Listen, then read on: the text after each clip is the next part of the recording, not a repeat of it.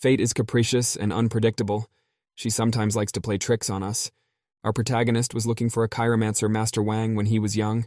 The meeting with the fortune teller took place. The chiromancer told an absurd thing. The master said our protagonist will always be alone. That's unfortunate. But after the divination, some very interesting things happened, and it made me doubt the chiromancer's words. Loneliness could only be a dream. Not a day was a calm, serene life. Old Wang had died, so there was no way to tell him how cruelly wrong he had been. And here are the painted beauties, our heroines. We'll meet them later. It's an explosive spectacle, not for the faint of heart. And this is Li Yifei. He used to be an integral part of the Flying Eagle Team's special unit. Naturally, it had its own identifying serial number.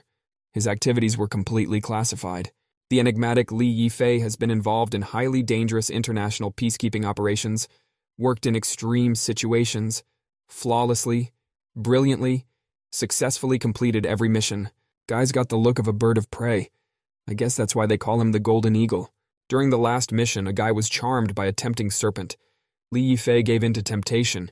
A scandal was brewing. Forbidden fruit is sweet, but once it's eaten, it's a sin. I had to make amends somehow. Conflict was inevitable. Therefore, Li Yifei resigned. After a month, the fallen angel arrived in a remote town. In this town, he knew no one, and no one knew him. The crowded Shajing station. Passengers are warned to be careful when exiting. Li Yifei has a new life. Instead of army clothes, he wore a strict formal suit. The guy became a regular office employee. But will you always be able to play the role of the extraordinary employee? A cigarette can be put out, but how do you drown out the memories of the past? A robbery in broad daylight on a crowded street.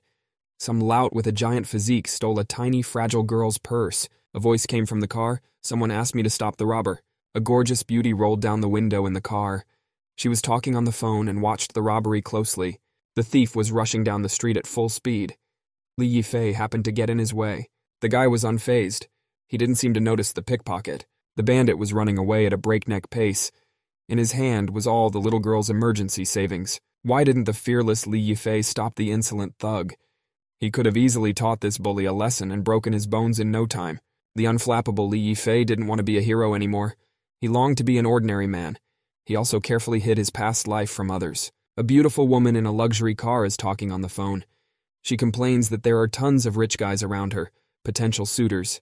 However, none of them meet her parents' requirements. It seems like the conversation in the car will go on forever. How can the poor driver stand it? The huge Huayang commercial building. This is where our humble protagonist comes almost every day now. The guy's job is very ordinary. Quietly, peacefully working from bell to bell. A former intrepid Special Forces officer has become an ordinary security guard. A long time near the computer can enjoy a delicious breakfast. The feisty colleague asked the thoughtful Yifei to swallow his breakfast as quickly as possible. After all, they had to leave for their patrol. He was in no hurry to leave, though, and devoured his partner's breakfast with a greedy gaze. The cheerful security guard tirelessly praised Li Yifei's culinary skills.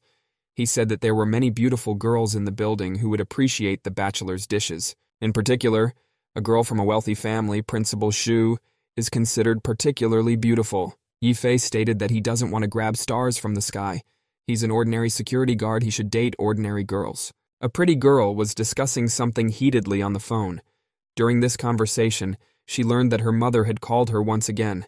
There are as many grooms as there are monkeys in the jungle, but we have to choose the one and only one, and the sanest one. At that moment, the guard saw her. She was moving straight in their direction. The attractive girl with the wasp waist is the director of Huayang Trading Corporation. Her name is Xu Yingying. She's only 26 years old, but she's already overseeing multi-billion-dollar projects. The guard was as numb as a bandit in front of Ka, the boa constrictor. He was once again struck by Xu Yingying's stunning beauty. The trim Li Yifei greeted Director Xu in an army-like manner. He couldn't get rid of old habits from his civilian life. The principal stared at the guy intently. She seemed to realize that she had met him somewhere before. Li Yifei energetically gave his name. He explained that he was the company's new security guard. The director ordered Yifei to report to her office immediately. What an unexpected turn of events. It seemed that it wasn't only Li Yifei who was excited now, but also his partner. Why did the guy immediately fall under the top leader's scrutiny? The colleague thought that his partner and the director had known each other for a long time, and he mentally imagined what the two of them would do in the office. But Li Yifei claimed that he was meeting Director Xu for the first time in his life. The guards were discouraged. They were puzzled as to why the principal suddenly called Li Yifei to her room. Fate likes to give unexpected surprises. A few minutes later, someone's shadow appeared on the principal's door. The mysterious shadow was immovable. Time seemed to stand still for a moment, and so did the shadow. There were heartbreaking screams from behind the door. The principal was arguing with her mother. The chief was outraged that her mother was constantly calling all the employees of the company for nothing. The director felt that the parent had embarrassed her in front of all her subordinates. The scandal did not subside. The frightened boy decided to hold off and not disturb his boss for the time being. The loud-voiced supervisor stopped shouting. There was silence. Apparently, the scandal of the relatives had subsided. The boy hesitantly knocked on the door, and after the principal's permission, went into the office. There was a smoking phone half stuck in the wall. From what he saw, Li Yifei's brain began to boil. The angry principal scolded the boy for not showing up at the right time, even though she had called him to come at the wrong time. Then she asked him to sign some paper, leave, and never come back. The perplexed guy saw his resignation agreement. He asked why the boss wanted to fire him so suddenly. The director sat immovable and did not explain the reason for the dismissal of the new employee. An indignant Li Yifei demanded a clear explanation of why he was being kicked out of the company. He had just gotten a job recently. He was performing his duties without flaws. It turns out that Director Shu saw that Li Yifei witnessed the robbery and didn't even try to stop the pickpocket. The chief declared that she didn't need such cowardly, heartless people. The boy asked me not to give him a high moral. After all, there were many witnesses in the crowded street, and everyone was indifferent, not trying to catch the bandit. About high morals, Director Shu really didn't want to talk about it, but she was outraged that her guard couldn't catch an ordinary thief. The serious boss said that she doubted her subordinate's professional abilities very much. She even suspected that Yifei might have been hired on someone else's recommendation. At that moment, the guy was like an angry tiger. For the first time, someone questioned his physical, mental abilities. The former Special Forces officer was brought down to the bottom of the pile. The arrogant director once again asked the guard to hurry up and sign the paper and leave immediately. She didn't even want to look at her subordinate, but the boy was in no hurry to leave. Director Shu continued to humiliate him and called him a coward. She resented the fact that the security service hired such worthless people. But what is it? Where did this thing come from? Why was it in the guard's hands? Director Shu's eyes are perplexed. How could this have happened? The quiet guy put the wallet the thug stole on the table. He wanted to be a humble, unnoticed man, but he was forced to be a hero again.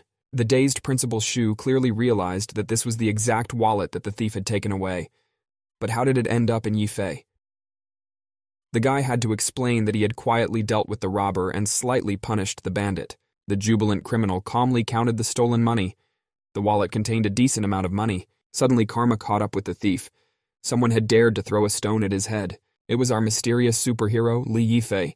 He seemed to come out of nowhere. The brave guy easily and quickly defeated and punished the thief. He took the wallet and all the money the robber had with him. Will the superhero receive a monetary reward for his labors? Li Yifei said that after work, he was going to return the money to the girl who was robbed by the bandit.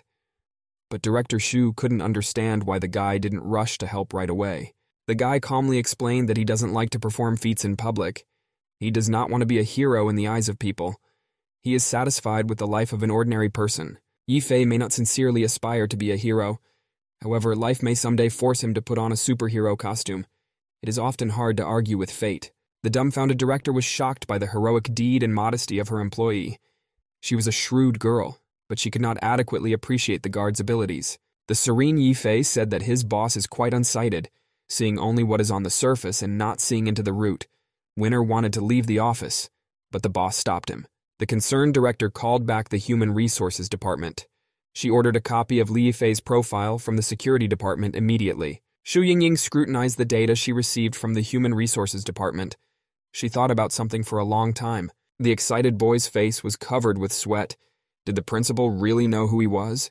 The profile indicated that Yifei had served in the army, and that seemed to interest the director.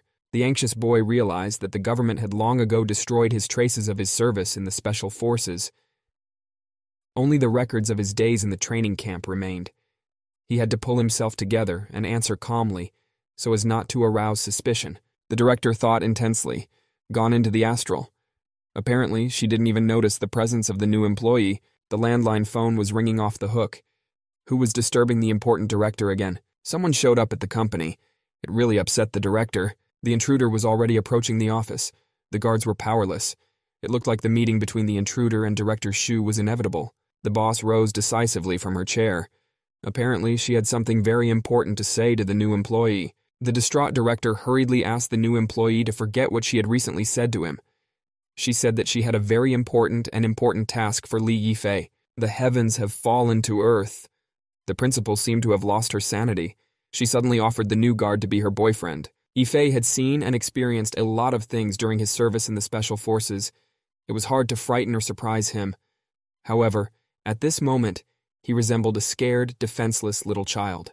The director's mom was banging insistently on the door. A girl was hastily dragging a young guard somewhere. The enraged Amazon finally kicked down the door. She was furious at her daughter for not returning her phone calls, and she was ready to crash like a tsunami. But suddenly the fierce panther turned into a cute rabbit. Mom was humbled and touched to the core. Her eyes radiated unbridled joy. Crossed arms, crossed legs, crossed fate, crossed fate. Ife's brain has taken a vacation. Unearthly pleasure, unbridled emotion gushed forth ceaselessly. Next day, Pingyang Airport. After landing, an exciting, unforgettable adventure awaits us. Shu's mom is thrilled. She saw her darling daughter with a handsome guy, a potential son-in-law. The embarrassed Li Yifei had to say that he was Shu Yingying's boyfriend. After all, that seemed to be what the principal wanted. Shu's happy mom invited her future son-in-law to visit her home during Chinese New Year. No refusal was accepted. Do no good, you will receive no evil. The executive boy acted as instructed, but why did Director Shu decide to spoil his handsome face a little? Li Yifei accidentally named his bride-to-be Director Shu. He forgot that he was no longer a security guard, but his boss's boyfriend. This made the girl very angry. I had to once again apologize to the willful girl, otherwise my face might get hurt again. Ingen reminded him that her dad was very astute, and they must be careful not to have their plan declassified. The bulging bastards appeared in the street. They unceremoniously offered the beautiful Ingen a drink and fun with them. The willful girl was not frightened of the insolent scoundrels and told them to disappear. She was sure of her safety. She had a guard with her and could fight. And the nasty hooligans continued to behave quite disgustingly. Someone grabbed the girl's shoulder. The insolent bastard began to look at the woman's charms with obvious interest and admired Ingen's beauty. Suddenly, the hound scoundrel was eager to check what riches nature had bestowed on the seductive girl.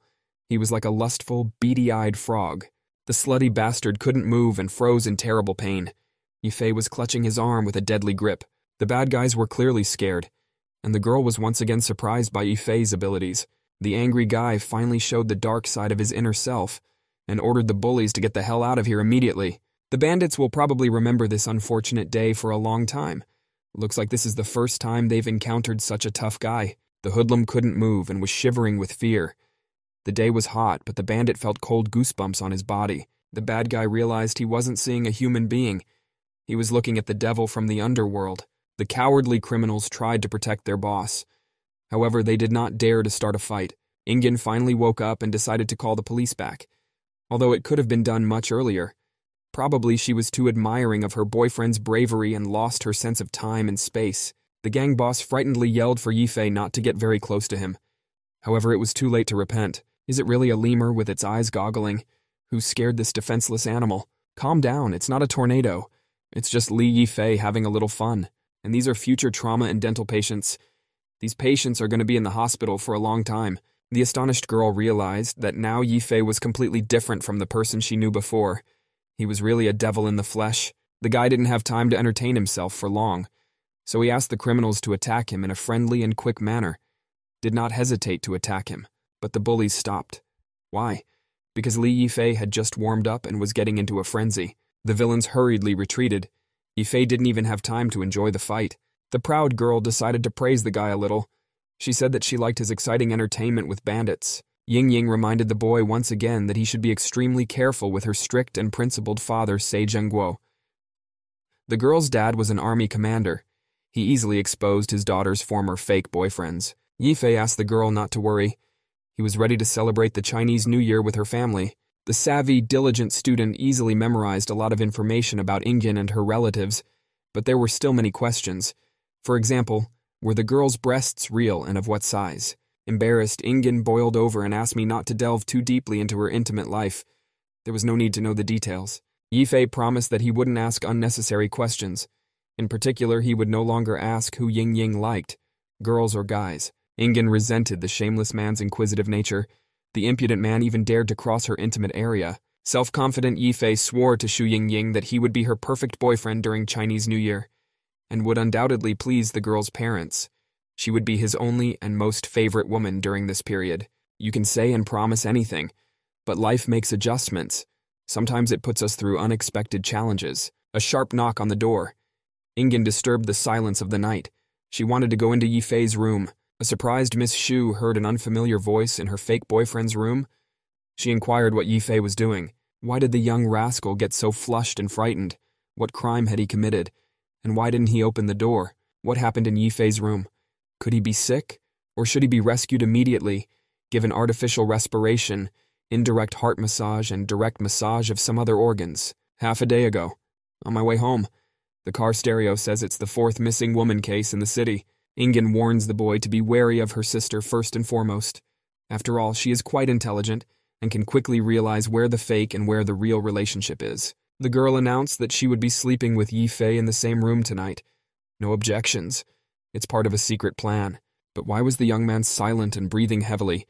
The girl wondered if anyone was listening to her at all. The poor guy's violent fantasies are off the leash. There was no holding them back. Yifei drooled and imagined being invited to bed. It's the real Aphrodite. The goddess of beauty and love passionately asks to share her bed with him. But fantasy and brutal reality are quite different things.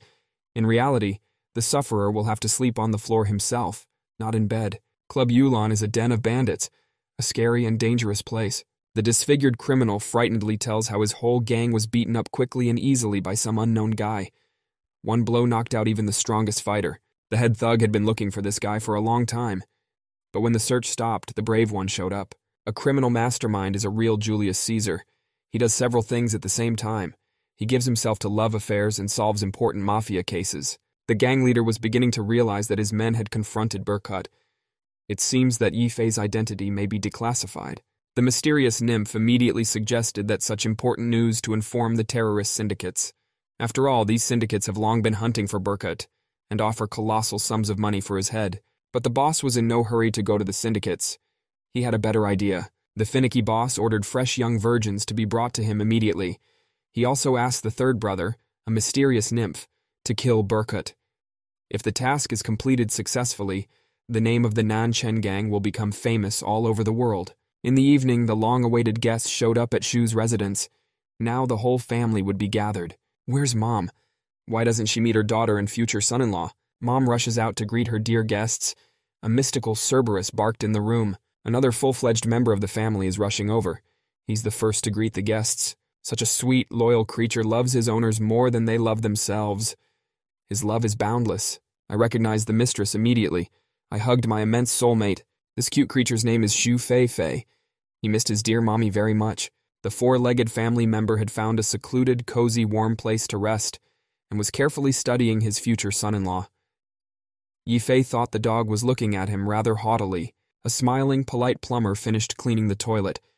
The landlady promised to give him 5 stars for the work he had done. Suddenly, Fei clutched the frightened plumber's arm with a dead grip. The dog growled viciously. Who is this suspicious guy? Why is he hiding his face so carefully? Yifei continued to watch the mysterious plumber carefully. Anxious thoughts swarmed in his mind. The joyful mother was welcoming her own daughter and her future son-in-law. Yifei was still thinking about the strange plumber. The tireless dog could not stay still. He had many more important matters to attend to. There were no owners, so there was no control. So the 4-legged criminal decided to sneakily steal the tasty fish. The sly dog heard a familiar sound. For a moment, he forgot even about the treat. The little criminal was caught in the act. A menacing host entered the room. Everyone met the head of the family with grim, serious faces. Few dared to utter a word. The former army commander walked slowly but confidently. There was some irritation in the sound of his footsteps. The old man carelessly, sourly wished everyone a happy Chinese New Year. His face was displeased. The head of the family sat silently in his chair. The relatives stood at attention in front of him, standing at attention. The embarrassed dog behaved cautiously. He knew that the head of the family was not to be trifled with. The stern father focused his attention on his daughter's new boyfriend. There was a coldness in his demeanor, in his voice. The daughter told her dad that Li Yifei was her real boyfriend and was the manager of the company. However, the father did not want to believe the daughter. The head of the household said irritably that Yifei had broken one of the family rules. The boy smelled of cigarettes. His father hated it. The daughter indignantly declared that she had chosen the kind of boyfriend she wanted for herself. She asked her father not to interfere. The mother fiercely supported her daughter. The willful head of the family asked not to talk about his daughter's private life for the time being. Now, for some reason, he was interested in the plumber who was repairing their toilet. Yifei tensed up even more. He also thought that the repairman was very strange and suspicious. The fussy mom began to explain that the toilet was clogged, so she called a man who was able to fix it. The jealous husband angrily shouted that his wife deliberately chooses young boys to renovate the toilet, and then probably has affairs with these repairmen. The husband said he could always clean the restroom himself. The heated family argument stunned and frightened the future son-in-law. He was confused and did not know where to hide. This nightmare resembled an Olympian revolt. His relatives rebelled against the almighty Zeus, the head of the family. Yifei didn't stand idly by. He finally dared to talk to his father-in-law. The head of the family was ready to listen to the young man carefully, although he still looked down on him. Witty Yifei reminded him that his uncle was in the army, so all matters should be handled in a manly manner. The angry head of the household agreed with the boy quite readily. That's right, a man should always be a man. But why were the women in the house so disturbed?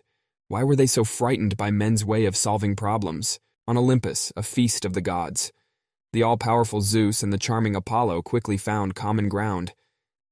Ingen's father hugged the boy and said that Yifei would be his wonderful son-in-law. Caring Ying Ying first wanted to put her tipsy father to bed.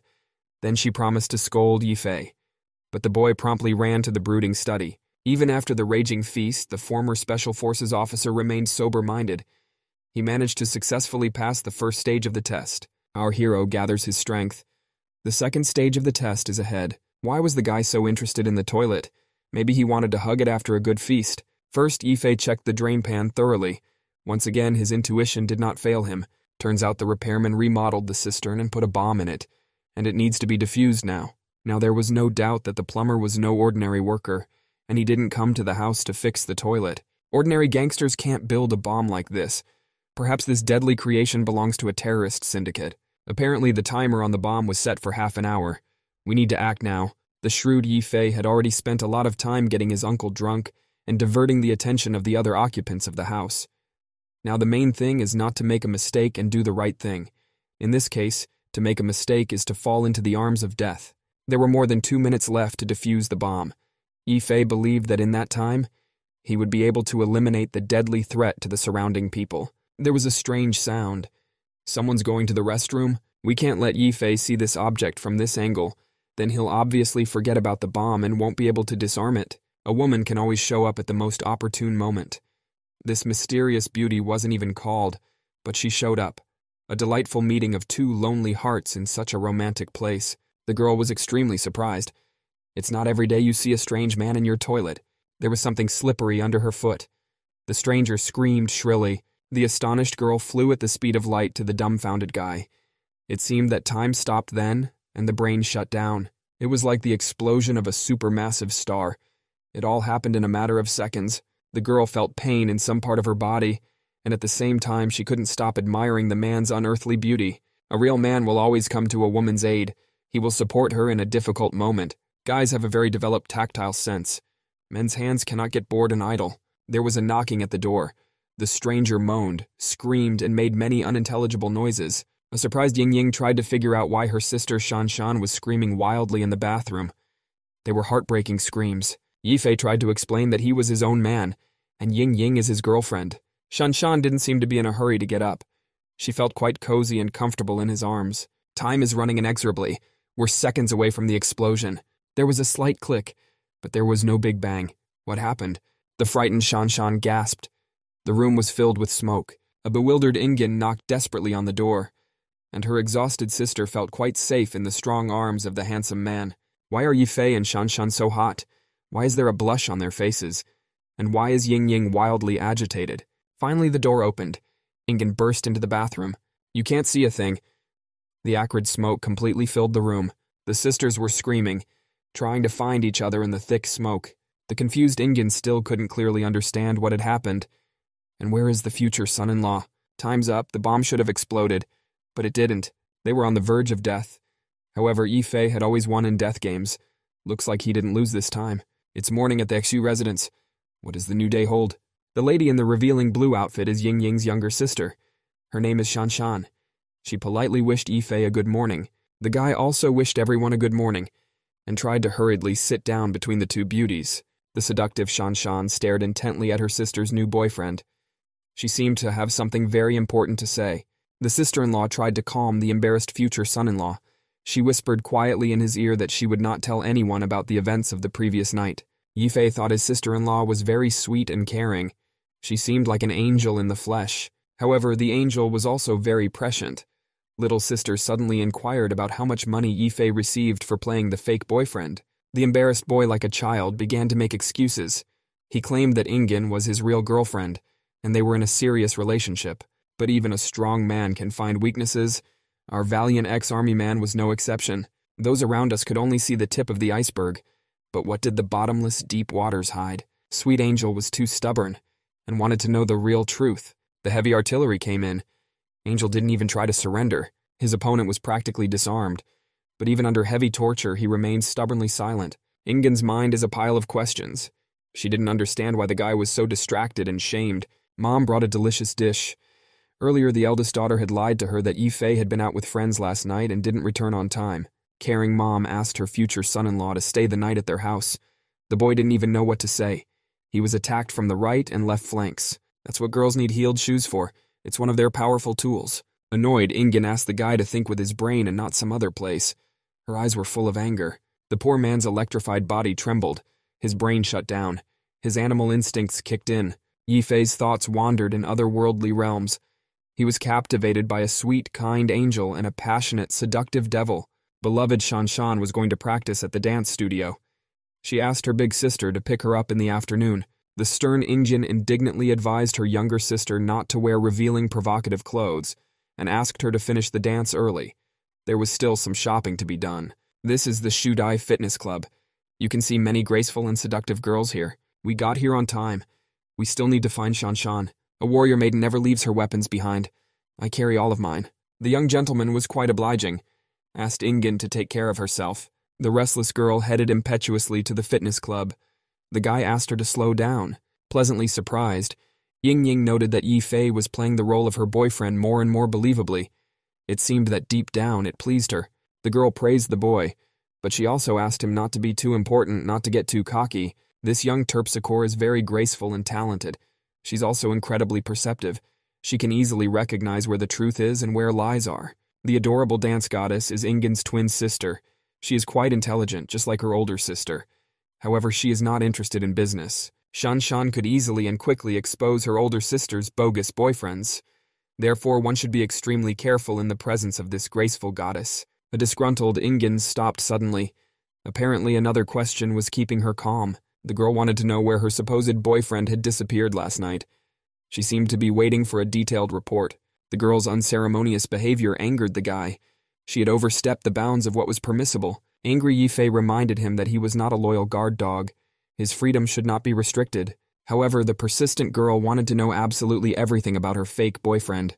Although she did not want to tell some details about herself, Ying Ying asked that Yifei do his best to make their joint plan a success.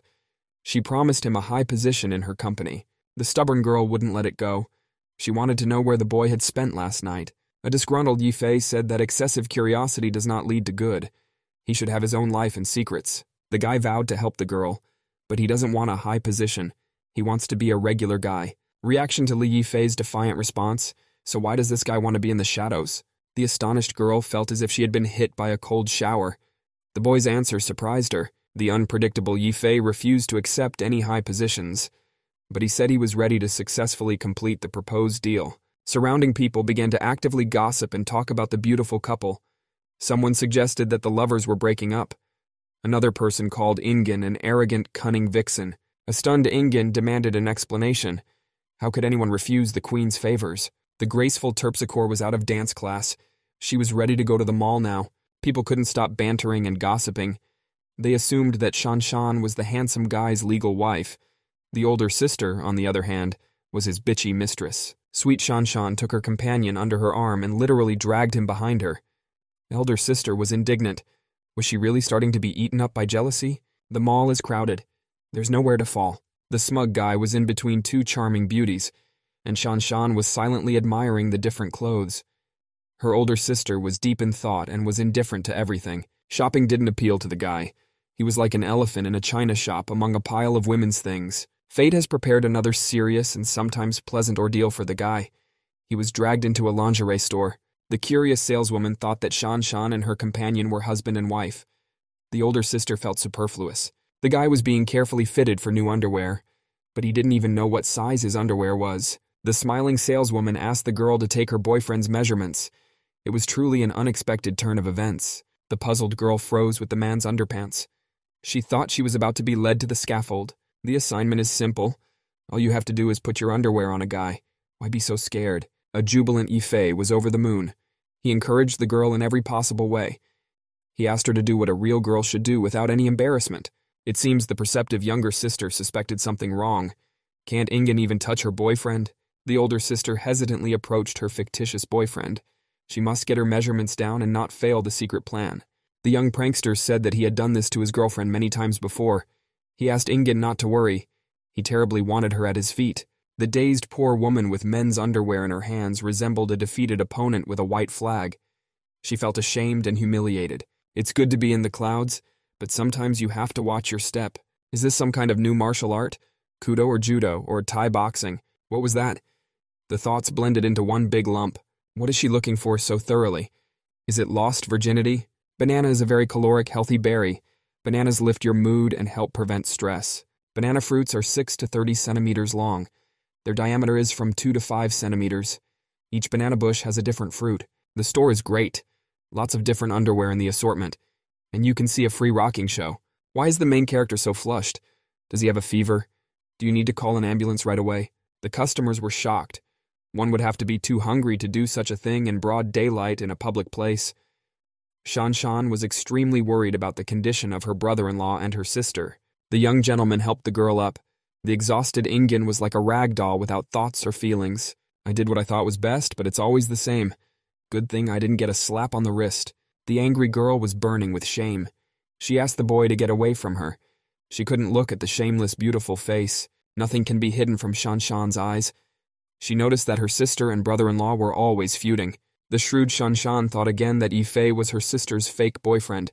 She kept her eyes on the handsome man. Obviously, the younger sister had deliberately tripped up her older sister to put her in a very awkward position. But the savvy Ingen pulled herself together and calmly picked out her bras. She pretended that nothing had happened. Ingen has been hard at work preparing for bra day. On this day, all employees of their company can come wearing only one piece of underwear. Only women worked in Ingen's office. The voluptuous guy presented them all in the same underwear. The young Don Juan thought he was very handsome. Any woman in the office would not be able to resist his masculine charm, but he himself could easily be tempted, the only man among many beauties. Paradise. This is the picture painted by the unbridled fantasies of a shameless man. Bargain shopper. Now you can wear a new bra every day. This must be a dream, right? Ife is asking for the top job and is willing to protect his favorite boss at all times. The girl heard a sharp sound. What was that? It sounded like an explosion. A dejected Ingen walked through the mall. She didn't notice anyone. A distraught Ying called all the men shameless scum. Shan couldn't understand why her sister was sad. It looked like Ingen was ready to explode like that firework. Emotions overwhelmed her common sense. Above the mall are a multitude of colorful fireworks. Their glow dazzles Ingen's eyes, but does not warm her soul. Who's that strange girl, and what's that sparkling thing in her hand? There was a massive explosion. Ingen was rapidly flying somewhere. The flames blazed not only in Ingen's soul, but also around her. However, there were cold goosebumps on her skin. What happened? And where did all the bras go? It seemed as if the gates of hell had opened over the mall. There was darkness and a lot of smoke. Are they alive? Or are their souls already wandering the mall? It's not the creepy devil reaching out from hell. Our superhero is coming to the rescue. The superhero's shoulders are quite broad. Behind them, the beauties are safely hidden from danger. A fiery three-way tango on the flames of the flames, and this is a dance you'll remember for a long time. The rousing dance ended. The excited superhero asked how Ingen was feeling, and no one even paid attention to Shan. How does she feel? The boy and the girl cooed like lovebirds. Ife was like a caring husband. The boy helped Ingen up. He was very glad that the girl was alive and well. Shan was very surprised by the guy's behavior. Young Terpsichore would not forget this fiery dance for the rest of her life. Yifei was simply brilliant during that dance. He is every woman's dream. Quietly, dusk descended on the Sui residence. How is the restless family doing? Why is the head of the household roaring like a lion? What's wrong again? The young men stood motionless, silent in front of their father. It seemed that they were even afraid to breathe. The head of the family had already learned that there had been an explosion at the mall. He was proud of his son-in-law, and sincerely thanked the young hero for saving his daughters. The joyful Shan didn't take her eyes off her brother-in-law and sister. She smiled mysteriously. Shan finally believed that her sister had found her soulmate. She thought it was true love. A confused Ying didn't dare look into the guy's eyes, and Shan couldn't get enough of the superhero that was in their house. Real men can always find common ground, and when they find common ground, women rest. The whole family is here, all in anticipation of the holiday. Here come the long-awaited fireworks. Are they safe? Won't they ruin the festivities this time? Midnight is just a few minutes away. May all the deepest dreams of our heroes come true. The anxious mom wished her son-in-law a good rest together with her daughter. After all, they had a hard and stressful day. A heated Injun dragged her boyfriend by the ear to rest. The lovemaking began.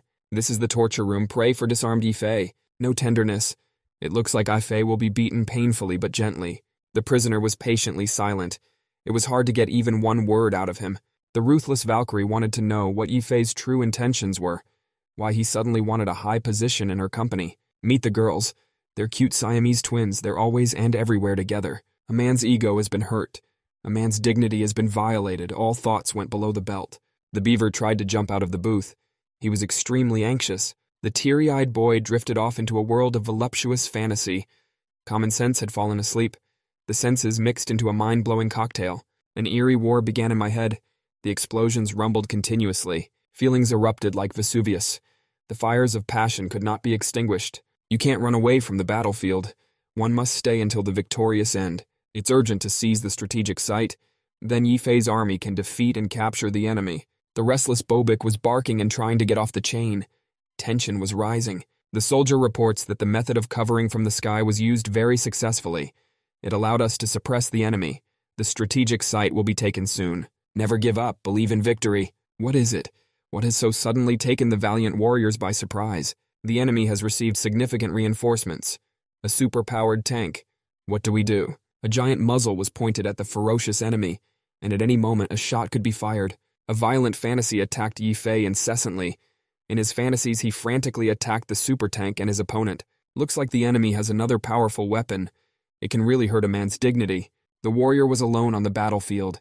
The enemy wanted to destroy him and take over the world. The angry girl tried to bring Yifei to his senses. The dazed boy couldn't break free from his fantasy world. He was stuck with his head in his dreams like a swamp. The ashamed boy mentally said goodbye to life. He thought that the grim reaper of death was about to appear before him and drag him to the afterlife. The merciless enemy relentlessly attacked the valiant warrior, and he was unshakably sure of his victory. Something huge and resilient was ready to pierce the confused enemy. Was it some kind of new superpowered weapon? Guy's superpowered weapon is hard for a girl to resist, and it's useless to resist. What is it? Is it a woman's joy? It's a perfectly normal mushroom with a big head and a nice stalk. Why does Mom think it's stale? Mom's in shock. Did she eat a poisonous mushroom? The keeper of the household admired her son-in-law's endurance. The boy had had a hard day. However, he still has enough strength to have fun with her daughter. The enemy is safely hidden behind two huge hills, a good position for an attack. The valiant warrior blushed like a boiled crawfish. He must have been too tired during the fierce battle. The enraged girl was like a furious panther. She called the valiant warrior a shameless man. The bewildered guy said his weapon went off spontaneously. It was a natural male reaction. However, Ingen was determined to tie the shameless man's hands. The enraged panther went on the attack. The prey was just around the corner. It reminded me of a fight between two strong predators. Who would win? The youngest daughter told her father that Yifei and Ying love each other to the point of madness, and they are a real couple in love. An eerie rumbling sound came from Ingen's bedroom. That's suspicious. What happened? The father and his youngest daughter looked into the bedroom. They were obviously surprised and shaken to the core. Naughty kids having fun. Fate bound them together forever. The dumbfounded father and his youngest daughter froze near the door. It seemed as if they had seen a ghost. The relatives couldn't even think that Ingen and her boyfriend liked to play such daring games. It is frightening, and at the same time a burning interest. A confused Ingen fell into her own trap. It was difficult to free herself. The rope must have been enchanted. The more you untie it, the more tangled it becomes. The shocked father thought he was dreaming. He did not want to believe that his daughter adored such an unusual fetish. The poor man tried to escape from his passionate thoughts, but it was in vain. He was more and more captivated by voluptuous, unrestrained fantasies. Naughty children grow up fast. They have new games, new hobbies. Is it Dad? Or maybe it's a rebel zombie. The rope is finally untied. Now we must go and bring the stunned father to his senses. Have they been declassified? They were being modest and quiet. The astonished father ran away at the speed of light. Gone and gone. No one could stop him. Shanxing Night Park. Could this be where the distraught father is hiding? Concerned Ingen and her imaginary boyfriend set out to find Dad. Why did the old man run away so suddenly? An irritated Ingen said that Ifei should have closed the door. Then Dad and her younger sister wouldn't have overheard their conversation. The daughter was sure that her father was too angry with them and had run away from home because of it. The observant Yifei saw a mysterious light in the pitch blackness. What is it? The young detective suddenly noticed someone. Ingen hurriedly made her way through the impenetrable thicket. The petrified old man stood motionless near some mystical tree. Could he be praying to some ancient mysterious gods? A puzzled Ingen huddled in the bushes. She didn't understand what Daddy was doing here in the middle of the night. The thoughtful father plunged headlong into the memory of the events that had taken place in the summer of 1985. He still could not forget that beautiful summer. They were fond memories from his past life, and the old man decided to say goodbye to them forever. But there's no hiding the truth. All secrets come out someday. In his daughter's hand was a hidden secret that her father had kept for years. It was a secret that drove him crazy. The young men did not understand what it was, and why did it agitate the father so much? Why would an old man want pictures like this? Who's in the picture? The surprised Yifei didn't even realize that the old man was into such passionate games. This is awesome. Once upon a time, an old man liked to play funny games with the beauty Christina. During this game, they used different ropes, whips, and now the old man lamented that his fetish had been inherited by his eldest daughter. The father sobbed and grieved that his daughter had followed in his footsteps, and the surprised Yifei could not even guess that Ying Ying had such a secret fetish. Apparently, even the girl herself didn't know about it. The old man decided that all his romantic flings of his past life should immediately fall into oblivion. No trace could be left behind. Out of sight, out of mind. Curious Yifei inquired if Ingen really liked tying up, but the girl reacted rather annoyed at such curiosity. Ingen said she didn't like being tied up or tying someone up. She didn't give a damn about that fetish. She was worried that their secret was out. However, her father's secret affair upset Ingen the most. She had always thought her father was the perfect family man. In the morning, the Xu family gathered around the table. Everyone hesitated to say a word for a long time. The agitated old man was having thoughts, words stuck in his throat. The older daughter and her fictitious boyfriend are tense. They also don't dare to strike up a conversation. The sly little sister hides her mixed feelings. There's a lot she wants to know, but she's afraid to ask. The puzzled father thought that his daughter might not have inherited the strange fetish from him. Maybe it was the son-in-law who had led her astray. My father finally admitted that he had heard what Ingen had been talking about with the boy in her bedroom yesterday. Apparently, it wasn't easy for the old man to admit it, so the father had the young men's plan declassified. They're clearly out of luck. However, the old man did not want to reveal the young people's secret. He asked them not to do it again. The restless father wished to know who was the source of the evil. Had Li Yifei pushed his daughter down the wrong path? The angry girl began to zealously defend the guy. She said that she had invented everything herself. The daughter also admitted that she knew everything about her father's love affairs in his youth. The shocked old man had not expected to hear such truth. Was his daughter prone to masochism? And how did she know about his secret amorous affairs? The frightened father decided that he urgently needed to get rid of some things. Why was he so concerned about these mysterious things? The silent old man quickly left the room. He was probably in a hurry. As always, it was the long-suffering son-in-law who was the worst offender. All the dogs were pinned on him. The astonished child could not understand what he had done again. Why did Ingen treat him so rudely? The concerned girl assumed that her father had gone to call the police. He had done so before when he discovered his daughter's fictitious boyfriends. Ying Ying asked the guy not to panic and to hurry up and pack. She planned to put Yifei on a plane. Big sister went to the underground parking lot. Yifei hurriedly packed his things. You can't hide anything from her younger sister's inquisitive eyes. Where are Ingen and her brother-in-law going? The underground parking lot was deserted. The girl was hurriedly preparing to leave for the airport. The young lady was visibly nervous. She looked at her watch impatiently. However, Ifei was not there yet. Or was that behind the girl the shadow of the long-awaited Ifei? The bird was caught in someone's strong clutches. Such an unexpected fright can make you faint. Where is the soulless, vile monster trying to take the girl? Why would he want her? There was an ominous silence in the parking lot. Who could save Ingen? Ifei suddenly appeared. He was looking for Ying Ying. The only people in the parking lot were a surprised Ifei and some strange janitor. Where was Ying Ying? Why was it dark in the parking lot? No one even thought to turn on the lights. That's very strange and suspicious. And the janitor was very clever. He's a good fighter. The undaunted Ifei didn't hesitate. He prepared for another attack by the enemy. However, the opponent was in no hurry to attack. Perhaps he wanted to play with his prey like a cat with a mouse. Unperturbed, Ifei clearly realized that the plumber in front of him was the same plumber who had recently fixed the toilet in Shu residence. The mysterious rascal didn't think that he would be exposed so quickly. The brazen criminal praised the guy's excellent instincts. He called Ifei the Burkut. Turns out the truth is slowly coming out. Suddenly, a brash janitorial plumber has turned into a sassy girl. She's a member of the Nancheng gang. Her nickname is Red Dress. The daring lady proudly declared that she was a representative of the Nancheng gang. But Yifei didn't seem to know of such a gang before. The self-confident criminal thought that Burkut was shocked by the prestigious name of the said syndicate, and thought Yifei was a very naive, defenseless guy. A surprised Burkut said he had never heard anything about this syndicate before. He was sure that the little-known gang was rather worthless and not worthy of his attention. The annoyed criminal didn't like the guy's bad reviews of her gang, so she went on the attack. Burkut couldn't figure out what he should do with this restless fiend. The furious lady was clearly begging for a beating, but a fight was inevitable. It was too late to run away. The fierce young woman circled around Burkut like a whirlwind. She swiftly struck blow after blow. Yifei realized that the infuriated lady was not a bad fighter. However, he was in no hurry to attack his opponent. Burkut had never fought a woman before. That's why this time, too, he was in no hurry to land at least one blow. The angry lady was glad that she had found the Achilles heel of the undaunted superhero.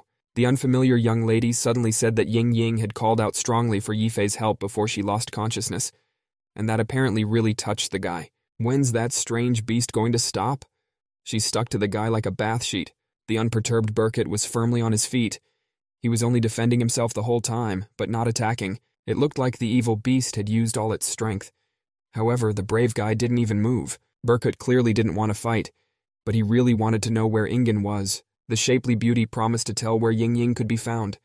However, Yifei has to defeat her first. The heated mystery lady could not calm down. How and with what to extinguish her unbridled anger? The reserved guy admitted that he doesn't like to fight with girls. However, he has no choice. Burkut realized that if he won, he could find Ingen, and he stopped hesitating. The confident lady was convinced that victory was in her hands. Probably a new battle plan was born in her mind. A fire extinguisher saves people from a fire, but sometimes it can also be used as a weapon. On the battlefield, all means are good. The astonished Yifei had clearly underestimated his opponent. He didn't expect that his opponent had hidden such an unusual weapon. The vicious beast attacked Burkut relentlessly. He defended himself again. It seems Yifei has found himself in the deadly embrace of a mysterious lady. Will he be able to escape? Sector A of the underground parking garage. It seems quiet in here. Who is this man? What's he doing in a parking lot all alone? The sentimental old man thought he had to get rid of some things, but apparently he was in no hurry to part with these mysterious things. The ex-army man thought that mysterious things should not be left at home. He wanted to bring them to some mountain and get rid of them. Grief clouded the mind of the grieving old man. He was too absorbed in his thoughts and ran away from reality. The old man didn't seem to notice anyone or anything. He was anxious. The huge laggard suddenly attacked the old man. The stranger's blow was very strong and unexpected. The ex-army man collapsed to the floor. I guess he didn't even realize what had happened. This is Brother Hu, a representative of the Nancheng gang. Big Brother asked him to deal with a retired general. Brother Hu defeated the former soldier with one punch. Sector B of the underground parking lot is very hot and noisy. The fun continues. There was a goddess hovering in the clouds. She must have been watching the life of the earth from heaven. Suddenly, someone said that the enemy should first be thoroughly investigated and tempted, then attack lightning fast when the enemy is paralyzed. These words shocked the mysterious lady. The dazed young lady realized that she was dealing with a very dangerous opponent. Her rival is well acquainted with the working methods of Southeast Asian spies. The phoenix seemed to have risen from the ashes and smoke. The enemy was disarmed.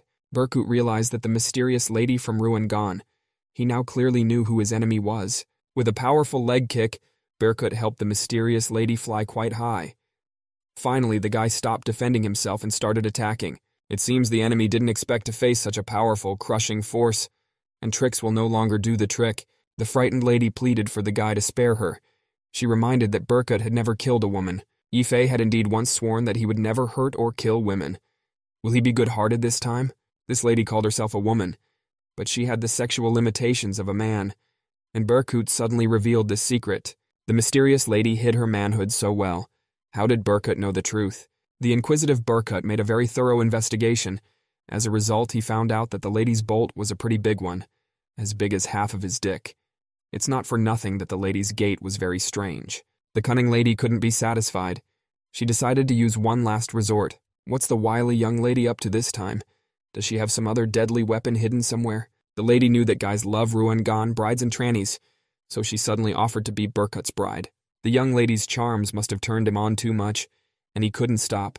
The love game had begun.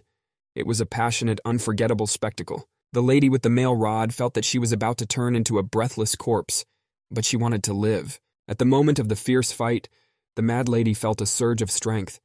She called upon all the higher powers of heaven to help her. The enemy did not give up and fervently resisted. Although the enemy's forces were running out, the manhood was broken. It was beyond repair. Berkut found the most painful and vulnerable spot of his enemy. A terrible pain pierced the enemy from heel to toe. Now he was a real woman. It was an unforgettable experience. Turns out Berkut is also an excellent neurosurgeon. He can remove a manhood without a scalpel. Suddenly, someone said that Yifei was great during the fight. Whose shadow is that? An unfamiliar fellow appeared. He was delighted at Berkut's skillful escape from the dangerous trap. He seems like a nice guy. Why the sudden appearance? This courageous guy's name is Hong. His family was very poor and he went to earn money in the army. The guy was a scout for Ruin Gong. After retiring, Hong joined the syndicate. However, he lost a shipment of forbidden goods and was up to his ears in debt. The boss forced the guy to have a sex change operation in a Southeast Asian country.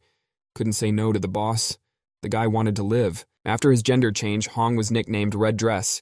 His face was completely different. Red Dress worked in a nightclub. He had to endure harassment from men to pay off his debt. One day, a very strong, smiling guy appeared, who in an instant beat up, mutilated all of Hong's abusers. He was a real superhero.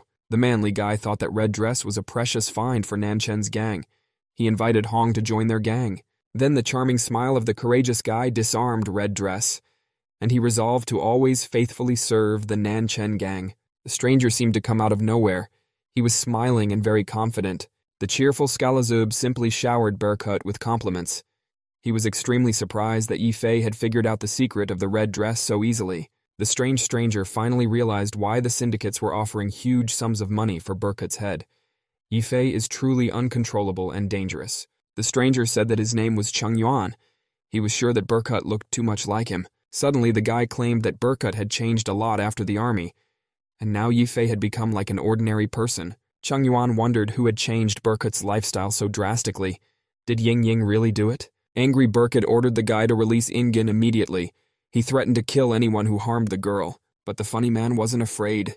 He wanted to play on Berkut's nerves. The careless joker was behind Yifei in no time. How did he teleport so quickly? Was it not a human but a ghost? Dodgy Berkut didn't wait to be stabbed in the back. He started defending himself. Chung Yuan said that he had already studied all of Berkut's fighting techniques. He thought he was quite slow and clumsy. The enemy turned out to be very cunning, like a fox. His actions are unpredictable. Is it a fight? Or perhaps it's a love affair? What a touching, romantic scene. Where's the lover running off to so quickly? There's no hiding from the merry man's naughty hands. It seems the persistent bandit is trying to let Berkut's guard down. It was hard to anticipate the actions of an insidious adversary. The golden eagle was at the center of the tornado. Was he scared? Or was he waiting for the enemy to run out of steam? However, the jolly man seemed to enjoy this kind of survival game. He was addicted to the game to the point of self-indulgence. Suddenly, the mischievous joker saddled a stroppy horse. Chung Yuan used the Shenlong castle during the battle. Why doesn't Berkut even try to defend himself? Did he really lose? Shenlong lock is a very effective martial arts technique. Only the most talented and diligent fighters can master this technique. With this technique, you can easily defeat tougher and stronger opponents.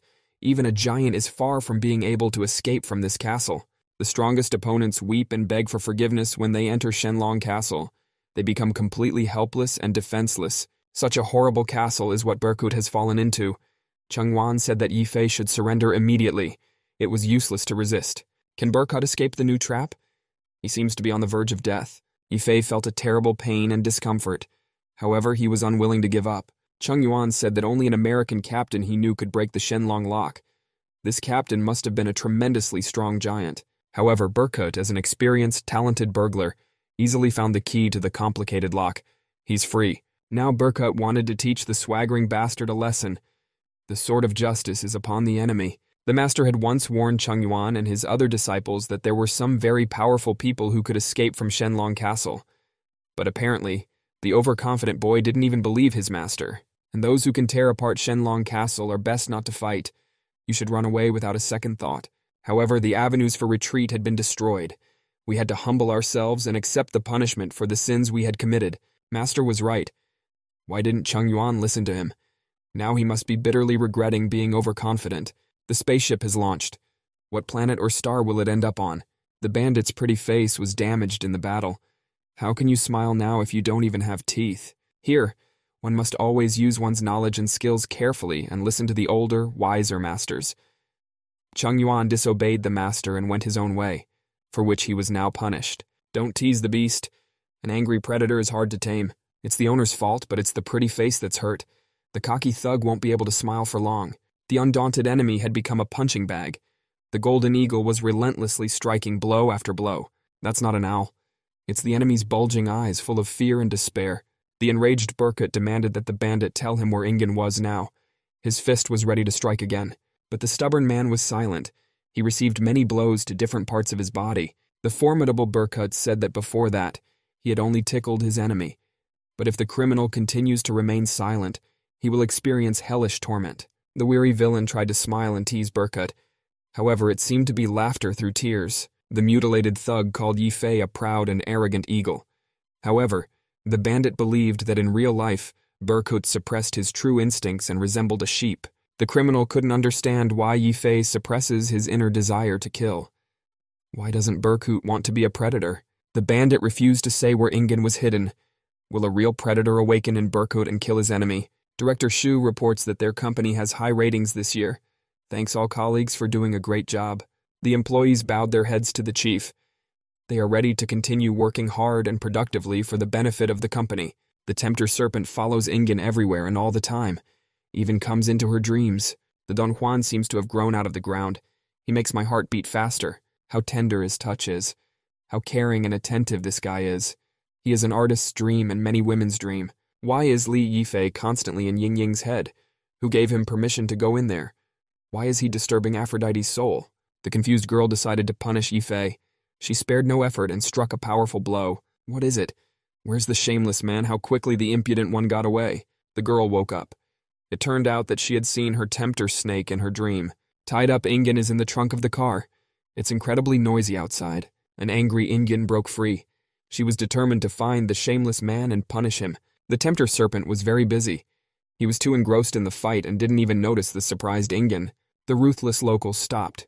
Was it really the voice of the one he had been searching for so long? The cruel punisher turned into a surprised, joyful boy. Had he seen his favorite toy? The distraught boy began to hastily untie Ingen. He apologized for getting too involved in the fight and not being able to release the girl quickly. Caring Yifei tried his best to please his princess. He even forgot about his insidious enemies. And why is the mutilated bandit laughing wildly? Does he have a mental disorder, a nervous insanity? The mad criminal looked contemptuously at the couple.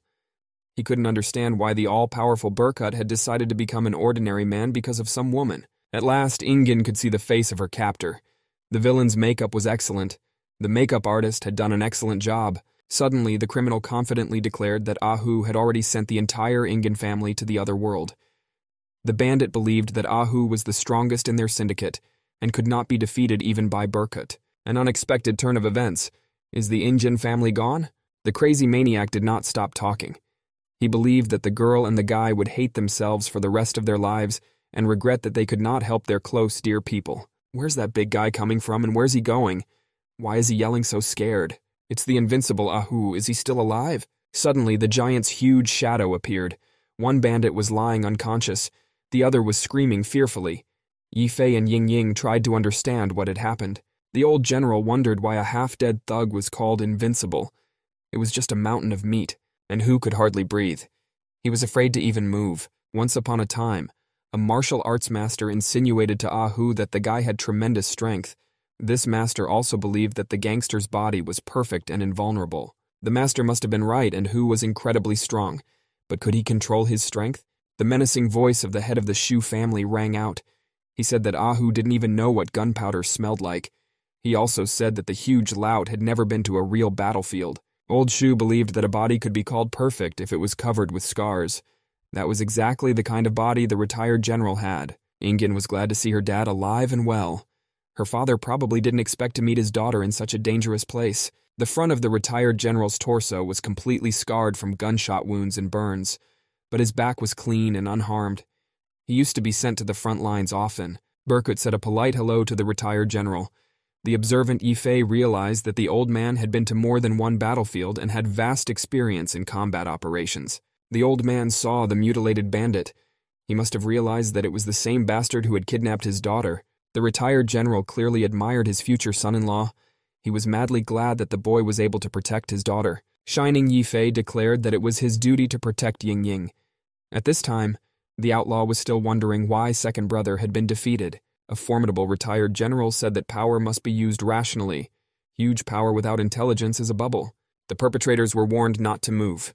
The police have already been called, but the bandits didn't want to fall into the hands of the police, so they thought about how to escape. Why is it so noisy again? Not a moment's peace. The criminals revolted.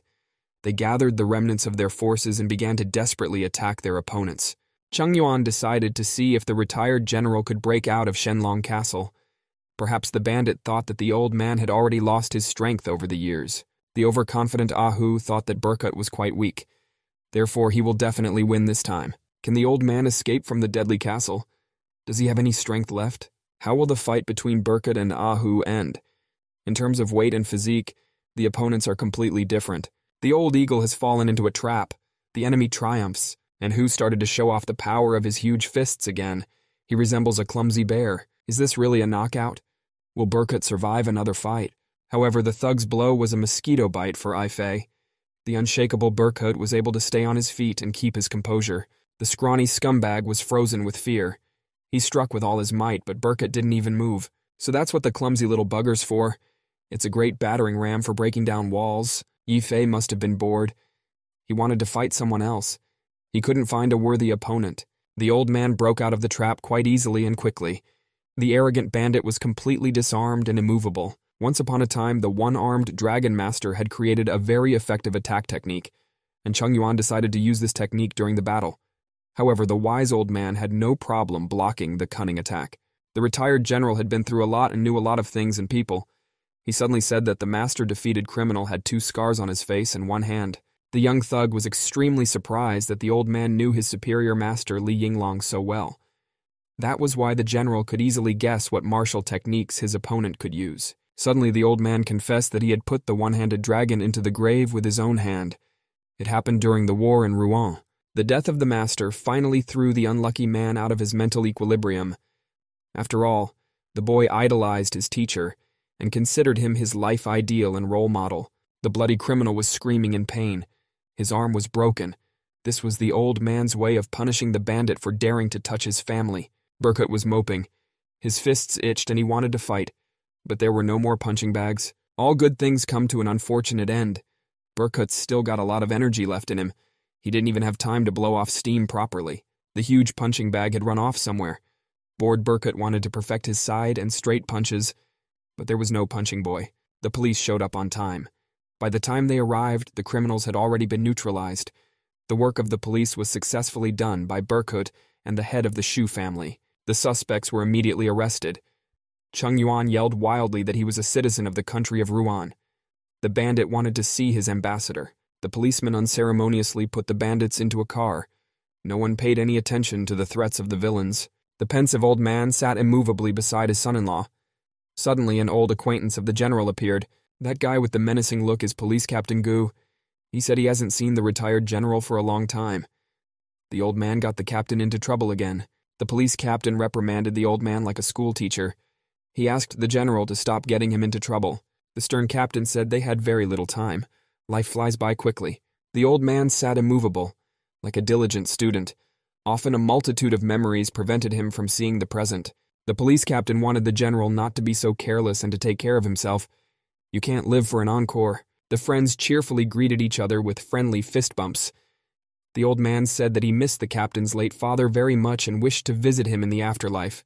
The observant Burkut realized that Father Ingen and the police captain were old friends, and they seemed incredibly happy to see each other. A man approached a retired general and said he wanted to marry his beautiful daughter. But the old man replied that there was already a beautiful guy in Yining, Li Yifei. The man was greatly annoyed when he saw Ingen's boyfriend. Now the general's daughter would never be his wife. The endless chatter of the people around him bored Yifei. He began to have anxious thoughts. The old man looked at Li Yifei sadly. Was he really so worried that a bad habit would ruin his son-in-law's health? The general cried like a child. The frightened son-in-law began to comfort him, and he wanted to throw away the villain with the filter. Yifei thought that the old man just hated the smell of cigarette smoke. However, that was not the case. The main reason for hating cigarettes is because of Police Captain Gu. Strange but true. The sad old man searched his memory. He painfully recalled what had happened on the eve of their victory. This brave fellow is young Xu Zhengguo. His reconnaissance team has just successfully completed an important mission. The guy was satisfied with the team's performance and relaxed. It was then that Xu Zhengguo made a terrible mistake. Gu's father, the squad captain, was worried that the young scout's pacifier might give away their location. You can't play with such a toy at night when there are tons of enemies around. The captain ordered him to put out the cigarette immediately. But Xu Zhengguo felt that he had been a real hero during the last reconnaissance mission. Therefore, he decided that he was entitled to a small portion of nicotine. But the kid wasn't allowed to relax. The tasty candy was taken to the kid. The captain suddenly saw a suspicious, flashing light. He snatched the smoking toy from the young warrior's hands in a flash. Something terrible and irreparable had happened. It was a terrible, heartbreaking memory. The location has been revealed. The enemy launched a surprise attack on the squad. Here comes the first deadly surprise from the enemy. No one expected such a terrible gift. The young man was born with his shirt on. He just flew away. After all, the lucky guy was far away from the epicenter of the explosion. When Xu Zhengguo woke up, the enemy had already been destroyed by his comrades. However, 3 fighters from the squad had died. Among them was the captain. It was the captain who saved Xu Zhengguo with the value of his own life. Gu was young then. He was 36 years old. The light of the cigarette gave away the location of the squad.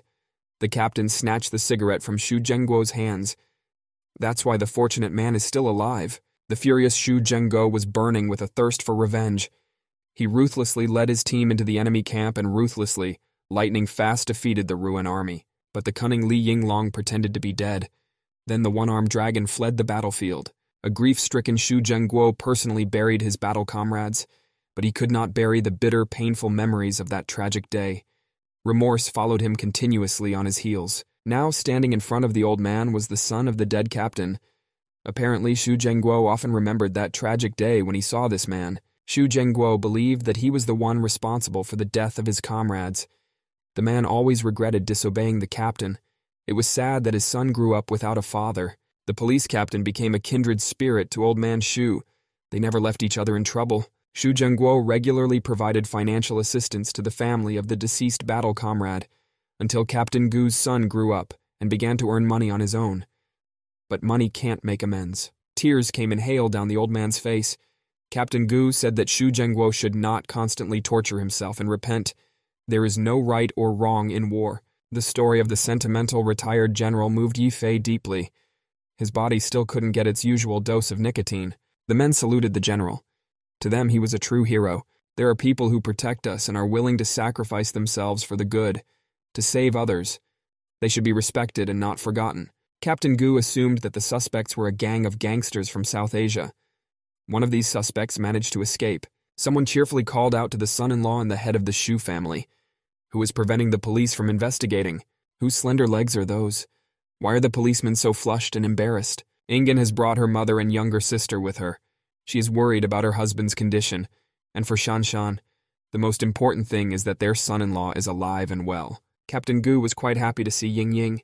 He seemed to like the girl a lot. The embarrassed police captain showered the girl with compliments. Inajin introduced her new boyfriend to him. She said that Brother Gu was a very nice man, and thanked him for his timely help.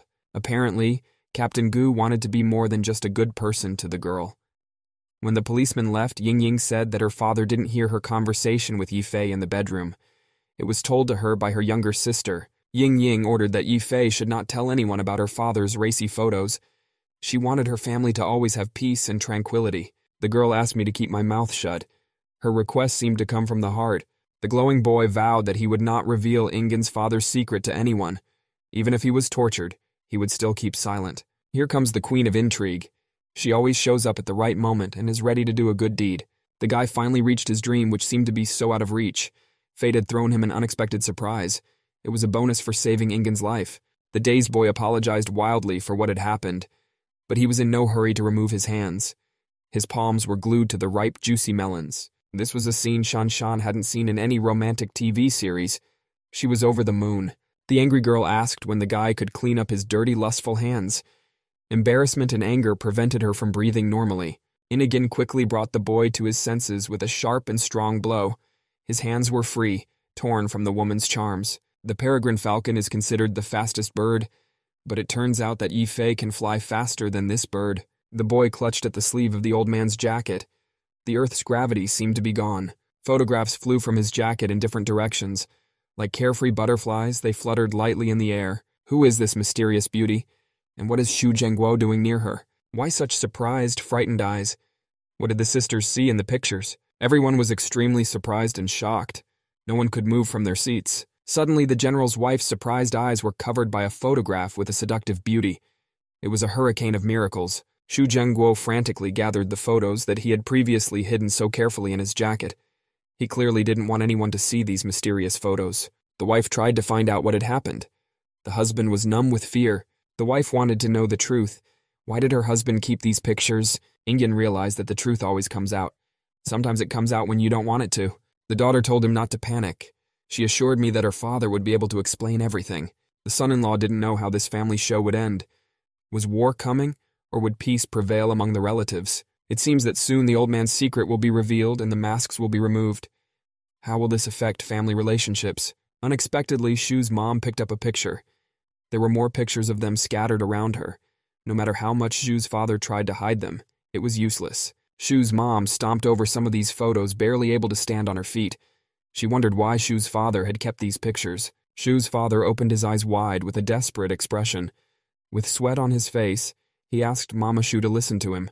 While Shu's mom was standing there with the photo in her hand and a puzzled expression on her face, Shu Shanshan tried to approach her. She yelled for her mom to calm down. Just then, Zhu's mother, with an angry expression with fury in her eyes, raised her hand at Shu's father. Xu Yingying shouted for her to calm down. With a frightened expression on her face, she tried to stop her. Li Yifei didn't stand aside either. He begged his aunt to wait. However, it turns out the expression of fury on Shu Mama's face was only an illusion. Lightly whipping Shu's father, with a blush on her face, she asked why he still kept the photos with their beautiful memories from their youth. Shu's father said that they were too mesmerizing while the rest of the family fell over in surprise. Li Yifei and Xu Yingying were surprised at this outcome of the situation. They were all very much perplexed. They were also joined by Xu Shanshan who, although she didn't understand the situation initially, was extremely surprised. With a look of skepticism on their faces, all three of them questioned whether these photos had been taken when they were young. Puzzled, Xu Yingying asked if that was really the case and if her father was having an affair. With an embarrassed expression on her face, Shu's mom said that his father Shu wouldn't dare to have an affair because she was very beautiful, and in her youth, Shu's father Shu was literally charmed by her. But she also said that Shu's father was extremely courteous, and all these photos were the fault of his request. Shu's mom said she didn't expect her husband still had them, although he said that he didn't dare to throw away the photos because they were evidence of their love. He also said that Mama Shu is still as beautiful as ever. All three of them stood in a stupor while Shu's mom said that maybe she shouldn't say that in front of the kids and asked them to postpone the conversation until tonight. Everyone was about to leave when a policeman called out to the protagonist and asked him to go to the police station. Li Yifei started to say that he was also a victim, but the policeman was adamant. He said that as long as the investigation was not over, he was still under suspicion. But suddenly Shu's father called out to the policeman. The policeman turned his head in the direction of the source of the sound with a nervous expression. With a grim expression, Shu's father told him to listen to him. Squinting his eyes, Father Shu said that Li Yifei was his son-in-law. The policeman and Li Yifei directly dumbfounded, turning their entire bodies towards Father Shu. At the same time, Mama Shu and Shu Shanshan were also extremely surprised and looked at the source of the sound. Shu Yingying was no exception. She even opened her mouth in astonishment. At the same hour, with a grim expression on his face, Father Shu asked the policeman if he understood everything. The man started to back up. He told the old man not to worry because he only had to take his statement and asked him not to look at him so murderously. Shu's mother took a swing at her husband and hit him on the head, lamenting that he had frightened the policeman. Xiao Gu was dumbfounded at this scene, thinking that he had become a different person. Shu Yingying walked over to the raucous company and called out to her father. With a serious expression on her face, she asked why Shu's father called the protagonist son-in-law, since he disliked him so much. Father Shu clapped the protagonist on the shoulder. He was surprised at the unexpected movement on his part. Looking at the protagonist with a mesmerized expression on his face, Father Shu said that a man who likes tying up can't be bad. Shu Yingying was extremely surprised by this. She raised one eyebrow and only wondered in her mind if Shu's father didn't understand. At the same time, the rest of the company was extremely surprised by this remark. Li Yifei himself marveled at him, only imagining the way he had been taught to tie up the turtle. Clenching his fist, he realized he had lost the thread of his father's thoughts, but he didn't care anymore. With a serious expression on his face, he confidently said not to worry and just trust Yingying, thinking that he had already accomplished his mission. Just then, a fire extinguisher suddenly flew into his face. It turns out that it was Shu Yingying who hit the guy so hard, he immediately fell unconscious. At the same moment, Shu Yingying threw back the fire extinguisher and grabbed the man's leg. She decided to move on, pulling the man's leg. He hit the lantern very unluckily, but because he was unconscious, he couldn't even say anything. Shu Yingying had already disappeared behind the alley, still dragging the poor guy like a sack. All this time, Shu's father stood in a stupor, still trying to reach out to the guy. At the same time, Shu Yingying started beating up the protagonist. She said that nothing could clear our name now, and asked why he agreed. She clearly didn't care about the guy's attempts to justify herself. The rest of the company looked puzzled at the situation, while Shu's parents whispered about the reasons why Shu Yingying was beating him like that. The next day, the group was already at the airport. Li Yifei was covered in bruises and had black spots under his eyes. Shivering at the amount of luggage, he realized in his mind that he looked like a panda, since he was walking around with those black eyes. He even wondered why he found it so familiar. It seems like Shu Yingying likes to take revenge. Shu Yingying and Shu Shanshan were talking amongst themselves about why Shu's father hadn't come yet. Shu Shanshan said that he was going to visit an old friend, so he couldn't come here. At the same time, the policeman called out to Shu Yingying. He said not to forget about him and to come visit more often. Shu Yingying thanked him for coming to see them off, and she also called him a good man. The policeman recoiled with tears in his eyes. After all, he had only been called a good person. At the same time, Shu Shanshan asked if Li Yifei really knows teacher Chao Ya. Shu Yingying turned around at the source of the sound. It turned out that Shu Shanshan had hugged the guy so tightly that his head was in her chest. The guy didn't know where to put himself out of embarrassment. The girl thanked the one for even being willing to provide it to her. With the same expression on her face and a smile on her face, she told him not to lie to him, because there was no way he could know the most famous dancer in the country. Getting out of Li Yifei's embrace, Yifei said that they were really friends and he could introduce her to her. At the same time, Shu Yingying took the protagonist by the collar. With a serious expression on her face, she headed for the plane, dragging the protagonist behind her at the same time. The rest of the company began to say goodbye to them. At the same time, watching the airplane take off, Shu's father said to treat his daughter well. Toth sank into reminiscence, looking closely at the photograph. As if addressing the man depicted in it, he said that he realized his mistake. Looked in the distance, Shu's father said that he had successfully quit smoking, and all his acquaintances had already grown up. Also said that it would be good if he could see it. It wasn't long before they arrived in the city of Yi. Li Yifei finally got out of the car after all. Opening the door, Li Yifei saw people beside him greeting him. Well, here was the beautiful weather. The sun was shining all over. However, it was not the sun that was blinding my eyes. Leaning on the arch of the door, Li Yifei wished everyone a good morning. 4 beautiful girls greeted him.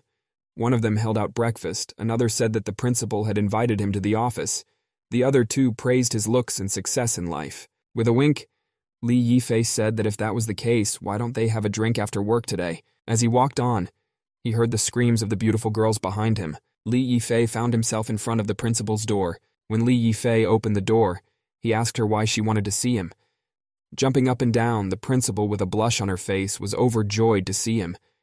She immediately walked over to the main character, snuggling up to him and thanking Li Yifei while the guy told her not to. At the same time, the girl said that she would give it to him, gradually taking off her clothes.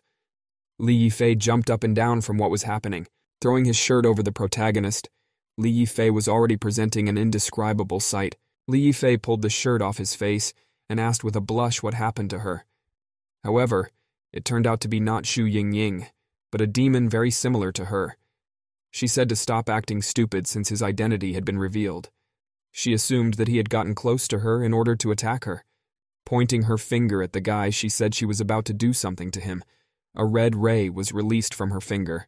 As a consequence of this, Li Yifei was surprised, for all of his clothes were missing. At the same time, the demon punched the protagonist in the groin, laughing and calling him a corpse. However, it turned out to be just a dream.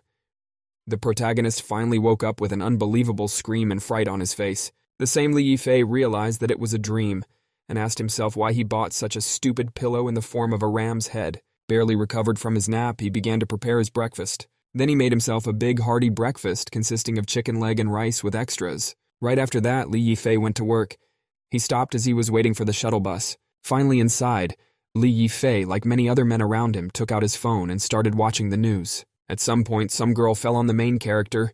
He finally got off his phone and looked at the victim. The girl, still leaning on the man, immediately apologized, averting her eyes. Li Yifei said it was fine. He finally got a good look at the girl and realized that she was the schoolgirl who had gotten into trouble for stealing the bag. Looking closely, there was a grown man standing behind her and sticking his hand under the girl's skirt. That man, or should I say pervert, was breathing heavily into the girl's back. However, Li Yifei could not tolerate such bullying of a girl. He immediately grabbed the rascal's arm. However, he grabbed so hard that that person's hand even began to tremble. Li Yifei shouted at the fat pig to stop. The pervert, covered in sweat from the pain, yelled out what this had to do with the protagonist. However, Li Yifei did not like this response. He squeezed the rogue's hand with even more force. The man's eyes bulged with pain as a consequence of this action. At the same time, Li Yifei was already furious, wryly asking if perverts could argue, and then he shouted for the man to get lost. As the man ran out of the protagonist's sight, he thought to himself and tried to calm down. At the same time, Chu Xiaoyao cried and thanked the protagonist for saving her. Li Yifei had clearly gotten used to it by now and said that it was fine. However, at the same time, the bus decided to stop unexpectedly. Due to Chu Xiaoyao not holding onto the support at that time, she abruptly ended up on the main character's chest. Li Yifei, not expecting such a sudden move, blushed heavily. At the same time, Chu Xiaoyao, who was feeling dizzy, said that she didn't feel good about something. Her eyes blurred abruptly and she fell unconscious. A little later, Li Yifei Chu Xiaoyao was sitting in the park. Li Yifei, thinking that the girl would benefit from the breakfast more than him, gave it to her. Chu Xiaoyao asked if she could really eat it, to which Li Yifei said yes. After tasting a bite, Chu Xiaoyao said that the food was really delicious and praised the main character's cooking skills. Li Yifei said that since she was dizzy, she shouldn't skip breakfast, especially when she was at such an early age. At the same time, he looked at his watch and realized that he was late for work. Li Yifei thought that every time he sees a girl and she's either being robbed or harassed, and it seems like she's really out of luck.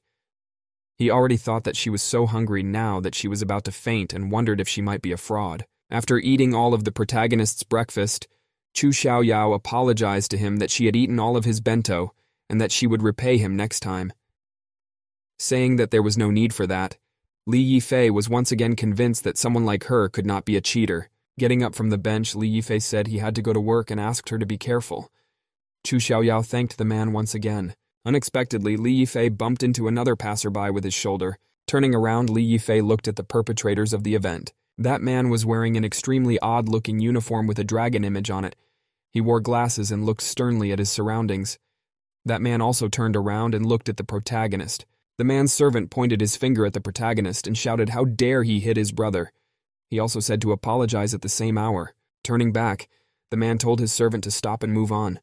The man tried to defend his point of view but was interrupted halfway through the sentence. Here, the man turned around with a smile and asked if he could understand Dufayton's words. He also said to bring him to him as soon as possible. The servant finally disengaged himself from the protagonist and, nodding his head nervously, followed the man. Li Yifei squinted his eyes and seriously looked at the passers-by. Upon reaching his place of work, Li Yifei saw the Huayang commercial building. Once through the front doors, the man thought he was finally here. After presenting a piece of paper to the girl at the reception desk, Li Yifei said hello and said that he was starting work today and asked to be escorted to the office. The girl said to follow her. After correcting his uniform, Li Yifei thought that now his life was about to change. After following the girl, Li Yifei finally made it to the office door. Fixing his hair and closing his eyes, the protagonist said hello and said that if they needed his help, let them feel free to seek him out. Someone was surprised by his arrival and said that he was as good a time as any. Li Yifei opened his eyes and looked in the direction of the source of the voice. There stood the same man who had sprung the girl from the bus. He was the deputy minister of the logistics department. Tut was clearly not happy to see the man and said that he hadn't seen a young guy with such determination in a long time and would bring him up. At the same moment, the newcomer was looked at by all the people in the office.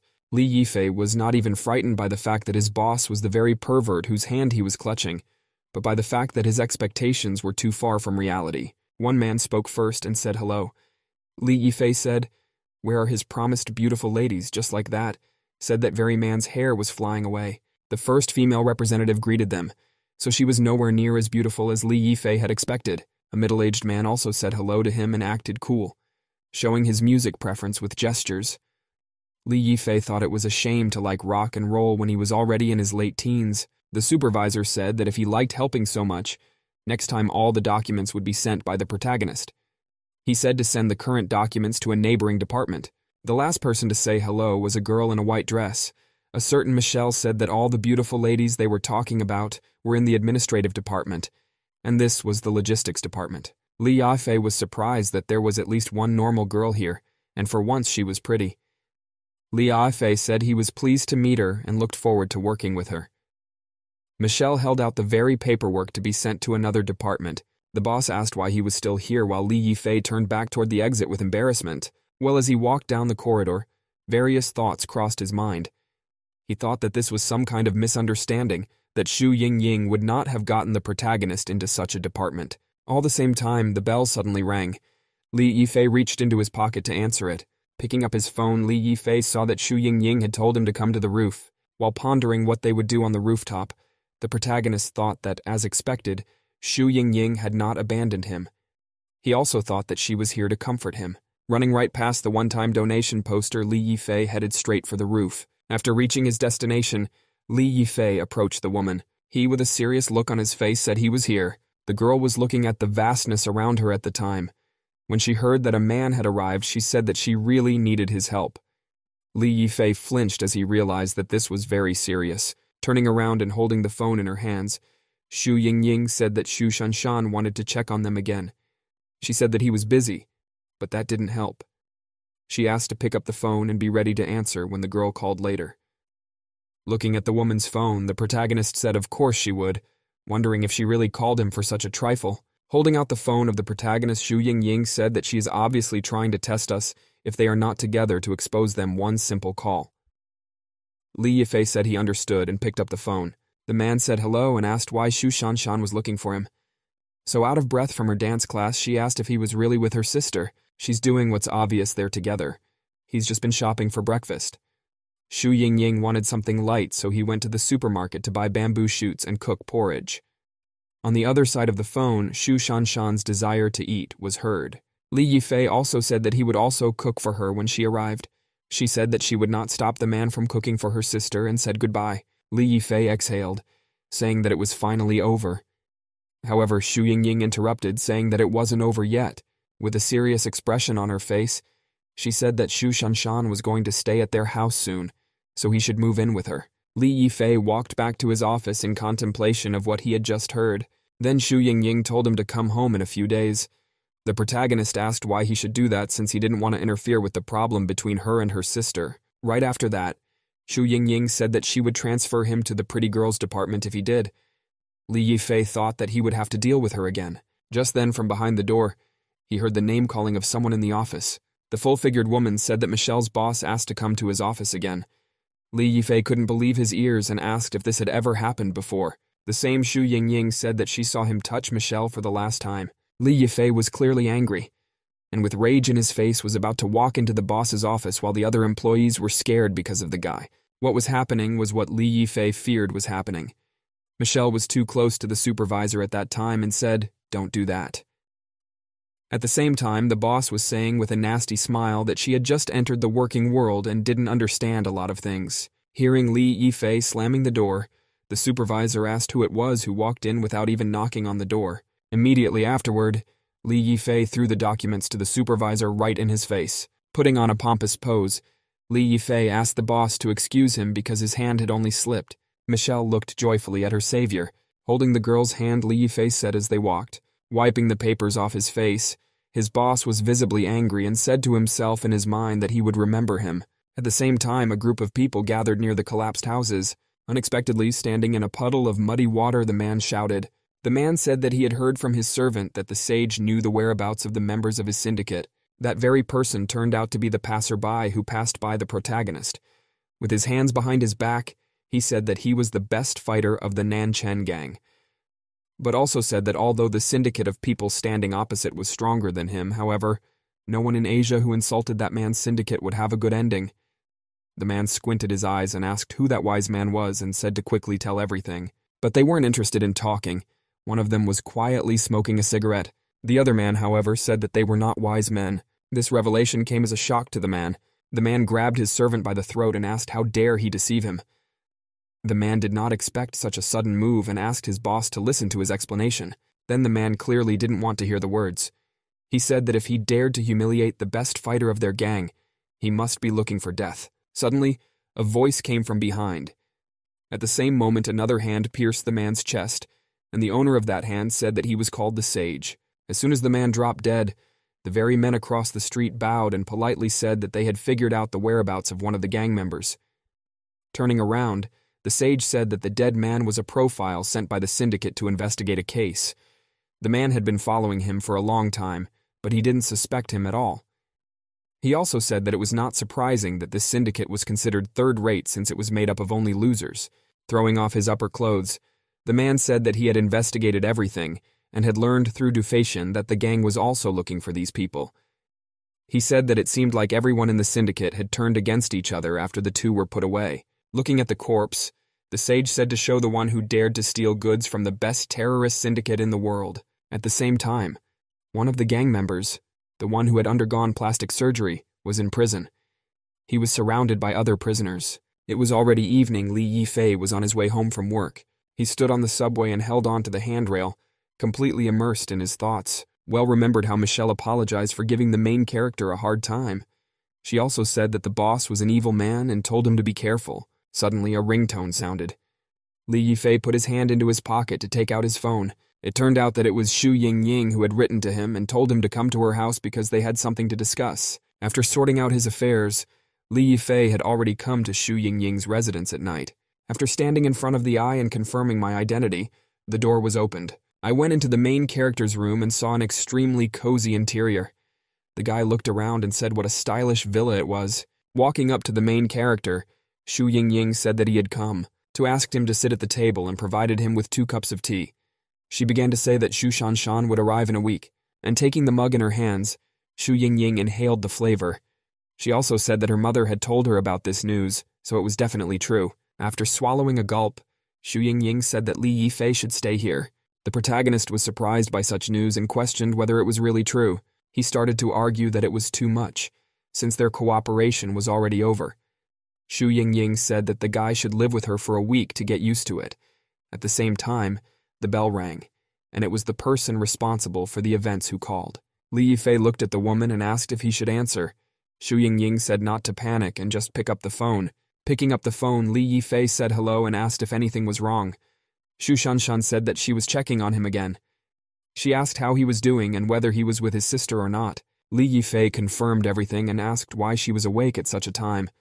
The girl said why she had to go to bed so early. Intercepting Xu Yingying's phone, Xu Yingying said that it was obvious that they were asleep and what Ta wanted. Shu Shanshan said not to shout since how could she know that they were sleeping. She also asked to be allowed to say something. In a naive voice, she said that she would fly to E-City tomorrow morning. It was like a snowball to both listeners. Li Yifei had already started to say that shouldn't she have come only a week later as the girl hung up. Looking out the window, Shu Shanshan giggled and said that she had tricked them. Pressing his hand to Li Yifei's head, he wondered why she was flying here. Standing up, Shu Yingying said that she had been like this since she was a child. She began to explain that they had been fighting since they were kids since they always wanted the same thing. However, this time she wouldn't give up so easily. She also told the main character not to worry because she has a lot of empty rooms, and today he will stay with her and wait for her attack. The very next day something was about to change in the tranquil villa. Hearing someone wanting to go inside, Shu Yingying said she was on her way. Standing on the threshold was Shu Shanshan with a suitcase. She apologized to Shu Yingying for disturbing her. Shu Yingying said with a soft smile that she was finally here after all and said welcome. Shu Yingying also said that she was very happy that Li Yifei was able to come. Shu Shanshan smiled and said that she was very happy to see her and asked how Li Yifei was doing. However, these smiles were only pretenses. They looked at each other with tense gazes. Just then, Li Yifei asked Shu Yingying to help him. Both women looked in the direction of the source of the sound. There stood Li Yifei wearing an apron preparing food. He was surprised by Shu Shanshan's arrival and said that he had just finished cooking. He also told the girls to sit down to eat. Shu Shanshan, on the other hand, was clearly pleased with the face of the protagonist and said that she was on her way. At the same time, Shu Yingying was immersed in her own thoughts. While Li Yifei was serving the food, she reflected on the fact that Shu Shanshan had always wanted what she didn't have and had always wrestled with her. However, she was determined that she would not give in this time. There was another conversation you had last night. While in Shu Yingying's bedroom, she tried to talk to the protagonist. She tried to say that they should watch out for her sister, but no sooner had she finished her sentence than she was interrupted. Shu Shanshan changed for worrying and asked the woman for an electric kettle. When Shu Shanshan left, Shu Yingying tried to continue the conversation. She had already started talking about what they should do. However, she was quickly interrupted by Shu Shanshan, who instantly entered the room. She said that she had prepared a nice tea for the two of them. Shu Yingying and Li Yifei were extremely embarrassed. Shu Yingying thought that she was really an extremely open spy, and also realized that she might be eavesdropping even now. It was indeed, so Shu Shanshan leaned against the door trying to hear something. Closing her eyes with irritation on her face, Shu Yingying said that they would then use Plan B. However, Li Yifei himself didn't understand what she was talking about, so he asked her again. Shu Yingying took the protagonist by the tie and leaned over. By inertia, the protagonist knelt down and asked why he didn't know about the existence of Plan B. The girl was sitting in her office uniform in front of her computer. Shu Shanshan leaned against the door, listened behind the imaginary lovers, and wondered why there were no sounds and if they were really so innocent. Suddenly she hears a loud moan. That it was so loud that Shu Shanshan immediately moved away from the wall. The table was not the only one, and several more were heard right after that.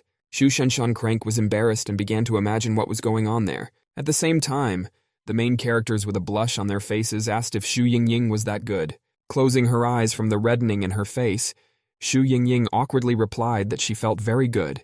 But Li Yifei started to say that Shu Yingying was working, and he had learned some massage techniques that would help her relax. At the same time, Shu Yingying admired the main character's skills and said that she would never have known that he had such a unique skill. As a result, Shu Shanshan couldn't sleep all night because of the moans in the other room. The next morning, the weather was beautiful. The sun shone with its soft light. She says a beautiful day. Shu Shanshan never got a good night's sleep and got up with circles under her eyes. While she went downstairs, Li Yifei wished her a good morning and told her to go have breakfast, and also asked if she slept well last night. Shu Shanshan embarrassedly replied that she had slept well. Clearly remembering the events of last night, she blushed heavily. Immediately after that, she ran out of the room saying that she wasn't feeling well and asked to eat without them. Li Yifei looked at Shu Yingying with a puzzled look. Once winked showed the protagonist a thumb in approval. Looking at the beautiful couple, Shu Shanshan thought that they really loved each other and she didn't stand a chance. Seeing Li Yifei giving tea to Shu Yingying, she realized that they really looked like the perfect couple. Patting the edge, Li Yifei realized that the crane was not working. At the same time, Shu Shanshan was heading to her room thinking that it was a wasted trip. She thought that she should give up. At the same time, Li Yifei asked Shu Yingying where the flashlight was because he wanted to fix it. That same evening, Shu Shanshan decided to take a walk around the villa. It was then that she looked for her sister as she walked past the rooms. Suddenly, she noticed something unusual. Li Yifei stood in a room dedicated to light and shook something. Xu Shanshan was so greatly surprised by such a finding that she almost turned white. She was extremely embarrassed and wondered what it was like. At the Satellite Surveillance Center, people who are on their way to launch the rocket and will launch it in exactly 1 minute. General Michael watched with a pipe in his teeth as his aide asked for the signal to launch the missile. At the same moment, the general pressed the red start button. With a tremendous noise, the rocket rushed upward, while the general shouted that everything was for the pride of the White Eagle. Immediately after, the aide said that so far, so good, they had succeeded. The general took his assistant by the chin and said that it was the way it should be, and offered to have a drink after work. Turning her head, Xu Shanshan caught herself thinking that she didn't need to think about it because he was married to her sister. However, as she thought a little more, she realized that theoretically he shouldn't be so horny after that night. She realized that she had most likely fallen into their trap, and also began to recall that the sounds from last night weren't as natural anymore. As soon as possible left the room feeling cheated, Xu Shanshan said that she would remember this to them. At the same time, Li Yifei merely shook the flashlight. Walking from room to room, Li Yifei stumbled into the right one. Shining a flashlight into the pitch darkness, Li Yifei realized that that's where the faucet was leaking. With a mechanical key, he was trying to subdue the pipe from the sink when suddenly he heard some voice. Xu Yingying asked her sister if she would have something to drink. Li Yifei turned around at the source of the sound. Xu Shanshan said that she wanted a glass of German mulled wine and thanked her sister in advance. Squinting their eyes, the protagonists saw an opening through which they could see the kitchen. There, the main character saw Xu Yingying and Xu Shanshan talking. Xu Shanshan was saying that she really loved the German mulled wine her sister made when Xu Yingying knew she would like it. Seeing Li Yifei's unexpected surprises, he blushed all red, precisely leaned over and said that she remembered exactly that the sugar was in the bottom drawer. Blushing even more, the protagonist praised Xu Yingying's forms. Xu Shanshan said that they were very noisy that night, and similar sounds she had only passed yet in high school. Xu Yingying apologized for it. Li Yifei was still peeking at the two ladies and remarked in his mind that he would never have thought that Xu Yingying would do something like this. Xu Yingying asked if she wanted more sugar when Xu Shanshan said yes, although Li Yifei realized that if Xu Yingying noticed him, she would kill him immediately, but that didn't stop him from peeking. When Xu Shanshan tasted the mulled wine, she shouted that it was too hot and immediately yanked her hand, spilling some of the contents. Immediately, Xu Yingying poured all the mulled wine into the sink and said that she would redo everything. However, because Li Yifei was trying to fix the pipe and it wasn't very tightly secured, some of the contents began to spill out. Unfortunately, it hit right on the bottom of the man's apron. Felt in the boiling water of a vulnerable part of her body, Li Yifei barely restrained himself from screaming. The women walked out of the kitchen while Li Yifei, with all his might, he wished they would leave as soon as possible. Immediately after they did so, Li Yifei ran out with a red stain on his apron. As soon as they came out of the kitchen, the girls were surprised to find the person they were looking for so quickly. However, upon seeing the guy, Xu Shanshan was very surprised. The protagonist was waving, trying to cool down the part of his body where the boiling water hit, saying that it was burning badly. Xu Shanshan was extremely embarrassed by this situation, already started to imagine the impossible. In the same satellite safety control center, there was an emergency situation. The rocket's fuel tank had a defect. It was announced that if they did nothing, the missiles would explode in 20 seconds. The general kept trying to reassure his aides, telling them not to worry when the girl asked what they should do. Here the man realized that they still had a chance to disconnect the second booster and allow the rocket to launch normally. Slamming the table, he announced his plan. When the aide had already started to realize the negotiations with the support service, the aide had bad news for the general. Turns out the missile exploded. Blushing and interrupted by her fantasies, Xu Shanshan suspected something amiss. At the same time, Xu Yingying handed the protagonist a rag and told him to wipe the stain with it. In her thoughts, she went into Sherlock mode. She wondered if they hadn't been doing this last night, why the hair would shoot from behind his rocket, leaving such a big stain on his pants. Coming to the conclusion that they had a fake relationship, she pointed her finger at Xu Yingying. Glowing from her thoughts, Xu Shanshan thought that she would soon take the toy away from Xu Yingying. The two revealed lovers asked each other what it was about Xu Shanshan, however. Neither of them had a clue about what was going on in her head. Toge Xu Shanshan walked out of the room with a confident step and said that she would be back soon. Li Yifei told her to be careful. With her intuition, the woman realized that Xu Shanshan was up to something. Li Yifei took the hint and said that he would be careful. At the same time, the door opened. This Xu Shanshan waved in from the other room and called out to the protagonist. She said that the air conditioner was probably broken and asked the guy to look at it. After checking the air conditioner, Li Yifei said that there was probably nothing wrong with it. Xu Shanshan asked him to check it again. Didn't turn her head, Li Yifei asked confidently that it was the remote not discharged. At the same time as he wrapped his head around a pillow flew into his face, she flew straight to her destination. Into the pillow from his face and sitting down on the bed, Li Yifei asked what Xu Shanshan was up to. When Xu Shanshan returned, she said that since Xu Yingying didn't want to wash his pants, she could do so, and told him to take them off as soon as possible. Li Yifei was surprised by this since he thought it was not tactful. Blushing, Xu Shanshan asked what he was waiting for. Li Yifei embarrassedly told her to wait. Recoiling, Li Yifei asked if she was afraid that her sister would find out about it. A reference on her face, she pulled down the guy's pants and asked what his relationship with Xu Yingying was. Li Yifei tried to cover his intimate place with his shirt and asked Xu Shanshan to stop. This is where Li Yifei imagines a nurse. He says it's been a long time since the last time on can still do it. She also tells me not to worry, because the injection will be painless. He is interrupted from his fantasies, however, realizing that only if the nurses on the battlefield possessed such agility. Covering herself with a pillow, Li Yifei says let it be as she wants, only for her to quickly wash her pants. At the same time, Xu Shanshan abruptly grabbed her hands onto the pillow that Li Yifei was holding. The girl, blushing seductively, asked if he was really her sister's boyfriend. While Li Yifei was asking what Xu Shanshan was doing, the woman kept saying that she saw what Li Yifei was doing recently. She said that she had the proof right under her hands and told him to put them away. Also abruptly, Li Yifei thought of continuing in his imagination and caught himself in the unworthiness of such thoughts. At that moment, the door opened abruptly. Xu Yingying took off her heels and asked if Li Yifei had seen her car keys because she had forgotten to take them. And not hearing the protagonist, she also asked where he was. At the same time, Li Yifei and Xu Shanshan glanced at each other. Xu Yingying was already beginning to wonder what Li Yifei and Xu Shanshan were doing. She approached the room they were in. At the same time, Xu Shanshan thinks this is the chance she has been waiting for. Xu Yingying finally opened the door to the room.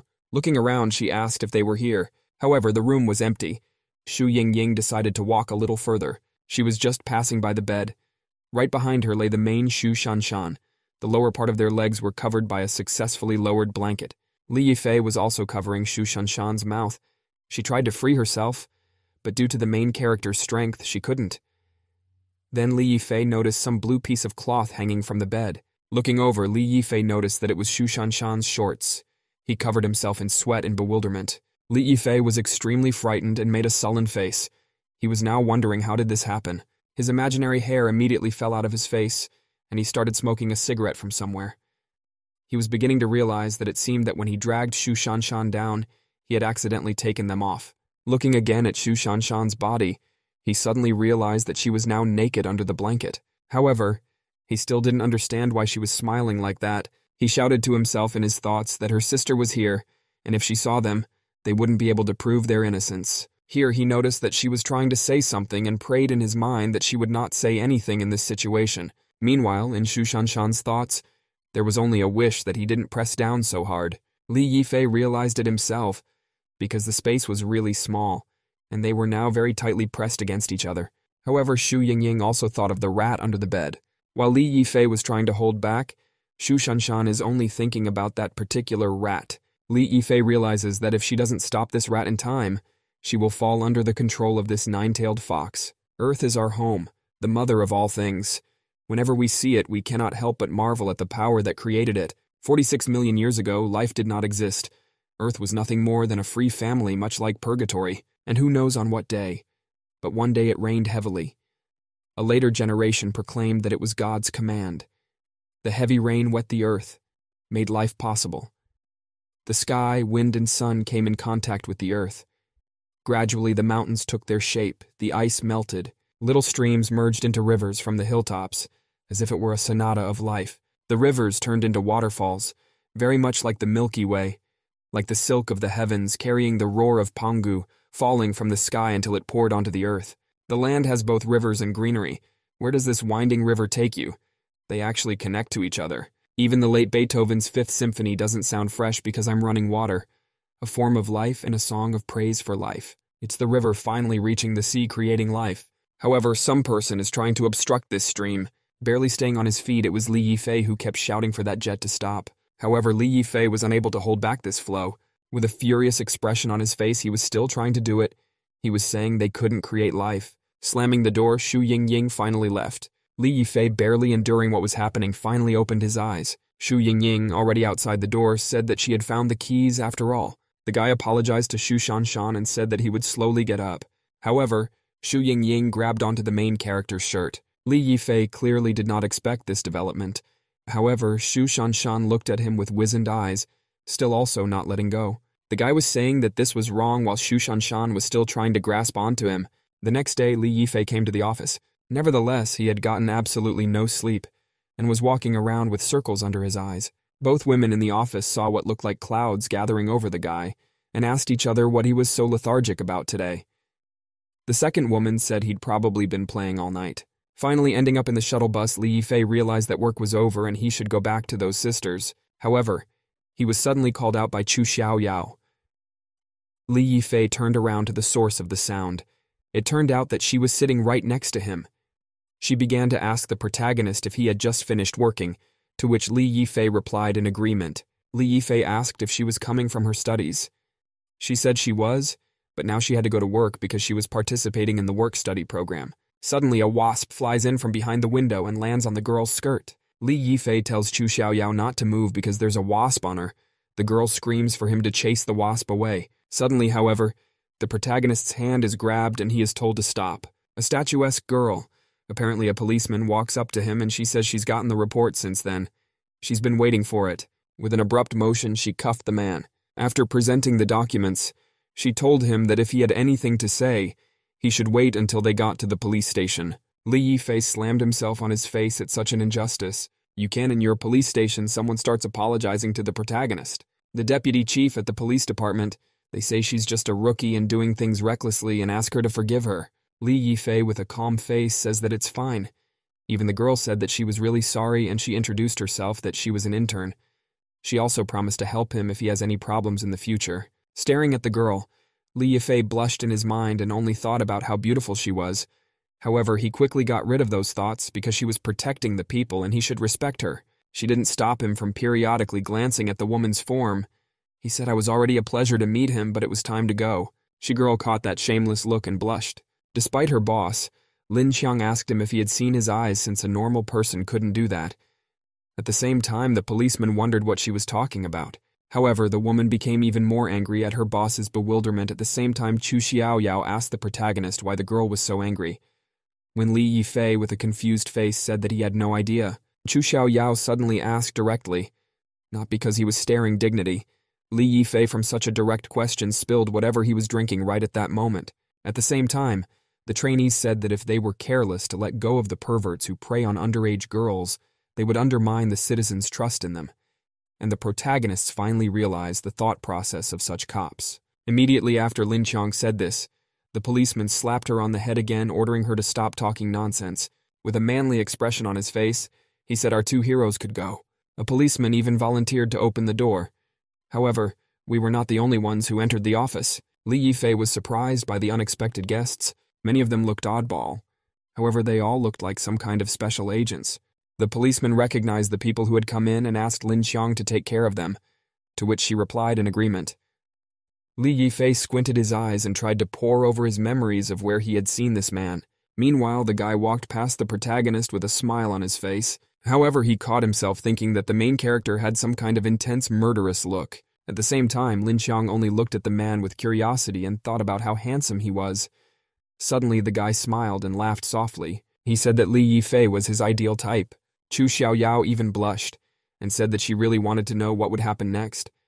At the same time, Li Yifei shuddered in disgust and shouted that he didn't need to continue. She asked if the man could show her his ID. The guy politely said yes. Opening the card, he showed his ID, but it was unusual because they were Interpol. Meanwhile, the Huaryang Hotel was as full of life as ever. A mysterious voice called to some man. While he was being provided with certain services, he asked if he had found Burkut. The man asked what he was afraid of. That voice, he was trading already with them. The guards in the Hua building are just ordinary trash, but also said, let's do it tomorrow, and he's a little busy right now. Hanging up, the man stepped away from the phone call. He wondered why Burkut might be in this town. He asked the wise man who was standing next to him how he saw it. The big boss, as he called him, said their goal was to get the goods, but if he could capture Burkut, then that would be even better. He also said he'd take him for backup. At the same time at the police station, the same group of people were talking about their information. They said that from the recordings that they had gotten from the surveillance system, they had found out that 3 dangerous transnational terrorists are now in our country. He introduced them as people from a terrorist group called Plastic Warrior. He showed the pictures. Showing a picture of a sage, he said their leader, Sangjay. He is the strongest and fastest in the group, yet no one knows his age identity or what he looks like. After that, he would show a picture of the assistants. One of them, Wang Da, the original security guard of the drug trafficking organization, Golden Triangle, was fired, fled, and eventually joined the Plastic Warrior and became responsible for their drug trafficking. He then showed a picture of Captain Victor, originally vice captain of the famous Alpha Group. After he left, joined the Plastic Warrior and became their weapons specialist. The man said the 3 were the most notorious members of the group and had an important motive for entering this country, who said their current goal is to capture them before they do anything. Contact a group of police officers. They said to expect help. With a serious face, he said that before he started talking about shady things, they made sure to keep up with their investigation. The policeman raised his hand and said he had a question. The man patiently said he was free to speak his mind. With a serious face, the policeman asked since this case was so serious how they would be coordinated. The man said he would have to take command. He introduced himself. He said his name was Beyonce Medici, that he was from Interpol in charge of fieldwork. He also introduced his assistants. The man with 2 transverse scars he introduced as the one in charge of the infiltration, Kui Chengdao. A man with a strange haircut and glasses he called Buddy, in charge of special operations. In their thoughts, the police officers realized that they were literally blinded from the strong professional aura and told each other to hold on because they couldn't lose face anymore. Coughing, the policeman wanted to ask another question. He asked about what the mission of the police officers in those neighborhoods would be. With a thumbs up, Medici said it was a good question. He said that he needed Shuaxia Chainet's help. Attaching a picture of another person, he said he needed to find him. At the same time, the Dream Bar is always packed with people after work. The atmosphere there is quite good because the people who come there are usually simple office workers, so it's not noisy. If you are lucky, you can find someone or one night. But the protagonist was satisfied with this place where he can hide from everyone. He received a call from a certain Yin. Li Yifei wondered if he really had time to call him. The one said he just missed him. The main character started to say that doesn't he look for girls every time he is free and asked what happened. The man laid out that he had received information that a Russian captain named Victor was in that city where Li Yifei is right now, sipping alcohol. Li Yifei asked what this polar bear was doing in the city. The man started to say that he had heard that he had been imprisoned for the murder of an Alpha captain. He didn't know why he was here. However, abruptly his call was interrupted by another incoming caller. Li Yifei said he was busy right now, and said they would talk later. Turns out he got a call from Shu Shanshan. Looking at the incoming call, Li Yifei wondered what had happened last night. Then the protagonist heard shouting near him. He turned around in the direction of the source of the sound. There some guy grabbed a girl I was talking about them playing together. The man didn't notice anyone around him as he even crashed into the main character. Li Yifei had already tried to call out to him, but he was interrupted half-heartedly. Even the man asked why Li Yifei was looking at him like that, and if he had never seen a drunken person before. The woman was being dragged by 2 men, and she kept begging to be let go. Repeating her request, she even bit the rogue's hand. However, the man punched the woman in the face in a sharp motion and told her to stop biting. The second man said she would be obedient now.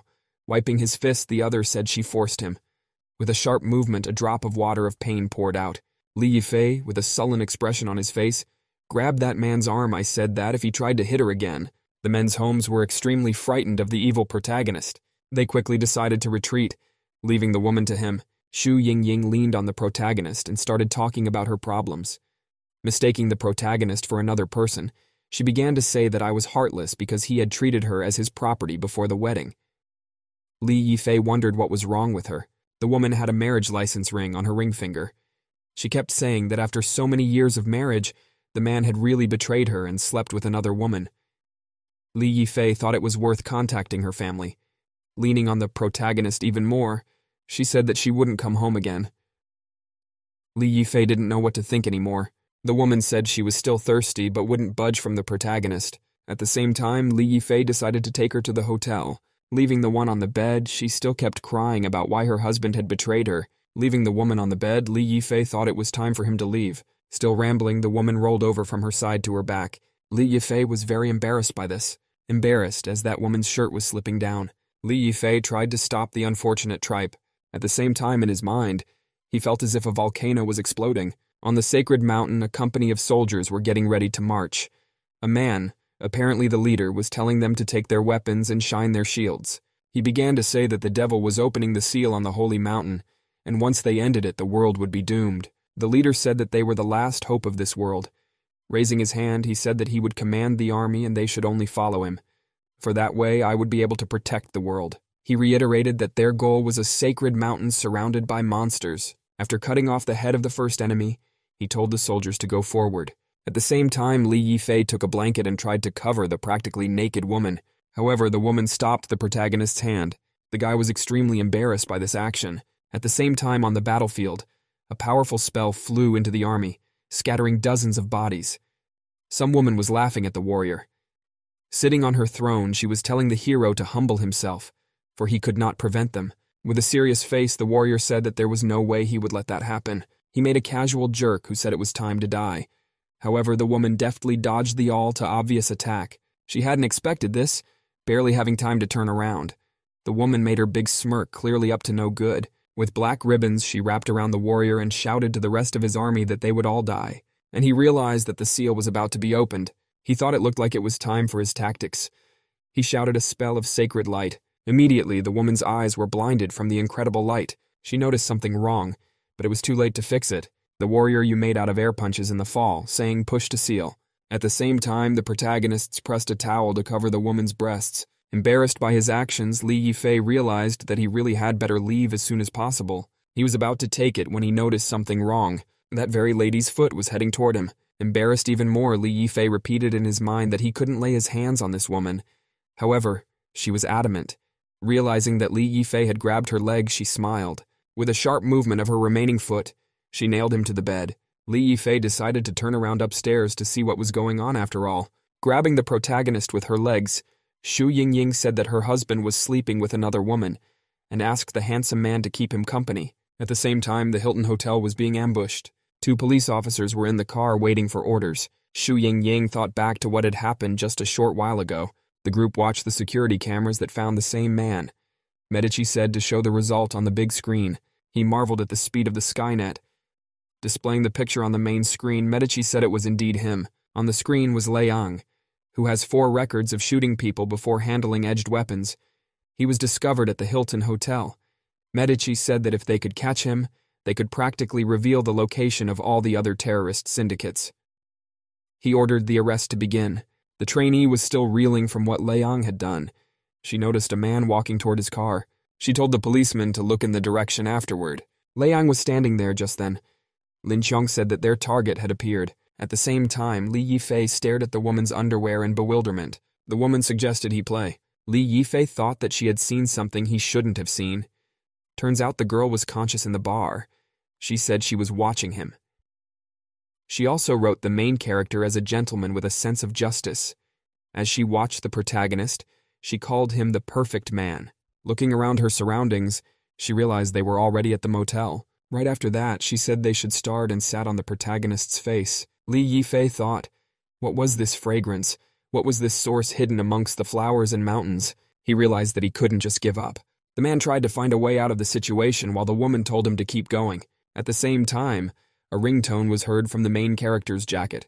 The woman turned around at the outgoing sounds. The second Li Yifei realized that this might be his chance. Breaking free from the woman's grasp, Li Yifei picked up the phone. Xu Yingying asked him why he wasn't home at this time and where he was right now. Li Yifei said that he went to see a friend and that she shouldn't wait for him. Xu Yingying started to say that she had never heard about friends from his mouth. While Xu Yingying was trying to assume something, the woman in the hotel took off her underwear. At the same time at the Hilton Hotel, in the car, Lin Qiong was saying that their target was fleeing. She also asked where their reinforcements were to surround the area. The man said that they would be here soon, so they just had to wait a little longer. Unable to resist, Lin Qiong opened the car door and told Liang to stand. The cop, who was her partner, radioed in to say the operation was starting right away. Seeing Lin Qiong's sudden movement, Liang ran away. The girl led the chase. But no sooner had she looked into the alley than she lost him. She began to look around as she realized he couldn't have gotten that far. Turns out he'd been on top of her the whole time. Saying she was caught, he came down from above with a knife, trying to make an accurate stab. With a death wish, the man smiled. However, Lin Qiang wasn't short-sighted and blocked the attack. Taking advantage of her outstretched hand, she grabbed the man's shoulder. Turning the man over, she told him not to move because it was the police. Realizing things were bad, the man tensed up. However, it turns out that wasn't the only knife the man had. Right out of his other pocket dug another one just like it. With a sharp movement of his hand, he pointed the knife behind his back where Lin Qiang was. With a hand to stop the unexpected attack, the girl cried out in pain. Lei Ong made a sharp movement with the same knife and freed himself from the woman's grip. He threw her back enough that she covered herself with both hands. However, such a movement cut the woman's clothing right in the chest area. Lin Qiang cried out in pain. Lei Ong smiled evilly and began to swing. He punched the woman right in the stomach and toppled her over even further, tipped it over with such force that it clipped into the other wall. With a stomp of his foot, Lei Ong approached Lin Qiang, twirling the knife in her hands. The man said that she had indeed tried to single-handedly defeat him. Licking it off, he said she was flirting with death. Realizing that things were not good, Xu Yingying reprimanded. However, that's when her partner sped up. He said he found her and started calling for the others. Trying to become Xu Yingying said that she would not be able to escape today. It turned out that the police had already surrounded this alley. The policemen with guns started running up to Lin Qiang. One of them asked if she was all right. Raising the gun at the perpetrator, the man said to put his hands in the air. Lei Ang realized that the policeman was already here. He had nowhere to run. Suddenly, however, he noticed the barbershop statement. He threw the knife in his direction. Turns out his goal was to break the statement so it would block the cop's path. With this trick, a huge sign prevented the cops from catching up with him. The man began to run away rapidly. He climbed up this sign and already climbed higher on the building with the help of the pipes. The police officers ran up to Lin Qiang and asked if she was all right. Realizing that they let the criminal go and informed their companions, they realized that the man had fled to the hotel. At the same time, the main character had his own atmosphere. While the woman snuggled against the protagonist's back, the protagonist tried to convince Xu Yingying that multiple voices were the norm since he was in a bar. However, Xu Yingying changed the subject. She said that Xu Shanshan hadn't been home since yesterday. Li Yifei was scared out of his wits. At the same time, the woman put her foot on the protagonist's leg. Li Yifei cried out in surprise. Xu Yingying asked him why he was shouting. The woman said that since it felt so good, he should turn his head and look, while Xu Yingying asked why she was hearing a woman's voice. Li Yifei realized that he couldn't control his eyes. Li Yifei started making excuses that it was the bartender serving them drinks. Xu Yingying decided to end the conversation and talk about the rest tomorrow. At the same time, the woman started to say in a seductive voice that Li Yifei was really naughty, because he was having an affair while a girl was calling him. She so inquired more honestly or another part of his body. Li Yifei groaned at this. The woman on the other end of the phone was wondering what was going on. Li Yifei hurriedly ended the conversation, saying that he had something to do right now and was hanging up. It was as if the woman had been waiting for this because she was standing behind him. The protagonist's eyes closed because he realized he couldn't hit a woman. Sitting down on the main character, the woman offered to start since he was done talking. Li Yifei tried to back away. He asked to hear him out. He began to say that he saw that she was drunk, so he took her to this hotel to make sure she was safe. He said he didn't want to do that. The woman looked unpleasantly surprised. She trembled with the emotions that overwhelmed her. Finally, unable to bear it, she covered her face with her hands and began to sob. The protagonist realized that he had upset the girl. With a serious expression on his face, he made a decision for himself. As he pulled himself up, he realized what he had to do. He said it was okay and asked her not to cry anymore. At the same time, he lifted his hand to her tears and tried to wipe it away. Immediately afterward, he offered his lips to hers and began kissing. The woman was already crying from such a drastic action by the man. She realized that this was her chance and she took the guy down. After that, Feng Qing did this to the main character. After a few rounds, Li Yifei didn't support and come inside her. After a while, they were completely exhausted. The girl was at the peak of excitement and waved hello.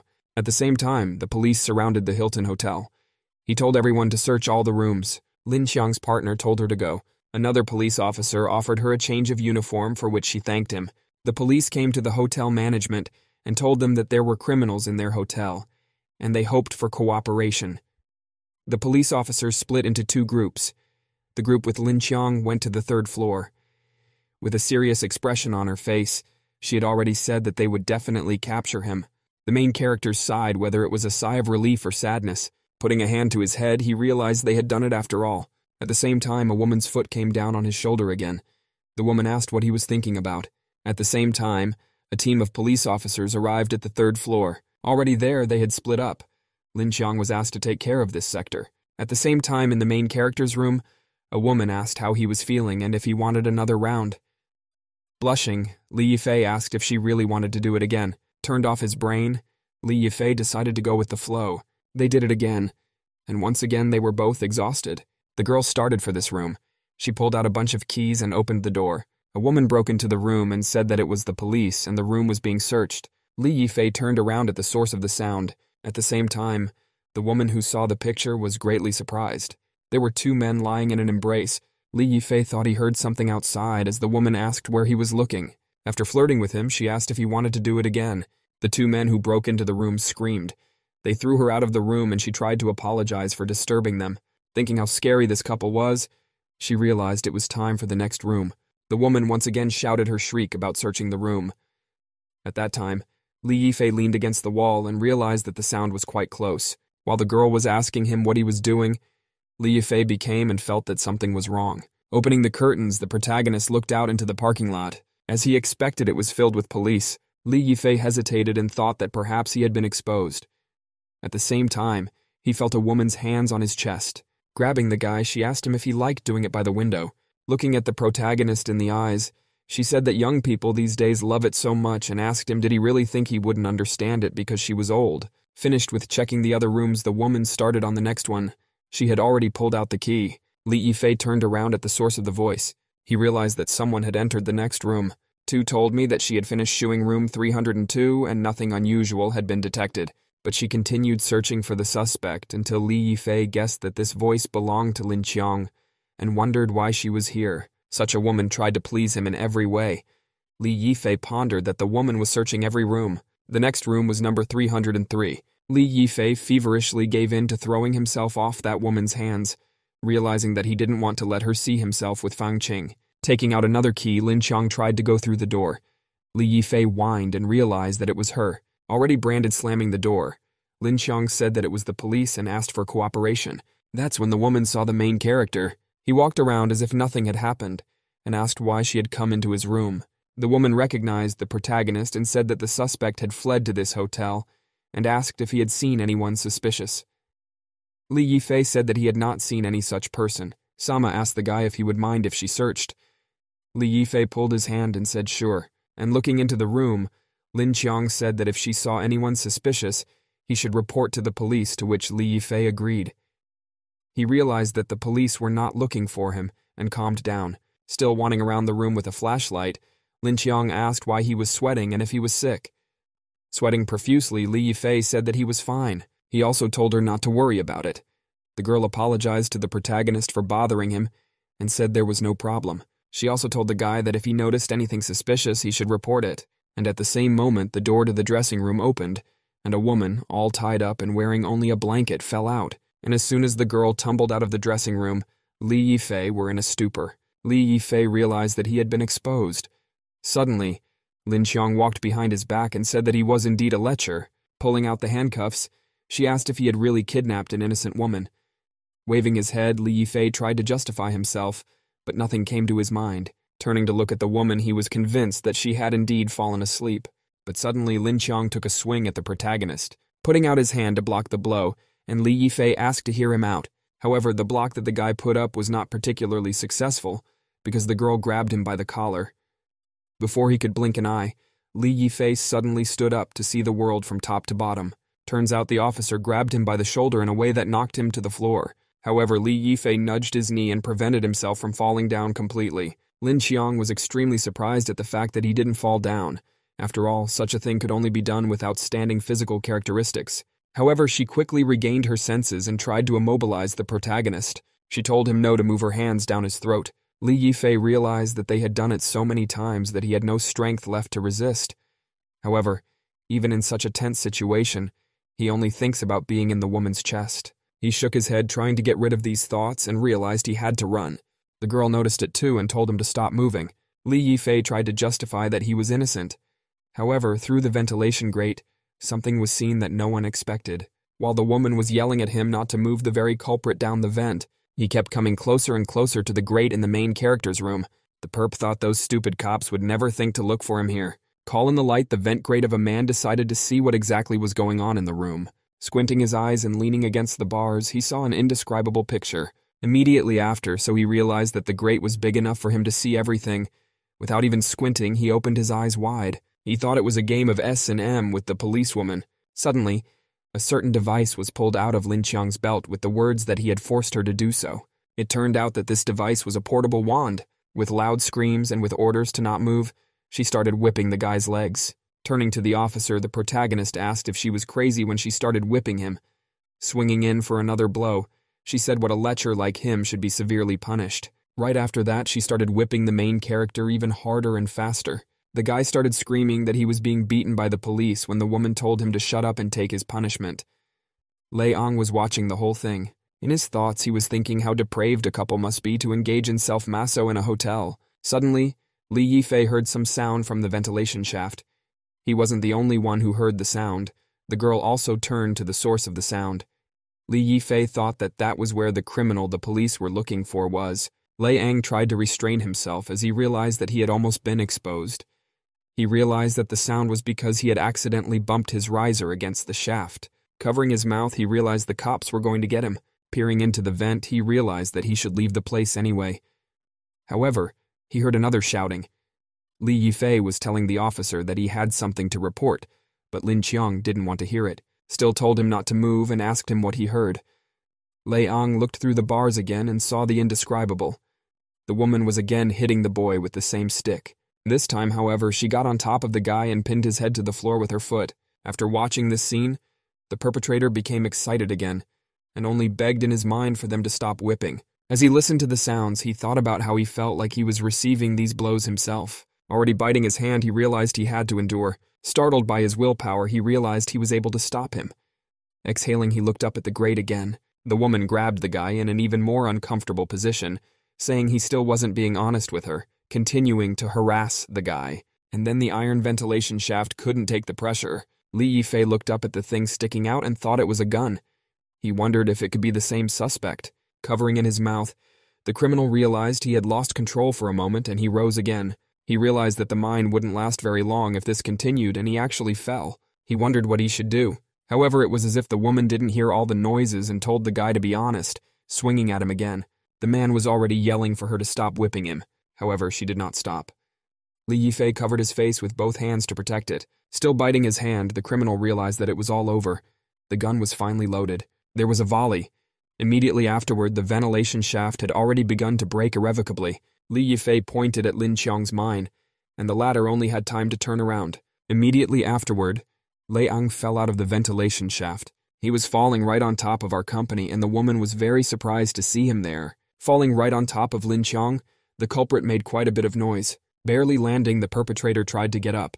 Immediately afterward, he realized the woman was knocked out and became very frightened. As soon as he bounced off the girl, he let out a curse and realized that he had hit the officer. Looking back again, he looked at Lin Qiang. He noticed that she had indeed fainted. With a relieved sigh, he thought that this was indeed an incredible happiness, and he should run away from there as soon as possible.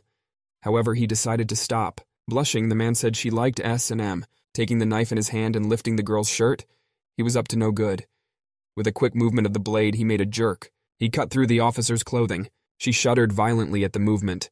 Licking his lips, the criminal only laughed. He began licking the victim's neck. He was already trying to reach out his hands to the girl's breasts when he was stopped.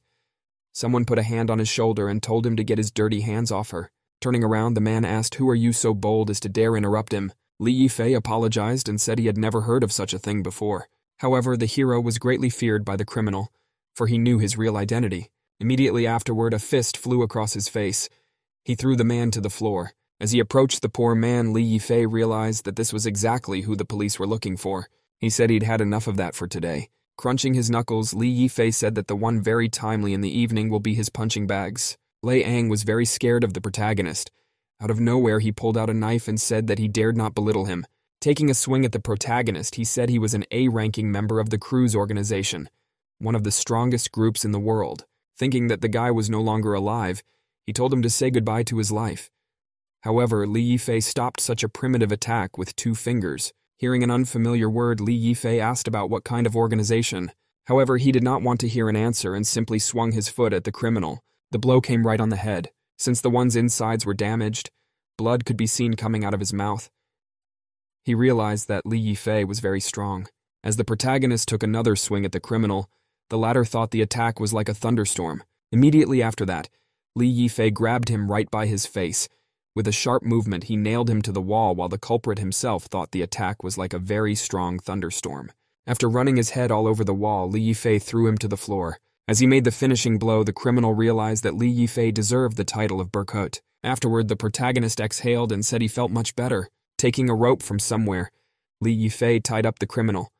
Looking at the officer, he said that he would let her go this time. Li Yifei went to his jacket and repeated the name of the organization. As he left the room, he hoped this organization wouldn't bother him again. The next morning, an important guest arrived at the airport in a city. A man with a suitcase walked past the crowds of people inside the airport. A man was walking with a disgruntled look through the airport. He was looking around as if he was looking for someone. Suddenly, someone called the man Captain Gu and immediately summoned him to his side. A policewoman stood at the side. She was holding a poster with a portrait of Captain Gu. Captain Gu said hello to the policewoman. He asked her, "Did they really find the perpetrator?" The woman confirmed that they had. The policewoman pointed her hand in the direction and told Captain Gu to go with her to the hospital, after which the captain and the policewoman arrived at South Hospital to identify the perpetrator. Captain Gu, looking at the criminal lying on the bed, called him by his name Lei Lang. The captain asked, "Did the police beat the perpetrator so badly that he was in a vegetative state?" The patient had a skull fracture and a concussion. The policewoman explained that this was the current situation anyway. The captain asked with interest to the policewoman how the perpetrator was found. The girl frightenedly said that when she tried to catch the perpetrator, she was knocked out.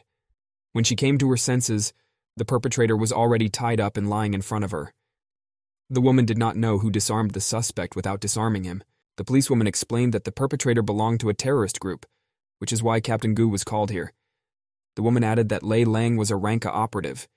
He belongs to the Cruise organization. In terrorist organizations, fighters are sent different ranks according to their level of brutality and ability. A police officer explained that the classification in terrorists shows that the higher the rank of the militant, the greater the brutality and damage. Many countries have qualified their elite forces into 4 main categories. These are captain, officer, soldier, and policeman. The woman told Captain Gu that the main force on their side consisted of him and soldiers of various ranks. Police indicated that the captured Lei Lang is the weakest among the A rank.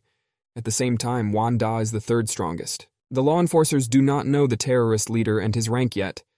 At the same time, the organization has another dangerous character, S rank, nicknamed Victor. Captain Gu became very agitated.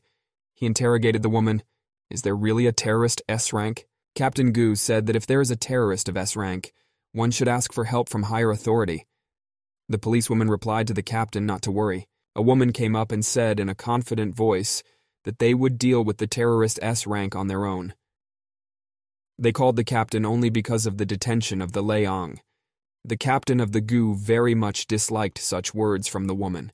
The woman said to the captain of the guards that she would be in charge of this operation. The captain did not like the fact that a foreigner would be in charge of the operation. The captain turned to the policewoman and asked her unhappily, was that really an order from his superiors? After a brief pause, Captain Gu told the calm woman that he would listen to her orders. At the same time, he demanded that a man be found who could defeat Lei Lang. The woman interrogated the man. "Why find someone?" Captain Gu said judiciously. "The one who can easily defeat the terrorist A-Rang is very strong." The main character was walking down the street at the time.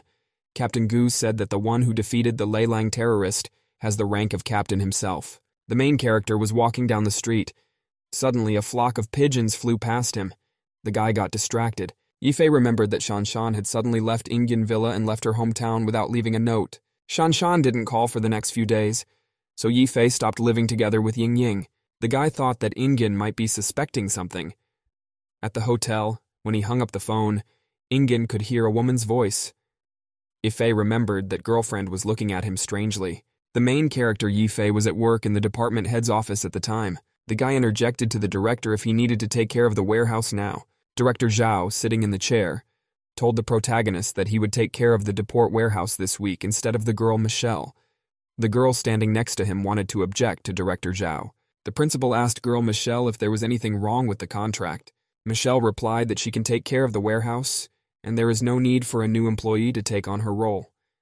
The principal said that young people should have more opportunities to learn. The girl said excitedly, this was all against protocol. The director shouted to his subordinate. Afterward, Principal Zhao told the girl that he didn't ask for her opinion. The girl was outraged by this decision of the principal. Ife interrupted the girl and wanted to talk to the principal himself. Ife told the director that he, as a new employee, was still unfamiliar with the company's system.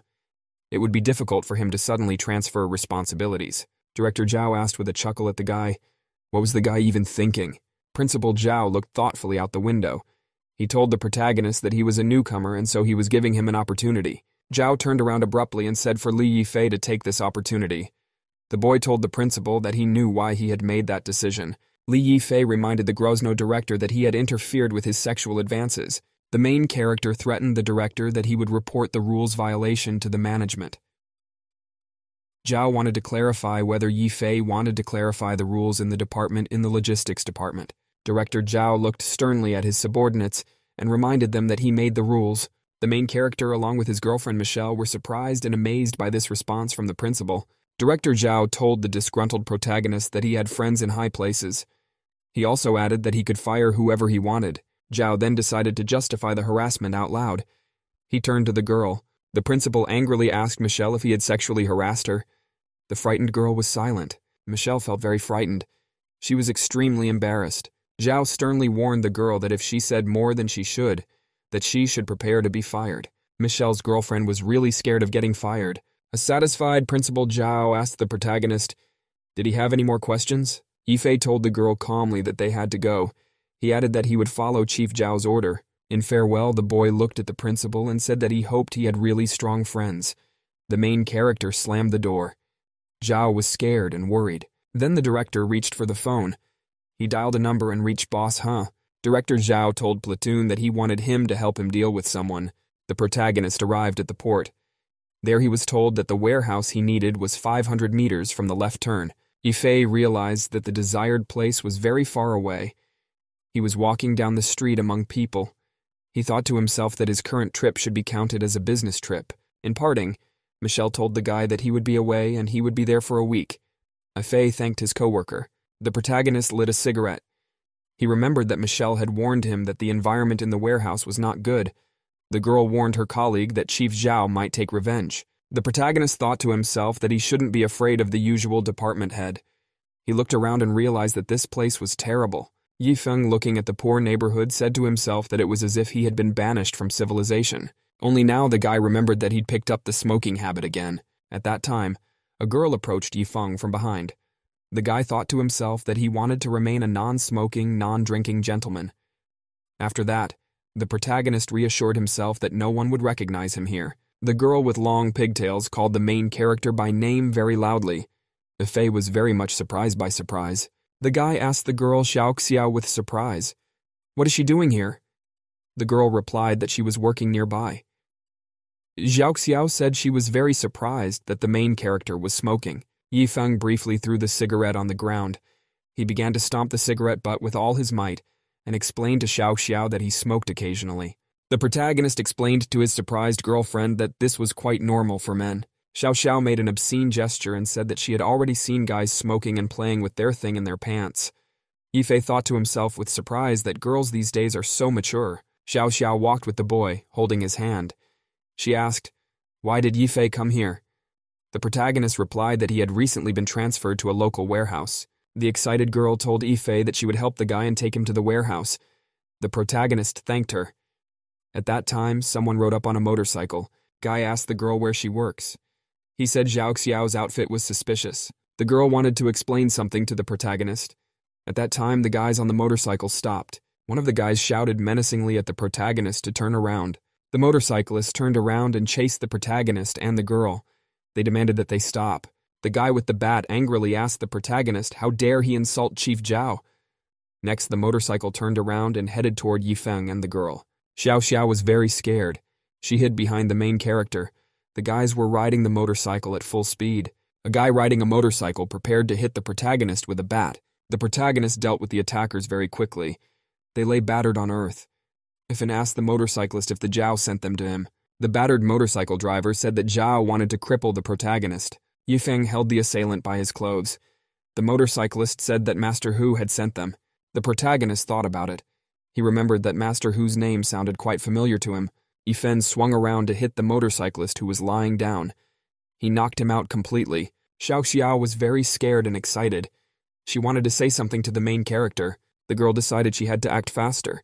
She turned to Yifei. The girl asked the protagonist if he was okay.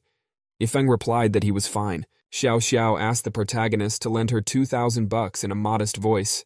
Yifeng was surprised at such a request.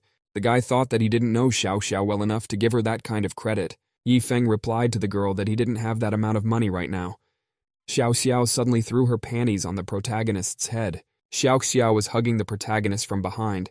She told the surprised Yifeng that she was giving him her panties as collateral. Xiao hugged the protagonist and asked insistently for him to help her. The girl told the guy romantically that she gave him her panties as collateral. Xiao really wanted to get money from Yifeng. She reminded him that her panties had her scent on them. After gathering his thoughts, the protagonist asked in a calm voice, "Why does the girl need so much money?" Xiao began to tell the protagonist that she had her own difficulties. Yifeng suddenly interrupted the girl. After that, the protagonist handed the girl the money and said in a confident voice that he trusted her. Xiao happily kissed the hero and ran. She thanked him as she walked. The protagonist thought to himself that he couldn't stand it when girls cry. After that, the protagonist arrived at his destination at the warehouse depot. The guy was greeted at the warehouse by Dong Chenghuai, the interim supervisor. Yifeng asked Chenghuai how many employees he had in the warehouse. The interim manager replied that there were 11 people in total. Chenghuai shouted to the workers that the manager had arrived and told them to say hello to him. Yifeng said grudgingly that he was hot in here. The workers said hello to the protagonist. Yifeng asked that Chenghuai introduce him to the work processes. The next morning, the protagonist was sitting by himself in his office cubicle. He thought to himself that in principle he was not so badly off here. Suddenly there was a knock on the door. Chenghuai walked into the office and suggested that the protagonist go to a place and have a good time. Chenghuai brought his new acquaintance to the King Tiger Karaoke Club. Yifeng liked the place very much. The main character said he wanted to go back to the warehouse. Chenghuai shouted after the main character to wait. Yifeng told his new acquaintance not to call him to such establishments. Chenghuai explained to the protagonist that there was a welcome party going on inside the club. The protagonist did not immediately believe what Chenghuai said. Afterward, Chenghuai once again confirmed that he was inviting his new friend to a good place. He agreed to come in. He performed a few karaoke songs inside the club. Chenghuai was very much surprised by Yifeng's abilities. The main character got almost the maximum number of points for his karaoke contest. The surprised Chenghuai told the protagonist that he had a lot of hidden talents. At this time, Chenghuai waved his hand to someone to the side and told them to come in. The protagonist was wary. The hero was wary. At that time, the door creaked and girls started to enter the hall. All the girls were thin, slim, and tall. The protagonist turned to his friend Don and asked him in surprise, "What is it?" A group of girls stood silently on the stage. Chenghuai replied to the protagonist that he could choose a girl and have a drink. The main character began to dress. He told his friend Don that he thanked him for his good intentions.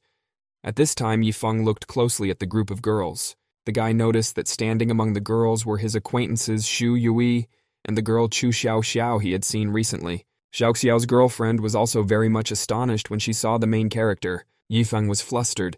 He couldn't understand what Xiao was doing here. At this time, Xu Yui asked with surprise, "Why is Xiao's face so red?" The guy Don said cheerfully to the protagonist that Xiao and Xu Yui is the most expensive combination set. The protagonist got even more excited. He told Don that he was wrong. Don pointed his finger at the two girls Xiao and Xu Yu and told them to keep manager Li company. He told the others to leave. The guy Don shouted out to the main character that the girls next to him is the most popular set of this karaoke club. The main character felt uncomfortable because the girl Xiao was sitting next to him. CCTV cameras were watching everything going on in the club. The surveillance guy spotted the main character sitting with the girls. The guy was amazed. The main character seemed familiar to him. He remembered that the karaoke guest Chief Zhao wanted to punish. The guy jumped up and ran with all his might. He realized that he had to report the protagonist to Brother Hu. The guy opened the door and shouted to Brother Hu that the man Chief Zhao wanted to mutilate had come to their club. The guy noticed that a stranger in a black hoodie and a mask had come in. He was holding the boss with his hand. The stranger demanded that the tiger brother tell them where they had hidden their goods. The girl told excitedly all the subordinate policemen that they had found the terrorists in a karaoke club in Porta Dei. She ordered everyone to get into the car. The guy Don approached the protagonist and his girls. He asked with interest, "What are they whispering about?" Suddenly Shu Yui grabbed and kissed her girlfriend Xiao Xiao. After a very long kiss, Xiao Xiao pulled her head back. Oha was surprised to ask something to Yui. After that, Shu Yui grabbed her girlfriend Xiao Xiao once more and started kissing her. After saying that, the Xiao Xiao girl took her head to the side and touched Shu Yui's shoulder. The protagonist angrily asked the Xiao Xiao girl, "Is she really busy with such a job?" Xiao Xiao said excitedly that her friend Yui's father was in debt. For this reason, she borrowed money from the protagonist. Shui Yui hugged the surprised protagonist and told him that he was really a good person. After that, Shui Yui tearfully asked the protagonist to lend 20,000 to save her father. Afterward, Shui Yui told the main character sadly that she would belong to him if he helped save her father. The main character touched the face of the girl Shu Yui and told her that he couldn't watch women cry. After a short pause, Yifeng asked the girl, "Is her father really here on the 4th floor?" Shu Yui confirmed the protagonist's question. Yifeng stood and told the people around him to wait for him. Don frightenedly asked the protagonist where he was going. Yifeng. In a formidable voice, he told the girl Shu Yui that he would help her repay her father's debt. At this time, on the 8th floor in the manager's office, a stranger was interrogating the tiger's boss.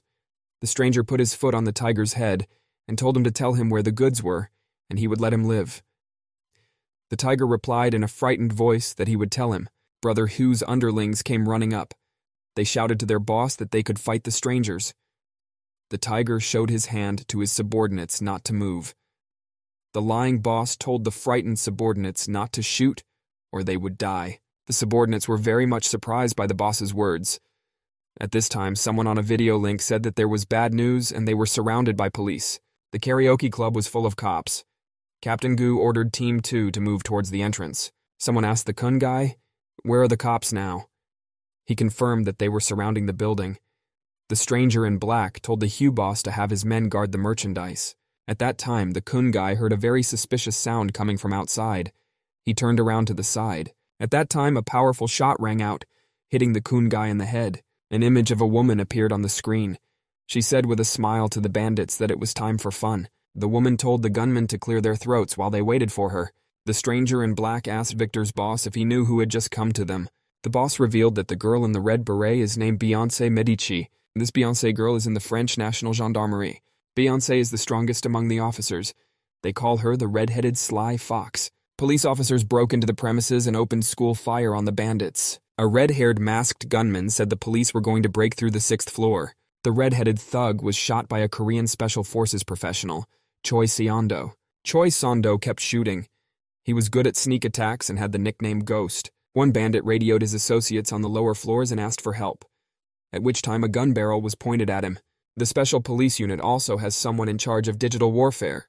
The digital wrestling expert is French officer Barty, nicknamed Electric Mouse. One of the thugs told the Who boss that their security cameras were down. The police still made it through the 6th floor. The stranger in black said he didn't need to stay very long. He said he had to go get the goods.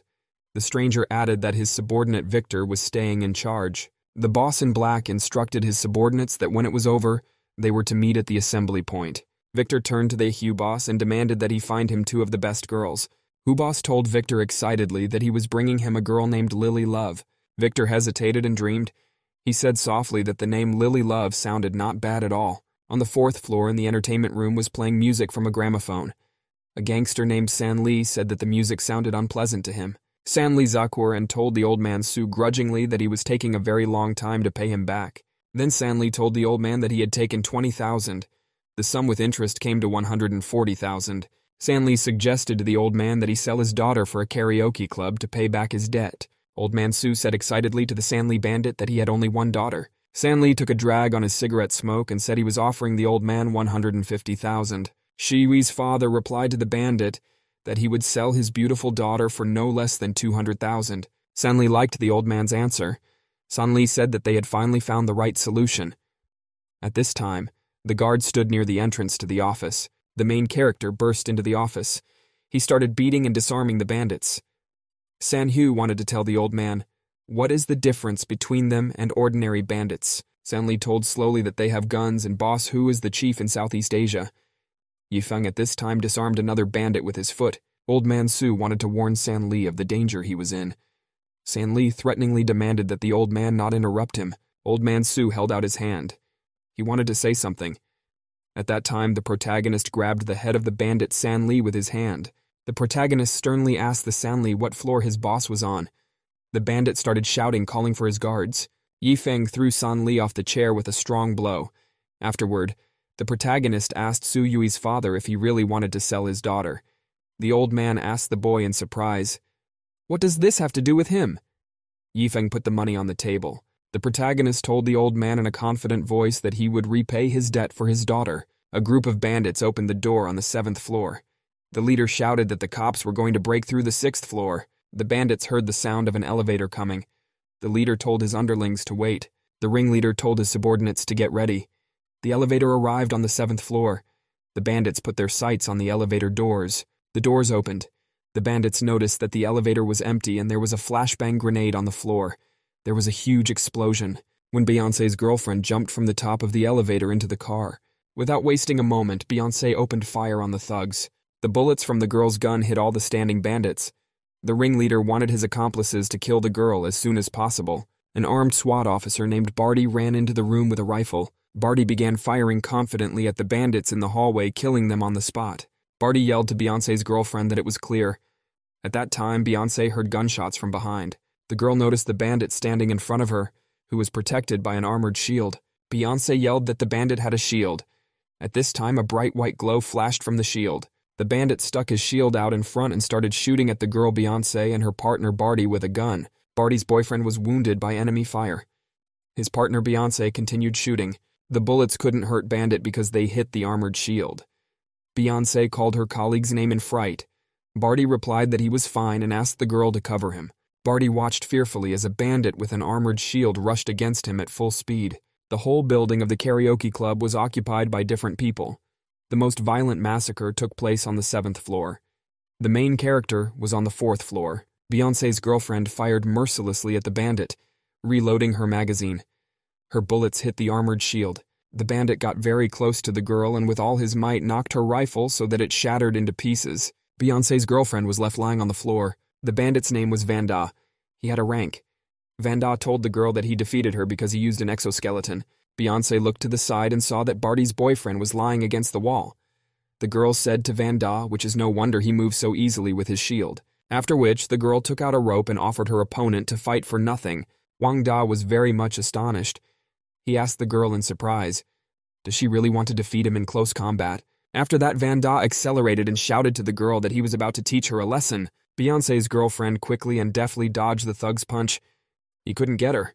The Beyoncé girl deftly used her metal string to grab the Vanda bandit by his arm. The bandit was startled to realize that the girl had found a loophole. Vanda decided to himself that he should not allow himself to be wounded. After that, the girl threw down her metal thread with which she held the bandit's arm. The girl with a professional and quick dodging motion and was able to hit Vanda. The bandit looked at his hand and noticed a serious cut on it. At the same time, the smoke screen was activated. Vanda, standing in the puffs of smoke, thought fearfully, his vision now blocked. Beyoncé's girl is on a high-speed run.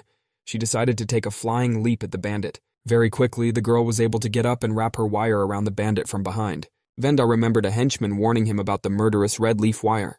The bandit realized that the girl was attacking him from above. He grabbed the wire with his hands. Beyoncé's girlfriend looked at the thug with consternation. Vanda shouted groggily to her rival that he had finally caught her. Then the thug turned around and managed to grab the girl with his hand. He knocked her to the ground. Beyoncé was knocked unconscious by the powerful blow. The bandit swung around to finish her off. The exhausted Beyoncé girl stared unseeingly in front of her. On the 4th floor, police officer Lin Qiong walked by herself through the corridors. She recalled how Captain Gu had promised to bring his team. Captain Gu told police Lin Qiong that the 6th floor needed support. He told her to go in the back with the team. Lin Qiong looked carefully in front of her and noticed that the entrance was blocked. A policewoman heard loud cries for help. She was frightened and surprised. Lin Kun noticed as something began to cling to her shirt, and it began to tear. The cop realized she would have to move forward slowly. She heard a woman's voice ahead. The policewoman ran. She shouted loudly ahead that she was on her way. Suddenly, Lin Chong stopped. She felt that she couldn't advance any further. The policewoman felt that if she moved now, her clothes would be torn to shreds. Lin Chong continued to hear long cries for help very close by. Police Ling Chiang stood in indecision. She unhooked her clothes and decided to move on. An agitated policewoman decided she had to slow down or all her clothes would rip. At this time, Lin Chiang heard a suspicious buzzing sound nearby. Something was flying near her. Looking closely, Lin Chiang noticed that a huge and dangerous wasp was flying beside her. The policewoman thought to herself fearfully, what could a wasp be doing in a place like this? The woman was frightened. She could not understand why the wasp had landed on her chest. The insect looked at the policewoman carefully and slyly. Lin Chiang thought that if she didn't move, the wasp wouldn't sting her. At this time, the wasp rose from the body of the Ling and prepared to fly away quietly. The police line still continued to hear cries for help.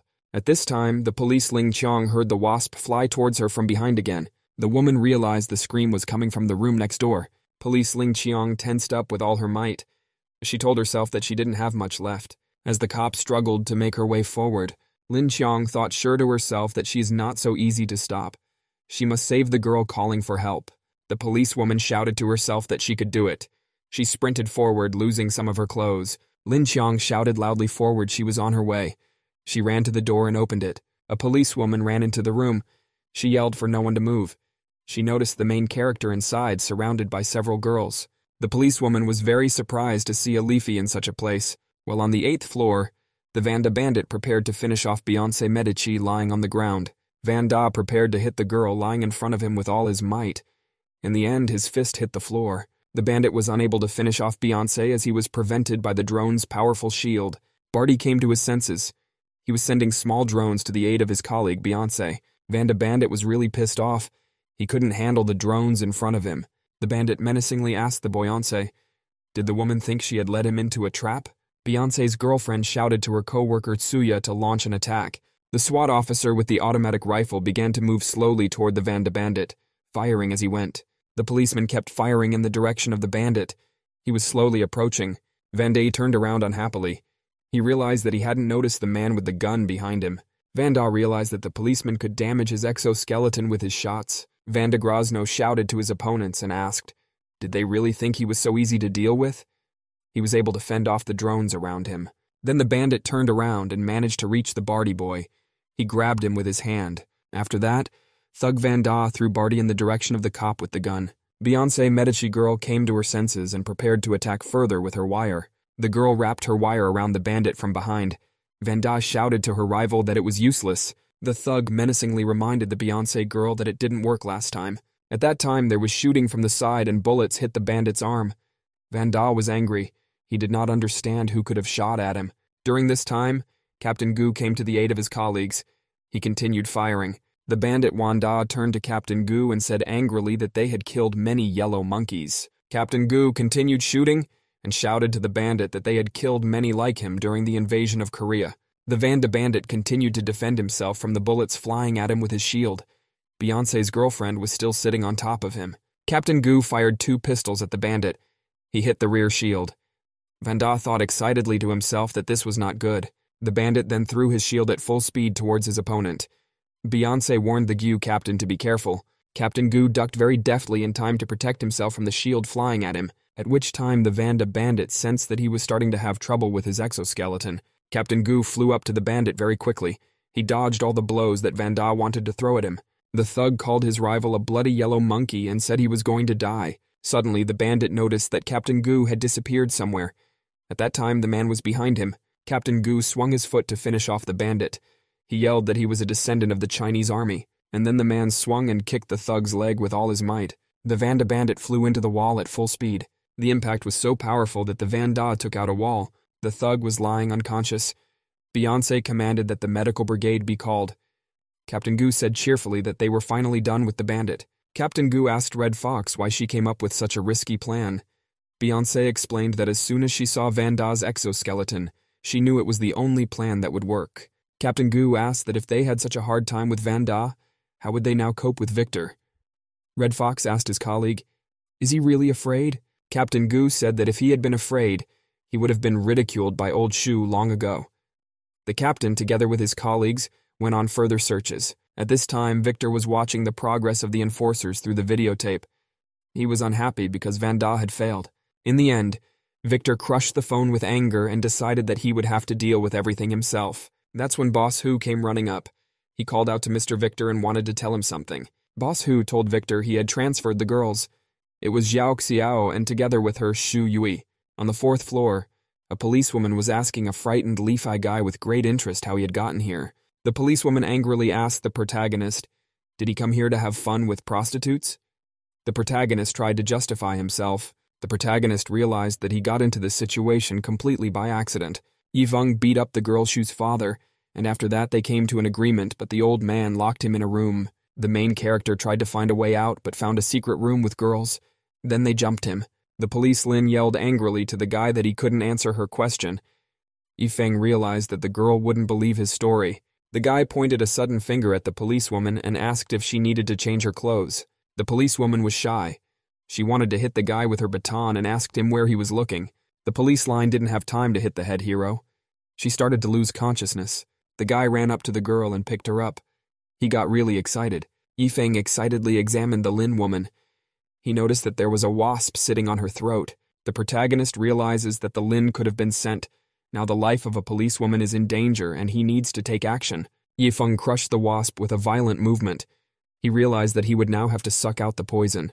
Police Lin, in a scared voice, first asked the guy what he wanted to suck. After that, the girl shoved the guy away from her and yelled that he was a pervert. The protagonist said in a confident and frightened voice that he would not let the woman die in front of him. The woman was surprised at such words. She looked at the protagonist in surprise. The policeman's Lin yelled to Yifeng that she was all right. The guy said fearfully that the poison in the girl's body must be at the level of her leg. Yifeng said to avoid embarrassment, he closes his eyes and sucks out the poison, although it will be difficult. The guy touched the girl's stomach with his lips. She screamed that it was her stomach. Lin yelled for the guy to go lower. Yifeng replied that he knew where it was. The protagonist looked at the big chest of the surprised policeman. He decided that the right place was here. After that, Yifeng grabbed the girl's shoulder with his lips. He thought to himself what it was like. In a romantic impulse, Yifeng thought it was like licking ice cream for him. Yifeng, still licking his shoulder, asked Lin, "Is this the right place?" The policewoman said it was the shoulder and that the guy needed to go lower. The protagonist, with his eyes closed, lowered himself to the foot of the Lin. He decided that the site of the infection was here. The girl started fighting back and waving the guy off with her baton. She yelled for him to get away from her. After calming down a bit, the policewoman said she got worried when she saw Yifeng's face nearby. The protagonist said that he had to save the girl's life. Then the protagonist walked up to the girl Lin grabbed and kissed her with his eyes closed. The protagonist felt a strange feeling and an unusual sensation for him. Yifeng detachedly felt as if he were in a field with flowers that were full of life. The Lin was very confused. The protagonist couldn't understand why he couldn't suck out the poison. The policewoman grabbed the guy's head with her hand and yelled that he was an idiot. Lin forcefully pulled the guy's head down and said shyly, "Her foot here." Yifeng told the shy girl that since the place was here, he would start sucking out the poison. After the suction procedure, the protagonist spit out the contaminated blood from his mouth. He told the girl that her life would not be in danger now. Yifeng explained to the policewoman that she had been stung by a very poisonous wasp. He added that the Lin was very lucky to have him around. The protagonist looked around in surprise and noticed that the policewoman had escaped. At that time, on the 8th floor, Boss Victor was sitting on the sofa surrounded by 2 girls. Victor asked the girl Xiao to show him her performance. Afterwards, he told Shu Yu that he had a proposal for her. At this time, Beyonce's girlfriend and her coworkers were sitting near the entrance to the room. At this time, Victor told the girl Shu Yui that her father owed money and was being held on the 4th floor. Beyonce told her coworkers that Victor was inside and to get ready. Captain Gu S asked the woman, "What is Victor doing?" The girl replied to the captain, the lip that the report reported the great lasciviousness of Victor's boss. Beyonce added to the outraged Captain Gu that Victor would pursue the woman using different methods. At this time, Victor slyly told the Shui girl that he would let her father go if she had a couple drinks with him. Shui Yui was incredulous at Victor's words. At that time, Victor discreetly threw a pill into the glass. Victor handed the girl a glass with a drink. He thought to himself that once she drank, he could do anything he wanted to her. Shu Yui held out her trembling hand for the drink glass. At this time, Beyonce ran into the room and yelled for Victor to stop. The girl grabbed her wire to use against Victor. She yelled to the boss that he was going to die today. Victor jumped to his feet. He asked the Beyonce girl in surprise. Had the girl finally arrived? Victor then kicked the table with all his might. He shoved the Shuyui girl aside. As Captain Gu flew overhead to attack Victor, Captain Gu grabbed Victor's arm with his hands during the landing. Captain Gu pounded Victor with all his might. Beyonce's girlfriend threw a wire over the boss's head at the same time. Yifeng went up to the 4th floor in the karaoke club and saw a girl running away there. The guy was surprised. He didn't understand what had happened and why everyone around him was panicking. Suddenly the protagonist was startled. He heard the loud sound of a gunshot. Yifeng immediately plopped down on the floor. He decided to protect himself from the flying bullets after the shots. The chief couldn't understand why he hadn't heard gunshots before. He thought that this place had good soundproofing. Yifeng realized that the shots were coming from around the corner. He pulled himself up and scrutinized what was happening around the corner. There was gunfire in the center of the Great Hall. There were dead bodies everywhere. The bandit put a gun to the girl's head and shouted to the police that if they came near, he would kill her. Yifeng thought there was a terrorist attack. A policeman shouted at the bandits to surrender. The criminals responded by opening fire and shouting that they would kill the police officers. The bandits shot at the policemen. They hid behind a table to escape the bullets. The ringleader had the girl in his sights. He shouted to the policemen that if they fired, they would kill the hostages at once. Yifeng thought to himself excitedly that the matter was bad. A little earlier, police officers were communicating with Beyonce's girlfriend Medici to help her storm the 8th floor. Beyonce told a flustered Captain Gu that Victor has hostages that he will use as human shields, so they can only count on themselves. Beyonce commanded her subordinate Sui to find a normal position. We needed to distract Victor from the hostages and strike one last blow. The girl prepared to grab Victor with her wire and shouted that his misdeeds had come to an end. Beyonce put a wire around Victor's neck. It had no effect on the thug, the girl wondered. Victor asked angrily, did Beyonce really think her tactics would work on him? Victor put his hand on Captain Gu's head and said in an important voice that he was the Russian superior captain. There was some kind of impact. Victor's body began to transform. He tossed aside Captain Beyonce Medici's girlfriend. Victor's bandit body became covered in advanced nanobronze. He asked angrily to the police officers, did they really want to defeat him with such tactics? A refreshed Victor told the cops that they would use their own blood.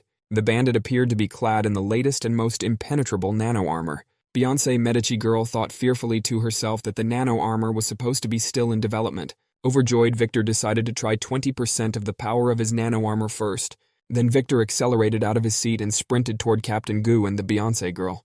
Victor then grabbed Captain Gu with a swing and knocked him to the floor with all his might. Beyonce, looking at Victor in the nanosuit, thought fearfully that he was very fast. As the police sniper approached the scene with his rifle, the sniper decided to hit Victor with his rifle.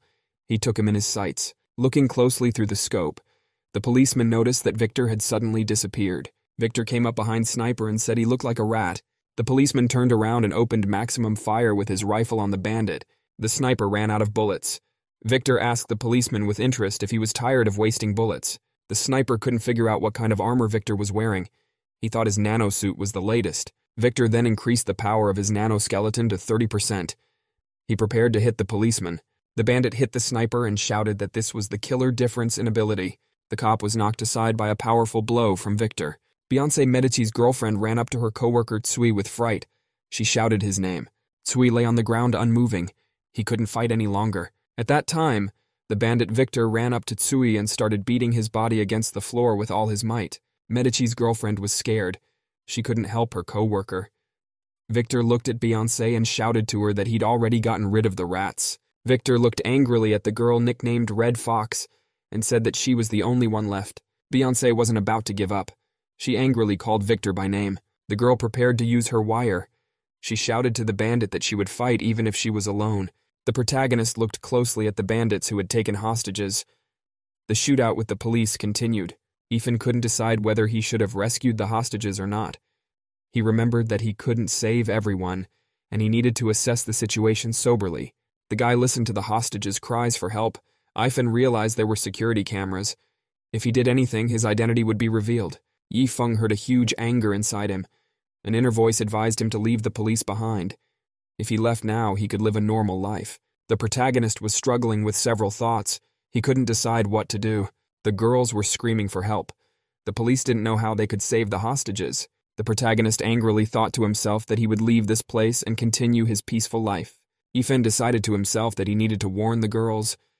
He picked up his phone to make a call. The guy called Xiao Xiao's girlfriend's phone and told her that the karaoke club had become dangerous. They should leave the place immediately. At that time, the bandit Victor answered the phone.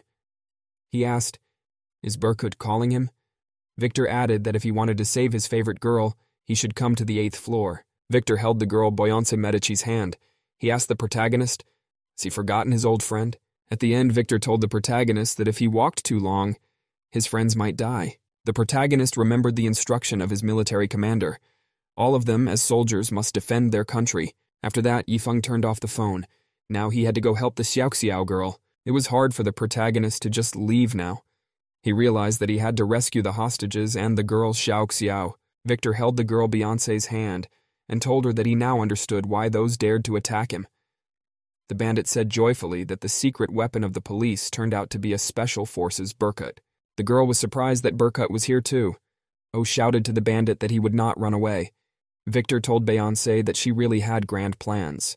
Victor asked the Beyonce police officer why she's been following him for 2 years. Beyonce Medici asked Victor if he remembered that terrorist attack in Flower City a couple years ago. Beyonce told the thug that her girlfriend had died in the attack. When she found out Victor was behind the attack, she vowed to make him answer for what he had done. Victor impatiently shouted to Beyonce that she was about to meet her girlfriend. He was getting ready to hit her. At that time, a sudden shot rang out and a bullet hit Victor in the head. It was Captain Gu who fired. Victor was surprised that the captain was still alive. Beyonce's girlfriend yelled at her co-worker to get out of here. Captain Gu replied that escape was not his style. He took aim and began to shoot the bandit further. Victor then threw the Beyonce girl with a big swing in the captain's direction. The bandit yelled to the captain to pick up the gift. Beyonce Medici's girlfriend flew at him at high speed. The girl knocked Captain Gu off his feet at high speed.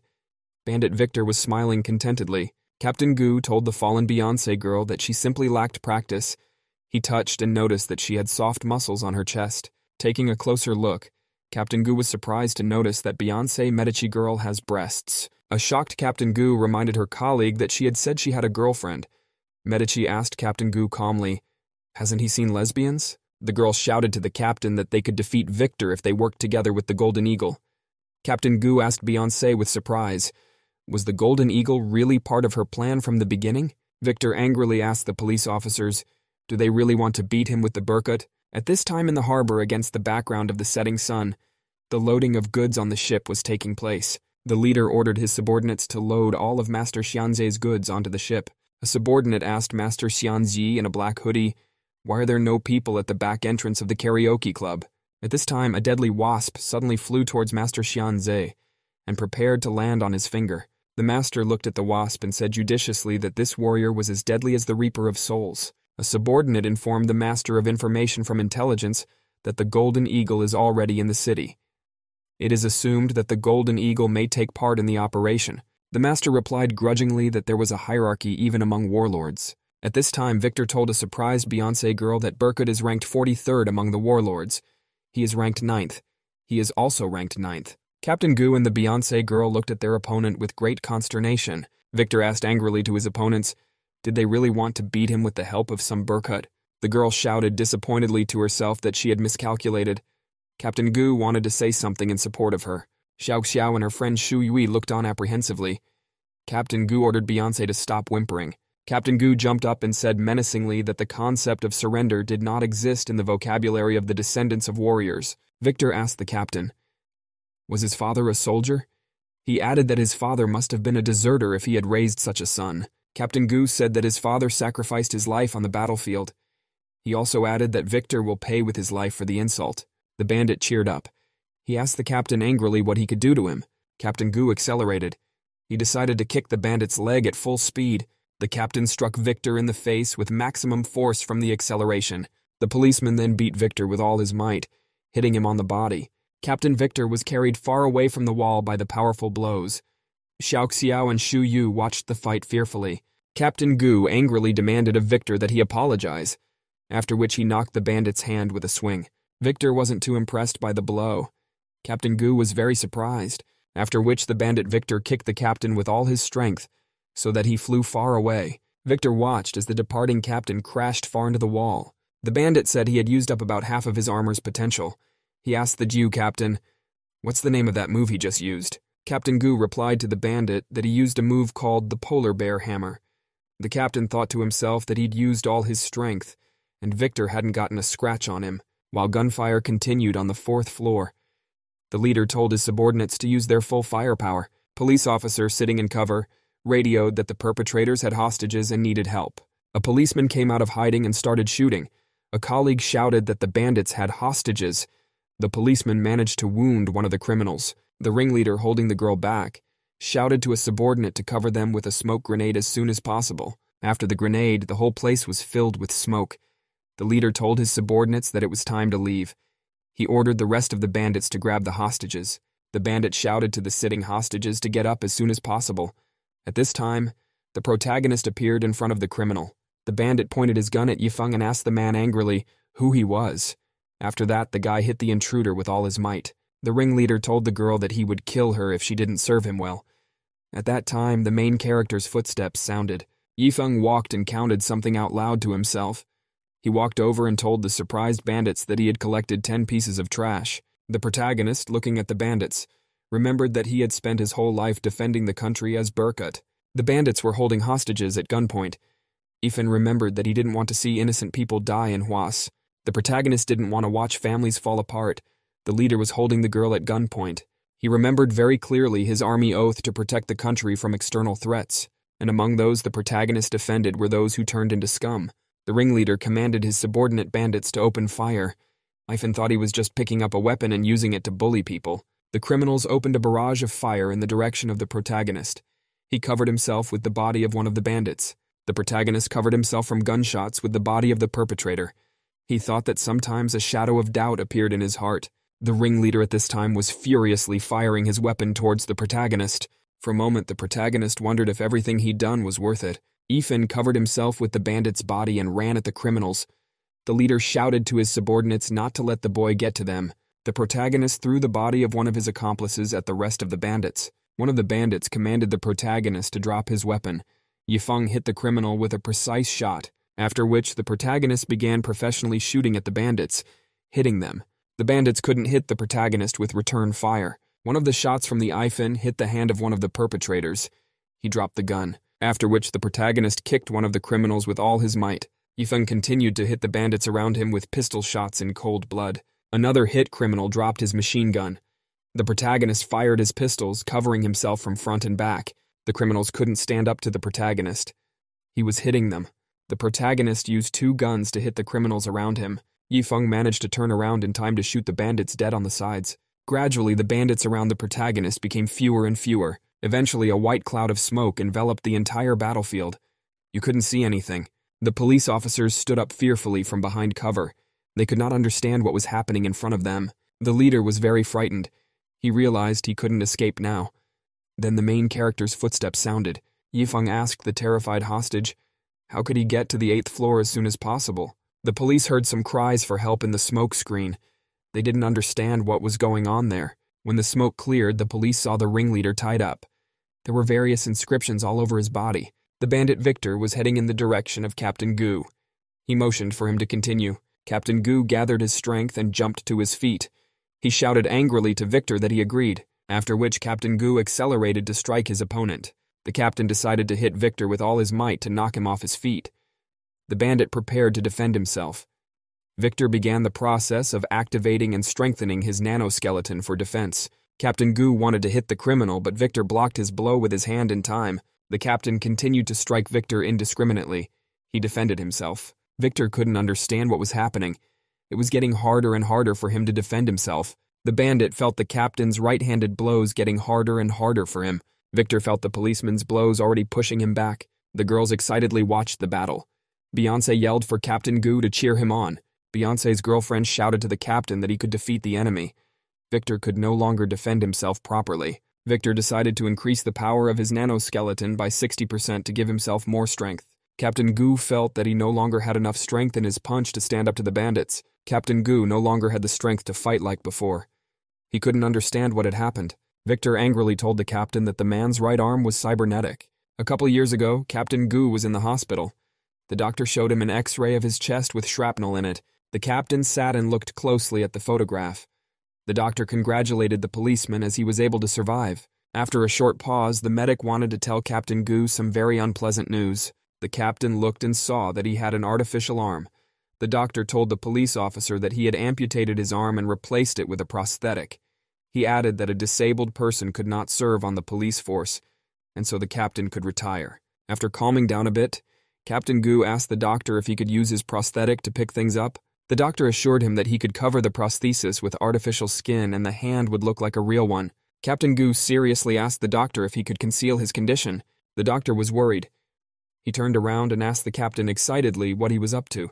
The policeman said menacingly that he wanted to continue his career even with a prosthesis. The doctor told the captain that he would make his life difficult for him if he did so.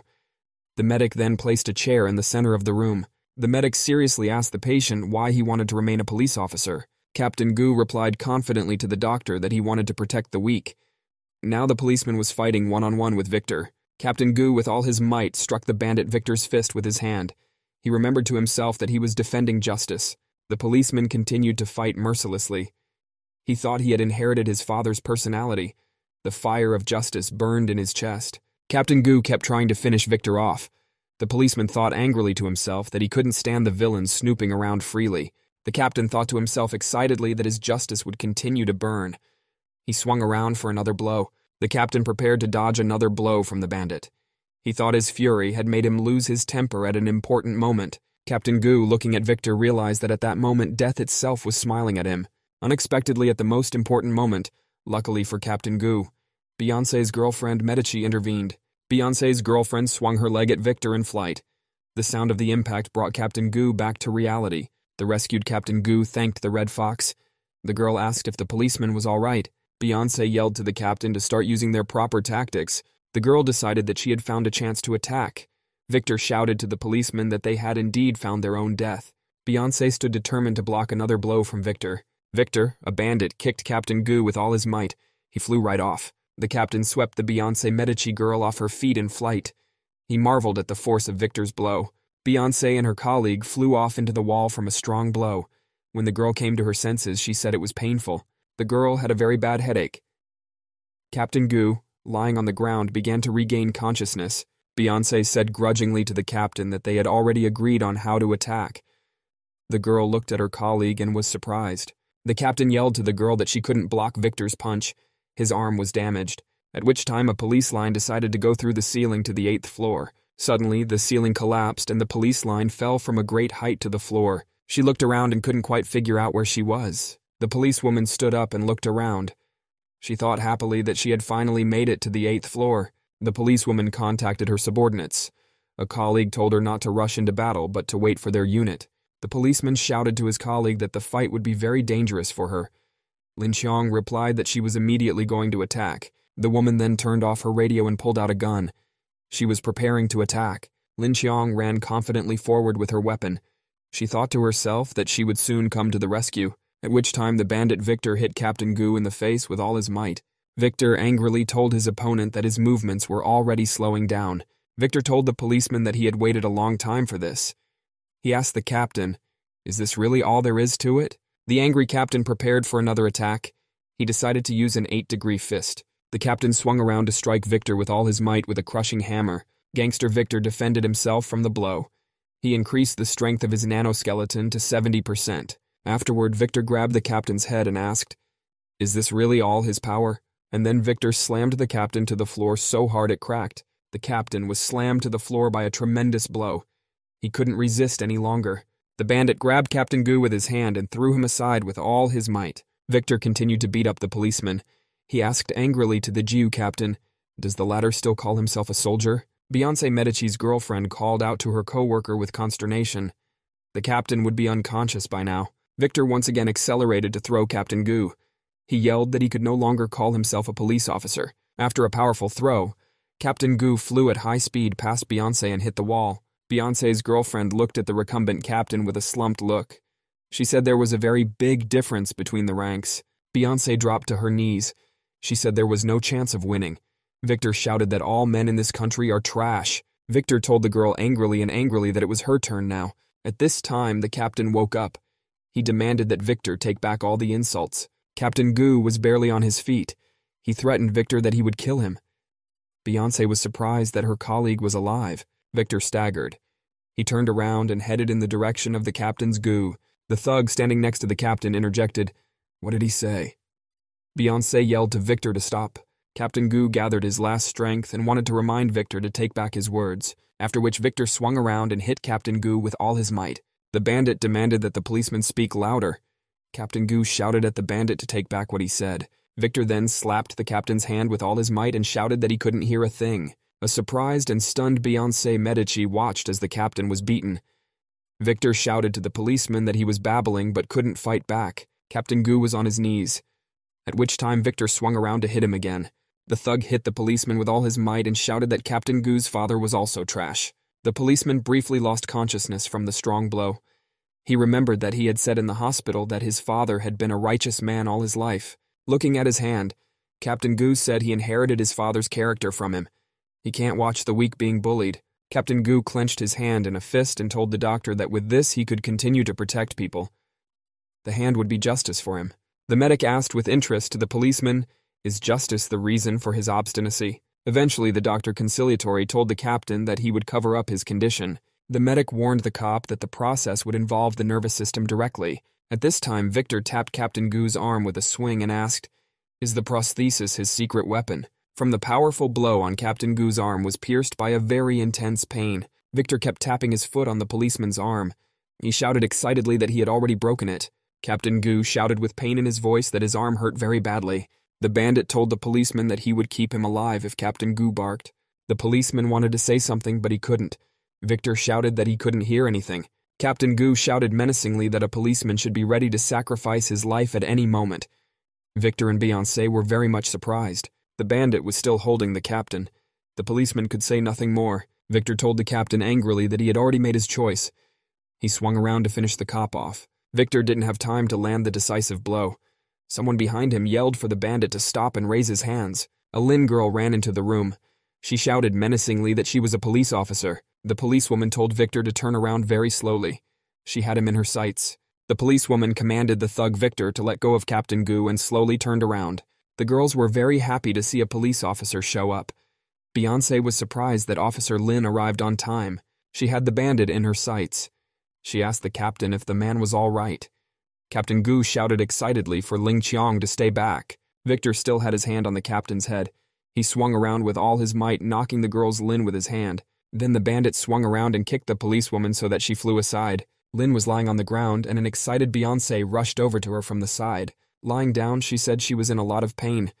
Beyonce and other girls were next to her. The protagonist was on the 8th floor. He thought to himself menacingly, who could defeat a monster like Victor? Beyonce yelled for the cop to stop right there. Lin prepared to attack further. Victor was easily able to defend himself with his arm against the blow from the police linchpin. The bandit shouted very angrily to the police lineman that he was sick of playing with her, after which Victor swung around and launched the policewoman sideways with all his might. After a long flight, a cop almost crashed into a pole. Beyonce rushed to her aid. Beyonce made it in time. She shielded her body from hitting the pole. The policewoman asked Red Fox if she was okay. Beyonce said not to be so reckless. Beyonce then commanded her co-worker to back off. Captain Goo shouted with his last strength to his subordinate Ling to retreat as quickly as possible. The captain kept yelling at the policewoman. She yelled that if the Lin hasn't back off, they're all going to die here. Victor angrily told Captain Goo that no one was escaping anywhere from this place, at which time someone from the side shouted to the bandit Victor to stop. The police lynch grabbed Victor's arm and demanded that he let Captain Goo go. Captain Goo was very much frightened. He called out to Lin Qiang in an agitated voice. The hostages were very frightened. Chu Yui shouted that they would all die soon. Xiao Xiao consoled her. The police lynx menacingly told Victor that she knew who she was. The bandit knocked the policewoman to the ground and asked cheerfully what she was mumbling about. The policewoman remembered her father. She remembered the day she became an honorary police officer. The father told his daughter to absolutely never cry when she was having difficulties. Lin lifted herself up on one arm. She shouted that a police officer should never give up. Barely alive, Captain Goo looked at his subordinate with great fear and surprise. Victor tapped the policewoman's arm with a swing. He asked her with interest what was next. The bandit stood and counted the number of victims in front of him. 4 girls lying on the floor. The bandit looked at the girls carefully. He couldn't decide which one to start with. Victor made a choice. He extended his hand towards the Xiao Xiao girl. The bandit wanted to grab the girl Xiao Xiao. She pleaded fearfully to the protagonist. The bandit shoved Xiao Xiao and she fell to the floor. The girl whispered to be rescued. Victor held out his hand to the girl. Suddenly from behind, someone shouted for the bandit to stop. Captain Gu showed up. He shouted to Victor not to touch the girls as he was his adversary. The bandit was surprised. He turned to the policeman and asked if he really wanted to die first. Victor raised his hand. He prepared to crush Captain Gu once again. Captain Gu was still on his feet. The bandit marveled what amazing willpower the policeman had. Victor swung around to finish off the cop. He yelled that Captain Gu was about to die. At this time, the protagonist appeared next to Captain Gu. Yifeng told the policeman that he sensed his strength from afar. Victor turned to the protagonist and asked the man in a calm voice, "Does he see the difference between the two?" The bandit told the protagonist that he would not spare him. Yifeng told Captain Gu that he respected his willpower. The protagonist extended his hand toward the captain. Victor was a little surprised by Burkut's actions. Yifeng, holding the policeman's hand, thanked Captain Gu for fighting courageously. The main character leaned the captain against the wall and told him to rest, and he would take care of the rest. Victor said the others had passed out. The bandit asked Burkut why the latter was ignoring him. Yifeng angrily asked his rival, did the latter mock his friend? Victor looked angrily at his rival and said that he was very guessing. After that, the bandit hit Yifeng with a U-turn and said he would beat him to a pulp. Victor was surprised when the protagonist addressed him in a calm voice and called him bro. Yifeng withstood another blow and asked Victor if they happened to know each other. Li Yifei wasted no time in punching Victor in the stomach with all his might, knocking him aside. The impact was so powerful that Victor was blown far into the wall at the other end of the room. After the blow, the protagonist caught his breath. He looked at the unconscious policeman lying there. Victor came to his senses very quickly. He decided to attack the protagonist while he was smoking. Victor quickly and confidently jumped to his feet. The protagonist prepared to defend himself. The bandit told his rival Golden Eagle that he would not have 70% enough to defeat him. He asked Yifei if he remembered him. Yifei looked excitedly at the bandit. Victor asked Burkut if it had finally come to that. The protagonist called the bandit by the name of Li Chung-shin and remembered immediately that he had already shot this Korean captain. After that, Yifei called his rival Sanbad. After that, the boy remembered that Sanbad was black and tall. The protagonist revealed excitedly that he recognizes Victor's height and skin tone. Yifei confidently called his opponent a Nixia captain who uses the finger-killing technique. The bandit cheerfully told the Golden Eagle that he had a bad memory. He added that he would make Yifei remember. Victor activated Cyclops mode in his nanosuit. The protagonist was still standing motionless. After modifying the nanosuit, the bandit gained 100% power output. Yifei stood in front of Victor ready to defend himself at any moment.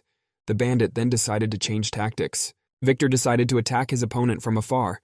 To do so, he picked up a huge stone from the floor. The bandit, with all his might, kicked the stone into flight. The protagonist repelled the stones flying at him with his bare hands. Yifei couldn't defend himself in time. Victor shouted to the Golden Eagle that he was acting too slowly. A satisfied Victor called Burkut by name. The protagonist looked excitedly at his opponent. Yifei continued to attack the bandit's arms to no avail. Victor shouted that Burkut's blows were very weak. The bandit prepared to hit the guy with his arm from the side. He yelled to the Golden Eagle that he had to hit harder. The protagonist felt his strength waning. The bandit at this time laughed menacingly. Victor accelerated for another punch and yelled that he was sick of playing with the main character. The bandit then attacked the Golden Eagle with a merciless blast. Bandit continued to throw punches at his opponent and yelled that he couldn't even respond. Victor swung around for another blow and reminded the protagonist that all soldiers are weak. The bandit looked menacingly at the Golden Eagle and reminded him once again that absolutely all soldiers are weaklings. Suddenly, Victor was afraid. The protagonist looked at his opponent with a powerful gaze. He continued to fend off all the blows. Victor bounced away. He felt he had no more strength. The bandit didn't understand what was going on. Yifei asked, wondering why Victor had backed off. The bandit knew his opponent was weaker than him. He didn't understand why his instincts were fluttering. At the same time, black smoke appeared around the protagonist. Looking closer, Victor saw the face of a merciless monster in front of him. Yifei asked his rival in surprise, "What's the matter with him?" Victor couldn't understand. Was he afraid of the Golden Eagle? The bandit realized decisively that he couldn't lose. He raised the level of strength to 200%. At that time, Xu Yingying was in the Huayang Company building. Suddenly, a cup on her desk cracked by itself. The woman stood up and was surprised to notice that the cup had cracked on its own. After that, the woman developed cracks on her clothes. Ingjin got excited and thought it was a bad sign. Afterward, the woman's phone rang on her desk. Ingjin asked the caller, Chief Zhao. What can she do to help him? The woman was surprised to hear the main character's name from Zhao on the phone, while the protagonist continued to fight. Victor was preparing for the attack after upgrading his nanosuit. The excited Ifei saw that the bandit's body had become more demonic-like. Victor shouted that he was able to increase the power of his armor by 200%. It was hard for the bandit to bear such a drastic improvement. Because of this, he had to pay the price. Victor shouted loudly that once improved, the core would be permanently damaged. The bandit accelerated and prepared to attack. He shouted to the Golden Eagle to be afraid of him. Without wasting a moment, Victor rushed in the direction of the protagonist. Ifei prepared to defend himself against the bandit with professional fighting moves. The protagonist used a skill called Dragon's Hand of 8 trigrams. Victor was almost on par with the protagonist. Ifei fought back with his palm. The protagonist was able to stop the bandit's onslaught with the strength of his arm. Victor could not understand what had happened to his nanobronze. The bandit shouted angrily that his armor could regenerate. For this reason, a blow from the protagonist would have no effect. The protagonist questioned in a menacing voice, "Will there really be no effect?" Ifei struck the bandit with a powerful palm strike. He yelled for more strikes. The protagonist shouted that he had already thrown 7 punches. Victor could no longer resist. The protagonist sped up and he had already managed to land 49 blows on the bandit. Victor's clothes began to tear. He shouted fearfully as the regeneration of his armor slowed. The protagonist pulled himself together and focused. He needed to finish the bandit. Ifei swung his arms around and shouted menacingly that he was delivering the final blow. The main character struck Victor with a double dragon blast with both hands. The police lineman barely heard the thug keep saying that such a thing was impossible. A stunned Victor didn't understand why he couldn't defeat the main character with his armor, and his regeneration no longer worked. Lin thought about the protagonist here. He's very strong if he saves her. I've shouted to Victor that he was beating him using his inner strength. The Lin girl collapsed, exhausted.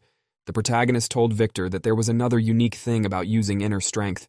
Fei hit the bandit with all his might with a delaying blast. A powerful blow finally killed Victor. He flew sideways. He couldn't understand how he could have lost. Already calmly, Yifei, holding his hands in front of him, said that he had beaten the man who had come to him once with a list of captains and instructed him not to assign him any ranks. The protagonist turned around and started walking away. He said that his position on the list had not changed since then. From the earliest times, men have been the epitome of determination. The man recalled being beaten by a lawyer after he showed up in town. He realized something important. The man realized he couldn't stop. For this reason, he put his heart and soul into training. The man's powerful workouts turned him into a pumped-up athlete. Hu brother became the best man in Asia and gained confidence in his muscles. Hu's brother was ranked number 9. He was the muscle man. Brother Hu was fully confident that he could now knock the Golden Eagle down with a single blow. Then Hu's brother kicked the door with all his might. He didn't like that Victor had put him here as a guard, after which the man suddenly heard someone calling him from outside and calling him a big guy. The protagonist asked his brother Hu in a completely calm manner, "Does this path lead to the exit?" The man was very much frightened. He thought to himself that he was now in grave danger. After that, Brother Hu plopped down frightened in a corner and shouted at the protagonist to forgive him. Ifei calmly thanked the big man.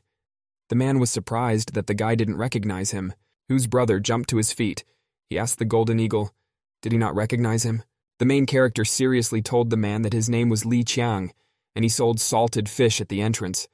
The man was angry at such words. Yifei asked the big man seriously if his name was Zhen. The man realized that the protagonist had forgotten him.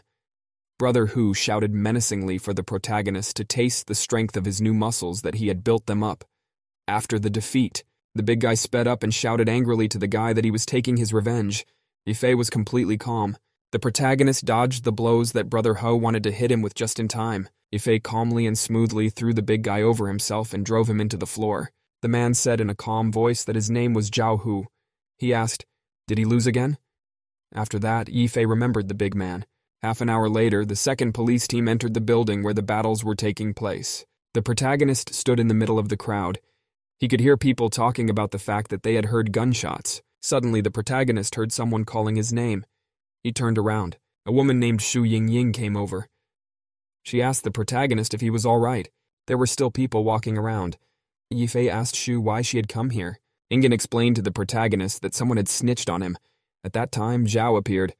He shouted that he wanted to explain something. Zhao shouted that the main character had gone to a karaoke club on the first day, after which a lot of goods were stolen from the warehouse. Yifei asked excitedly. Did someone break into the warehouse? Zhao shouted. They received a report from Dong Chenghui about the missing items. The chief accused the protagonist of stealing. Michelle said excitedly, Yifei would never do such a thing. Xu Yingying asked strictly to the protagonist, is what Chief Zhao said true? Zhao pointed at the protagonist and shouted that he had called the police, and Yifei would be going to jail soon. A policewoman came over. She asked the chief if his name was Zhao Tingshe. Chief Zhao pointed his hand at Yifei and said unequivocally that the guy was guilty. The police Lin told a subordinate to handcuff Chief Zhao as soon as possible. After that, the policeman handcuffed the chief.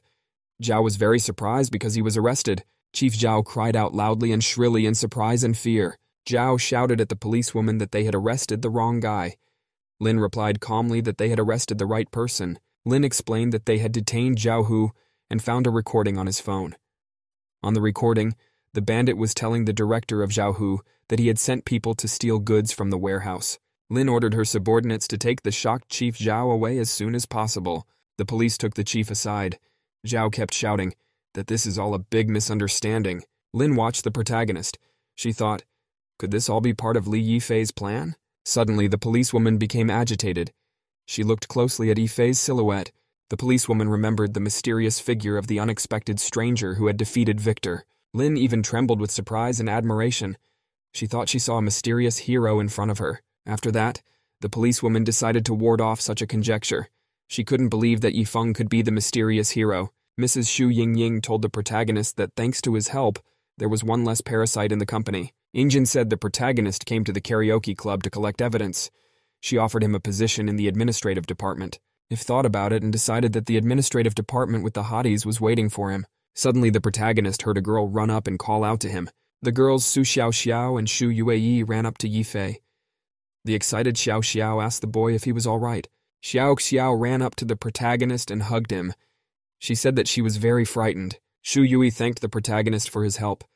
Her father asked her to thank Yifei. Shu Yui told the main character that she has no money. Yifei replied to the girlfriends that it's okay now. Shui Yui, standing next to the protagonist, told him that she could only repay him with her body. Shui Yui, standing next to the protagonist, said that she could give him her heart. Shui Yui girl's words made Shui Yingying very agitated and wary.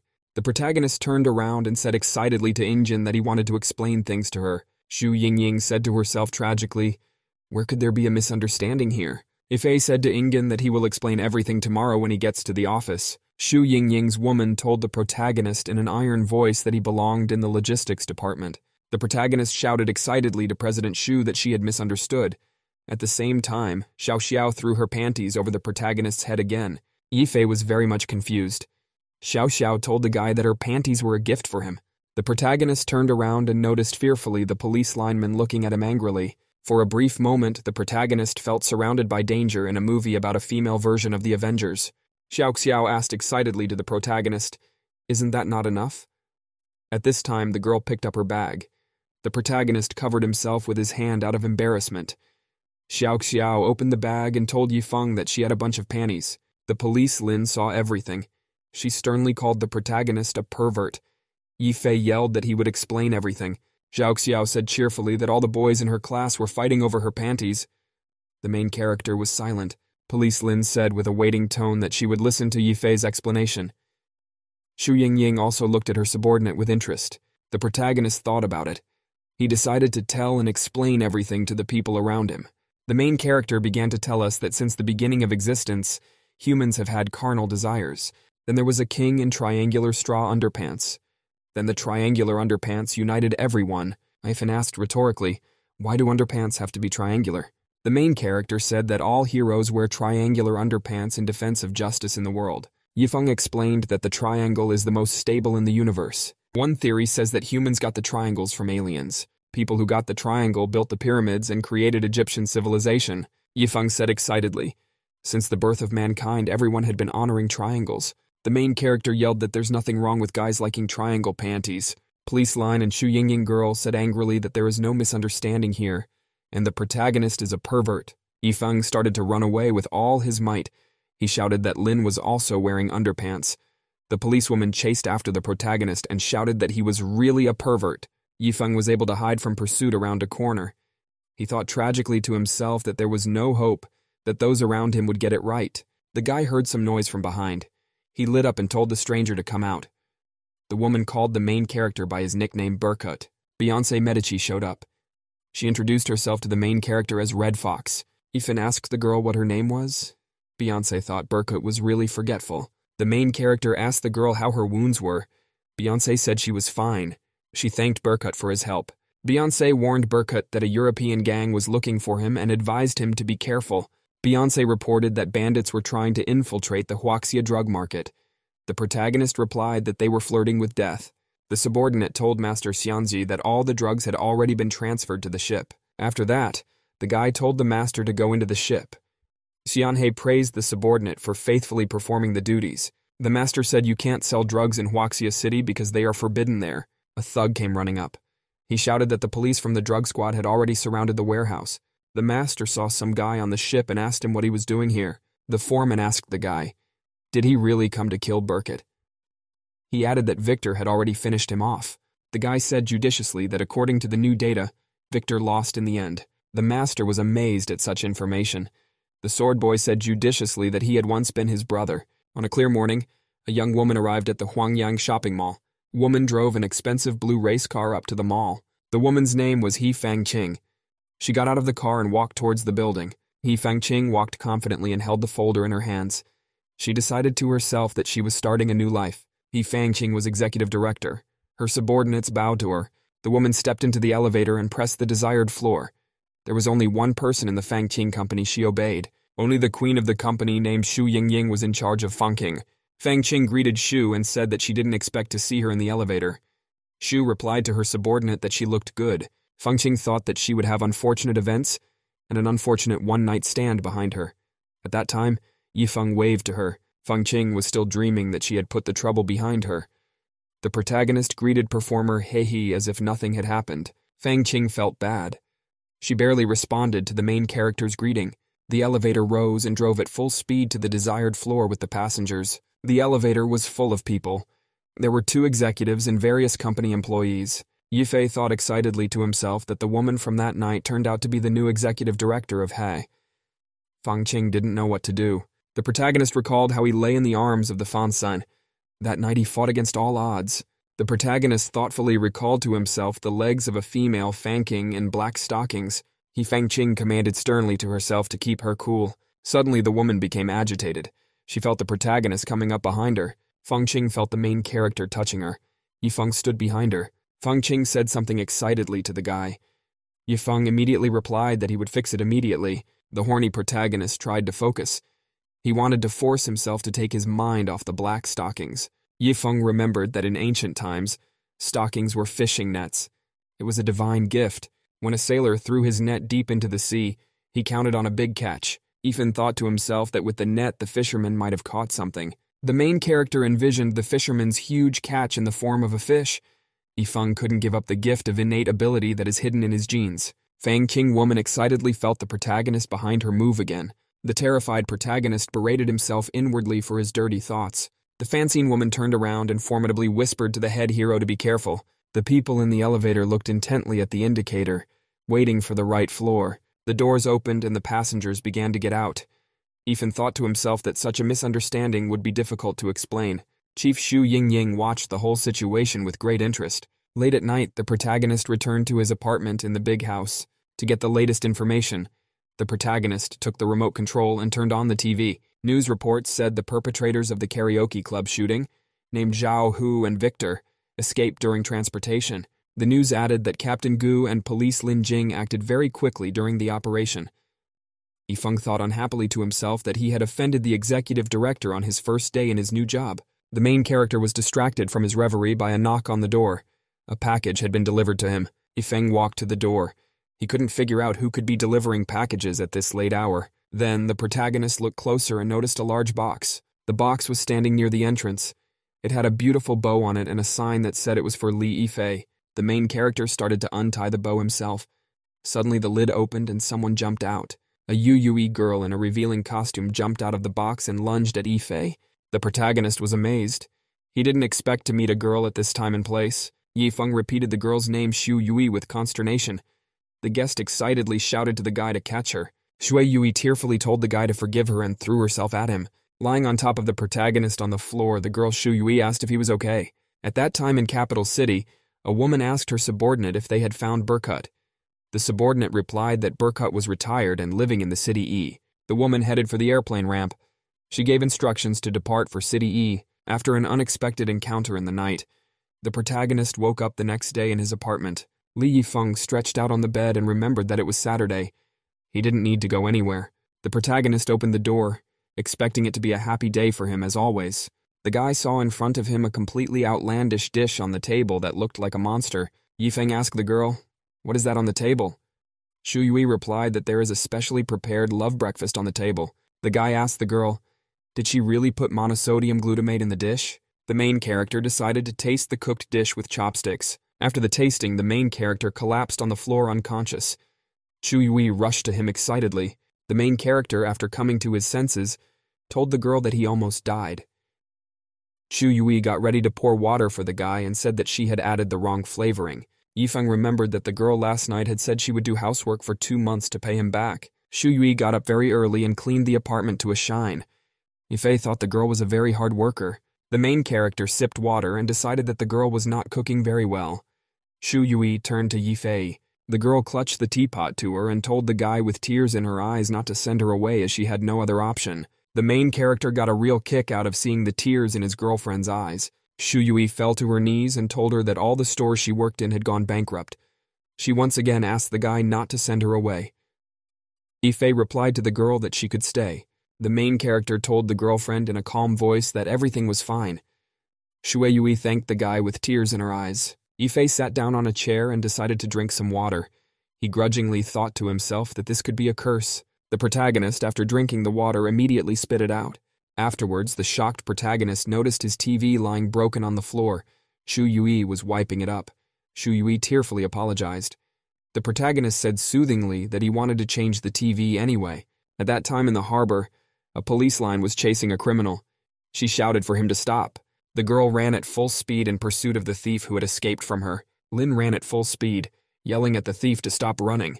The perpetrator in the green sweater shouted for the policewoman to surrender, as she had already run 2 kilometers behind him. The thief thought he had decided to steal a wallet today, but he was suddenly seen by a police officer. She pulled out her baton and shouted at the perpetrator to stop.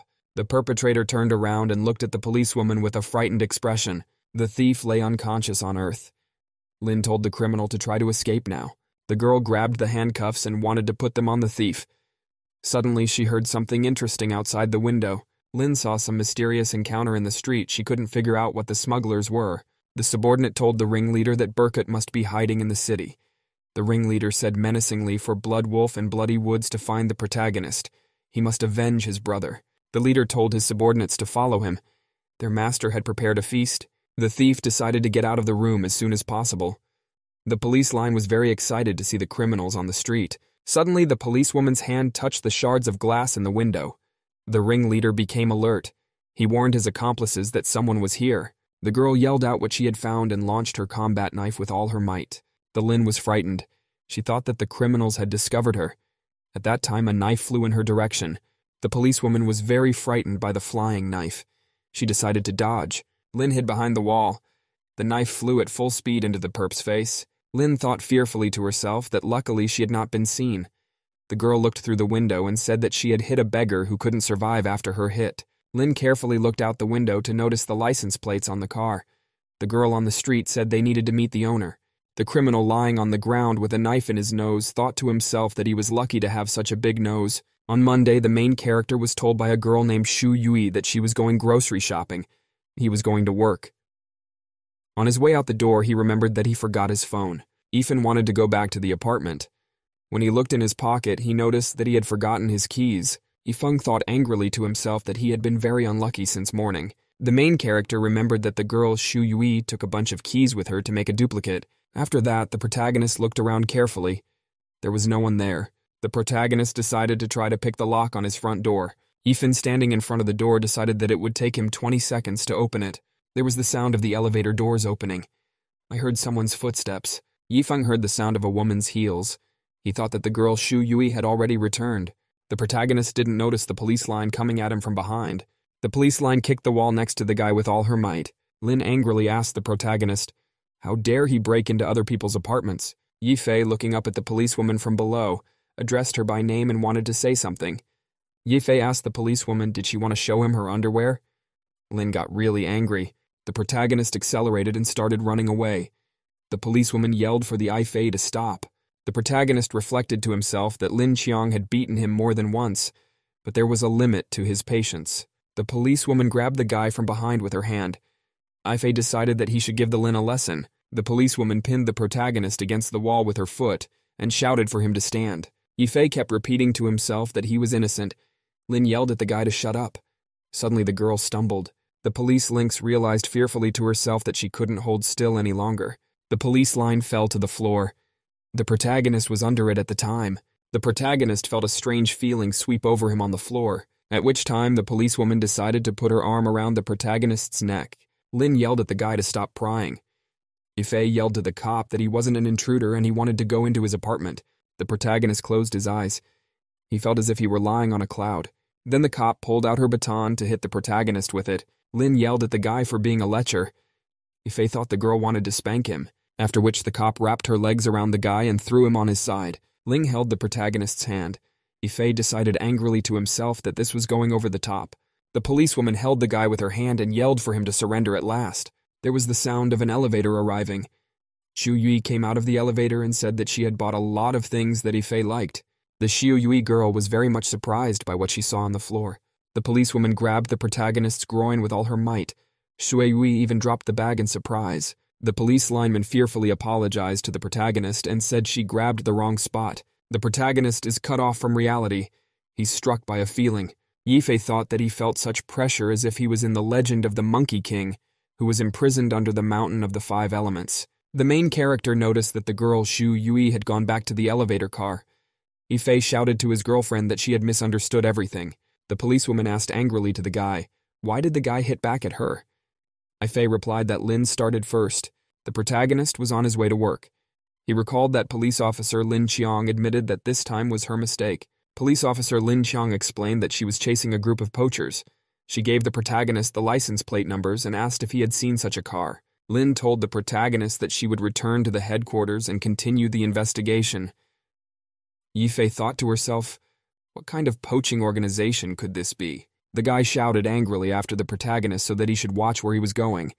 The servant told the guy named Mr. Sun not to be angry because Mr. Xiao was coming. Sun approached the car. He said angrily that Xu Yingying does not see at all what she is losing. The servant told the boy he'd have time at tonight's banquet. At this time, the protagonist received a message from his boss Ingen. Ingen ordered the main character to pick her up and take her to the banquet. She reminded her about the dress code. In the evening, the protagonist arrived at Ingen's mansion. He called his boss and told her that he was waiting for her downstairs. Shui came out to the protagonist. Yifei asked what event was the banquet in honor of. Xu Yingying replied dreamily that the banquet would be in honor of the city's first beauty. The protagonist arrived at the hotel at night with his companion. He opened the car door. As she got out of the car, Xu Yingying told the protagonist that he would now be her bodyguard and friend. All the guests marveled at how beautiful the woman was. Xu asked the protagonist how her outfit looked. Yifeng replied to the boss that she looked great. The protagonist asked his boss why he should be her friend tonight. Ingen explained that she would be drinking tonight. The main character would have to stop anyone who wanted to drive her home. Yifei asked her boss, is there anyone who might wish her harm? Xu warned that there would be a troublesome person at the banquet. Yifei asked the girl why she had come here in the first place. Ingen replied that a very important person was coming to town. She couldn't miss him. Xu Yingying dreamily turned to the guy and said that she would show him the real world. The main character opened the door to the banquet hall in front of his boss and told her to come in. The guests around were marveling at how much of a gorgeous hottie had walked into their lounge. The guests were talking among themselves. They couldn't figure out what kind of beauty was in front of them. Someone said that Master Sun had already set his eyes on Xue Yingying. The main character overheard someone saying that Master Sun had recently beaten up his manager. Injin was drinking champagne. She handed the glass to the boy and said that he would soon get used to these people. Zhu asked the boy if he had worked as a bodyguard, and he replied that he had no experience in that kind of work. The protagonist remembered that he had protected a leader. The protagonist noticed in front of him dangerous fighters with high-ranking nicknames Poison Fist and Sinner. Yifei pointed his finger at the fighters and asked the girl why they were here. Xu Yingying explained that they are mercenaries who are bodyguards. The Sinner told the Poison Fist to work hard and one day he would be able to surpass him. The Poisonous Fist replied to his colleague that he would never be able to match him. The Poison Fist said that the Sinner would be able to defeat the Ling Qiang officer. The Sinner replied that the police Ling Qiang must surely be struck by the Poisonous Dragon Fist. Ife listened with interest as the two gunmen reasoned how they would smite the policewoman. At this time, Poison Fist noticed the main character chatting with the XU girl. Poison Fist asked, surprised, "Doesn't he see President Shu in front of him?" The Sinner turned to the girl and said that Master Sun had invited her to have fun together. The Sinner asked Shu, "Does she no longer want to do business in her own city?" Ingen replied that she herself did not think she would come here until the last moment. The Sinner fighter thought for a moment. He looked intently at the girl Shu Yingying. The Sinner was examining the SU girl's outfit and breasts very carefully. Fighter Sinner noted to himself that the girl Shu Yingying had a very good figure. The Sinner offered the girl that if she would spend a couple of nights with him, he would put in a good word for her. The protagonist approached the Sinner and told him to take back his offensive words. The Sinner scrutinized his opponent and asked what rank he had. Yifei replied calmly that he has no rank. He left the army. He is now bodyguard Shu. The fighter's Poison Fist and Sinner looked at the protagonist intently. The Poison Fist thought it was funny that a former military man was standing in front of him. Shu shouted for Yifei to calm down. The Sinner came right up to the protagonist and grabbed him by his clothes. He asked him if he knew who he was. The Sinner asked angrily, "How dare the former military trash provoke him?" At which time someone came up behind the Sinner and called out to him very sternly. A group of professional bodyguards approached. One of them asked the Sinner gruesomely what he had against them. The fighters were frightened. Poison Fist timidly replied that he had nothing against it. From the fright of the fighter, Sinner even fell to the floor. Guards were standing next to him. The frightened Sinner realized that the Zhongnanhai bodyguards were now standing in front of him. These bodyguards are considered the elite. They are of the middle rank of a class. One of the bodyguards turned around angrily and looked at the protagonist. After that, the Zhongnanhai bodyguards walked calmly down the hall towards the stairs. Poison Fist shouted excitedly, which was a very eerie atmosphere. The frightened Sinner said that the guard in front of him was rank A. Yifei thought that if the Zhongnanhai bodyguards had come here, then it meant that a very important person had come here, at which time someone in the audience shouted that the sister had arrived. Everyone looked up. At this time, a beautiful girl started to descend the stairs from above very slowly. The girl had long red hair. Her name was Su Mengxin. She was the first beauty of China. The main character remembered this girl. He'd seen her once in the service. Yifei was very excited. He thought to himself, what could be the purpose of the most beautiful woman? The girl was walking down the hall. All the guests were very much enraptured by her beauty. Yifei realized he was looking at the right girl. Everyone around him rushed over to Miss Su. Shu said she'll be gone for a while. The protagonist can get something to eat in the meantime. Yifei decided to take a sip of champagne. He decided it was a good time for him to eat something. At this time, Miss Su was surrounded by a large number of fans. They all wanted to talk to her. Su girl was completely silent. She held her glass in her hands and looked at the people around her. The Sinner looked at the girl and said she was very beautiful. He added thoughtfully that he would die peacefully if he spent the night with Miss Su. The Sinner said the bodyguard had messed up their plans. He added that he'd beat him to death if he saw him. The Poisonous Fist indicated that the protagonist was walking towards Zhongnanhai's bodyguards. The Sinner shouted that Yifei was now a dead man. The protagonist calmly turned to the standing bodyguards. They looked at him in surprise. Yifei said quietly to one of the guards that he too was in the capital troops. The guard asked, what unit was the main character in? The protagonist said that he was already in the same unit as the guards. He then gave the guard his phone number and said that he suggested they meet for a drink. The guard looked at the protagonist very incredulously. He interjected, did they serve in the same unit? Sinner looked at the protagonist in surprise. He figured the guards were about to beat the IF. The guard extended his hand to Yifei and said that they were now brothers. He added that they would drink together when they had free time. The fighter's Poison Fist and Sinner looked at the guards and the protagonist in surprise. Yifei stood and listened as someone from outside called out to the XU girl and said that she was very beautiful. Shu Yingying asked Master Sun affably how things were going. Sun Dongjian was the son of the owner of the Tianli group. He asked the girl why she had declined his invitation. Ingen told Master Sunu modestly that she was busy until the last moment. The protagonist noticed that Master Sun had taken the champagne glass behind his back. Aloud, Sun told the girl that her apology sounded implausible. The protagonist noticed Sun Guy throwing some kind of pill into the girl's glass. After that, Master Sun decided to offer the Shu Yingying girl a drink. Sun held out a glass to the girl and told her to drink it as an apology. Shu looked at the glass with uncertainty. She reached out her hand for it. At that time, someone called out to her. The main character ran up to the girl with his phone and said someone was looking for her. Xu Yingying turned around and started to leave with the main character. She apologized to Master Suna. Master Sun was very disappointed. He looked unhappily at the departing girl, while security guards outside the hotel kept a close eye on what was going on. Suddenly, the killer girl appeared. She was covertly sitting behind the unsuspecting guard. The assassin threw herself into a rapid sprint. She thought to herself that infiltration was child's play. The assassin recalled what her head had said about Su Mengshin's arrival in the city. He was alarmed by the time of arrival. The headman then warned of the possible danger to them of the union of Su Mengshin and Berkut. The leader emphasized the importance of killing Berkut. He reminded the girl that she was only an assassin. The killer thought to herself that this banquet has a terrible security system. The assassin thought to herself that her leader was just imagining things. Suddenly, the killer spotted a police lineman standing there with a flashlight. The killer was very surprised to find someone unexpectedly on the road. The police officer remembered that the license plate she had found could only belong to an elite businessman. The policewoman remembered that the license plate she had discovered could only belong to an elite businessman. The assassin prepared to attack. She didn't realize how she was discovered. The killer prepared to attack the cop. She drew her combat knife. The policewoman asked the stranger who she was. The killer prepared to throw a knife, and then the stranger swung the knife at the policewoman. The cop got really scared when she saw the knife coming at her. At the last moment, the policewoman was able to dodge to the side and the knife hit a tree. The killer was very surprised that the policewoman was able to dodge. Police line seeing the knife, she immediately remembered that she had seen the stranger before.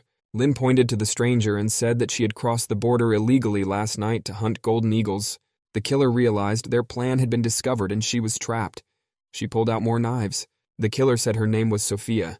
She asked the police line what her name was. Yifei shouted to the girl Ying that Master Sun had added something to her drink. Shui thanked him. The protagonist asked the supervisor, "Can't she talk to the VIP?" Shu looked at the beautiful Su and said that she was going to work with Sun Nenhui. Ingjin said, "Judging by the expression of the guy's eyes near the beauty Su, the woman will be just a toy for him." Ying told sadly she knew a female manager who jumped off a building.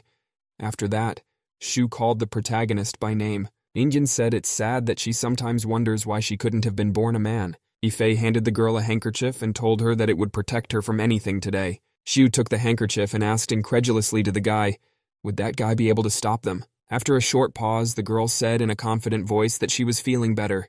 The protagonist turned to his companion and said they had to go. Shu took the guy under her arm. The protagonist asked his companion, does she really want to use him as a shield? Master Sun was still inside the banquet hall. He looked angrily at the returning Injin. The girl told Mr. Sun that her boyfriend named Li Yifei was beside her. Mr. Sun said angrily to Ingjin that she had taken a stranger under her arm to pose as her boyfriend. Shui thought for a while, and then the girl came close to the surprised protagonist. Shu's face was right next to his. Yifeng's face had a trace of Yingin's kiss on it. The protagonist realized that the girl had taken the initiative. Mr. Sun was very unpleasantly astonished to see such a scene before him. The Injin girl quietly told the surprised protagonist to play along. Shu said excitedly that Yifei lasted a couple rounds last night. The protagonist replied in a tone that he was known as a paragon of male beauty. Ingjin said in a worried voice to the main character that they could do it tonight. Yifei agreed loudly and clearly out loud with this suggestion of the girl's. Mr. Sun was very disappointed and displeased with the words he heard from the girl. Ingjin snuggled up to the main character and told Master Sunu that her boyfriend was standing next to her. Master Sun shouted to the girl that Ta could not be with the guard since they had different statuses. He also threatened that Xu Yingying would regret a lot. The guy was walking disgruntled through the hall. Someone asked indignantly to Mr. Sun who dared to offend him. Master Sun ran up to the fighters Sinner and Poison Fist. She demanded them to break their legs to the protagonist. Sinner asked Yifeng menacingly, how dare he provoke Master Sun? The main character told his girlfriend to be careful. Chu told Master Sun that love cannot be measured by money and status. Someone among the guests said fearfully that young Master Sun was now quarreling with someone. The beauty of the Sioux distracted herself from her fans and looked at the conflict in the room. After that, Mr. Sun told the Xu girl that his father could fire her. Master Sun said that his father was talking to a VIP for now. He threatened that his family would be the main one in commercial circles.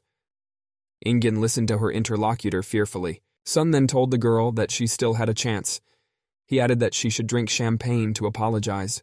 Mr. Sun held out a glass to the girl. He asked Ingjin how would she like that. Sun was still holding the glass in his hands.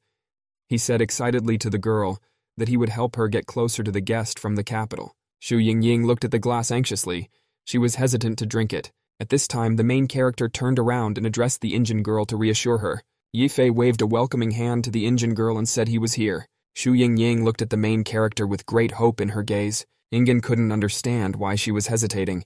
She boldly reached out for the glass. Xiu questioned the guy. Would it forget everything here if she drank a glass? Mr. Sun hurried the girl. Then Ingen banged her shoes with all her might on the guy's foot. Sun screamed. The surrounding people were very surprised. Ingen took her glass and poured the contents into Mr. Sun's mouth. Mr. Sun was very frightened. He knew the drink was an aphrodisiac. Ingen asked Sun menacingly, how dare he poison her drink? While on the forest edge, assassin Sophia fought against a police lynch mob. Sophia swung her blades and launched them in her opponent's direction. The police line was very quick and nimble in dodging the flying knives. Lin thought to herself in surprise that she had been able to dodge. Sophia braced herself for further attack. The killer launched several more blades. They wounded the police line. She realized that she could no longer dodge the next attack. The policewoman realized that she could no longer dodge the next attack. She needed to get closer to Sophia. The police line accelerated with all its might to deliver the final blow. Then the policewoman in flight grabbed the killer with her hands and threw her to the ground. Then the cop and the hitman rolled on the ground. Sophia ended up lying on earth. There was a police Lin Qiang on top. Mr. Sun approached the fighters. Poison Fist asked if Mr. Sun was all right. Mr. Sun was very angry. He told the soldiers to stand aside. After calming down a little, Sun said formidably to the girl Xu Yingying that he likes unbridled like her. Injin looked at the boy intently. She decided that the drug was beginning to take effect. Sun told the girl menacingly that he could fuck her, and her security guard wouldn't stop him. The guy shouted that in this city all women are his toys. Someone came up from behind and said the name of the beautiful Su Mengshin aloud. Mr. Sun Gambling shouted that if Su was drugged, she would be just like the others. After saying that, Sun San turned around and saw an unexpectedly red-haired beauty behind him. Sun was amazed and frightened. Everyone around him began to greet the beautiful Su Mengshin. One of the guards angrily asked Mr. Suna, how dare he insult the beautiful Su? Mayor Chin asked the beauty what brought her here and if the service was good. Miss Su replied that she was just walking around and heard something interesting. Mr. Sun said very excitedly that he didn't say anything. Yifei, standing next to him, said that Sun forgot what he just said. The protagonist Grozno asked Sunya if he needed to repeat his words in front of everyone. The gray-haired man pointed at the protagonist and sternly asked who he was and how dare he speak like that. The main character pointed at the girl and said he was her bodyguard. Ingen replied to make Ifei calm down. Yifei told his girlfriend calmly that he could handle it. The man shouted that the bodyguard here had no right to speak. Beauty Su said conciliatingly that the protagonist could talk. The man wondered in surprise. Could it be that the main character and Miss Su could know each other? The protagonist told the audience that Master Sun had insulted him and the other two bodyguards. Sun shouted that none of this was true. One guard told Grozny that he immediately heard Sun's words. Mr. Sun and the fighters were very frightened. The protagonist raised his glass and said that Mr. Sun had added a drug to the drink. The people around them became very indignant. One girl shouted that they were drinking from the glass. Mr. Sun began to shout fearfully to those around him that he could explain everything. The man led the girl away and shouted that he would deal with Sun later. The protagonist told the audience that Mr. Sun behaved very rudely to the girl Su. Pretty Sue said she was scared because Mr. Dream was trying to drug her. All the guests were very startled by such words from Miss Su. They were shocked. Mayor Chin said excitedly to the beautiful woman, "What has nothing to do with it." Miss Su replied to the mayor that it was all right. The gray-haired man timidly reminded Mistress Su of the topic they had been discussing. Beauty Su replied to the man that they would have to wait. She was suspicious of the company's reputation because of the words and actions of the man's son. The man was very much affected by such words. He realized that he had suffered because of his son's actions. After that, Beauty Su looked at the Indian girl and extended her hand to her. Beautiful Su said she wanted to make an investment here. She asked that Injin show her around the neighborhood. Mayor Chin told Ying Ying that she would take the beautiful Miss Su around town. Mr. Sun was completely smitten. He fell to his knees and shouted that he was finished.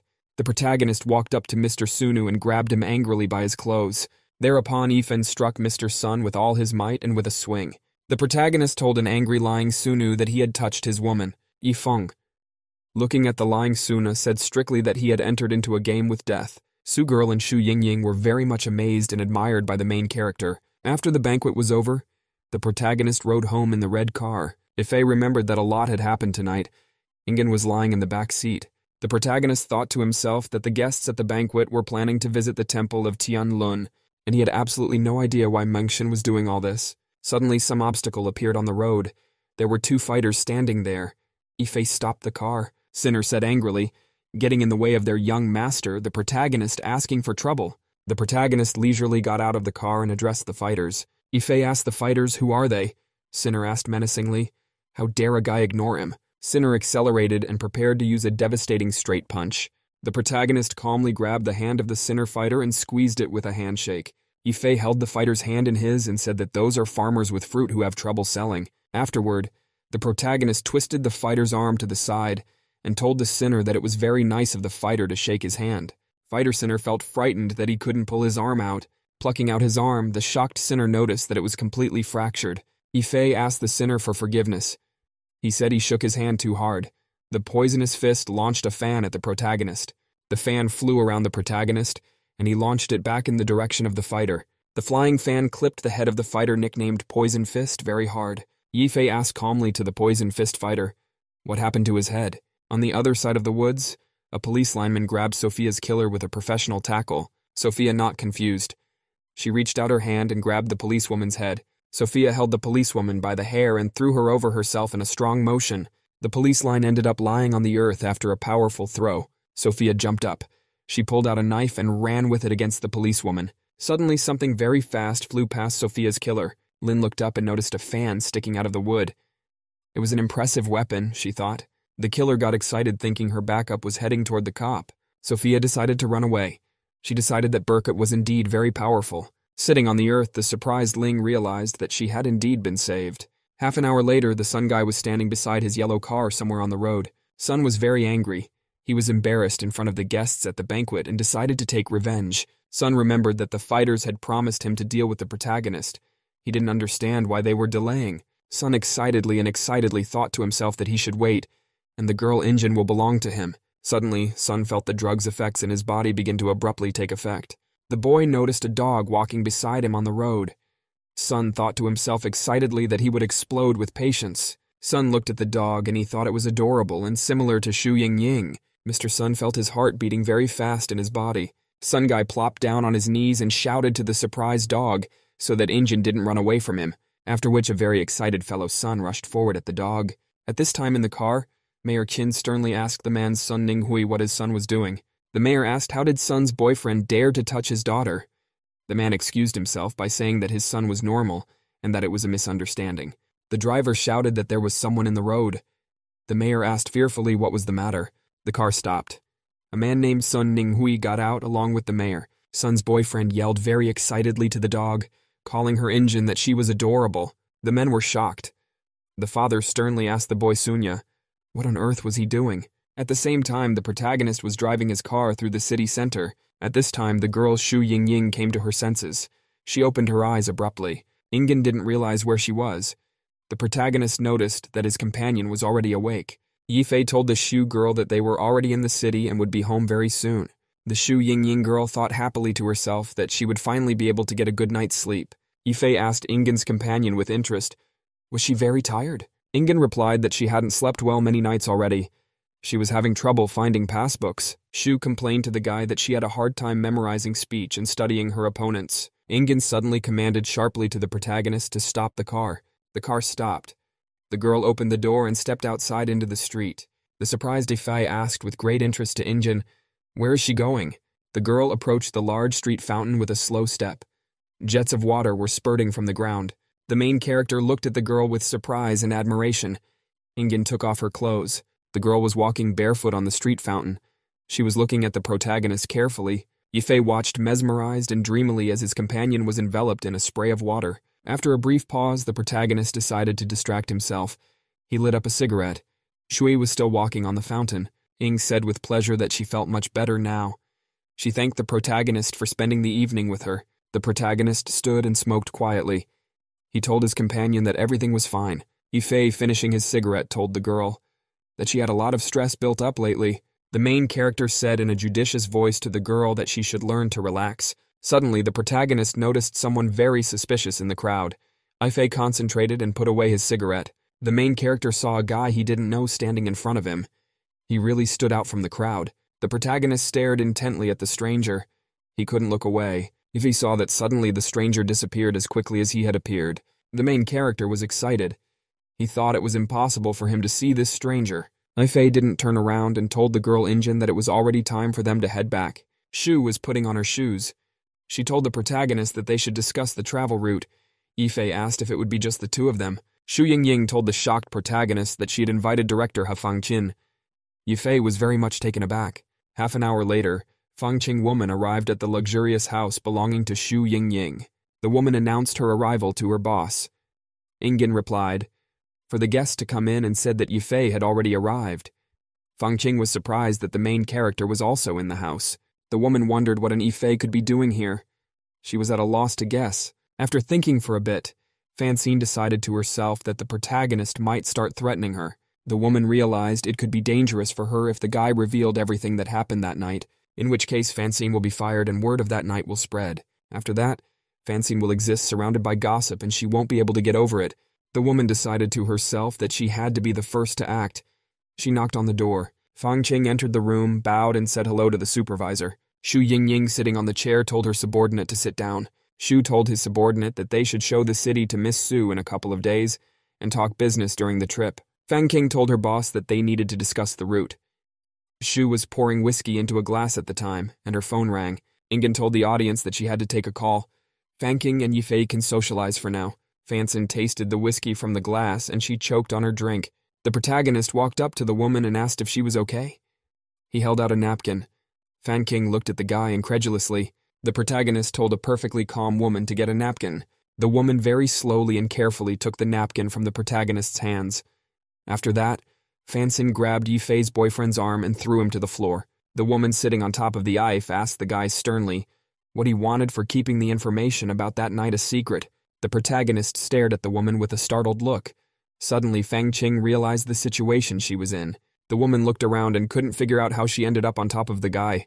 The flustered Ifei offered to talk sitting down. The frightened woman asked the protagonist what he wanted. Yifei replied that Fangqing had jumped on him himself. At this time, the girl Shu Yingying told the interlocutor that she would now hand the phone to the protagonist. Fangqing was still sitting on the guy. Ingin looked around carefully and noticed that the main character was nowhere to be found. Shu asked her subordinate, "Where is Yifei?" The woman replied that the guy had gone to buy a drink. Ingin continued talking on the phone. Fangqing trembled with excitement and fear sitting on the guy. The protagonist crawled halfway under the table. He was holding a female Fangqing sitting on it. Yifei pressed his hand to the floor with all his might. He thought to himself that he was clever. Ingin came back. She told her subordinate that they needed to plan a tour of the city. Shu sat down at the table. Yifei looking at his boss's legs, he decided that he wouldn't last that long. The protagonist could hardly contain himself. He was doing his best not to give himself away. Ingin was sitting at the map at the time. She was telling her subordinate how she planned to show the beautiful Su Old Town first. Fangqing woman felt very uncomfortable sitting on the main character. The woman could barely hear what her boss was saying to her.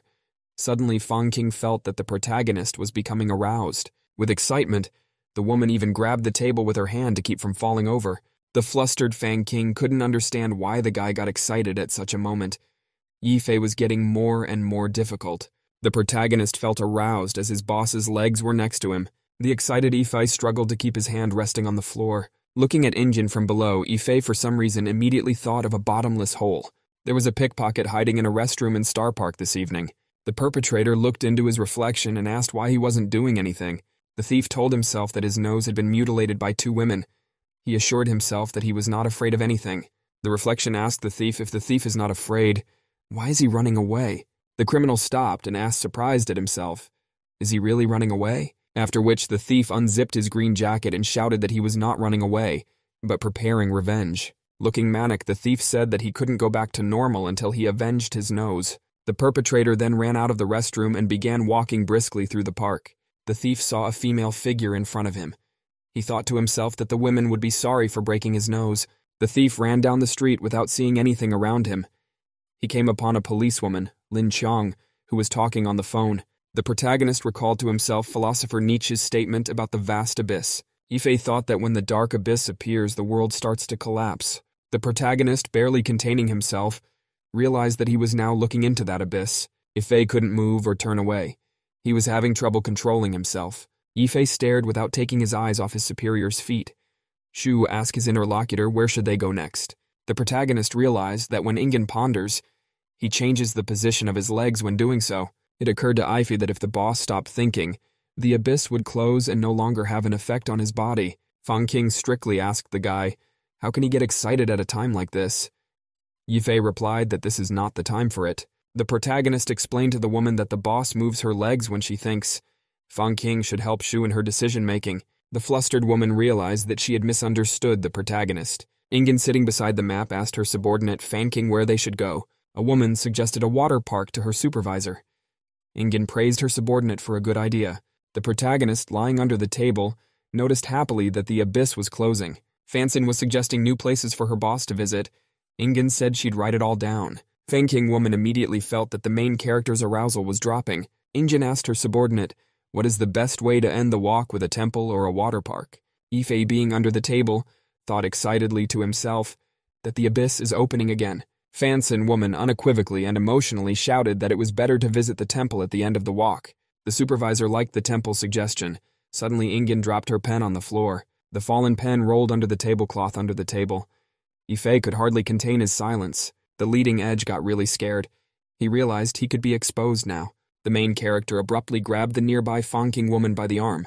Yifei gave the woman a pleading look to do something or he would be discovered. Shu Yingying crouched down, picked up the tablecloth and began to look for a pen. Yifei was getting more and more worried. The protagonist looked at his boss's hand. He knew she was about to see him. Fang Qing woman was also very frightened. She didn't know what to do. Ingen fumbled under the table for her pen. She wasn't happy.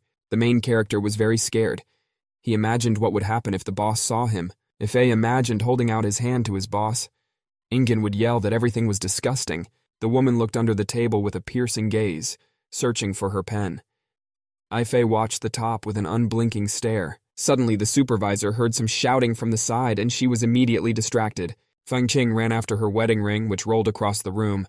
Shu was still near the table. Ingen told her subordinate that her ring had rolled under the cupboard. She asked why Fang Qing was so careless. The woman apologized. At this time, a loud thud was heard at the door. Ingen asked what could it have been. Fang Qing replied that there might have been a mouse. The protagonist stood listening to the two girls chatting. Fang Qing asked the boss to ignore the mouse and look for her ring. Yifei thought wistfully to himself that the woman had used her ring to distract the Ingen boss. At that time in Star Park, a police line was chasing an offender. The policewoman was able to catch up with the intruder and grabbed him from behind by the pants. She eventually ripped the pants off the thief. The police lineman swung her baton with all her might to throw it at the perpetrator, launched a baton at full speed into the ass of a fleeing felon. The thief ran around the corner at the same time. The perpetrator ran in the direction of the women's locker room. Lin asked menacingly where he was going. The thief grabbed the doorknob and told the policewoman that she would regret breaking his nose. The perpetrator shouted at the Ling that he was breaking into the ladies' room and the girls' school to take revenge on the policewoman. Suddenly, the door to the locker room opened and the thief was hit hard in the face. The woman came out and asked grudgingly, looking at the thief, where did this scum come from? The other girls said their base had been discovered. A subordinate asked her superior, do they need to change the shelter? A leader named Captain Hunter said that tomorrow they would capture Burkut at the Hualun Temple. The criminal brother Hu managed to successfully escape from prison. The police never caught him. The protagonist, accompanied by the girls in a car, arrived at the Hualong Temple. Beautiful Su got out of the car. She asked in surprise, is this really the Hualong Temple? Miss Su said in a cheery voice that it was a very nice place. Su asked with interest to Shu, how did she find such a place? Yingying thought to herself that she had organized everything well. Yifei remembered his dangerous adventures yesterday with Fang Qing. Yifei thought sadly to himself, under what conditions the trip route had been worked out yesterday. The protagonist, accompanied by the girls, was climbing the steps towards the temple. Beauty Su told her companion that she could not believe there could be such a lovely place in the city. Yifei decided that he shouldn't look at girls, but rather look around. Su asked Ingen who had been with her yesterday. Su asked in a sly voice to Ingen if the main character was her boyfriend. The protagonist detected a strange and mysterious aura around him. Shu pointed at the main character and said he was her bodyguard. Su replied that she was clear. Su was thinking about something of her own. She smiled. Yifei confirmed, pleased that he was some sort of guard. Yifei thought to himself that the trip would not be easy. He continued to climb the stairs with his companions. At that time, someone from the forest thicket was following the protagonist with a rifle with the girls. A sniper named Cutie has requested permission to fire. She reported that a Burkett target has emerged. The commander informed the Cutie that you can't shoot because Burkett won't just show up. The Cutie said there was a man coming to see her commander. She asked if it was Burkett. The commander said the target was found, but it's not a Burkett. The woman with the sword said she saw a patrol officer and plans changed, at which time a completely lone police lineman was walking through the forest thicket. The woman with the sword said confidently, "The assassination squad acting first." At this time, the protagonist was near the temple. They approached an auction to throw objects at a target. The perpetrator changed into a yellow suit. He shouted to those around him on the megaphone that the ride costs 1 yuan per throw. Yifei launched a stone at the target so that it collapsed. His companions received a toy as a reward. The girl was walking through the fair. Everyone looked at her with wonder and admiration. After that, the girls approached the bead merchant near the temple. Yifei followed them. Both girls entered the temple and held a prayer near a huge statue of Buddha. A girl Sue came out of the temple. She carried a large and white hat in her hands. Suddenly, the beautiful Sue stumbled on the sidewalk and twisted her ankle. Shu told the protagonist to guard Miss Sue. She went to get bandages. The main character was sitting on a bench. He looked at the Sue girl's leg and noticed that her ankle looked normal. Beauty Sue looked amazingly at the protagonist and said that it had been a long time since they had seen each other. At this time, a policeling wandered lonely in the forest near the Hualong Temple. The policewoman was walking and thinking about something. She didn't pay attention to the sounds around her. Lin remembered what she had heard yesterday about the Hualong Temple. She came to check it out, at which time a woman with a sword suddenly attacked the policewoman from the side. The woman wanted to hit the policewoman with one punch, but Lin ducked. Lin ducked down and looked closely at the woman who was attacking her, at which time another woman with blades rushed at the policewoman from above. At once, even the Lin didn't see or hear the danger behind her. Lin was mesmerized, still staring at her rival's face with burning red eyes. The woman with the blades struck the policewoman with all her might, but missed. The police lynx deftly dodged the attack and landed on her feet. The masked woman's attacker told the policewoman that she was able to dodge her blades. The woman then commanded her subordinates to proceed with caution and take their time. At this time, the escaped criminal brother Hu was hiding from the rain in a chimney and thinking about his future. The police line was attacked by a ninja in black clothes and a mask with a sword. The ninja swung around to strike the policewoman. Lin managed to duck in time. The policewoman glanced to the side and noticed more warriors running at her. A shuriken-wielding warrior was approaching towards the police line. Deadly steel stars flew in a flock towards the Lin. The policewoman at the last moment noticed the shurikens flying at her. Lin ducked professionally and dodged all the incoming stars. Lin thought to herself that she may have gotten stronger as she dodged the sprockets. Then a woman with swords in her hands appeared in front of the police line. The woman sternly told the policewoman Lin to get Burkut right away. The police Lin asked with great interest to the warriors, "Who are they all?" The woman said that Burkut had sent a small drying party to test their capabilities. She decided to tell the policewoman who they were. The woman reported that there was a team of deadly mercenaries in the dark part of the world. These mercenaries are very professional and use a variety of weapons. Many elite soldiers were defeated by the mercenaries. Because of this, the mercenaries started calling themselves soldier hunters. The mercenaries eliminated the former captain of the Alpha Squad, who was called Ivanov. The woman said menacingly that they were a mercenary unit called the Blood Fox. She promised that Burkut would die soon. Lin listened in amazement to the story from the woman.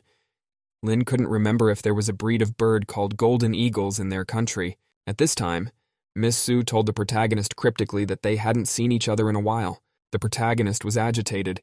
He tried not to give away his emotions. Sue addressed him as Golden Eagle and then by name.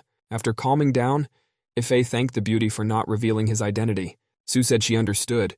She asked the guy why is he working as a small-time employee. Ife said that he had served in the Soaring Thief Squad for 5 years, but he was very tired of everything. The main character wanted a cigarette. He asked the beautiful woman why she had come to this town. Miss Sue snatched the cigarette from the boy's hand with a sharp movement. Beauty told the protagonist that she was just as tired as he was. The protagonist looked silently and questioningly at his interlocutor. Sue reported that her identity has been revealed, for which reason she is only dealing with personal matters. The main character remembered that the family of the beautiful Su Mengxin is one of the strongest in all of China.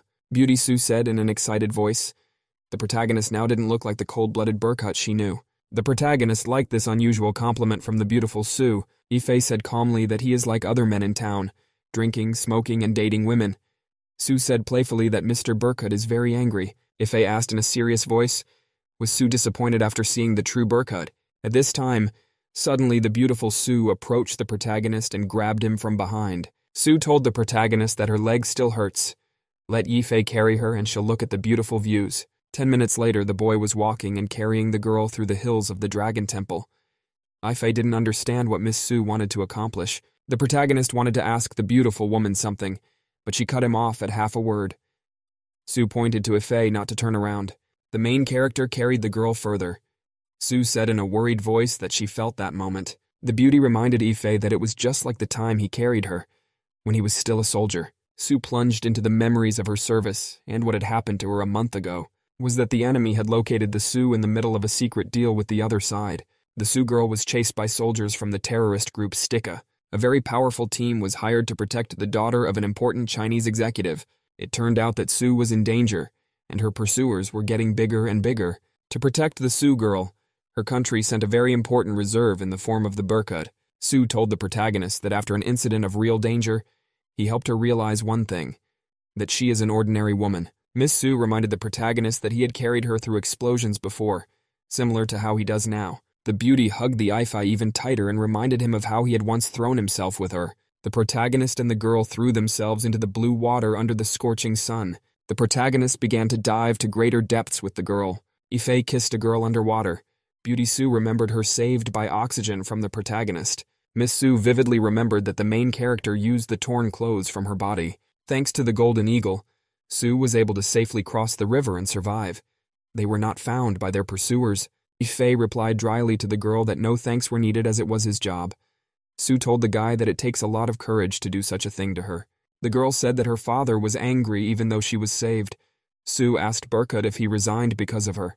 The protagonist sharply replied to the beauty that he didn't leave the army because of her. The beautiful Miss Sue told the protagonist that she was very happy to hear him say that. After a short pause, the handsome Sue asked sternly of the lad, "So why did he resign?"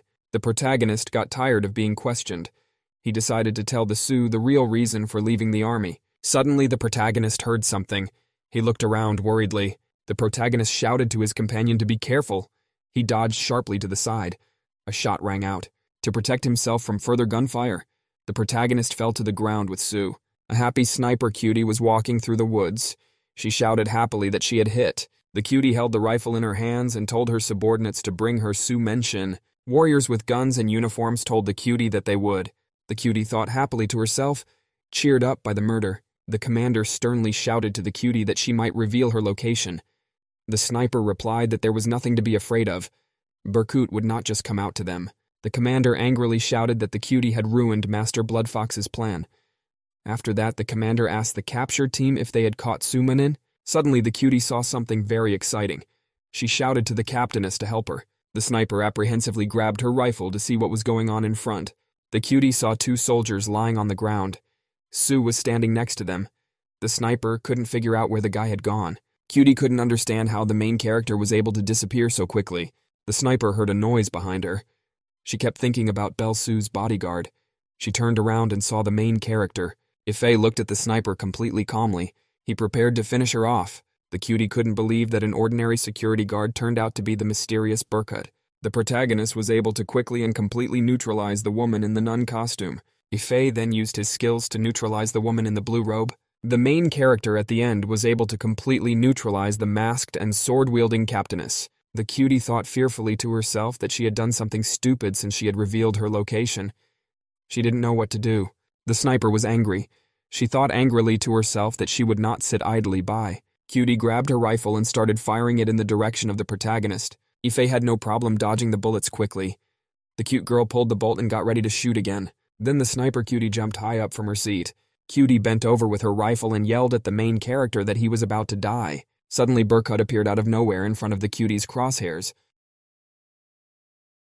Sniper Cutie was hitting the target very accurately with her huge rifle. It was easy for the cutie to kill with her rifle, and she shouted that it was not even a challenge for her. Boss Bloodfox told the surprised sniper that she had never met a strong opponent before. The woman said that a strong elite could dodge a sniper's bullet, adding that she would realize this when she met someone who could dodge her bullet. During the battle with the protagonist, Honey realized she had met a strong man. She pulled out a knife. The sniper shouted in flight very menacingly that she would not give up. The protagonist calmly broke the sniper's knife with a strong blow. The surprised little cutie wished in a weak voice that the protagonist would go to hell. Ife in the clearing menacingly beat the cutie on the ass and asked who taught her sniper shooting. The sniper was uncomfortable and ashamed. She yelled at the golden eagle to stop. The sniper shouted at the angry assailant to stop immediately. He added that she wasn't even spanked by her parents. The protagonist replied sternly to the girl that he would do it on their behalf. Cutie thought very angrily to herself that Burkett humiliated her very badly. Suddenly, the sniper felt during the spankings a tide of paternal love. The cutie, with a faded look, said that she was wrong and asked if I to punish her. The guy slapped the snapper on the head and asked sternly, who taught her to be indecent? The sniper girl sitting near the tree asked the guy to tie her harder. The protagonist told the Sioux girl that he sees some movement and he will go and check it out. He added that his girlfriend is safe. Ife slipped Beauty Sue his jacket and said that he will leave her for a while. The protagonist heard the girl replied that the girl told him not to worry and to just walk. Beauty Sue thought to herself confidently that she wasn't worried at all. A month ago, during a special mission, the girl along with Burkut encountered difficulties. The girl was sitting on the shore. She coughed after they got out of the water. In a weak voice, she asked the boy for a dagger. Burkut replied to his companion that a dagger would not help her against a strong enemy. The girl said fearfully that she could not be captured and needed the dagger to kill herself. The protagonist said confidently that he would get the girl home alive. The guy handed the girl his tunic and said he had to leave for a while. At the same moment, the beautiful Sue felt completely reassured. The girl looked at the back of the protagonist and it gave her confidence. Burkut's silhouette gave a sense of security for the girl even when surrounded by enemies. On the other side of the forest, assassins attacked the police line. Then the sword warrior sped up to strike his opponent with a swing. The girl ducked just in time to avoid a dangerous sword strike. Another enemy ran behind. The police Lin jumped up from her seat to avoid being caught by the sword. She then jumped up and neutralized the attackers with powerful leg kicks. From behind the policewoman, a woman called Pear Blades suddenly appeared. Lin shouted angrily that her opponents had gotten what they deserved. The policewoman felt someone coming up behind her. The woman threw the policewoman far to the side with a powerful blow. Her opponent prepared to attack. The paired blades shouted angrily to the policewoman that this was not the end. The assassin activated a special skill called Wind Blades. Pear Blades waved her weapon in all directions. Lin was forced to step back. The woman angrily asked her rival, "How could she like that?" Lin responded by screaming from the blows. The protagonist approached the clearing. He watched the confrontation between the policewoman and the assassin with great interest. The woman accelerated and attacked the policewoman with a move called the Tornado Splash. The twin blades with weapons in their hands prepared for another attack. The woman told her opponent that she must have a rank B. In doing so, the Lin was able to avoid many attacks. The girl told strictly that she had a rank C. She gave the assassin her name. The woman sternly asked her rival why she didn't give up. Lin threatened the assassin that she would arrest her. The twin blades accelerated and shouted at the rival to get ready to die. Ling thought to herself fearfully that she wouldn't be able to dodge. At that moment, someone commanded the policewoman from behind to step back. The pair of blades lunged at their opponent. The policewoman bounced aside. The girl thought surprised and happy to herself as to how she dodged. In the end, the policewoman decided to bravely go forwards against her rival. Lin dodged with a quick and professional movement and managed to stab the assassin in the back. The paired blades couldn't figure out who was talking in the bushes next to them. Lin turned around and looked carefully into the thicket. She couldn't figure out who was standing there. The main character was speaking in a hoarse voice from behind the trees to the policewoman. Lin realized excitedly that she could see the mysterious mastermind in front of her. Ife decided to help the girl with the identity of the mysterious mastermind. At this time, someone's footsteps sounded. Another woman approached the battle scene. The police Lin turned around to the side. She spotted another assassin. The woman said she would deal with the policewoman. She added to her subordinates that they should find Burkut. The policewoman Lin asked with interest to her rival. Who was she? Paired blades ran off to the side. She yelled to her colleague that she was leaving a ling on her. The black-clothed assassin turned towards the policewoman. There were tears in her eyes. Lin asked excitedly to her rival why she was crying and, "Are they in cahoots?" The woman threw off her black clothes and said she wasn't crying at all. A hired killer called the Red Widow pulled out a chainsaw and yelled that she was glad she could kill someone. A policewoman naively asked her rival why she was undressed and very revealingly dressed. The chainsaw killer said she wasn't a nun, but it was easier to pretend that way. The line yelled at the woman to stay away from her. The Red Widow told the policewoman it was time to die. The chainsaw-wielding assassin angrily lunged at the policewoman. Paired blades ran through the woods. She thought to herself that Burkut was able to take out the sniper cutie. The assassin thought excitedly to herself that Burkut was able to take out their formation. The woman trotted through the woods. She realized that Burkut must be somewhere nearby. Looking closely, the assassin found the boy in the woods. The assassin grabbed the weapon and thought angrily to herself that her target was about to die. The assassin, at full speed, decided to kill the protagonist right on the spot. Ife heard the noise and swung his fist. The woman thought that Burkett had weaknesses. The assassin looked closely at her opponent. The guy stopped suddenly. The paired blades knew that Burkett never hit women. She swung her weapon at him. Paired blades swung her weapon to hit the guy. The assassin was surprised at how very quickly Burkett crouched down to dodge the blow. Ife was squatting. He decided fearfully to himself that danger was very close for him. The protagonist raised himself up and bumped his head right at the assassin between his legs. The paired blades was very surprised and embarrassed by the whole incident. After 15 minutes, the protagonist told the interviewer modestly that his name was Li Yifei, and he worked as a bodyguard. The assassin said that she knew that the guy was Burkett.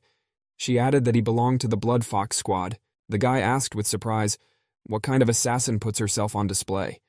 Paired blades angrily reminded that Burkett does not attack women. Ife said modestly, he doesn't want to see women's tears. That's why he doesn't like to kill women. The woman menacingly told the protagonist that she didn't believe him. She reminded him that Burkett didn't hurt her. Very shyly, the protagonist told the woman to look at herself. Ife shyly shouted to his shocked rival that Ta had wet herself. The paired blades looked at herself in surprise and realized that the guy was right. At this time, the Red Widow was using a chainsaw to try to hit the policewoman. The woman knocked the saw into the ground. At that time, the line bounced far back. The Red Widow shouted to her terrified rival that she was going to die. At that moment, something very distracted the assassin's attention. She looked away. The Red Widow noticed her fellow paired blades run out of the forest crying. The woman sternly asked the assassin what had happened to her and if she was all right. Lin decided to herself that it was the mysterious master who had defeated Pair Blades. The Red Widow couldn't understand what Burkett had done that had caused the assassin to be in such a sorry state. The woman decided that they should retreat.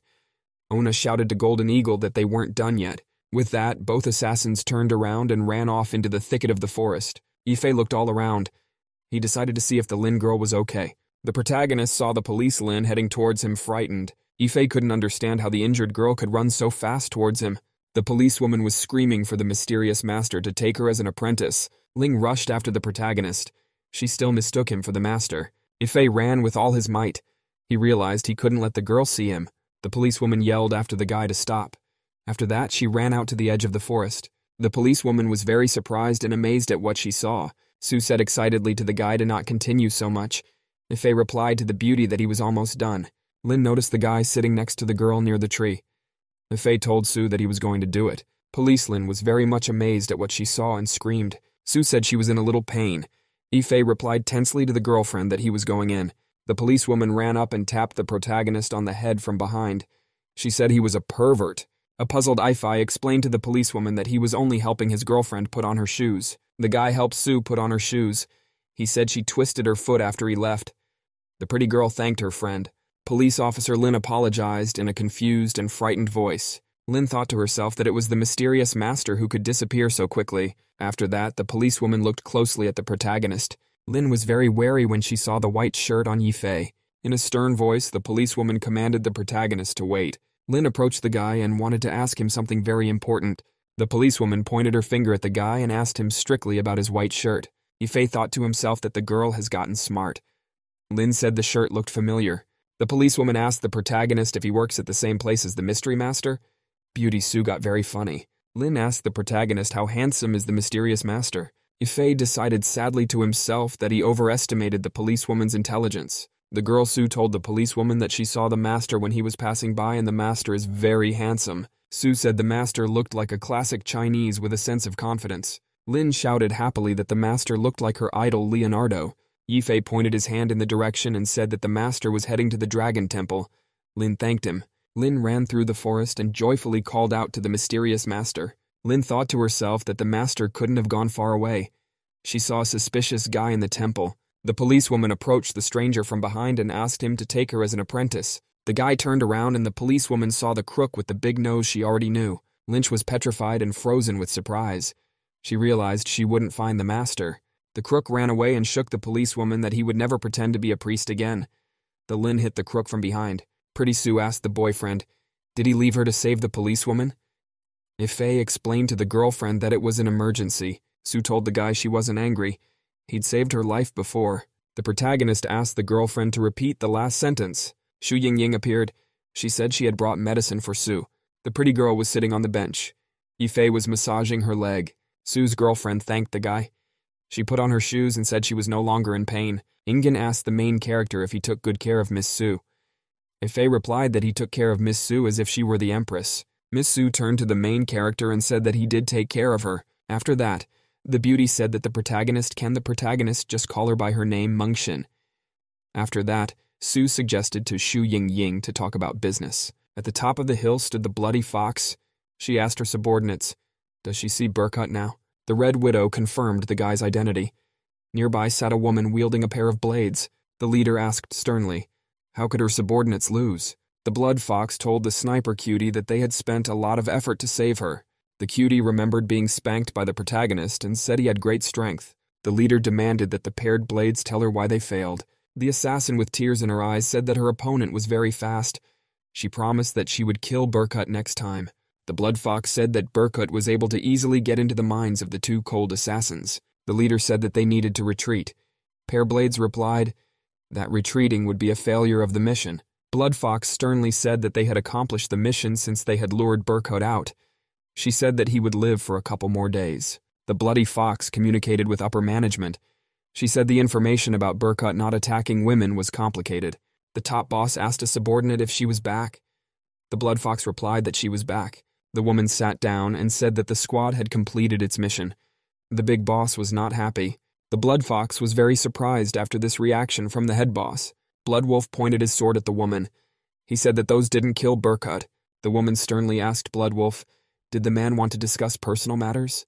The guy said menacingly that Burkut didn't have any weaknesses. The head boss said that so far the Blood Fox had lured Burkut out, and they had accomplished their mission. After that, the head boss asked the Blood Wolf, can he defeat the main character?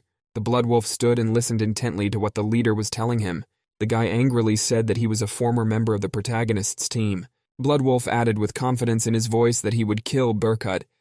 Yifei was riding in the car at this time. The protagonist was sitting behind the wheel. He was distracted and looking at his companion, Fanking. The disgruntled woman grabbed Yifei's ear with her hand and told him to look at the road. Fanking thought to herself. She didn't understand why she had a love affair. The woman asked the guy why he was taking her to the main office. Yifei replied that he was simply replacing an employee. The guy thanked the companion for using the ring as a distraction that night. The woman asked the guy if he thought she was promiscuous. Protagonist asked with surprise, why would he think his fancying acquaintance was promiscuous? The woman said she was divorced after 3 years. After marriage, her husband betrayed her. The main character told the girl that it was absolutely not her fault. Fang King replied to the guy that he had a very nice speech. The woman looked closely and noticed the protagonist watching her from the sidelines. Yifei told the woman not to worry, and he would keep their night a secret. The protagonist watched with one eye the Fang King in a neighboring chair. The woman menacingly asked the guy where he was looking. Yifei explained to his companion that he was looking in the rearview mirror. Yifei told the woman that he would wait outside. The woman got out of the car and said that she was feeling better. The main character said cheerfully that good people should look forward to the future. After that, the woman smiled and thanked the protagonist. Yifei smoked and told the woman Fang King joyfully to go ahead. The protagonist looked at Fang Qing with an admiring gaze. The protagonist picked up the phone and called his friend Su Mengxin. Su was at the spa at the time. She told the guy on the phone that she had heard the bad news about Ying Ying. She added that Yifei should come to see her tomorrow night. Sula informed on the phone that she would talk to the guy in more detail when she met him. The protagonist got worried. He didn't realize what bad news could be about Injin. At that time, a girl came out of the building. She asked on the phone to be picked up by Minsheng. A servant followed the girl carrying boxes. The girl's name was Su Huan. She was the eldest daughter of the vice president of the main office. She shouted at the servant that he couldn't even bring a couple of bags. Suddenly, Huan saw the protagonist in front of her near the car. The girl thought she saw the driver who works in her company. Jiwan demanded the guy to help her carry her bags. Yifei replied that he was just a driver for the company. The girl sternly told the guy that she would fire him if he refused. The protagonist sternly told Huan to watch what she said. When the girl got angry, she shouted that she was the daughter of the vice president of the company. The employee then called the protagonist by name. The employee named Van told the girl that the protagonist was new and didn't know all the rules. Yifei asked the employee why he was here. Van said they would talk after they moved the girl's things. Then he told his boss that they would move her things right away. The girl demanded that the subordinates move. Yifei asked Van why he had moved to the main office as a security guard. The guy replied that he was transferred. He also added that one cannot complain about Su Huan. Wang said worryingly that Su Huan takes other people's men away and then leaves them. He also added that the girl has a grievance against Boss Shu. The main character thought to himself about the daughter of the vice president of the company. Wang was carrying things along with the protagonist. He said it's sad that a rich woman somehow doesn't take care of him. Yifei heard Ji-Wan girl address someone angrily beside him. Wan asked the Feng-King woman very menacingly, "How dare she show herself in front of her?" Su Huan angrily asked the woman he Feng-King angrily, "How dare this one appear in front of her?" Feng Qing was very amazed and frightened when she saw Su Huan in front of her. The protagonist and his acquaintance Wang looked on with great excitement. Suddenly, a man came up behind Su Huan and called out to her. The man's name was Chen Mingsheng. He was Feng Qing's ex-husband. He apologized to Wan for being late. Woman Feng Qing was very much startled to see her ex-husband Minsheng. The man asked his ex-wife with very great surprise, "Why is she here?" Wan said angrily that Feng Qing had come to cause trouble. She told Cheng that she got the invitation card for tomorrow's party. Feng Tong said with a smile on her face that she came to report back and was on her way out. Yuan smiled a fake smile and said that she wanted to share the wonderful news. The girl said with a smile that they will get married next month with Minsheng. Feng Qing squeezed out a smile and said that she congratulated her interlocutor. Juan said quietly that Mingsheng licks her fingers when they go to bed. After that, Huan angrily told the woman not to let her see her again. She also said that Minsheng had told her all about Feng Qing. Huan then told her that other men might be interested. Feng Qing said in a crying voice that she had already been transferred to the branch. She asked the girl, "What does she want from her?" Ziwan said that when she removes Shu Ying, she will be the head of the company. Ziwan stepped back and said that she wanted to get married. Ziwan said that she would first slap Feng Qing and then kneel before her. The woman was amazed at the request. The protagonist was worried. He looked around anxiously. Yifei looked at his familiar woman. Feng Qing said fearfully that she would just leave. Wan grabbed her subordinate by the hair and yelled that she didn't need permission to hit her. At this time, the protagonist decided to act. He hit the girl with a burst of speed. The man was very surprised. The people around him were very surprised when Yifei hit Huan with a flying kick. The woman flew far to the side. She stood up and said, "Who dared to hit her?" Yifei put a bag over his head. He shouted that his name was Burkut's friend and demanded that everyone stop hooliganizing. The main character asked Feng Qing to play along. Huan asked excitedly, and Yifei, "Is he really a superhero?" At this time, there was a commotion. A huge number of guards ran to help Huan. The guards rushed over and surrounded the protagonist from all sides. One of the guards shouted that the protagonist must die. At this time, the chief of guards appeared. The protagonist looked at the chief and thought he'd seen him somewhere before. The security captain named Hu asked sternly who dared to harm the President Su. The chief sternly ordered his subordinates to kill the protagonist. Yifei apologized to the guards for being rude. The protagonist beat up and disarmed most of the guards at high speed. The head guard was left alone. He shouted to his opponent that he would show him his special skill. The head guard said he would show his muscle strength. His clothes cracked on him. The Hu guard angrily replied to the protagonist that it's time to start. After Yifei beat up the security chief, the guard tearfully apologized. Wan saw her firm security guard kneeling and apologizing to the protagonist. The Minsheng man yelled at the guy to stay away. Then the guy put a green hat on the Minsheng's head and punched him in the face with all his might. The main character said that he hit Minsheng on behalf of Feng Qing. Su Huan sat on the ground and looked at the beaten man with great pressure. After that, the protagonist approached the frightened girl and said that her turn had come. Su Huan was very much frightened. Yifei beat the woman with slaps on her ass and said how dare she seduce another man's husband. After the beating, Huan felt that the protagonist had a special technique. Yifei grabbed Feng Qing's girlfriend by the arm and fled with her. The woman told the protagonist that he was funny and asked how he came up with such a thing. Yifei explained that he took a bag from the things he helped carry for Wan. The guy was standing with his girlfriend near the seashore. Feng Qing picked up the mask and said it was funny. Yifei smoked and asked the woman if she felt better. The woman remembered something funny and smiled and said it was funny. Then the girlfriend standing next to the guy kept laughing at something of her own. After that, Fan Sang cried because of the weight of the whole experience. The woman tearfully thanked the protagonist and said she was free to go. Yifei told the girlfriend that it was very good that she thought about it. Suddenly, Feng Qing shoved the guy to the ground. The protagonist asked the woman fearfully what she was doing. He reminded her that she was being conservative to him. Then the woman put his paper bag over the protagonist's head. Fanzin popped on top and yelled to Yifei that she wanted to thank him for saving her. Feng Qing kissed the protagonist with all her passion. The surrounding passers-by looked in amazement at the shaking car on the embankment. On the evening of the second day, the protagonist arrived by automobile at the Lun's residence. The protagonist was surprised to notice that there were many expensive cars parked near the building. The protagonist remembered and wondered what it all meant. Ife remembered Sue's girlfriend telling him about the bad news about Boss Shu. The protagonist went to the front door. He introduced himself and said Miss Sue had invited him. The guard told the guy that he already knew everything and invited him in. The protagonist entered a luxurious mansion. There were many guests around. They didn't like that he came to the banquet in formal clothes. The guy thought to himself that he wasn't invited from the beginning. Su Mengshin had called him here. The boy looked over and saw a pile of delicious and very appetizing food on the table. Ife decided that he would look for a girlfriend after he'd had enough. Suddenly, the protagonist heard two girls from the side approaching him. Ife was consuming food. One girl offered him a drink with her. The girl asked the protagonist why his clothes looked funny. Ife replied that he was simply waiting for someone. The girls in evening clothes were called Li Xinyue and Sun Lianyao. Xinyue told the guy that they were also waiting for someone and offered to have a drink with him. Milo, the main character, chatted with the girls and drank with them. The guests at the party couldn't understand who the guy in the shirt was standing next to the beautiful celebrities. At that time, another guest came up. She turned to the main character. Su Huan, in evening attire, asked the main character strictly how did he get here. Yifei replied cheerfully to the woman that there was no one at the back entrance, and he had snuck in for food. The girl laughed and said cheerfully that the main character is very funny. After that, the girl cheerfully asked, who in their right mind would sneak in here to get food? Su Huan looked at the guy angrily. Su Huan could not understand how the protagonist ended up here and which branch he worked in. An expensive car arrived outside the residence. The guard greeted Mr. Sun.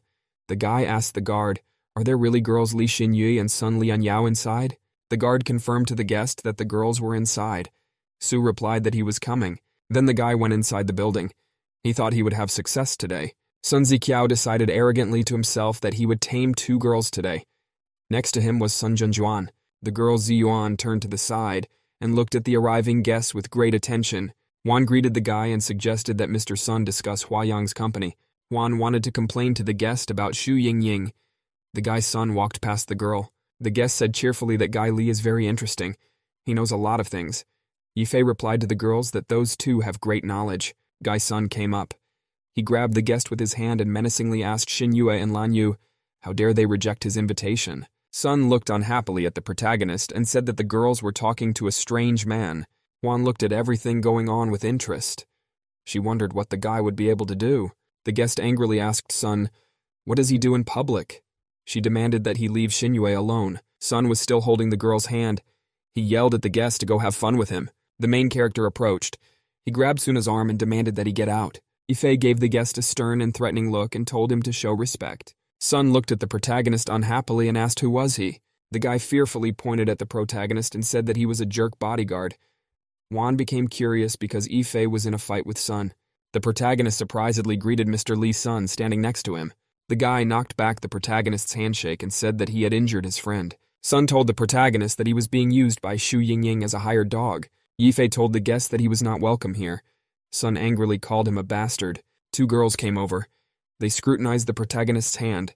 The guests took turns asking the guy about his hand and suggesting he call a doctor. One of the guests said that the beauties absolutely hated violence. Sun's boyfriend was violent and lost his advantage. Xinyue pointed her hand at the guy and said no violence. Yifei was between the girls. Sun looked with envy at the main character. He decided that he should be in his place. Then the angry guy's son swung around to hit the protagonist. The protagonist grabbed his opponent's fist on the fly with his hand. Sun asked angrily to Ifei, is he going to stick his nose in other people's business? The protagonist said sternly to his rival that he started it first. The guy angrily said his name is Sun Ziqiao, and he is a graduate of the Capital Academy. He added, he will tear the protagonist apart. Yifei asked in surprise at his rival, how did a loser like him get into the army? Sun shouted to the protagonist that he was dead. The guests chatted in surprise about Ifei insulting Mr. Sun. The guy confidently shouted that the protagonist was going to die. Juan called Ifei an idiot. Guy's son confidently shouted that the protagonist is about to die. Someone came up and yelled for everyone to stop. The banquet manager Kwai came over. He asked sternly who was making noise and why was he being disrespected. Kwai cheerfully asked Sun if he had come to see him. Sun responded by greeting the manager. Sun told the manager that he had something to tell him. The guy then pointed at the main character and said that he was a disgrace to the banquet. Tsui turned around and looked at the protagonist with great suspicion. The manager asked Yifei to leave as he was inappropriately dressed. Tsui said sternly that this banquet is top class. He added that losers who can't buy expensive clothes can't come here. Sun's boyfriend was overjoyed. At that time, he heard a girl say something. Shinyue pointed at Sunya to the manager and said that he was not appropriately dressed either. After a pause, he asked why Sun was dressed inappropriately. Kui explained that the guy's son is a friend of manager Zhao. He once again demanded the protagonist to leave. Yifei absolutely calmly explained to those present that he was not a guest of this banquet. The Xinyue girl was surprised to think how could the guy get here if he was not a guest. Manager Kui shouted threateningly to the protagonist to get lost. Sun told the protagonist that he was a petty thief and a loser. He asked how dare he flirt with the women he had his eye on. Jiwon watched and wondered what the protagonist would do. Yifei explained that he was not a guest, but he was a friend of the owner who invited him herself. Manager Kui said sternly that the owner was Mr. Zhao. Yifei was surprised when he realized that the girl Su Mengxin was not the owner. Sun said strictly to the protagonist that he might fly out after one word from him. The surrounding guests started to insult the protagonist in every way and told him to get out. Yifei felt dislike from all sides and shouted for him to leave. Juan said joyfully that watching this embarrassment made her happy. The guy offered the girl a drink. Someone approached the girls and asked how on earth they could be in company with Yifei. Guy Sun told the protagonist that Shu Yingying's girl made his brother angry last time. Sun Guy then held his hand out to the side and pointed to the exit. Sun Guy said that the main character should go back and tell Mrs. Su at the main office that she should apologize to Mr. Sun. The people around him were very excited looking at the protagonist and expecting him to leave now. The protagonist looked long and hard in front of him. He realized that he had to leave. Sun once again told Yifei to get out because he was no match for him. At that time, footsteps were heard. A man came up and asked who was here to leave. Zhao's manager and the guard came over. He looked sternly at what was going on. The guard looked around angrily and noticed the protagonist standing there. Manager Kui was startled and surprised by the appearance of Manager Zhao. The man walked towards the protagonist. Tsui asked the manager, "Why is he here?" The guard came over and greeted the protagonist. He shook his hand. He thanked Yifei for protecting Miss at the Dragon Temple. Yifei replied proudly, "That's what every military man should do." The guard said, "Miss Su sent him to thank the protagonist." Zhao's manager hit the manager with a swing. Kui asked the man resentfully why did he get hit. Zhao angrily told his manager that he was a blind idiot. Kui fearfully wanted to explain something. The man strictly told the manager that the main character was a guest of Miss Su. Zhao's manager was very surprised to hear such words from the security guard. Zhao then shouted to the manager that he was fired. Zui began to apologize to the manager. The guests present watched the situation unfold with great surprise. The security guard politely asked the protagonist to apologize for all the problems. The protagonist replied that everything was fine and that his enemies were just a couple of small potatoes. The guard said he was glad the protagonist wasn't angry. The man thought to himself that Yifei was an old acquaintance of Missy. The guy didn't understand how the guard could be here. At this time, the manager wanted to apologize to Sun. Without looking at the boy, angrily called out his name, Sun Ziqiao. The boy responded fearfully. Sun stood fearfully and listened to everything the guard told him. The guard sternly said he knew Sun's identity because he had trained him. He yelled that the protagonist wanted to kidnap his women. The girls replied to Sunya that they are not his things. They have no business with him. Grozny's guard said that Sun Ziqiao was a scumbag in the squad and remained one after his resignation. He commanded the Sion and Sun guys to leave. Both guys were very shocked. Sun didn't want to leave the banquet. The guard told the main character that Miss Su was waiting for him. Yifei thanked the girls for their help. Sun Guy was very angry. He threw the manager Sui to one side and the chair to the other. Guy Sun shouted menacingly to the guard that he was allowed even to sample the performance of the Soaring Eagle squad.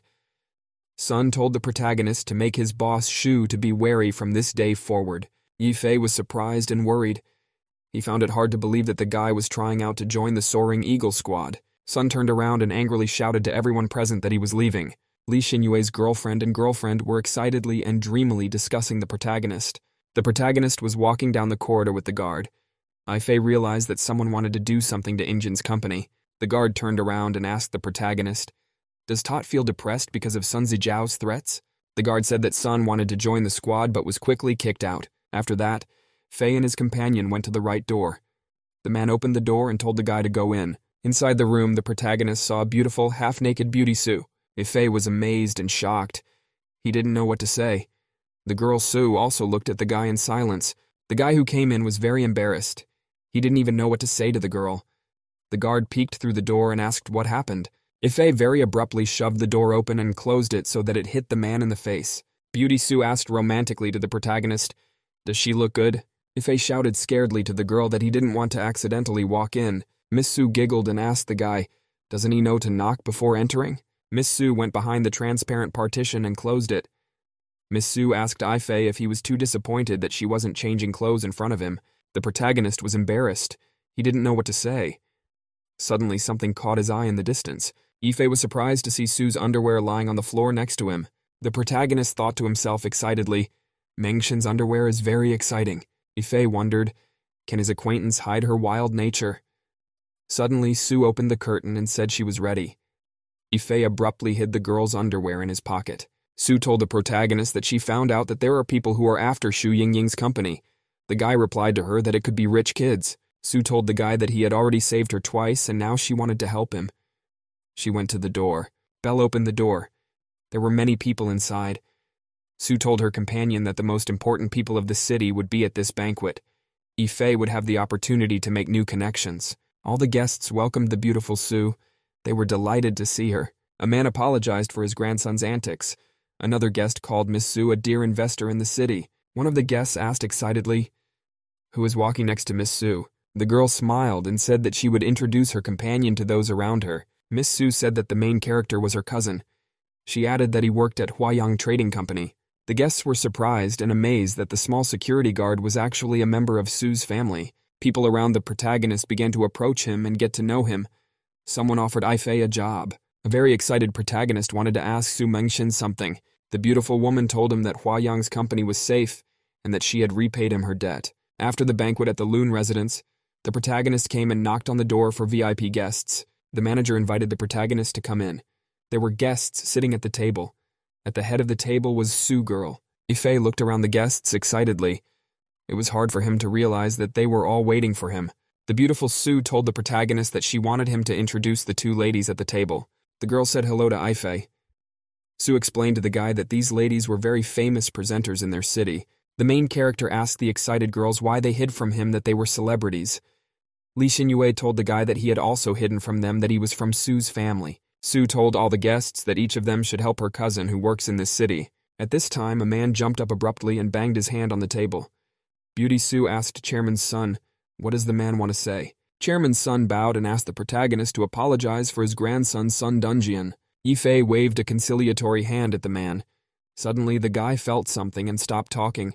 The protagonist noticed Su Mengshin's girlfriend under the table stroking his leg. Ife saw the girlfriend looking at him. Her hand was on his thigh. The protagonist thought excitedly to himself that the girlfriend's hand had gotten very close already. Ife remembered excitedly to himself how he found the girl's panties and thought about her touch. The protagonist felt his girlfriend's hand and thought of her getting even closer. Ife could hardly contain his emotions and thought that he couldn't stand it if this continued. The guy felt like a soldier in battle who reported that he couldn't hold out much longer. The protagonist felt tensely that he might lose this battle. Ife could hardly contain his emotions from the girl's continued touching. The guy sitting at the table suddenly cried out. The protagonist heard the guy's name Sun Quanon from somewhere. As if coming to his senses, Ife asked sharply to his interlocutor, "What did he say?" The man stood up and apologized fearfully. He thought that the protagonist was not so easily led. Ife thought that he never heard what the man had just said to him. Ife, looking at the girl's hand, thought he could have been a little harsher on her. The man stood up and said in a confident voice that he would give his interlocutor a luxury car as an apology. The beauty Sue took her hand away from the protagonist's leg. The guy exhaled quietly and wanted to say something. Suddenly, the protagonist was startled to feel Sue put her hand on his leg again. When he concentrated, he realized that someone was touching his left thigh. He looked closely and saw Xinyue's hand on his leg. The protagonist couldn't understand why the lead Xinyue was touching him. He was afraid that Su Mengjin might see them. The guy got worried because Yu Girl's hand moved even higher. Yifei visualized himself as a soldier again. He was thinking about how he would protect the tower. Suddenly there was an explosion from behind. The soldier saw a beautiful girl with a gun in front of him. She shouted for them to go boldly forward for peace. The man excitedly noticed how the guy was holding back the shout. Sue looked excitedly at her friend. The protagonist looked at the man sitting across from him with a formidable gaze. Mr. Sun was frightened. He shouted he will give the guy a house as an apology. Sue thought that her acquaintance guy is a deal expert. Fei thought sadly to himself that he had a formidable look because of the girl's hand. The main character imagined realistically as a soldier being killed by a girl with a gun. Yifei still had no way to relax as he was touched by Xinyue. Li Xinyue, looking at the guy, decided, did he really lie to see her reaction? A woman in military uniform shouted to the soldiers, "They have captured the tower." The protagonist felt he couldn't fight back and he felt cowardly. Yifei realized that he had surrendered and could not resist. Xinyue thought fearfully to herself what she had just grabbed. The man couldn't understand why the protagonist couldn't calm down. Yifei turned to Chairman Sun Yu in a broken voice. The protagonist asked the man sternly what the man had just said. The surrounding guests looked at the guy's angry reaction with great excitement. Chairman Sun realized that all his suggestions had failed. He decided to do something else. The man told the protagonist that he would give him the shopping street of Wangjiao and apologized again. Su said with a smile to the man that they accepted his apology. She thought to herself that Berkut had put on a good show. Beauty reported that her cousin was no longer angry and they had reached an agreement.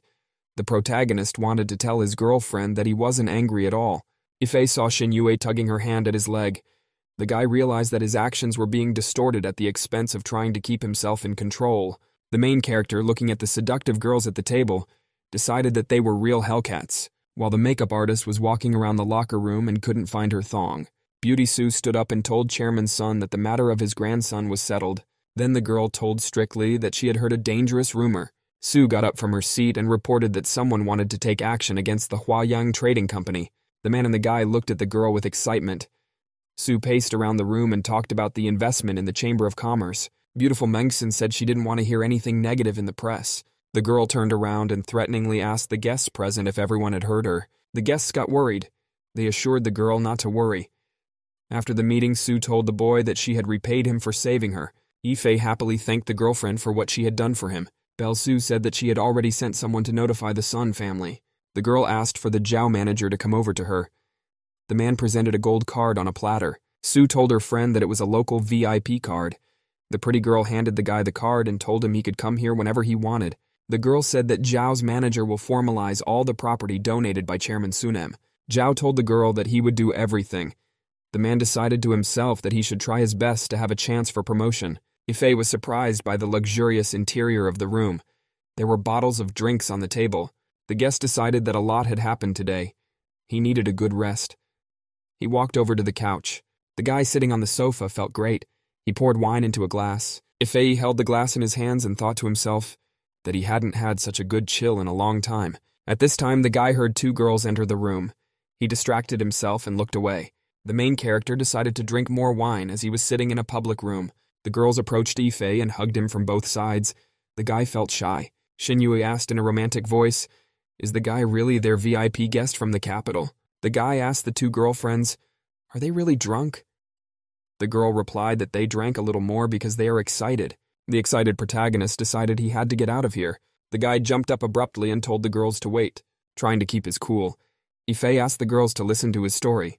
The guy started telling the girls a story about a raven who found a bottle of water but couldn't drink it. Yifei then excitedly reported that the raven flew to the river to find rocks with sticks and fill her bottle. The guy reported that at the end of the story, the raven put the last stick in the bottle and the water came out. Xinyue asked with interest to the guy, "Does the guy really want water or want to put a stick in the bottle?" The protagonist shouted excitedly to the female interlocutors that they had misunderstood. Xinyue told the guy cryptically that they wanted to thank him for protecting them from Mr. Sun's molestation. The girl put the guy on the couch. The guest told Yifei cheerfully that they would give him a reward.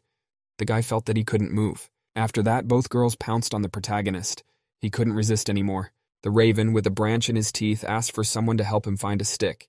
The raven showed that there were two identical bottles filled with water in front of him.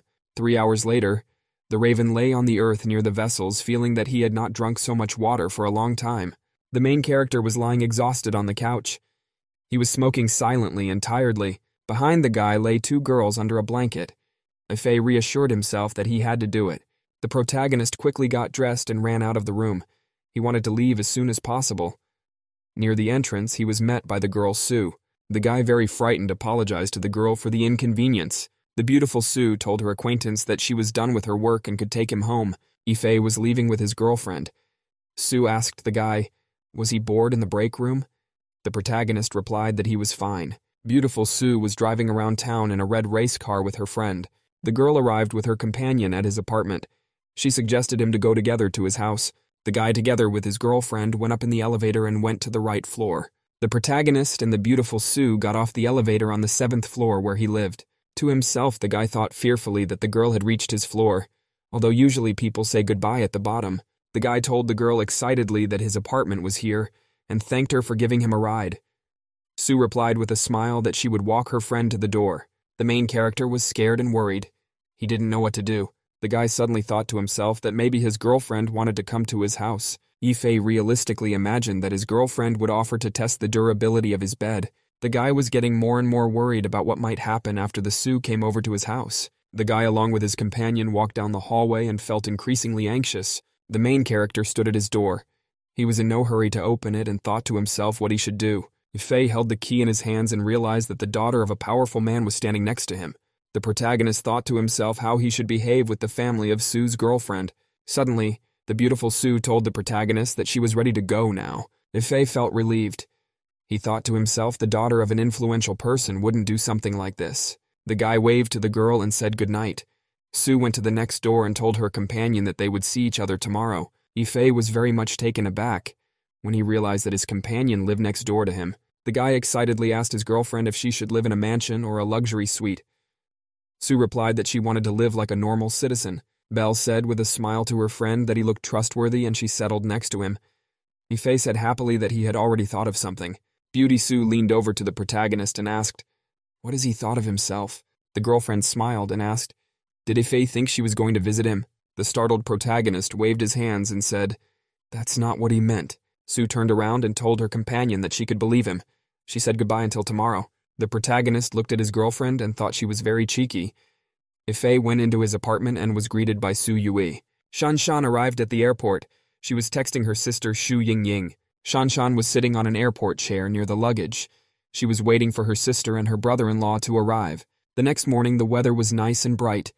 The main character woke up in his house. Yifei got up, stretched, and prepared to go to his room to have breakfast. Suddenly, the guy heard from the kitchen a very familiar to him laugh of a girl. Yifei thought to himself with fright that it was Mengshen's voice. He couldn't understand how Sue had gotten into his house. When he opened the door, he heard the guest tell the maid, Shu Yui, not to cause trouble for the guest. The guy looked out and saw a very frightening dish with eyes on the table. The beautiful Sue was cooking a huge omar. She told the maid that she should add some spices to the seafood. Yui replied that she would make a note of it. The guy told her friend apprehensively that there was no spice in the box at all. Girl Sue greeted her friend and told him that he was awake. Yifei asked his girlfriend how she knew his maid Yui.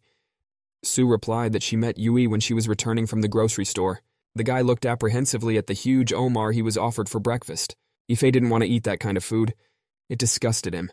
He remembered to himself that Sue had done him a big favor yesterday, and he couldn't disappoint her. He activated his special army techniques to shut down his taste buds and began to quickly devour the food. Suddenly, Omar grabbed the main character's sticks with his claws.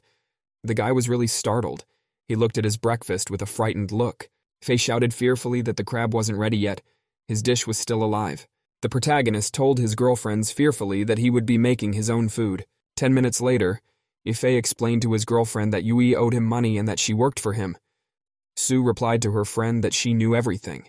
Beautiful Sue asked the protagonist if he was free on Saturday so he could keep her company. Yifei sipped from his glass and said he wouldn't be busy on Saturday. At this time, a chase was going on at the other end of the city. A group of people were chasing a guy. The fugitive was running through the alleys at breakneck speed, trying to escape his pursuers. The angry guys were yelling at the crook in the green sweater to stop. Man menacingly asked the guy how dare he provoke their swimming pool. The crook saw a wall in front of him. He realized he was completely stumped. The man sternly asked the guy how dare he sell life jackets next to their swimming center. After that, the man threatened the crook that he would torture him. At that time, there was a noise from outside. A policewoman ran up and kicked the man with all her might. The crook with the big nose looked at his savior in surprise. The guys were very surprised that a policewoman had appeared in front of them at such a moment. Lin sternly asked those present what they were doing here. After that, the guys turned around and started to run away. They were yelling that they didn't have a chance. Then the woman turned around and looked at the crook standing next to her. Lin twisted the intruder and asked why he was always there when she was catching someone.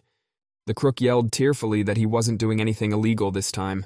The policewoman thought to herself excitedly that she had been in a bad mood lately because of the mystery man.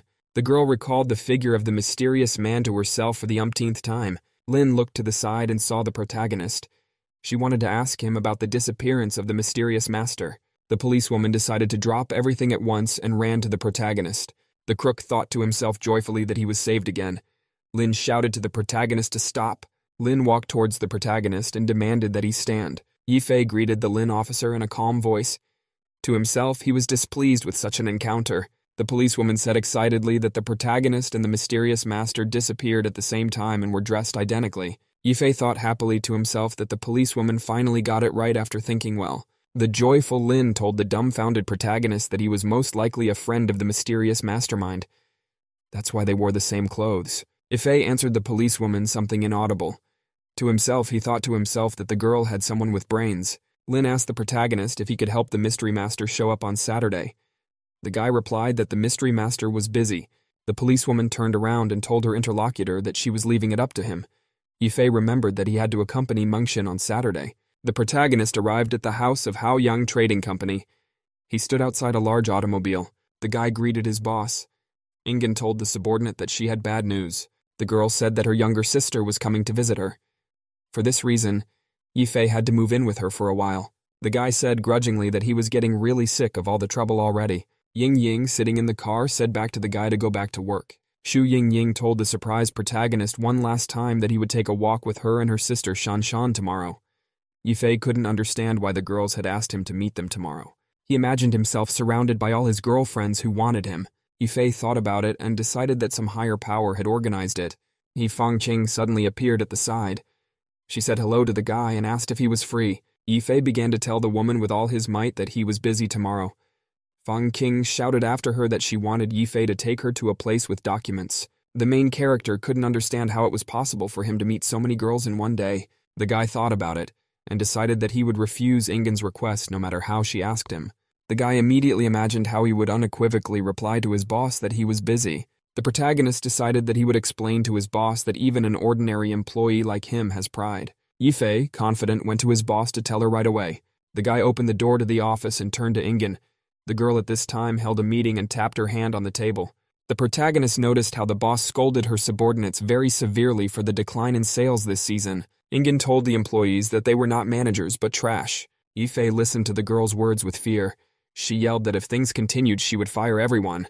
The girl turned around and asked the protagonist, why was he looking for her? The guy ran out the door and apologized for interrupting Ingen. The protagonist stood alone in the street. He wondered what he should do. Yifei thought to himself that he could refuse to meet Lin. He went to the police station. The girl was very much displeased. Lin asked the protagonist strictly if he knew what happens if someone turns her down. On the floor next to her sat the detained crook. The policewoman threateningly said that she would beat the intruder with a truncheon and then send him to jail. She shouted to the crook that he was always there when she went to arrest him. The girl asked the protagonist why he didn't look well. Yifei replied excitedly that he was fine and was going to try his luck.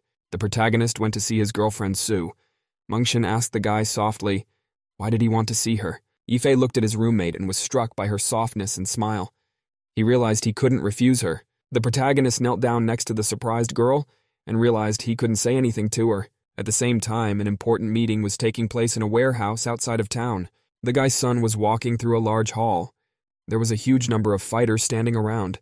Son walked up to the head boss and told him that he had to collect the rent. The head boss in return asked, surprised, how does the guy want to get his payment? Son angrily asked the boss to help him kill the main character. He held out a picture of Yifei. The head boss smiled and told Son that he promises to fulfill everything. The guy was surprised that the head boss knew the main character. The head boss angrily commanded his subordinates Bloodwolf and Blood Fox to get busy killing Burkut. Next to the boss were his subordinates, professional assassins. The boss told the assassins cheerfully that it was time for their show. The girl Shan Shan arrived at her sister's mansion. She took a small dog with her luggage. Shan Shan joyfully shouted to her sister that she was now in her care. Ingen replied to the guests that they had prepared food for her. The girl said with a smile and joy that she had arrived on time and would even have time to eat. The main character walked over and greeted the Shan Shan girl warmly. The guy looked at the doggy in the arms of the girl and decided that it looked familiar to him. Suddenly, the dog broke out of her arms and ran away. Shan Shan called out to her pet. Yifei watched in amazement as the doggy pounced on a pillow on the floor. Ying Ying asked her sister how long she would stay with them this time. Shan Shan replied that she would stay for about a week. The guy offered to help his guest carry her things to her room. The girl turned around and said she could do it all by herself. Ifei thought excitedly to himself that the girl was embarrassed about what had happened. The protagonist remembered to himself how he once slept next to Shan. After lunch, the girl told her sister that she was tired and would go and rest. Ying said that her sister was no longer the same as before. The dog at that time snatched the fish from the table. Shu said instructively to the protagonist that Shan is still weird. At midnight, Ingen and Yifei stood by their sister's door and listened carefully. When they entered the room, the guy asked his girlfriend if they could relax now. Yingjing couldn't understand why her sister was quiet at this time. Shu reminded her friend that her sister was very abrupt last time. Ingen recalled Shan's past behavior and how she made tea for them. In a stern voice, Shu told her subordinate that they would have a fake date this Saturday. Through this, the Shan theories would be completely destroyed. The protagonist was very much surprised and frightened because a date was planned. The boss reminded the subordinate that the date would be fake. She clarified, "Is there something he's unhappy about?" Ifei replied that's not what he meant. Ifei thought to himself that if the mass date had happened earlier, it would have been very bad. Guy realized now that his girlfriends might see him on a date with his boss, Shu Ying. The protagonist frightenedly realized that this would be the end for him and the destruction of his relationship with his girlfriends. The protagonist decided with certainty that he had to refuse his boss and stop everything. Ingen overheard the subordinate suggesting that they cancel the fake date because they might be exposed. Ingen replied to the boss that they should find other options. Ingen told the protagonist that after the assignment was over, she would transfer him to the administrative department where there were many beauties. Ifei heard about the reward. The guy happily told the boss that he loved dating. Ingen replied to the subordinate that they would do it. The protagonist couldn't understand why he had made an impossible promise. The protagonist sat in his room at Ingen's mansion until dawn. In the mansion, the girl Shan was sleeping peacefully and deeply in her room. All the main characters' girlfriends were resting in their homes and sleeping in deep sleep. Ifei looked at the clock and realized that the day was about to start. The guy, after a sleepless night, came up with a plan. After concentrating, the protagonist told himself that the date operation was about to begin. The next day, the protagonist went outside preparing for the ordeal. Ifei looked sadly and unseeingly in front of him. He realized that this moment had come. The guy realized that he might fail. At that time, the girls called out to him. The passers-by were surprised by the appearance of the beautiful Injin and her sister Shan. Ifei said calmly that he was fine. Shan replied and apologized for disturbing the date. The protagonist looked at his girlfriends and realized that they needed to be taken somewhere. Ifei pointed to a cafe and told them to wait for him there. The protagonist got into the car and quickly drove to the meeting place with Su. He had a plan. The guy jumped out of the car and thanked Shan for waiting. Ifei needed preparations to execute the plan.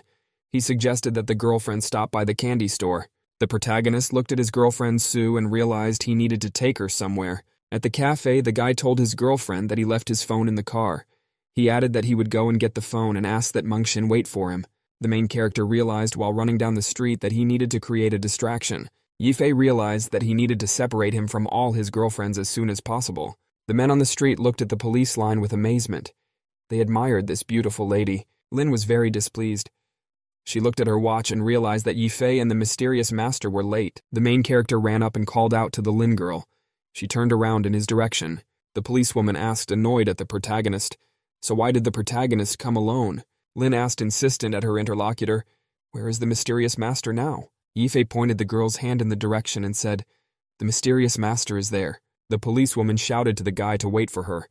Yifei, on the run, shouted that he would help call the mysterious master. To himself, the guy thought excitedly that the Lin girl was very close to the rest of his girlfriends. Yifei realized that now Lin girl and Injin girl are very close to each other. He needs to separate them soon. The policewoman thought unhappily to herself that the protagonist can't even do something simple. Lin turned to the side and noticed some couple on a bench on a date. The girl thought excitedly to herself that the only master misunderstood her. She only wanted to be his apprentice. Suddenly, something caught the policewoman's attention, and she looked away. Lin saw the silhouette of the mystic master she knew. The policewoman ran after the stranger with all her might and yelled for him to stop. Lin ran after the guy and yelled for him to wait. Yifei thought happily that he had led the policewoman away. The protagonist turned into an alley and noticed that he was in a dead end. Yifei realized that his stalker had caught up with him. Ling shouted at the stranger not to run away. The protagonist asked the policewoman in a stern voice if she was looking for him. Ling was amazed because she had finally met the mysterious master. The girl said with suspicion that the voice of the interlocutor seemed familiar to her. Yifei questioned the policewoman in a hoarse voice. So why was she looking for him? Lin excitedly replied to the interlocutor that she wanted to become his apprentice. The guy replied that she didn't meet his requirements. Ling decided to pull down the veil that was hanging between her and the stranger. She said she could handle it. The protagonist was scared. He realized that the policewoman was about to pull down the veil. The girl shouted angrily for the mysterious master to accept her as an apprentice. The policewoman was very much surprised after she saw the coverlet being pulled off. The protagonist stood in front of the interviewer with a bag on his head. He asked the Lin, "Is she ready?" The policewoman was very surprised to see the real mystery master in front of her. Lin had very realistically imagined how she would meet the mystery master. This guy would be very happy if she found him. The girl imagined how the mystery master would hit on her and she would fight him off. In the policewoman's dreams, the mysterious master would be an attractive and passionate lover. Lin pointed her finger at the protagonist and asked sternly, "Why is he wearing a mask?" Ife asked the girl, "Does she not believe him?" Ife, as the mysterious master, asked the girl in a serious voice, "Why did she want to become his apprentice?" Lin shouted loudly to the master that she agreed. To herself, she looked at the guy's back carefully. The mysterious masked master said that he was an ally of Berkut and a friend of women. At this time, the guy's phone suddenly rang. Yifei thought excitedly that he had been away for a long time. It could have been Ingjin or Su Mengshin calling him. Ling obediently dropped to her knees and started begging the master to take her on as an apprentice. Yifei thought fearfully to himself that he would fail if Lin Qiang kept him longer. He asked the girl sternly, "Asked the girl if she was sure she wanted to be his disciple?" Guy sternly asked the girl why she wanted him to be her master. Lin emotionally replied that she needed a master to learn how to punish evil and help the weak. The guy smirked evilly and asked the girl, "Is that really the only reason she wants a master?" The girl was very surprised and amazed at such a question from the guy. Guy strictly asked the girl, does she simply want to fulfill her desires in the form of fame, money, and reputation? Lin looked at the interlocutor excitedly. Lin was frightened herself. She couldn't believe that this was what her desires were. Yifei pointed his finger at his interlocutor and asked her menacingly, what made her become a police officer? The guy looked menacingly at the girl and told her to stay here and answer herself. The girl didn't know what to say. She wondered to herself what she was doing all this for. Lin fell to her knees. The guy turned around and started to walk away. He ordered the girl to think about it and then tell him. Lin asked the guy excitedly, "Where can she find him?" Yifei told the girl he'd show up. As he came around the corner, Yifei activated his special army technique of super acceleration. The guy's cell phone rang. Yifei noticed it was Ingen's girlfriend calling him. After that, the guy ran at full speed towards the restaurant. At the restaurant, Yifei was waiting for his familiar girls. They started to worry, not understanding where the main character had gone. Suddenly, a woman named He Fangqing appeared in front of Yifei. She asked the guy with interest, "What is he doing here?" The protagonist asked the woman fearfully, "Where did she come from?" Ying Ying noticed He Fangqing standing outside. The woman explained to the guy that she was delivering documents and happened to see him. Shu Ying Ying looked out the window and said that the man on the street was wearing a mask, so he is not a very good person. Ying Ying said unhappily that Yifei was very slow. She wanted to call him back again. If his phone rang, she would definitely hear it. The protagonist realized that he had to think of something urgently. The girl from the restaurant was looking at him intently. The protagonist hugged and cuddled the Fangqing woman. He addressed her with tender words. Yifei told the woman that he had come to save her. Then he kissed her. Fangqing woman was amazed by the protagonist's actions. She didn't resist him. Fangqing couldn't stand anymore. The protagonist held her in his arms. Shu Ying Ying, sitting at the table, impatiently decided to make another call to the protagonist. Suddenly, Ingen heard Yifei call her out of the blue. The guy, as naturally as possible, explained that he was late to the girls because of the traffic jam. Ingen said grudgingly to the guy that he was very slow. Yifei explained that he couldn't find a parking space. The protagonist remembered soothingly to himself how he managed to make it at the last second. The protagonist was able to quickly put the unconscious Fangqing on the bench. Yifei ran very quickly from the bench to the restaurant to his girlfriend's. The protagonist listened to Ingen but could not concentrate on her words. Suddenly something caught his attention. Yifei was startled to see a girl named Su Menin on the street. Ying Ying sternly asked him if he was listening to her. Yifei watched Su girl looking around very carefully. She was searching for him. Ingen angrily asked the guy where he was looking. The protagonist grabbed Su Ying Ying by the shoulders and put her in front of him. Yifei thought to himself that he should cover himself with Ying Ying so that he would not be seen by Su Mengxin from the street. Out loud, the guy said that he had a couple of surprises for Injin in honor of the anniversary. Su looked through the window into the restaurant. She saw that the girl inside looked like Shu Ying Ying. Yifei carefully and excitedly looked out the window. Injin asked the guy with great interest, Asked the guy what kind of surprises is he talking about. Yifei told Ingen to wait. He added that he's about to bring surprises. The main character ran outside and called out to his familiar girlfriend Su Mengshin. Yifei asked why Su was in this place. The beautiful girl replied that it was boring in the store. She decided to take a walk. At that time, Lin was standing in an alley. She was thinking excitedly to herself about why she had become a policewoman. The policewoman was looking at her hands and thinking about her desires. Suddenly, something very distracted the policewoman. She looked away. Lin peeked out of the alley and noticed people in long hoodies.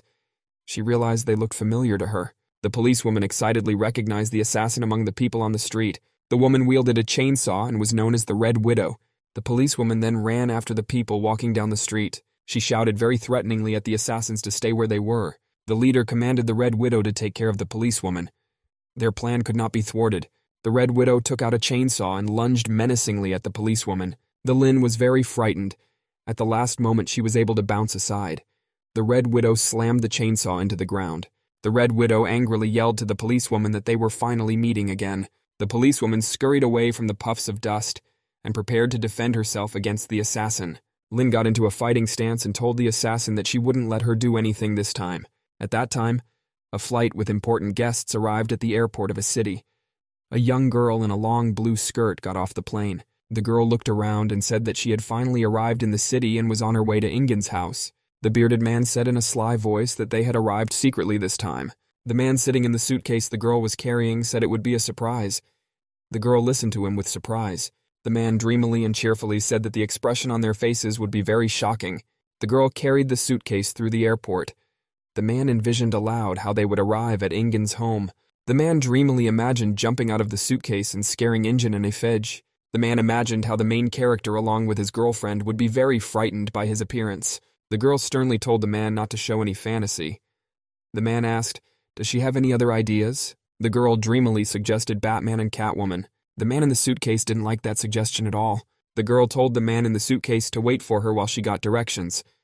She stepped aside. The girl didn't notice that someone else's suitcase moved off to the side, knocked over her suitcase and stood in its place. As a result, the man Xu Zhengguo ended up in the suitcase that the acquaintance had taken with her. The girl didn't notice it. The girl turned around excitedly and looked for her suitcase with the man inside. The girl ran over to her suitcase. She said grudgingly to the man inside that he was not allowed to move. At this time, the man Xu Zhengguo was lost in the crowd. He was being carried away in his suitcase by a stranger. At this time, the policemen continued their deadly battle against the Red Widow. The policewoman was very tense. She could hardly dodge her rival's attacks. Once again, the Red Widow wanted to take down the policewoman with her chainsaw. The killer swung the chainsaw in all directions. The Lin was struggling to dodge. The policewoman looked anxiously at her rival. She noticed that the assassin had opened up. The policewoman jumped to a safe distance. She prepared to fend off another attack. Then the Red Widow swung her chainsaw once again. The policewoman bounced aside. Red Widow asked her rival, "Is she attacking the lower half?" The policewoman realized that the assassin was stronger and faster than her. She thought about retreating. The policewoman frantically decided what to do in such a situation. Lin remembered the words of the master who asked her what motivated her to go the way of the policewoman. Lin shouted excitedly to herself that she would not run away anymore. She dreamed of becoming a good police officer. Red Widow swung her chainsaw and lunged at the policewoman. Lin reassured herself. The policewoman noticed a huge fire extinguisher standing next to her. Lin frantically came up with a plan using the fire extinguisher and the log. The policewoman grabbed the fire extinguisher and decided to use it against the Red Widow. Lin released the foam from the fire extinguisher. The Red Widow continued to swing the chainsaw. The whole place was covered in foam. The assassin looked around and couldn't figure out where the tench had gone. The assassin waved her chainsaw in all directions. She shouted angrily for her rival not to hide. The Red Widow shouted angrily that the police officer was hiding like a turtle. At this time, the police officer shouted loudly from outside that she was on her way. Lin ran headlong against the Red Widow with the help of a large log. The policewoman shouted to the assassin that she would not hide anymore. The Red Widow was very frightened. The protagonist was walking around town with the beautiful Sue. The girl told Ifei that the guy was taking a very long time to park. Sue asked the guy with interest what happened to the policewoman. Ifei replied that Lin Qiang had never recognized him. The protagonist said thoughtfully that Lin is always reckless and impulsive. If Lin faces a real threat, she might get hurt. The protagonist realistically recalled and visualized the image of the police Ling. The protagonist sternly told his girlfriend that Lin would end up just like him. After that, Ifei suggested to his girlfriend, Miss Sue, to go and watch a movie. The girlfriend wanted to take the guy's hand. The protagonist told scaredly to girlfriend Sue that someone might see them. The policeman flew at high speed with a log against the assassin. The Red Widow shouted angrily to her rival that she would saw them in half. The policewoman pointed the Polano against the chainsaw in the Red Widow's hands. The chainsaw embedded itself in a huge log. The assassin realized her weapon was stuck. Lin shouted in an angry voice that she didn't become a policeman because of her father. The policewoman with tears in her eyes angrily shouted, "Why did she become a policeman?" She shouted that it was her dream. She shoved the assassin away from her with a log. The Red Widow fell to the ground. She was crushed by the sawn log. The assassin lay on the ground. She couldn't get up or even move. The policewoman started to walk away. The Red Widow asked Lin, wasn't she afraid of being sawed? The policewoman turned to the Red Widow and said she wouldn't be afraid of such a thing. Ling shouted goodbye to the assassin that if she had been afraid, she would have made a bad policeman. The Red Widow, lying under a log, said in a barely audible voice that she had lost. The main character and his girlfriend came to the Soaring Eagle movie theater. Yifei and his girlfriend were sitting in a dark theater. The guy asked the girl, "Is there something wrong?" Sue replied that everything was fine. The main character suddenly remembered that he forgot to buy popcorn and Coke. Yifei got up and told his girlfriend he'd go out and get some. Sue agreed. The main character thought he still had time as the movie was going on for a long time. At this time, someone called him from outside. Yifei saw his familiar girls walking towards him. He asked, surprised, why did those come out? Ying Ying and Shan Shan were walking towards him. Shu told the protagonist that they had decided to go look for him. The protagonist thought to himself that things weren't going according to plan. The gift roses were in the car. Shan Shan asked the protagonist if he wanted to go to the movies with his sister as a gift. Shu went to the movie theater. She told the protagonist to buy popcorn. A frightened Ifei shouted to his girlfriend Ingen to wait for him. Yifei remembered that his girlfriend Meng Xin was sitting inside the movie theater. At this time, Shan Shan came up behind the protagonist. Shan Shan put her hand on the guy's shoulder and said she hadn't forgotten what happened. Shan Shan then pointed her finger at the guy and said that she would bring them both out as revenge for that day. The main character listened to Shan Shan's words with excitement and fear. After that, the girl headed to the movie theater. Yifei yelled for Shan Shan to stop. Yifei thought excitedly to himself that if all the girls were inside the movie theater, he would be finished. Yifei thought to himself with hope that it's dark inside the movie theater, and the girls won't be able to see each other. The protagonist remembered how inside the movie hall the audience sat on the chairs in the dark. Inside the movie hall, the girl Shan Shan was watching a movie. It was hard for her to see that the main characters in the movie were not together. Yifei thought happily to himself that Shan Shan girl had finally forgotten her purpose. The guy noticed that his familiar girl Su Mengxin was sitting right in front of them. Yifei glanced furtively to the side. He figured everything would be fine as long as Ingen didn't recognize Su. The protagonist noticed that Ingen was dozing off leisurely. He decided to open a bottle of Coke and drink. Shan Shan gave the protagonist a stern look. She realized that he had asked her sister out on a fake date. Shan Shan realized that the protagonist didn't know Ying Ying very well if he didn't know that she falls asleep watching movies. At this time, the protagonist was opening a bottle of Coke. Shan Shan looked at him in surprise. Shan Shan looked at the main character and Ingen sitting next to him with surprise. Shan Shan in the dark thought it was the girl. Ingen reached out her hand and held on the protagonist. Yifei continued to open the bottle. Shan Shan looked at the guy and girl and couldn't figure out if those are really a fake couple. At the same time, Yifei was pulling the cork off the bottle. The cola spilled out of the bottle because of the pressure. Shan Shan looked at this with astonishment. A frightened Shan Shan noticed how everything splashed on the Ying girl's face and body. The protagonist noticed the water splashed on his girlfriend Shu's face. The protagonist took out a handkerchief and started wiping Ying's face.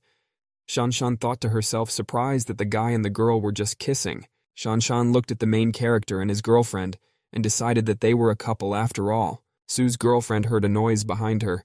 She turned her head. Then Sue coughed loudly and symbolically. She thought that people these days are very shameless. Sue couldn't figure out where the main character had gone. She picked up her phone and wanted to call him back. The protagonist was startled to notice that Sue's girlfriend sitting next to him had decided to call him. Yifei quickly thought that it was very good for him that his girlfriend Ingen had fallen asleep next to him. The protagonist grabbed the popcorn and rushed over to the SU girl with all his might. Yifei sat down on the chair and told his girlfriend in a calm voice that he brought her popcorn and Coke. Sue was surprised that the guy was already here. Sue turned around and said to the main character, "There's a couple hugging in the back." Yifei realized very excitedly that Sue's girlfriend was just talking about him. At that time, the protagonist met his girlfriend Helen on the movie screen. The guy told the girlfriend that he still loved her. Helen replied to the guy that she wouldn't mind if he dated more than one woman at a time.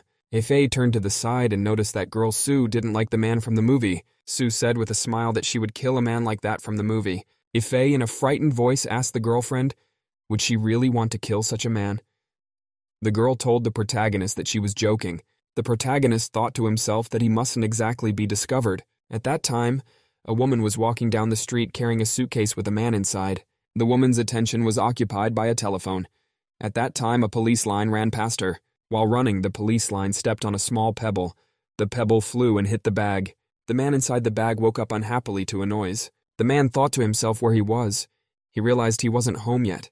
Then the man decided that he was hot and decided to undress without anyone seeing him. After thinking for a while, the man decided that he was a respectable man and could not be seen without his clothes by Ingen and the others. The man, lying inside the traveling suitcase, thought that everything was very beautiful. Gradually, the man began to get bored with everything. He could not realize where he was. Then the man suddenly heard the woman carrying him in the suitcase say that she would be there soon. The passenger in the suitcase carefully peeked through the hole. He saw a strange woman carrying him. The man couldn't understand where he was, what was going on, and who was the woman driving him. Finally, the man decided to get dressed first. He sensed that this was not going to be easy for him. The man felt that it was very cramped inside the suitcase and he could not get dressed. At this time, the woman told someone on the phone that she was there. A woman was talking to someone on the phone and asked if the person she was talking to was at the Soaring Eagle movie theater. A woman was standing near the entrance to the movie theater and said she was at the location. The man inside the suitcase couldn't figure out where the Soaring Eagle movie theater could be. Then the man looked out of the hole in the suitcase and realized that the woman had taken the wrong luggage. The woman told someone on the phone that the right things were in the suitcase and she would bring them over. The man inside the travel bag became very frightened and agitated. The passenger realized that if the woman opened the suitcase, he would refuse to be completely naked. The man decided to save himself. He quietly apologized to the strange lady. For the sake of his reputation, the man yanked the suitcase open and it rolled down the street. The man realized that he had to run. Passers-by looked in amazement at the rolling suitcase. The travel bag was traveling at such a speed that it picked up the wind, blowing the girls around the passers-by. The man mentally apologized to the girls, but he didn't care about them now. The man thought to himself that nothing would prevent him from returning to his wife. Two schoolgirls were walking down the street. One of them pointed in surprise at the suitcase. The schoolgirl looked startled at the strange suitcase rushing towards her. The man realized that he had to change his trajectory. As a result, the suitcase tripped on the ground and flew far upwards, frightening the schoolgirl. The frightened girl looked in amazement at the flying suitcase. The schoolgirl pointed at the bag with its legs sticking out and said it was the suitcase monster. The man thought to himself that the little girl reminded him of the girl Ingen, who was also so small. A group of girls in black robes stood at the bottom. The leader noticed the flying suitcase and told her subordinates that she could handle it herself. The leader then smashed the suitcase down with all her might. As a result, the suitcase and the man flew onward with all her might. The women in robes decided to go ahead with the plan. The man fell unconscious on the sidewalk from the forceful impact of the flying suitcase. At this time, inside the movie theater, the show was still going on. Ifei was sitting surrounded by girls. Ifei told the protagonist that she was a little stuffy and would go outside for some fresh air. Ifei told his girlfriend to take her time. As soon as Sue got up from her seat, Ifei ran at full speed to his girlfriend Ingen. The protagonist looked closer and happily noticed that Su Yingying was still asleep. He thought to himself that he was safe because Shanshan hadn't noticed anything. Suddenly, the protagonist felt someone put a hand on his palm. Yifei, frightened, thought that he was touched by Injin, who might have noticed him along with Meng Xin. The Shanshan girl sternly asked the protagonist where he had just gone. Shanshan suspiciously reminded the protagonist that he was hiding from his sister for some reason. Shanshan then sternly asked Yifei, is he cheating on his girlfriend Ying? Shanshan showed the protagonist his thong and said it had fallen out of his pocket. Yifei remembered that he found those panties in Meng Xin's room and forgot to retrieve them. Shanshan said that her sister doesn't wear such underwear. In as calm a voice as possible, the protagonist said that Shanshan was wrong. Suddenly, Shanshan abruptly reached up to the protagonist and grabbed the protagonist by his tie. Shanshan sternly asked Yifei why was the thong in his pocket. Shanshan asked the protagonist suspiciously, why didn't the protagonist know that Ingen always falls asleep in movies? The protagonist asked with interest, does Shanshan's sister always fall asleep at the movies? Shanshan said, how could the protagonist be Yingying's boyfriend if he didn't know such simple things? Suddenly, the protagonist and Shanshan noticed how they started to approach each other. Shu Yingying's girlfriend in her dream wrapped her arms around the protagonist and Shanshan. She brought them closer to each other. Yifei whispered for Shanshan to be quiet. or her sister would wake up. Shanshan threatened the protagonist that she would tell her sister about other women's underwear at Ifei's place. The protagonist angrily asked Shanshan why she was so stubborn. Shanshan didn't like being called stubborn. Shanshan grudgingly told the protagonist that she hadn't forgotten what had happened that day. The protagonist couldn't understand if Shanshan was so upset about that incident. The angry Shanshan pointed at the protagonist and said that she would bring him to justice. At that time, the sleeping Ying Ying mumbled something to herself and moved her hands, causing Shanshan and Ying Ying to kiss. Shanshan felt awkward and scared. She wanted to get free. After a short pause, Shanshan's girlfriend shoved the protagonist away from her. The protagonist frightenedly thought to himself that the Shanshan girl might scream now. The protagonist realized fearfully that Shanshan's scream might wake up Ying Ying. Yifei realized fearfully that Ying Ying might catch him and the girl in the act. The protagonist realistically imagined what would happen if Shu Ying Ying woke up. Yifei realized he had no choice. He immediately apologized to Shanshan for what he was doing. Afterwards, the protagonist kissed Shanshan to stop her from making any noise. The protagonist thought to himself that he should finish the successful operation and date. After kissing the protagonist for a long time, Shanshan stopped resisting. Shanshan's girlfriend ended up fainting after the kiss. Yifei noticed that Shanshan wasn't saying anything and wasn't looking at him anymore. The main character gently shoved Shanshan away from you. He thought for sure the girl would stop talking. In his mind, the guy apologized to Shanshan girl. At this time, Ingen came to her senses and opened her eyes. Ying Ying looked around carefully. She couldn't understand where Yifei had gone. Ingen looked at her sister in surprise. Could she have fallen asleep watching a movie like that? Yifei was walking through the theater. He looked at his phone and realized that Meng Xin's girlfriend was waiting for him again for a long time. Yifei didn't notice that the door was opened by a disguised criminal with a big nose. The protagonist noticed his girlfriend Sue. He waited a little to calm down. Yifei looked at Sue sitting alone on a bench near the flowers. Sue asked the protagonist, "Is the movie already over?" Yifei said he left a little early. Sue asked her friend, "Why did he leave early?" Yifei said he was bored. The girl said romantically that she felt depressed watching such a romantic movie for the first time. The protagonist sat looking at his girlfriend on the bench. There was an awkward pause. The protagonist looked at the disgruntled girlfriend who sat silently next to him. Yifei thought to himself fearfully that he had chosen such a romantic movie by chance. The protagonist realized that he needed to say something to relieve the tension. Yifei didn't have time to say anything. He heard some girl on the side suggesting to sit here. Yifei heard Ingen's voice.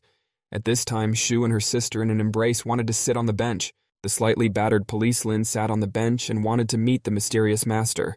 Yifei looked around and was surprised to see Lin Qiang sitting next to him. The guy turned back and noticed a familiar female silhouette on the bench. When he looked closely, he realized that his friend He Fangqing was sitting on the bench. Yifei found himself surrounded on all four sides by girls he knew. It was a battle of wills for him. He didn't know what to do in such a situation. Yifei realized that he was surrounded by four women and he couldn't handle it. The protagonist looked on all four sides. He saw the figures of the girls he knew. The protagonist couldn't understand why all the girls sat so close together. Ingen thought to himself where Yifei could have disappeared to. The guy looked carefully around. He realized that if at least one of the girls called him, they would reveal him. The protagonist immediately had to think of something to get out of this situation. Yifei realized that all the girls had to stay on their benches so that he wouldn't be discovered. The protagonist realist imagined that he might be exposed by the girls again. The worst thoughts occurred to Yifei. He realized that being exposed would be the end of the world for him. Ying Ying asked her sister if Ta could see where the protagonist was now. Shanshan sat very agitated. Ying Ying looked at her sister with great suspicion and asked what was wrong with her. Shanshan replied that she was fine. She wanted to call the protagonist and ask what was going on. Shanshan was very worried. Suddenly, the protagonist appeared on the bench. He greeted the girls in as calm a voice as possible. Shu Ying Ying turned to the protagonist sitting next to her with great suspicion. Ying Ying asked the guy very sternly, "Where did he come from so suddenly?" Ingen asked the guy, "Where was he all this time?" Yifei remembered sitting on the bench next to Sue and thinking about his problem. Suddenly, the protagonist's cell phone fell out of his pocket. The protagonist realized that he was being presented with a good opportunity. Then the protagonist looked under the bench and realized that he had hope. Yifei told his girlfriend Sue that his phone had fallen and he would go and look for it. His girlfriend agreed. The protagonist decided to crawl under the bushes to the side where Ingen and his sister were sitting on a bench. Yifei happily thought to himself that he could use this small garden to move in any direction. Yifei calmly said that he left just before the end of the movie. He asked Shanshan confirmed his words. Ying Ying turned to her sister Shanshan with excitement and interest. Suddenly, the girl jumped up and ran away. The protagonist shouted after Shanshan, 10 minutes later, the man in the suitcase woke up. He couldn't understand where he was. The man had a headache. He remembered that he had just been sent on a flight. The man was wearing only the suitcase. He noticed people around him looking at him and discussing something. A crowd began to gather. The man realized he needed to escape immediately. As he ran away, the man noticed someone carrying a bound girl on his shoulder. When the man looked closely, he noticed that it was a relative of his acquaintance, Shan Shan. The man shouted threateningly at the stranger to stop. The leader told the chop to subdue the man. The man was completely calm. He saw the warrior turn toward him. Then the warrior pulled out a huge sword and told the man that he could go no further. The man calmly told the kidnapper to leave his daughter alone. The kidnapper was unaffected by these words. He stood there holding the sword in front of him. The man looked menacingly at the warrior. He wanted to warn him what would happen if he didn't let his daughter go. The black-clad warrior struck the man with all his might, knocking him to the ground. The fallen man didn't give up. He got up and kicked the kidnapper with all his might. The man was able to hit the kidnapper in the head with his kick. Chop wanted to hit the man back. The man quickly bounced back to a safe distance. The man with the menacing look turned to the kidnapper, Chop in black. The man said that if anyone touched his daughter, he should be ready to feel his fury. The man stood and glared menacingly at the kidnapper. He clenched his hand into a fist with anger. The kidnapper with the sword didn't take the man's threat seriously at all. Then the father accelerated with all his might to attack the kidnapper. The sword warrior stood still and waited for the attack. The warrior swung his sword to strike the man with a thunderous strike. The man professionally and skillfully dodged the blow. He prepared to attack back. The man swung around and tried to strike the kidnapper with an army fist punch. The black-clad kidnapper became agitated. He held his sword in front of him. The man prepared to attack again. After that, the man accelerated and decided to use the fist punch and the tank jerk move. The kidnapper silently and carefully looked at the man. He prepared to defend himself. Yifei looked at the fleeing Shanshan and asked what happened to the girl. Ingen replied that the guy should leave her sister behind. Ingen thanked the protagonist for his good work today.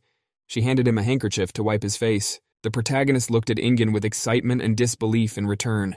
Yifei told Shu that she smiled. Ingen asked what did she do wrong. Yifei told the girl that she should smile more often. It's very nice for her. Ingen said that she finally got a good night's sleep. She said that she hasn't relaxed in a long time because of the problems in the company. Ingen started to talk about the problems in the company because of the hostile takeover. Yifei asked if the girl helped Su Mengxin. Ingen replied to the protagonist that because of him, she got Su Mengxin's support. Ying Ying smiled and looked at the protagonist. She asked him to be her real boyfriend. The protagonist was very puzzled by such a proposal at such a time. After that, Shu Ying Ying sat closer to the protagonist.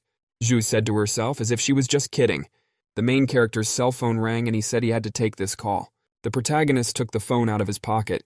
He looked to see who might be calling him now. The protagonist saw that the caller was Su Mengxin's girlfriend, who was right next to him. The protagonist turned around and ducked under a bench. He told a surprised Ying Ying that he would look for something. Yifei quickly crawled through the flower bed. He decided to get to Su Mengxin that way. The protagonist thought to himself that it was good that this flower bed was hiding him. Yifei was very happy that he had a chance to solve his problem for now. The protagonist crawled to a bench and noticed that a woman Fanking was sitting there. The guy realized that he had taken a wrong turn when he had just crawled across the flower bed. Fanking woman was very much surprised by the appearance of the protagonist. Yifei stretched out on the bench. He realized that he was on the side of the flower bed where Fanking was sitting. The protagonist thought to himself excitedly that he had come to the wrong place. He remembered where his girlfriends were sitting on which bench. Yifei was worried about what to do now. He didn't even look at the Fanking. The woman asked the protagonist in a sly voice where he had gone so quickly. Fang Qing suddenly seemed to suspect something. She studied the protagonist with an attentive gaze. Yifei waited anxiously for a question from the woman. Fang Qing decided to ask the guy directly. The woman asked if Yifei had been on a date with another girl by any chance. Yifei thought fearfully, did the woman guess? Out loud he said that he simply had business here. Fang Qing turned around and told the guy that she believed him. The protagonist thought the woman was very gullible. The woman told the protagonist that he was very brave to do that to her in public. Yifei wanted to say something back. Fang Qing then put a paper bag over the protagonist's head and told him not to say another word. The woman suddenly kissed the protagonist and said that he was her masked hero now. The protagonist didn't resist in any way. This kiss was a big surprise for him. After the kiss, the protagonist felt overwhelmed with romantic feelings. Fang Qing then told the protagonist calmly to go and do what he had to do. The protagonist was surprised.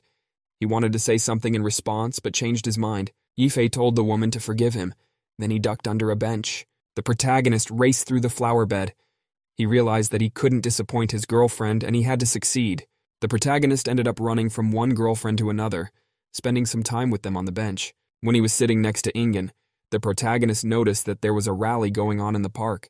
While the girl looked away, the protagonist ducked under a bench with lightning speed. Yifei thought to himself that thanks to the bushes, he could easily come and go. The protagonist had already completely learned the exact route to each of the girls. He was ready to complete his operation. After another move through the flower bed, the protagonist climbed out onto the bench where the police line was sitting. The protagonist thought annoyed that he had gotten the wrong direction again. Meanwhile, the man in the suitcase continued to fight against the kidnapper. After another blow, the father managed to knock the kidnapper down in flight. The man menacingly reminded the warrior of his daughter. He swung to strike. The father shouted angrily to the kidnapper to let go of his daughter. He tried to hit the warrior with punches. The man struck his opponent with his fists, but could not hit him. The kidnapper remained on his feet. His eyes were still glowing red. The man looked at his opponent with hatred. The chop warrior kept swinging his sword to hit his opponent. The man ducked. The already tired man looked at the kidnapper in black. The kidnapper cheerfully told the man that he was old, but he knew a couple of tricks. Then the warrior shouted menacingly that he would show the man his true strength. The angry father couldn't figure out how he could defeat his armored rival. The warrior kept swinging his sword in all directions, trying to hit the man. The kidnapper used different techniques with his sword to finish off his opponent. The surprised man stared at his opponent. He could not understand how the warrior was able to execute the crescent moon strike. The kidnapper once again swung his huge sword. The man managed to dodge. The warrior swung the ball over his head. The man decided to use a tank kick to defend himself. Then the man swung the warrior's left arm with a powerful punch. From the powerful blow, the warrior dropped his sword. After that, the kidnapper prepared to fight with his hands. The man stood still and fought off all his opponent's attacks with his hand. The warrior swung his leg to strike the man with all his might. Only now did the man realize that his right hand was still inside the suitcase. The chop kidnapper kicked the man with all his might. He flew far away. The man in the suitcase flew far away over the square. After a long flight, the man in the suitcase landed right in the center of the flower bed where the protagonist was. The warrior said surprised that the man had disarmed him with only one hand. He would now wait for their next meeting. The protagonist climbed out of the shop near the police station. The Lin was surprised to see the protagonist. The protagonist realized that he was in the wrong place again. He needed to do something urgently. Lin asked the guy suspiciously, "Where is the mysterious master and why is he here?" The protagonist abruptly threw off his jacket and pulled out a paper bag. He pointed in the direction and told the girl that there was a UFO there. Lin turned around to the side. After she looked at the bench again, she saw the master there. The policewoman was very happy that the mysterious master had finally come to see her. Yifei was very much surprised that the girl still didn't understand anything about the master. Lin said admiringly that the master had appeared very mysteriously. The protagonist thought to himself excitedly that he was close to being exposed. The policewoman thought it was difficult for the mysterious master to move around with a bag on his head. Lin imagined her walking up to the foreman and removing the bag from his head. The policewoman took off the bag on the master's head to see his real face. After removing one bag, another gray bag would be left on the foreman's head. The foreman sternly asked the policewoman, "What is she doing?" Lin was amazed to see another mask on the master's head underneath the mask. The girl refused to believe it. She went over and pulled off the gray mask. Underneath was a light blue mask. After that, the girl took off another mask and saw that the master was covering his face with a green mass.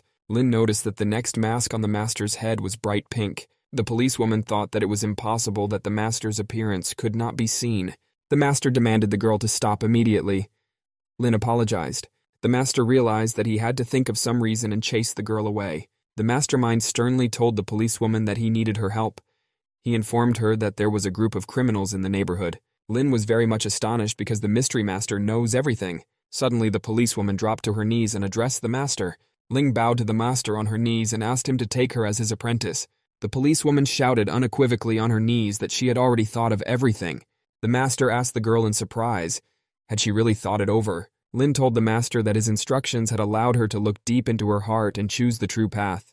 The policewoman said excitedly that she was impressed as the master could detect criminals. In an important voice, the master said that he knew in advance that the criminals were here. Suddenly, the protagonist felt that there was a bunch of people gathering nearby. People gradually began to surround the flower bed where his girlfriends were sitting.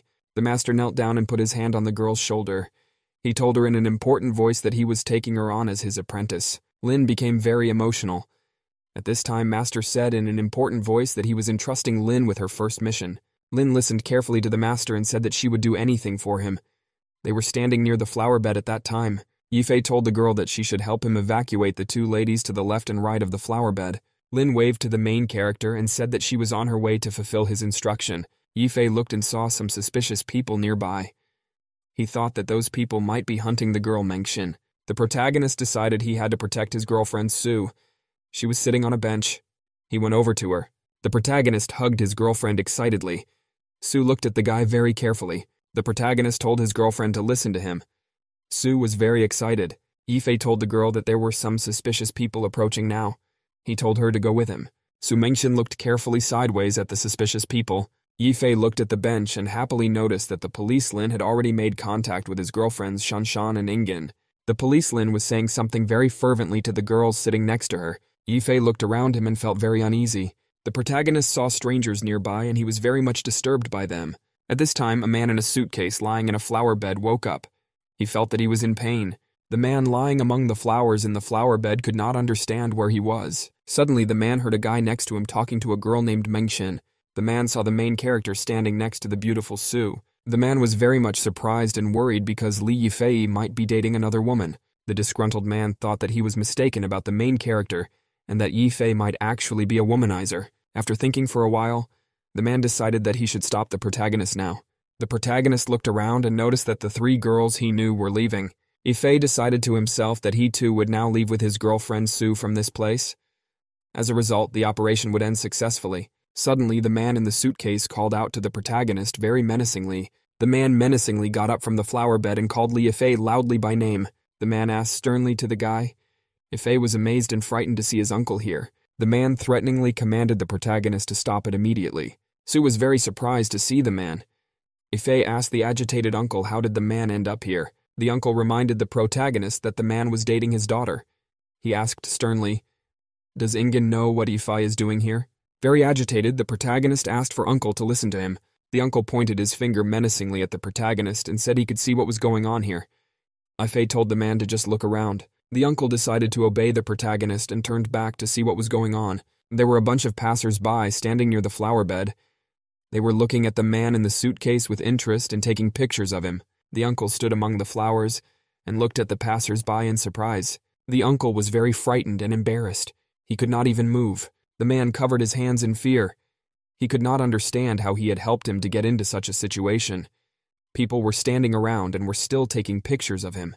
The voice of the girl Ingen came from the side. She sternly called out to her father and the protagonist. Ying Ying asked the boy and father with interest, "What are the two of them doing here?" Xu Ying looked at the man and asked, "Why is he completely naked?"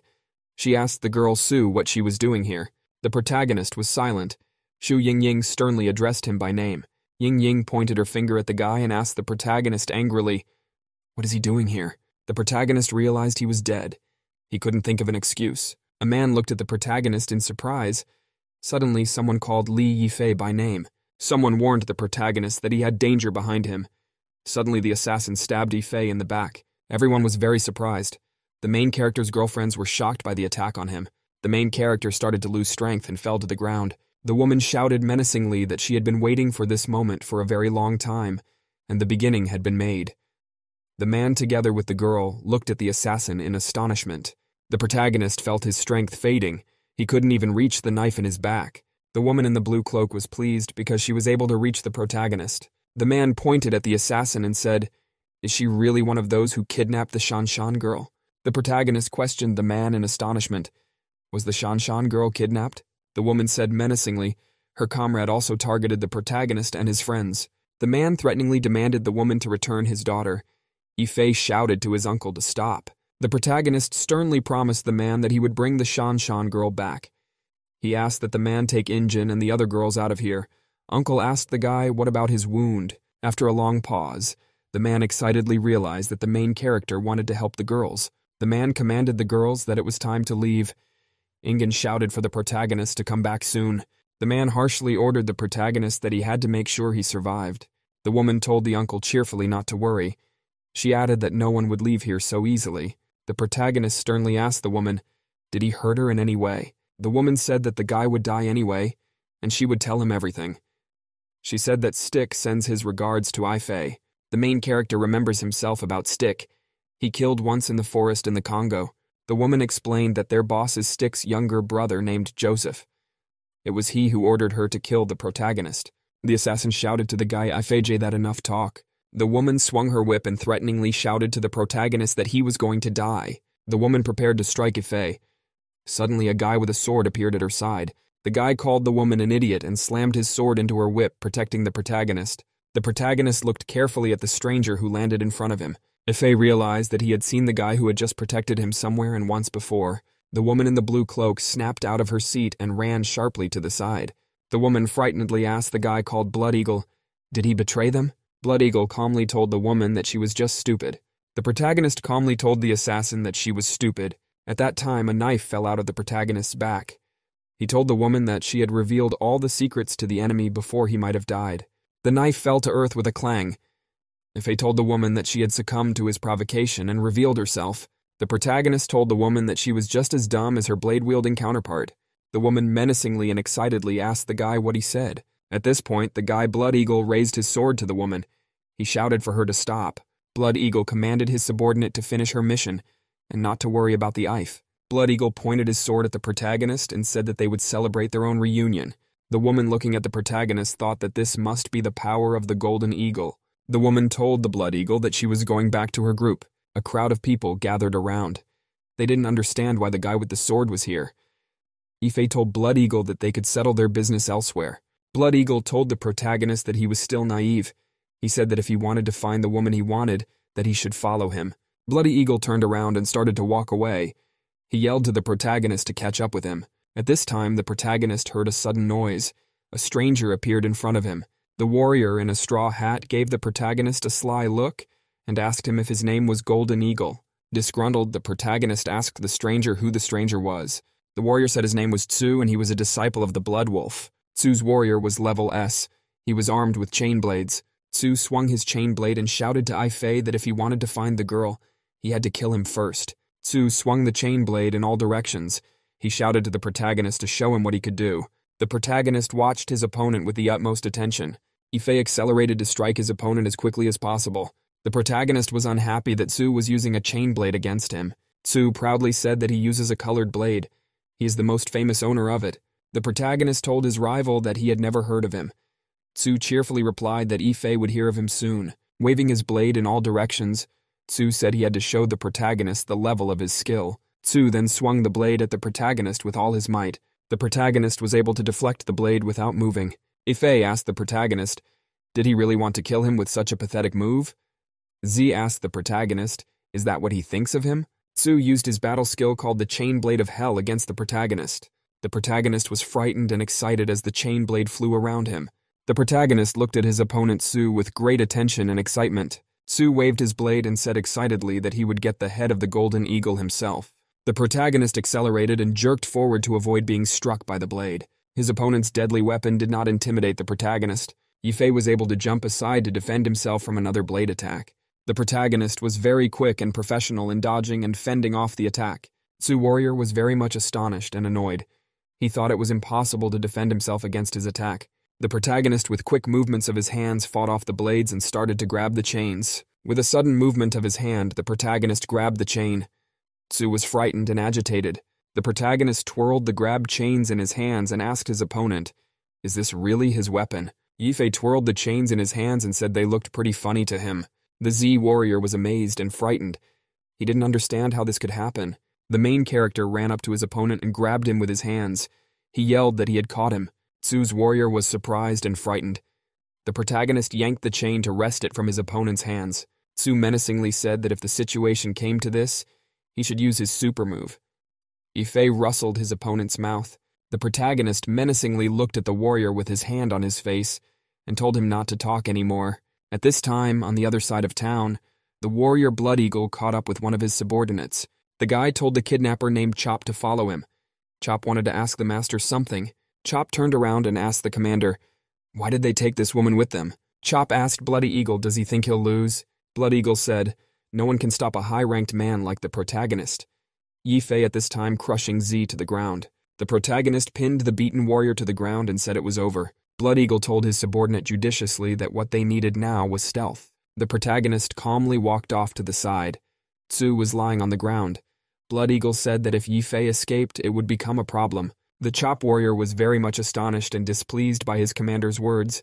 Blood Eagle said that the Tzu fighter had already lost. Chop shouted that Tzu was once the leader of the Soaring Eagles team. Chop held the kidnapped girl on his shoulder. He asked how could this be possible. Bloody Eagle told his subordinate that he would find out. Suddenly, Bloody Eagle heard a suspicious noise near him. He decided he was right. At the same time, he heard footsteps. It was the protagonist approaching his enemies. The warrior Chop shouted in fright. He saw Burkett in front of him. The protagonist sternly asked the kidnappers, how dare they touch a man close to him? At that time, shooting started in the center of the city. People were running in all directions and demanding to be rescued. Another soldier was shooting upwards and shouting at people to get out of here. A cab driver in a suit didn't understand what was going on. He had just found a job and this had happened to him on his first day. The driver got into the car and thought to himself that he was lucky to get the job. The cab driver drove off and thought to himself that he needed to raise the fare until the chaos was over. One of the passers-by, the driver offered to take him out safely at $500 per person. The guy yelled to the cabbie that he might as well rob him. Suddenly, a potential customer appeared in the cabbie's path. It was a man in a suitcase. The man stood looking at the cab car in disbelief. A group of girls stood next to him. The driver was very surprised to see many beautiful ladies around him. The driver looked at the girls and said to himself that they were all beautiful. The cab driver admired his female passengers and wondered whether he should take them home. The man said sternly to the cab driver that he should take the girls. The cab driver replied that he does everything without any problem. The driver then slyly told his customers that he would give them a discount and take them home for $2,000. After a short pause, the cabbie apologized in an apologetic voice and said he was wrong. The driver told the passengers in a cheerful voice to get in. The man told him to wait. The man asked the cab driver with interest, "Does he think his daughter and the other ladies are beautiful?" The driver, after a short pause, shyly said that the girls were indeed beautiful. The man smilingly told the driver to jerk off in front of him right now. The cab driver was embarrassed by such a request. He didn't know what to say to the man's suggestion. The man threateningly wanted to repeat to the driver what he had just told him. The man once again asked the chauffeur to hurry up and jerk off. Ingen asked excitedly to her father what he was doing. The cab driver asked the man in astonishment what he wanted him to do. Fangqing woman asked very unhappily, "What is going on here?" Beautiful, Sue said with a smile to the other girls that she realized exactly what was going on. The man put the driver on the hood and suggested to go and fight in the forest. One of the girls said that the uncle would not ride along with them. The cab driver backed away with the man into the woods. He imagined himself as a pilot during a military battle. The pilot shouted that a fighter jet had appeared in front of him, and he was now aiming at it. The pilot saw the enemy plane in the sight in front of him and prepared to shoot. The pilot shouted angrily that the enemy pilot had finally been caught. The pilot then pressed a button on the handle to open fire and engage the enemy. The pilot yelled to shoot down the enemy fighter immediately. At this time in Park Forest, the driver finished granting the man's wish. The cab driver said they were already finished. He asked, "Can he take someone already?" The man smiled and told the cabbie they should try again. The driver was scared and surprised. He didn't feel like trying again. The man turned around and walked with the driver to the park. He told the girls to wait a while. The Sioux girl told her friend Ingen that Uncle was doing all this for their common good. The pilot ended up in a dangerous sky battle again. The enemy locked him up. The pilot looked around the cockpit and shouted how dare the enemy underestimate him. Then the pilot made a quick maneuver and got into position to attack. The pilot hit the enemy plane and angrily shouted that he was now ace. As the cab driver came out of the woods, a man came up and told him to do it again. The pilot in the plane yelled that he needed help as he was surrounded by lots of enemy planes. The pilot was yelling that his plane could no longer operate, and he was requesting a parachute. At that time, the plane was hit by an enemy plane and started to burn. The pilot screamed in an exhausted voice that his plane had exploded. The man patted the driver on the shoulder and said that he was now calm. The girl Xu Yingying asked in a stern voice to her father, "What is happening now?" Beautiful Sue said cheerfully to the other girls that she understood everything. Sue explained that they were all very beautiful. Uncle was afraid that the driver might have bad intentions for them. That's why he delivered him to do so. Ingen asked excitedly to her father, "Isn't the man going to ride with them?" The man turned around and looked at his daughter. He answered her that she had told him the right things. The man looked away and saw the armed men. He realized he couldn't stand to see the situation escalate. The uncle called the police line very proudly a responsible officer. The Lin told the man that she wasn't going either. She would disperse the crowd. At this time, a woman with a blue cape walked up. She laughed when she saw the man. The man pointed his hand toward the girls and said they should leave. Ingen wished her father to be careful. Lin said she was going to disperse the crowd. The woman asked the man, where did he come from? She added that no one could escape the attack of their assassination team. The man asked the stranger, are those the assassination team? And then the uncle said menacingly that he had crawled out of the pages of SWAT history. The woman stood with her whip and looked at the man in amazement. The woman then ordered her subordinates to grab the old man. The blue-cloaked assassin was then stunned. The man began beating her warriors. In just a few blows, the man neutralized the assassins. The woman looked around and saw that she was completely alone. The man took the pants off of one of the warriors and put them on. He said he was overcome by a familiar feeling. The man clenched his fist and said he felt like he was back during a special forces battle. The uncle then told the kidnappers that they would deal with his fists. The man, after disarming some of the warriors, started running away. The woman yelled for him to stand. The former SWAT officer beckoned the woman with his hand and told her to follow him if she had the courage. The commander commanded her subordinates to grab the man. The woman told the soldiers to capture the Chinese scout alive for her. The woman said slyly to herself that the forest was their territory and the man would not have the advantage there. The woman decided that she would watch the man fight unsuccessfully for his life. At this time, on the other side of town, the main character was preparing to confront the Blood Eagle and the Chop. Ife asked the Blood Eagle why he had joined the terrorists. The protagonist demanded that Blood Eagle answer him. After a short pause, Blood Eagle calmly said that there can't be two leaders. Yifei replied to his rival that he wouldn't believe him. He reminded him that they were once best friends. Blood Eagle asked the protagonist with interest, were they really friends? Blood Eagle stood at a distance. He asked Ife, can friends be far apart? Ife demanded of his rivals to let the girl go. He added that he didn't have time to talk. The protagonist told Blood Eagle that they would discuss his behavior later. Blood Eagle asked the protagonist grudgingly, why is the girl so important to him? At that time, footsteps were heard. It was a Chop warrior approaching the protagonist. The protagonist saw in front of him a huge, tall warrior with a big sword. Chop threateningly told the protagonist that he was denied access. The protagonist calmly looked at his rival and told him to get lost. The warrior swung his huge sword to strike the protagonist. The protagonist quickly dodged to defend himself from the warrior's attack. Ife decided to use a technique called the Dragon Palm attack against the warrior. With a powerful blow, the protagonist threw his opponent far away. After that, the protagonist told the Blood Eagle that it was his turn. The opponent looked at Ife without any emotion. Suddenly, the Chop warrior returned and prepared to attack the protagonist. The warrior hit the protagonist with all his might, knocking him to the side. The protagonist prepared for another attack. He realized he couldn't hit Chop that easily. Chop said he had specially made armor. This warrior had S-class. Chop threw his sword on his back and told the Golden Eagle that they were starting round 2. Chop reminded the protagonist that he was able to destroy the nanosuit with his bare hands. The warrior said that his armor could absorb the energy of Ifei's blows. Chop told the main character menacingly that he didn't stand a chance this time. The warrior then shouted menacingly to the head hero that he would take him down.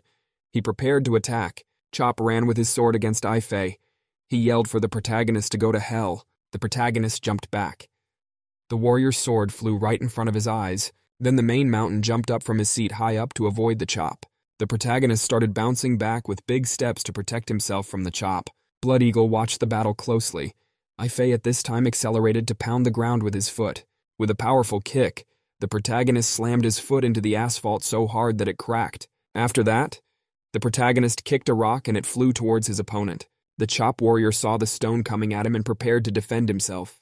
The warrior then swung his sword at the stone and it shattered into pieces. Ife realized that it was too bad that the stone was in pieces. Chop was standing right in front of him. The protagonist prepared to use a punch with the skill 8 trigram palm. The protagonist hit his opponent's head with a big swing of his hand.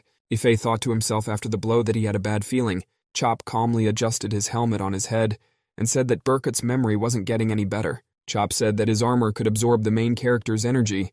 He kicked Ifei's leg.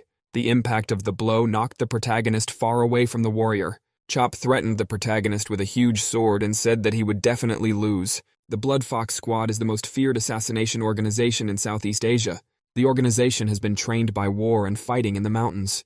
All members are experienced assassins. A strong alliance of assassins once defeated the powerful kingdom of Lijiang.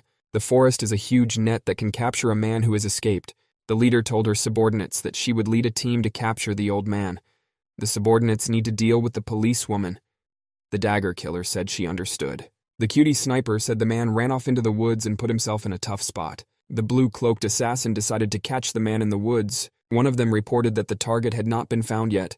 The commander told them to remain persuasive. Suddenly, a man's hand came out of the woods in the direction of one of the warriors. He grabbed him at once. Then the man jumped out and prepared to slowly attack his opponent. Then the man knocked the soldier off his feet with a very strong blow. He couldn't even fight back. The other soldiers saw that their colleague was under attack. The man grabbed the gun from the soldier. The man pointed the gun at the other soldiers who were nearby. With accurate shots, the man struck his rivals dead with the pistol. The soldiers grabbed their assault rifles and began firing in the man's direction. The former Special Forces soldier grabbed the body of one of the soldiers and covered himself with it, protecting himself from the bullets. The man carefully took out a grenade and pulled the pin.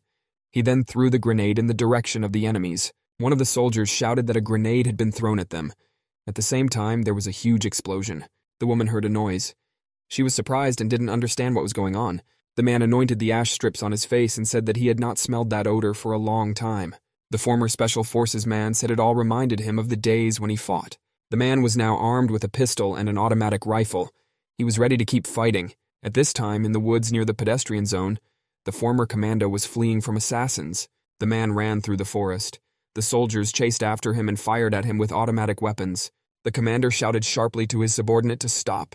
The soldier, unaware of the danger, was walking forward and unexpectedly hit a stick lying on the ground. Then a huge stake rose from the ground at full speed towards the soldier. Very quickly, the soldier was impaled by the huge stake with sharp teeth. The commander wasn't scared at all. He saw his subordinate just died. Then the commander stepped on the trap and the sharp teeth pierced his leg. The commander cried out loudly while someone approached him from the side. The leader couldn't move or run away. He looked at the approaching man with fear.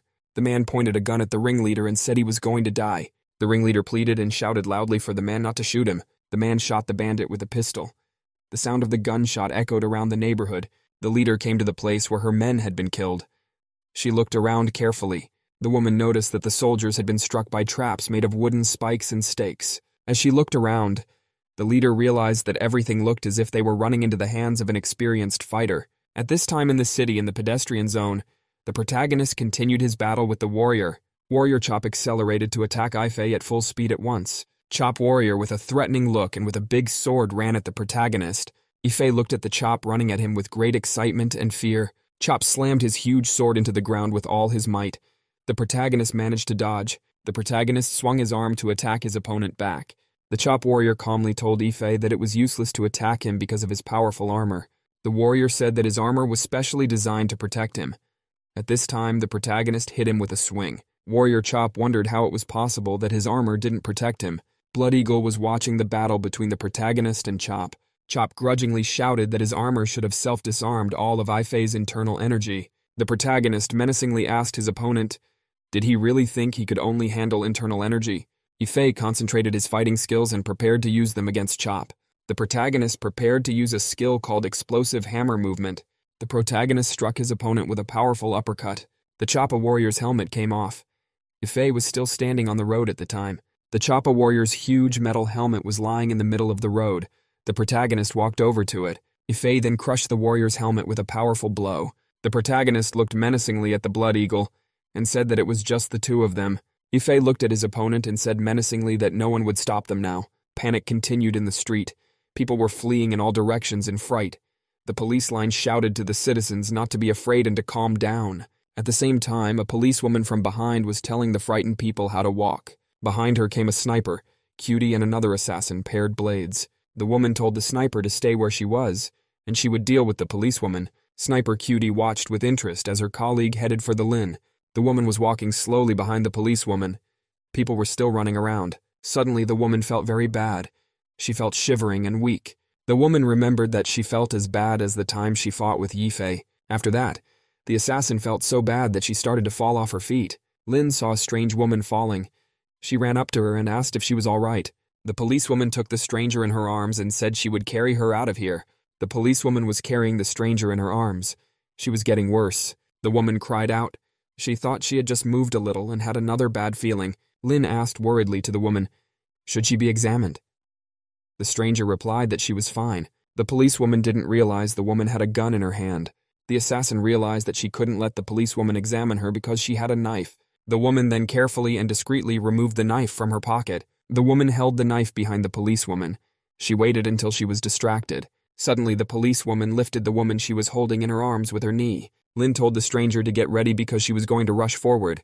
The policewoman then ran forward at full speed, holding the stranger in her arms. The woman felt like she had been kicked twice in the ass and now needed to go to the bathroom. The assassin felt a discomfort and an unpleasant sensation in her body. While in a city block, a female superhero found a bomb in a building. A woman in a Captain America costume stood and scrutinized the bomb.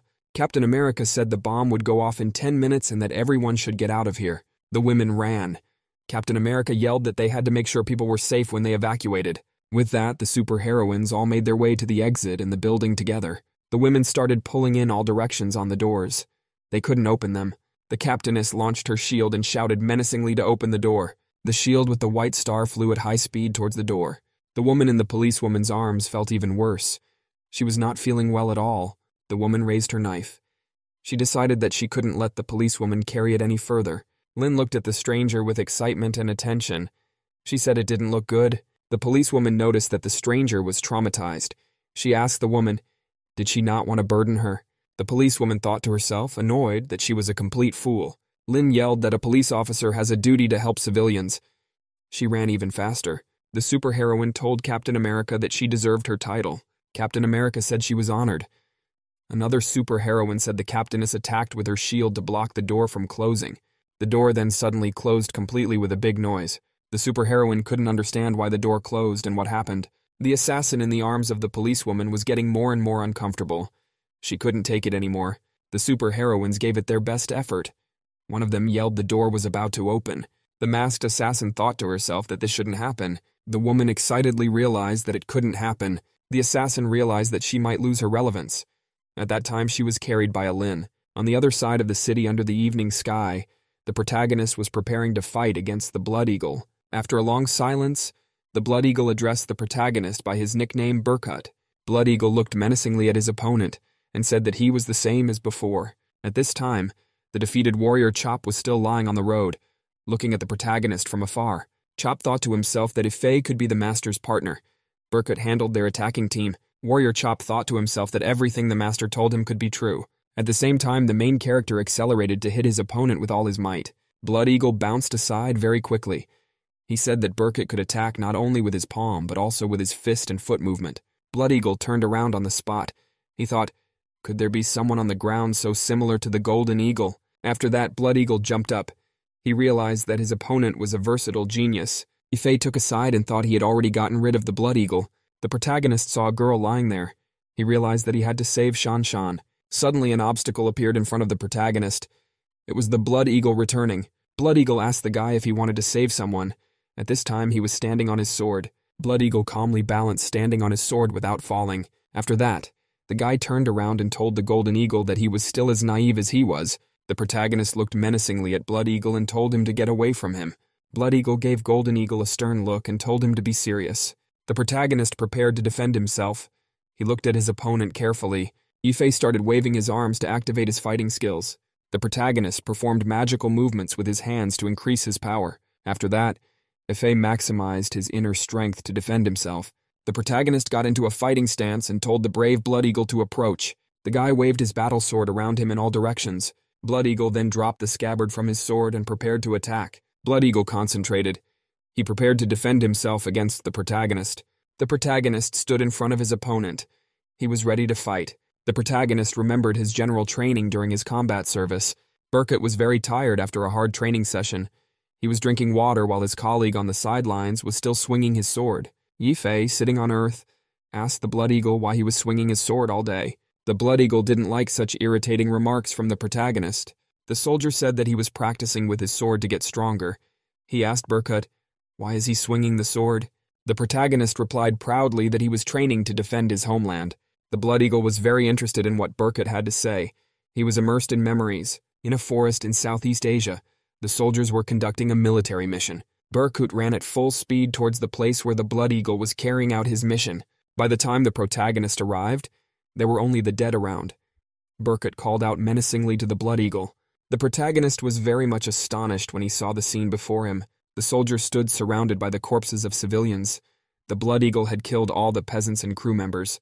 The protagonist saw a soldier's body lying next to the Blood Eagle covered in blood. Next to the body of a boy lay the body of his mother. The Blood Eagle stood next to it.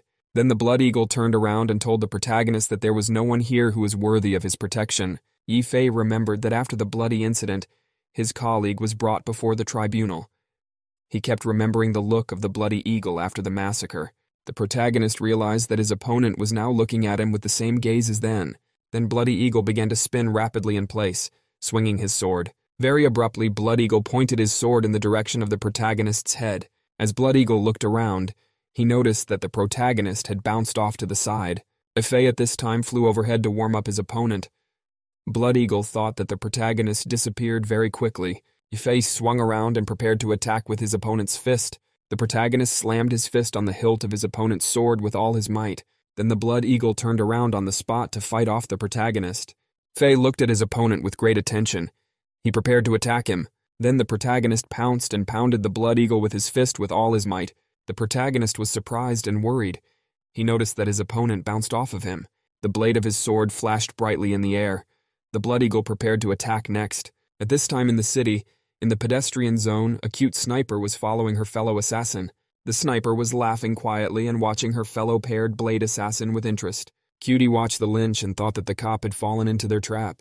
Cutie decided that the killer aka Paired Blades was famous for her poisonous techniques. Paired Blades is number 1. She has a rank just below S.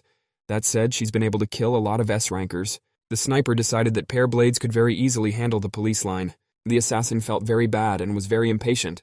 The assassin felt she had to let it all out right now. A group of people along with the female superheroes came to the door. They didn't understand why it was closed. Captain America started banging on the door at full speed. She demanded they be let out. The woman named Paired Blades felt very bad. She couldn't hold back any longer. Little by little yellow droplets started flying away from the woman. Yellow droplets from the woman flew sideways into the wind towards her coworker. The yellow droplets hit the pretty sniper's face. She got a little worried. The sniper thought to herself that the girl Paired Blades had shown herself. The snapper felt joy inside her. She even tasted one drop. The cutie thought to herself that she could smell the sweat from the girl Paired Blades. The sniperess watched carefully as the police lynx carried her colleague in her arms. The sniper wondered very much why the woman still hadn't done anything. Cutie ran out from around the corner and yelled for the assassin to hurry up and kill the Lin. The policewoman turned around and asked with interest, "Who was that lady who just screamed?" The Paired Blades felt that she was losing consciousness. At this time, one of the female superheroes yelled to her coworkers to step aside. The female Iron Man commanded that she be allowed to open the door. The female superhero then used a magic beam to open the door. The people rushed forward excitedly.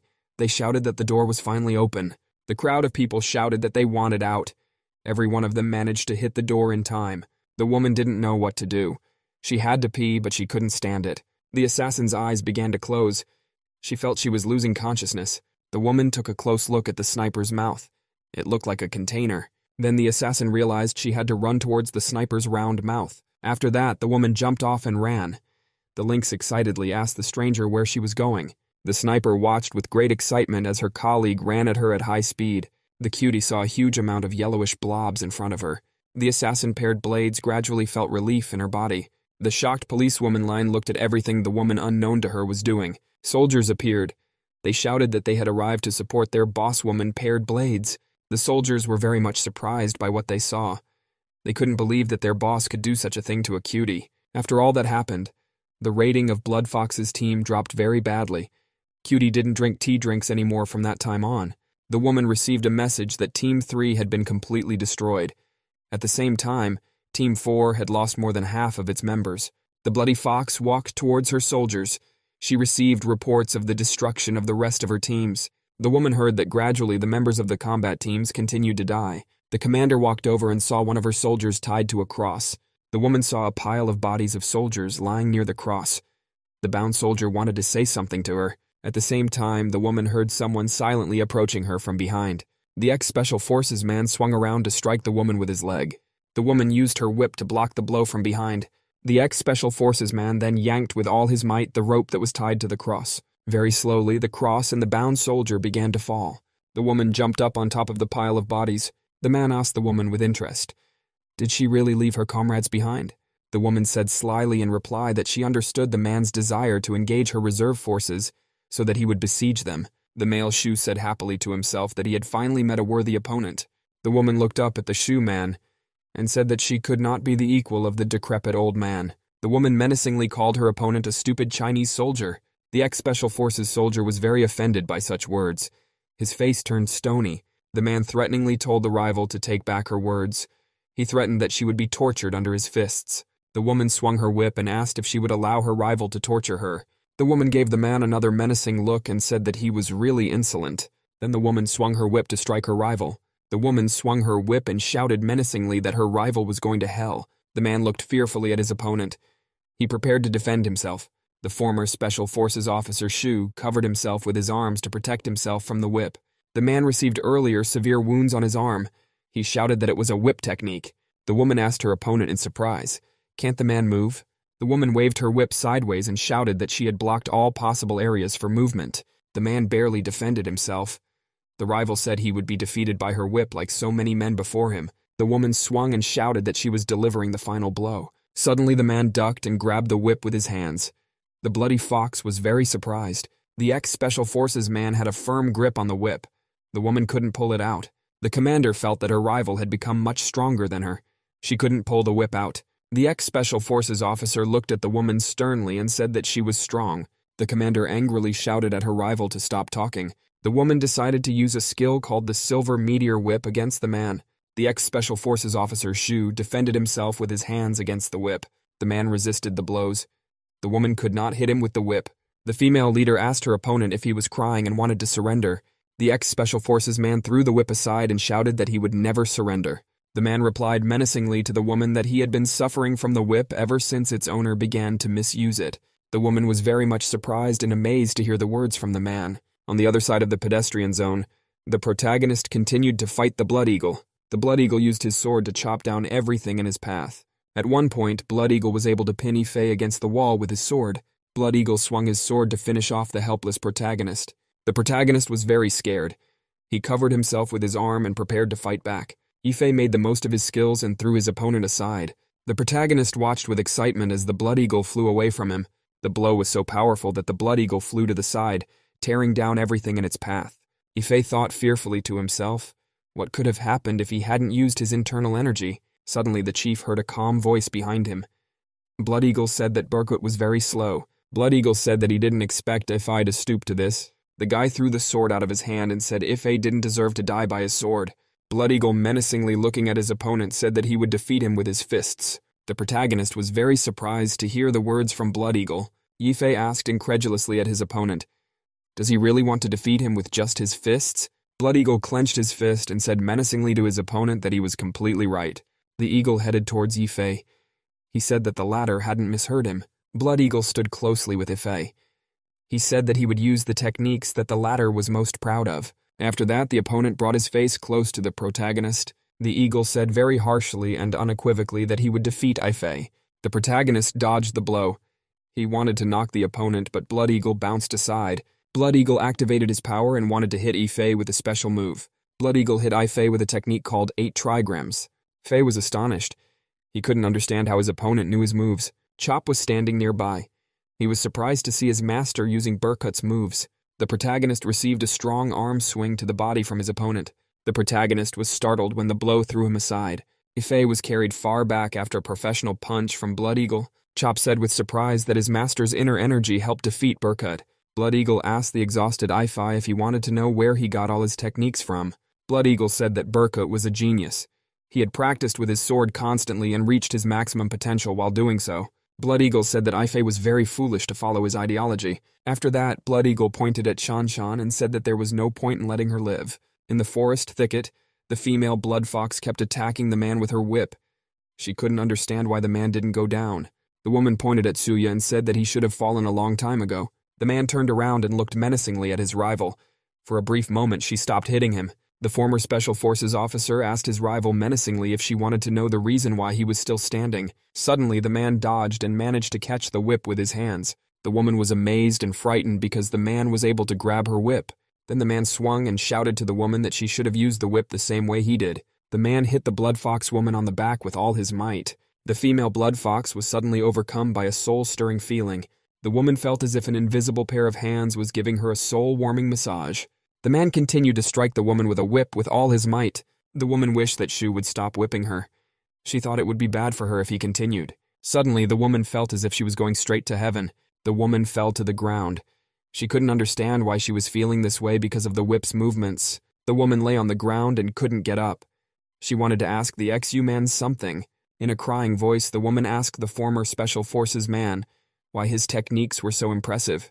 The woman looked at the whip in the man's hands and said that she would not accept the fact that she had lost to an amateur. After a brief pause, the man cheerfully agreed that he was an amateur. The man shouted that he knew an expert with superior whip skills. He remembered his girlfriend. Then the former Special Forces man Shu shouted that he had been practicing with his girlfriend to improve his whip techniques. The woman was very surprised. She asked, was the man really practicing with an expert? The woman huffed and asked in a confident voice, how could the expert pass on his skill to someone like Shuya?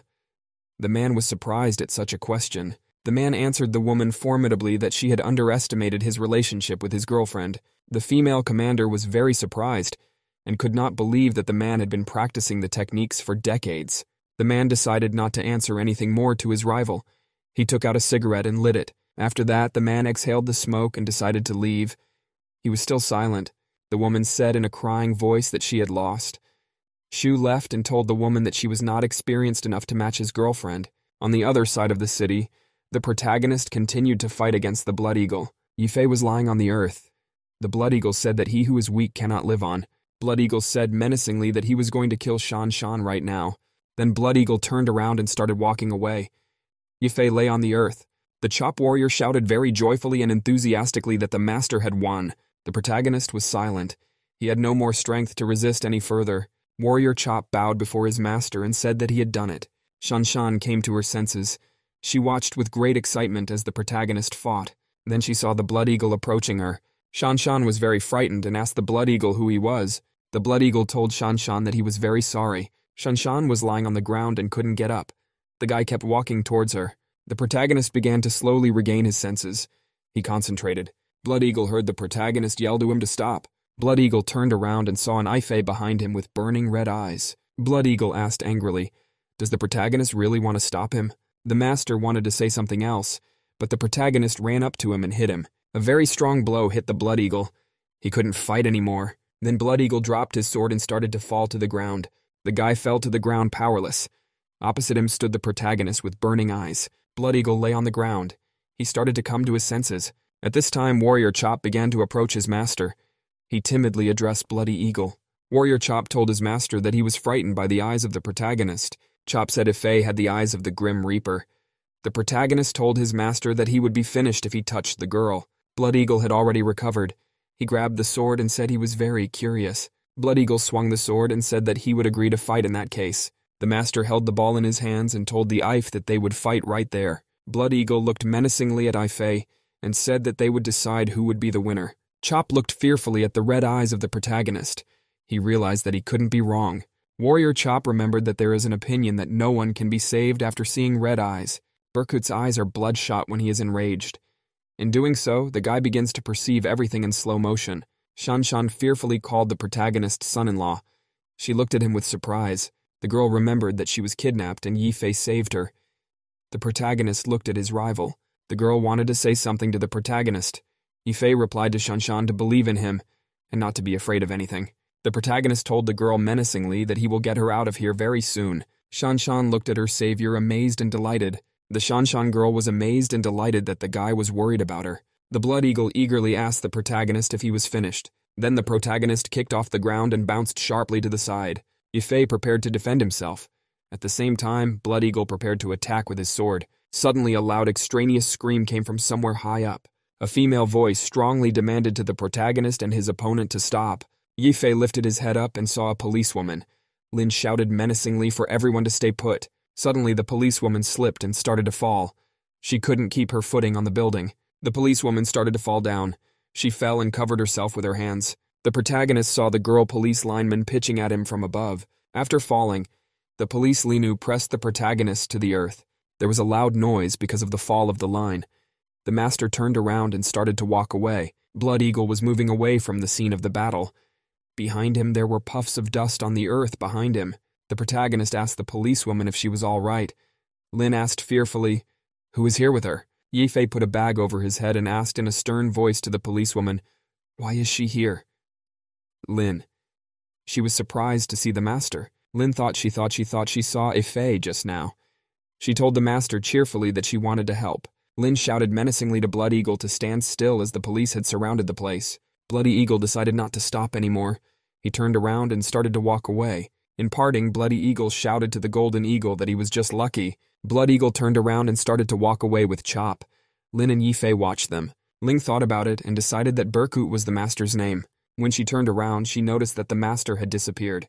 Lin yelled for Blood Eagle to stay put. The protagonist was sitting next to the Shanshan girl in the evening. The police and medics were all around. The protagonist silently and heavily recalled all the events of the past day. Yifei remembered how Blood Eagle had called him very naive in a rough voice. The protagonist was disappointed that he could not fight his enemy to the end. The Blood Eagle said that very soon Yifei would cause the death of people around him. Yifei closed his eyes and thought about it. He realized that he had implicated the Shanshan girl and he would need to talk to her. Suddenly something distracted the protagonist's attention.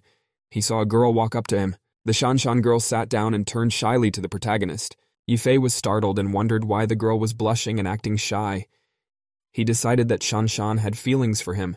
The Shanshan girl looked sternly at the protagonist and said that she saw everything. Shanshan said in an accusatory voice that Yifei was on a date with several women at the same time. The protagonist was surprised at such words. After a short pause, the frightened protagonist decided to somehow justify himself to Shanshan. Suddenly, the protagonist heard someone calling him from the side. He turned around and noticed Ingen and the beautiful Su girl. Shu Yingying stood there looking at the protagonist very sternly. After a pause, Ingen asked Yifei with great suspicion, "What is going on here?" Ingen, looking at the protagonist, asked, "Why is Su girl and her father here?" Ingen came close to the protagonist and asked if he was on a date with someone else. The protagonist smiled and told his girlfriend that he would explain everything to her. At that time, Shu's father shouted threateningly at his daughter to shut up. Ingen was surprised to see her father here. The man said that he had seen everything. In the end, the protagonist found himself reflected from all sides. It was a three-way interrogation for him. Yifei realized that the man was watching what happened. Yingen told his father that it wasn't what he thought. The man turned to the protagonist. Yifei wanted to justify himself to the man. The man looked carefully at the frightened boy and said he trusted him. The protagonist felt glad that the trouble was receding. The man pointed to the girl Su and said that nothing could have happened between her and the protagonist. He added that Yifei was on a mission. The protagonist wanted to say something else. The man added that he believed in Yifei. Then the man pointed his finger at the beautiful Su and said that she had already confirmed his conclusions. Yifei thought reassuringly that it was very good that everything was kept secret. Shanshan's girlfriend came up from behind. She called out to the protagonist menacingly. Shanshan girl said she also had something she wanted to say. Shanshan girl told the audience that she could provide proof. Yifei remembered that he had forgotten that his sister-in-law could be very dangerous to him.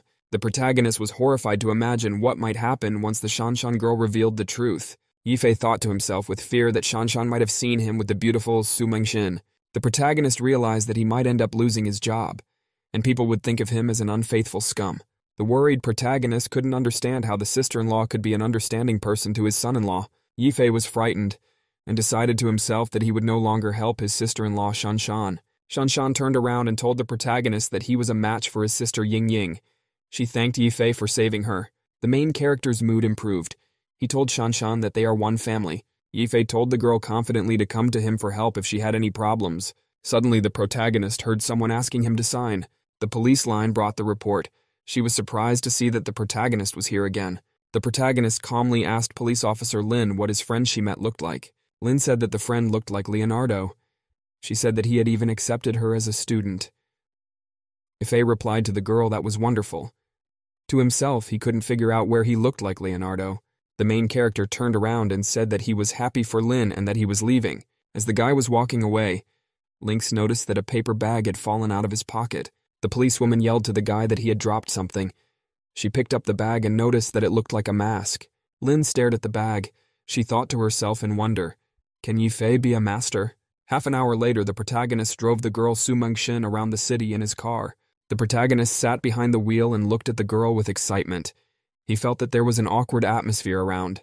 The protagonist, together with the beautiful Su, went up in the elevator to the right floor in the entrance. Yifei thought he had something to say to the girl. He shouted after her to listen to him. The main character excitedly said that he apologized for today and asked that Su listen to him. The girl Su stopped in the hallway. She told the main character that there was no need to explain anything. Sue then turned to the main character and said that she understood everything. The protagonist smiled and thanked the girl for her understanding. The guy waved to his girlfriend and told her to have a good rest while he left. After that, the girl suddenly came up behind the protagonist and hugged him on the stomach. The protagonist was amazed and surprised. Sue stood and held him from behind with her hands. After a pause, the protagonist turned to Miss Sue with excitement and shyness. The beautiful Sue was standing behind the guy.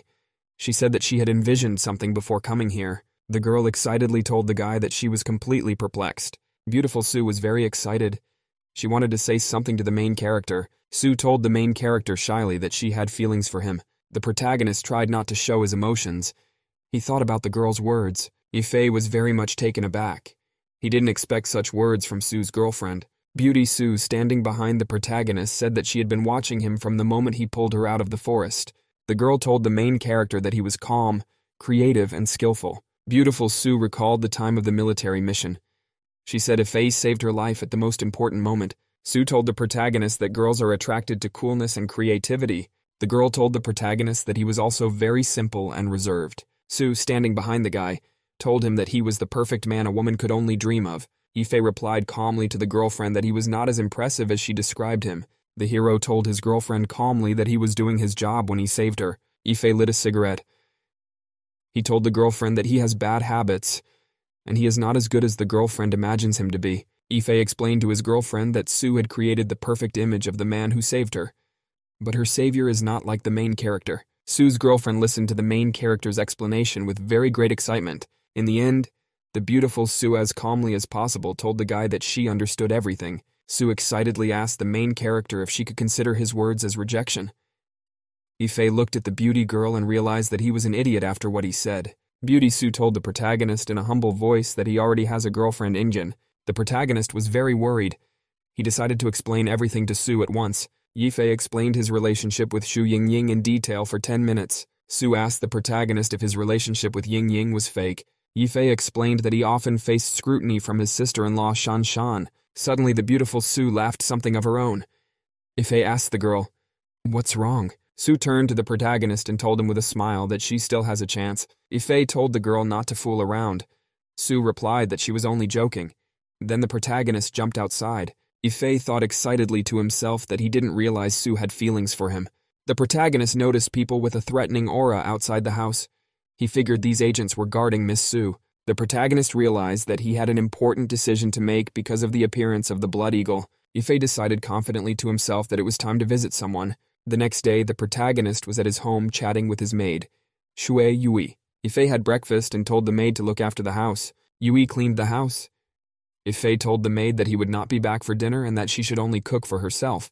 The maid thought sadly to herself that she knitted a scarf, but she doesn't know if it will fit the main character. The Yui girl decided to go out and buy croquettes first. The salesman at the fish shop greeted Shu Yui girl with the goods. After shopping, the girl walked home along with her bag. She decided that it was enough. Suddenly, Shu Yui heard someone from outside on the street calling her. Shu Yu was surprised and frightened when she saw her friend Cao Yue. Cao and her friend approached Yue, and she asked where she had been all this time. Cao asked her friend rudely, did she wear a maid's costume to seduce men? Cao looked in the grocery bag and noticed a yellow scarf. Cao and her friend took the scarf out of the bag and looked at it. The girl said it was very ugly. Cao said with a chuckle that the scarf was meant for a homeless person. His girlfriend shouted that not even a bum would want such a scarf. Cao asked the maid rudely, is her boyfriend really very ugly? Shu Yu replied in a frightened voice that her boyfriend was very ugly. Suddenly, a police Lin appeared. She spoke sternly to the girls. Lin asked Cao and her girlfriend what they were doing here and told them to stop. The main character arrived at Xinyue Tea House. He asked if Zhou Boyu is here. The receptionist replied to the protagonist that Mr. Zhou was in room 403. The protagonist went up the floor and found the right door where Mr. Zhou was. He opened the door and heard someone calling his name. Mr. Zhou was sitting in a chair with glasses. He told Golden Eagle that he had finally come to meet him. The protagonist looked carefully at his interlocutor. He called him by the name of Zhou Boyu. Yifei thought that the Soaring Eagle Squad is known as the elite of the intelligence services. Even political figures think so. That said, the influential people of Huaxia know that there is a more specialized service more powerful than the Soaring Eagle Squad. The team is made up of former Soaring Eagle leaders called Phantoms. There are only 10 members in the team. There are very few people who could be qualified to join the team. Mr. Joe said grudgingly to the protagonist to take his time, if he only saw him now. Yifei sat down in the chair and said that he always wanted to solve problems on his own. The protagonist along with Mr. Joe were sitting at a table with food. The man told the protagonist that if he settled down, he would die of boredom. Mr. Joe fixed his glasses and demanded that the guy tell what happened. The boy took the cup of drink and said he'd seen the blood eagle. Such words frightened Mr. Joe very much. He got very worried. Out of fear, a very exciting aura began to appear around Mr. Joe. Yifei told his interlocutor not to emit a murderous aura as it was very frightening. Mr. Joe calmed down and asked for the protagonist to continue. Yifei revealed that he had accidentally ruined Xianzhen's plans. After that, the blood eagle came to look for him. The protagonist asked the man if the man had arrived in the city on a tip-off. Mr. Joe said that news of the main character's whereabouts had leaked out. Yifei became very worried. The man said that it was all arranged by the Saint and the Blood Eagle. He added that the branch and the Holy Martial Organization knew about the news. The protagonist got curious and worried. He asked again which saint was Mr. Joe talking about. Mr. Joe told the protagonist that he was a threat to the two organizations. The man told the surprised protagonist that a woman from the organization could sympathize with him and make his life easier. Yifei told an excited and frightened man that he had seen the woman a couple of times. Mr. Joe asked suspiciously to the protagonist, "So why is the man so tense?" The protagonist thought to himself. He remembered the mysterious woman. Yifei answered the man in a calm voice that it was all because of his mission. Mr. Joe told the guy that he would be an idiot if he believed him. At this time, the protagonist's cell phone suddenly rang. The guy took his phone out of his pocket and noticed that his girlfriend Ingen was calling him. The protagonist turned on the connection and greeted his girlfriend in a calm voice. Xu Yingying asked Li Yifei in a fierce voice where he had disappeared to. Yifei explained to his girlfriend that he had met a coworker. Ingen angrily demanded that the protagonist give the phone to his coworker. Yifei handed the man the phone and asked him to help him out. Mr. Joe took the phone and greeted Ingen's interlocutor. The man gave his name in a soft voice and identified himself as Yifei's coworker. Xu greeted the man. Yingying explained to the man that she was worried about the guy after he was kidnapped the other day. Joe replied to the girl that he would let Yifei go very soon. After the conversation, the man Joe said goodbye to the girl Xu Yingying. Joe said that the family was involved and targeted by the Blood Eagle. He asked why didn't Yifei say before. The protagonist angrily shouted that this is not how a man should behave just to protect someone. After a short pause, Yifei sternly asked the man, what was the result of the Blood Eagle investigation? The man waited for a while and decided to tell the protagonist everything. 10 minutes later, the protagonist was walking down the street. There were a lot of people around him. The guy thoughtfully recalled his recent important conversation with Zhao. Yifei remembered Zhou's words that the Blood Eagle had evaded investigation. The man told the guy not to worry about safety anymore. He added that he would assign a team to protect him. The protagonist suddenly heard a policewoman tell someone not to move. Yifei saw his maid along with the policewoman. Lin told the girls to apologize to Xu Yue. After apologizing, the girls ran away. Lin comforted the crying and scared maid. The policewoman said that Xue Yui should be brave and courageous. Lin said that she had been harassed by bullies as a child and had practiced to fight back. The maid thanked the policewoman very warmly for her help. Xue Yui bowed to the policewoman and said she had to go take care of business. The policewoman thought to herself, did she say something wrong to the maid? The protagonist listened as the policewoman told herself that she should have asked about the maid's business from him. In the evening, in an abandoned warehouse, the big boss was interrogating a woman. A woman called Blood Fox was sitting tied up. The big boss condemned her for failing. The boss reminded the Blood Fox of the consequences of failure, according to the organization's rules. The woman threateningly shouted to the boss that it wasn't all her fault. Blood Wolf had also failed. At that time, the warrior Blood Eagle approached the woman and removed the blindfold from her eyes. The woman saw the formidable Blood Eagle and the main boss in the chair. The woman was surprised and worried when she saw the Blood Wolf right in front of her. The Bloody Eagle told the woman that she had failed along with her underlings. The eagle said menacingly that the underlings had failed to kill even one member of the Burkut family. The Bloody Fox shouted in a frightened voice for the guy to wait. The Blood Eagle, with a formidable gaze, swung his sword to strike the woman. The deadly sword blade whistled over the Blood Fox's head. The woman was startled to realize she was alive. The boy spared her. Blood Wolf asked the boss to keep the woman alive so she could redeem herself. Then the guy put his sword in its scabbard. The woman was saved. The guy told the boss that people can be given a chance to redeem themselves, and the woman can be given another chance. The Blood Fox asked, frightened and surprised, is she free? Big Boss told Blood Wolf that he was free to go. The Blood Wolf silently turned around and headed for the exit. The woman was still sitting tied on her knees. The Blood Fox thanked the Big Boss for keeping her alive. The head boss wanted to tell the girl why he had assigned the Blood Wolf to this mission. The man explained that he wanted to test the guy's loyalty, and the mission was a good opportunity to test him. The main boss said confidently that everything looked like Blood Wolf had passed. In the evening, the protagonist arrived at the luxurious house of the girl Xu Yingying. Yingying met the guy in a romantic outfit and greeted him. The protagonist was very frightened and embarrassed when he saw his girlfriend. The guy stood in the entrance. He looked at Ingen's girlfriend and couldn't say anything. After that, Ife wanted to leave. He said he had the wrong door. Ingen demanded that the boyfriend come back. Ife asked the girlfriend why did she suddenly dress up.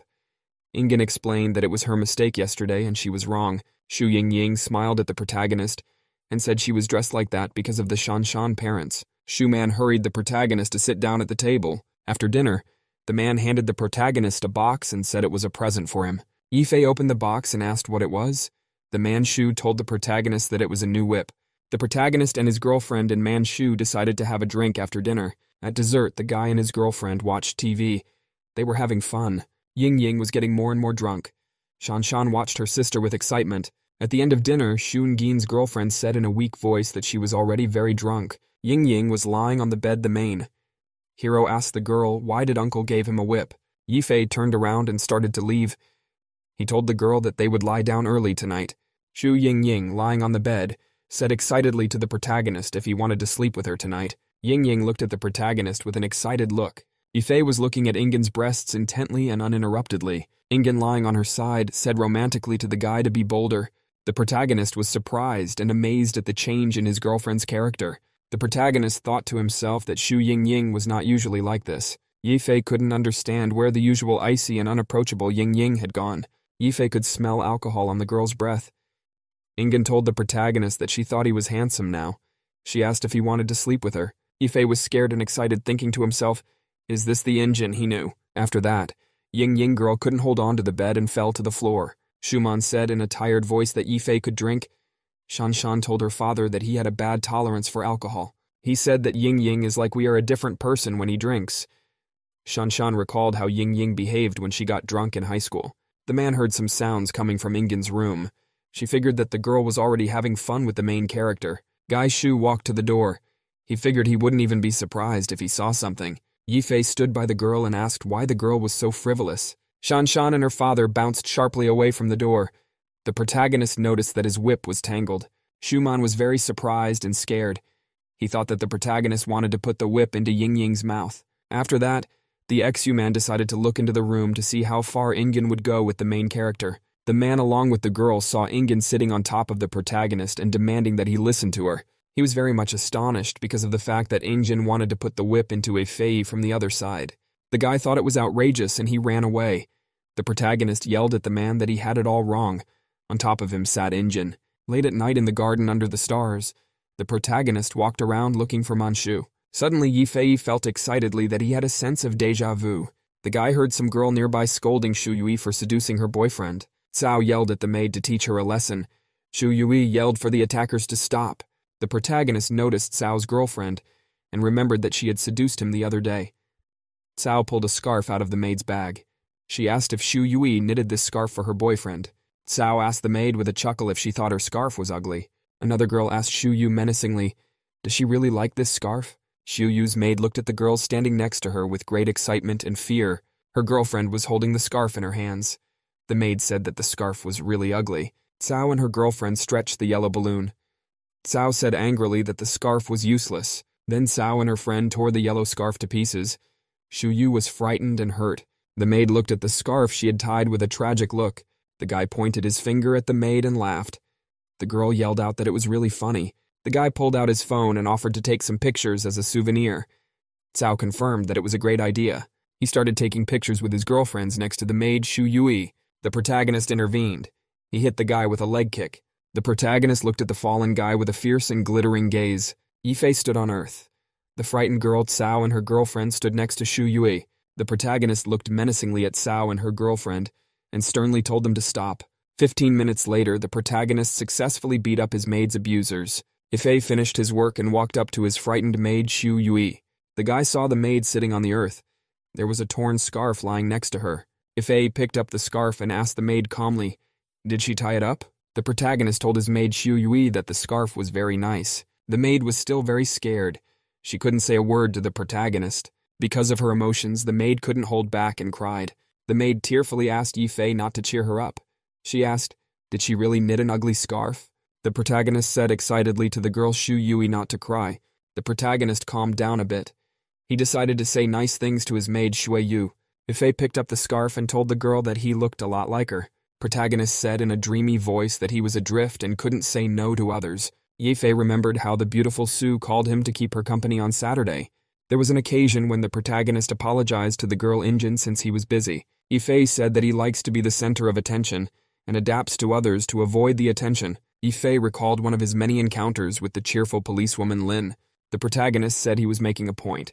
He added that the scarf was definitely not a piece of trash. The guy smiled and wanted to say his opinion about the scarf from the maid. Yifei told the surprised maid that she had knitted a very beautiful scarf.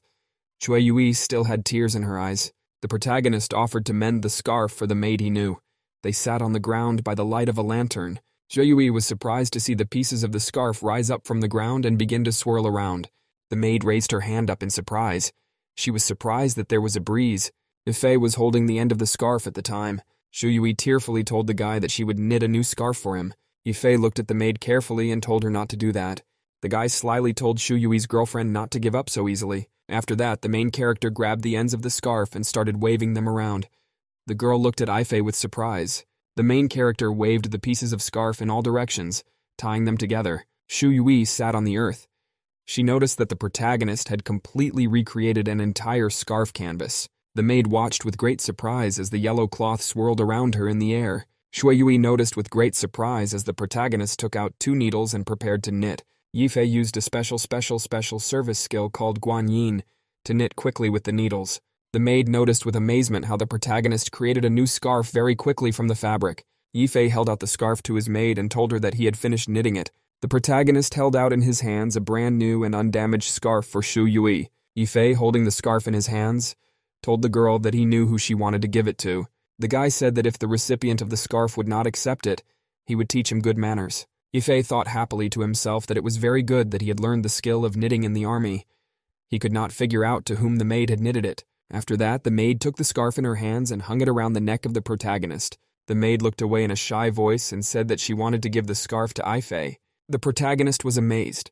He couldn't believe that Shu Yu wanted to give him such a gift. The protagonist was happy. He came to his senses and decided to thank the maid. Yifei put his hand on the maid's head and thanked her for her effort. The maid looked at the protagonist with a very happy look. Yifei stood opposite the girl. There was an awkward and long pause. Suddenly, the protagonist heard his cell phone ring.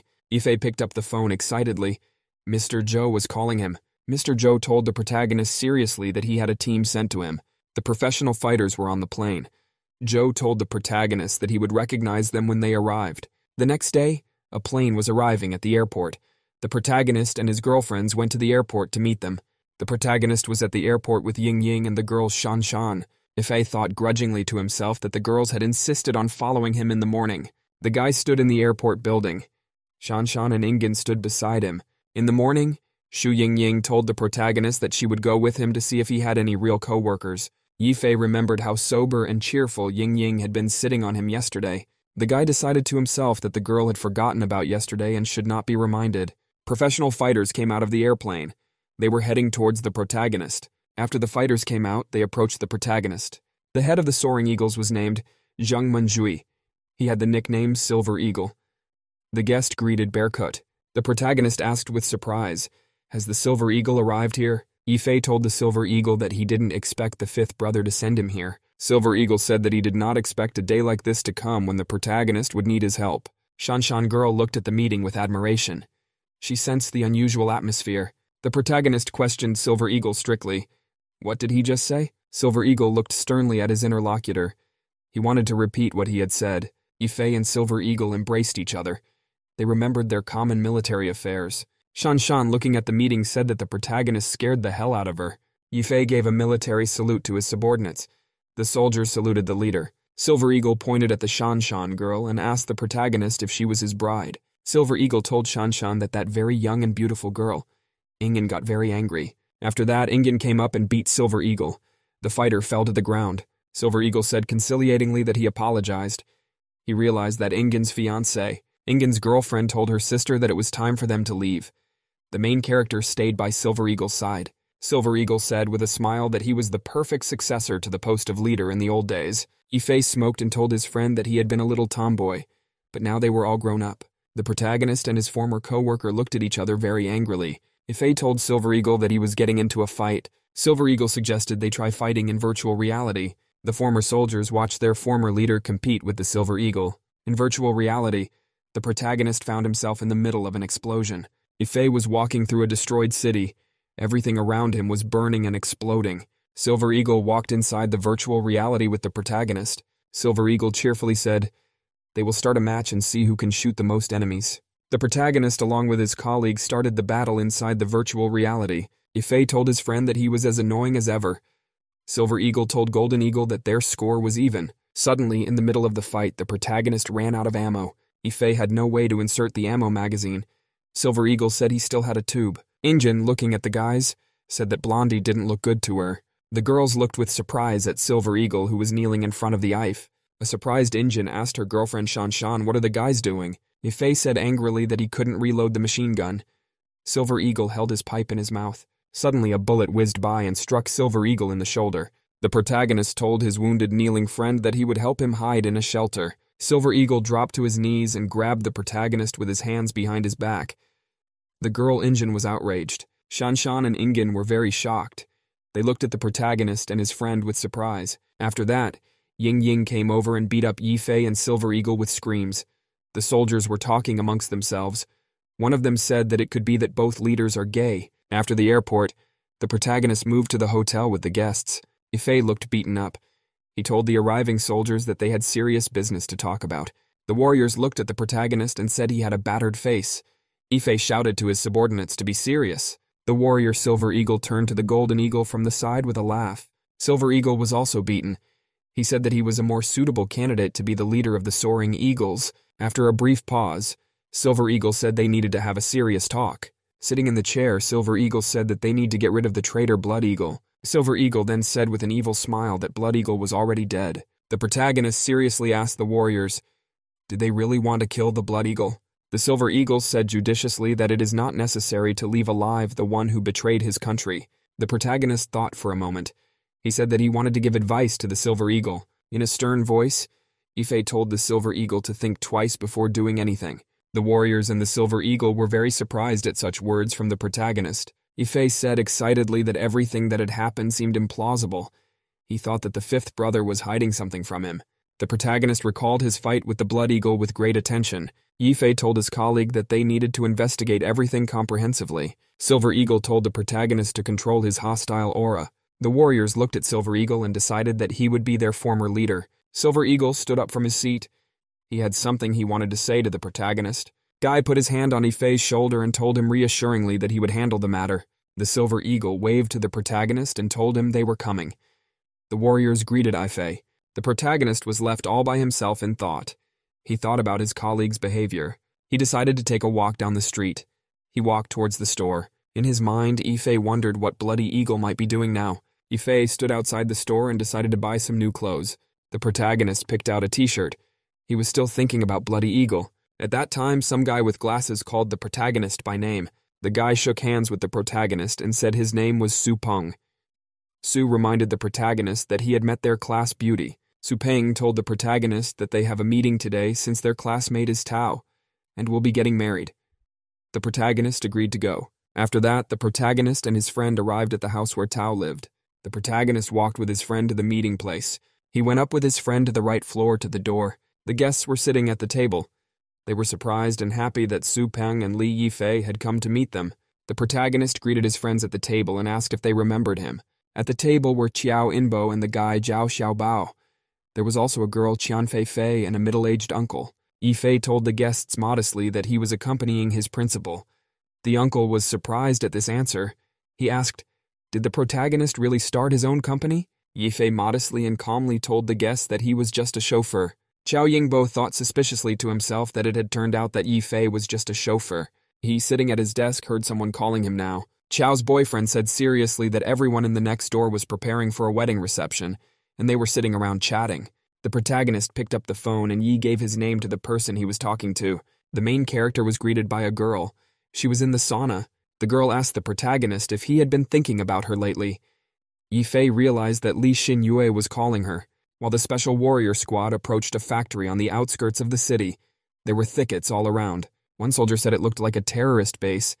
Silver Eagle looked through binoculars. The commander said the base was well guarded. He asked the soldiers what ideas they would have. One soldier thought for a while and told the commander that he was suggesting Plan A. Silver Eagle asked, "Why does the plan sound so dangerous?" The subordinate replied that the commander might not come back alive this time. The subordinate told the commander that he was a hero. Silver Eagle said fearfully that everything sounded like he wanted to sacrifice himself. The commander got up from his seat and shouted to his subordinates that it was time to go on the attack. The soldier quietly swung his knife to launch it at the sentinel. The knife very accurately hit the sentry near the door. Another warrior was getting close to another guard with a knife. The soldier very quietly used the knife to neutralize the second guard. The soldiers silently looked around at the dead guards. At this time, the Blood Eagle was silently walking through the territory of the base. There was silence and darkness all around. Suddenly, Bloody Eagle heard some suspicious noise. He stopped. Blood Eagle stood quietly in the darkness. He didn't notice the Silver Eagle hanging from the ceiling above him. Blood Eagle stood quietly and listened. His opponent hung from the ceiling silently. Silver Eagle prepared to attack. He held his knife in his hand. Silver Eagle looked carefully at his enemy who stood directly below him. The soldier waited for the right moment and rushed at full speed from above the enemy. Silver Eagle flew downwards. He wanted to grab his opponent in flight. The soldier landed from the ceiling to the ground. Blood Eagle calmly turned around. Blood Eagle calmly looked at his rival and called him a rat. Silver Eagle held a knife in his hand. He asked with interest, why was he only called a rat? Blood Eagle looked away silently. He was thinking about something. Blood Eagle took his sword in his hand. He told his opponent that they hadn't seen each other for a long time, but he was making progress. Silver Eagle didn't notice that behind him came a formidable chop warrior with a big sword. Silver Eagle heard a noise and started to turn around frightened. The chop warrior swung his sword with all his might to strike his opponent at once. The soldier dodged the blow very quickly and in time. He bounced away. The Silver Eagle decided to attack the chop warrior from behind. The soldier in flight quickly pulled out his combat knives from his backpack. With professional movements, Silver Eagle slashed the chop with the knives. The warrior chop was quickly neutralized. He started to cough up bloody cough from the severe cuts. The soldier stood in front of the Blood Eagle and said that no one would interfere now. The warrior said that he needed to bring the Blood Eagle alive, but didn't know how to do it. The soldier said in a calm voice that he couldn't be naive. The opponent looked at him silently. The Silver Eagle took out a knife and said he will bring the head of the Blood Eagle. In the house of Tao and Gai, Cao was telling a story when some vagrants came to them.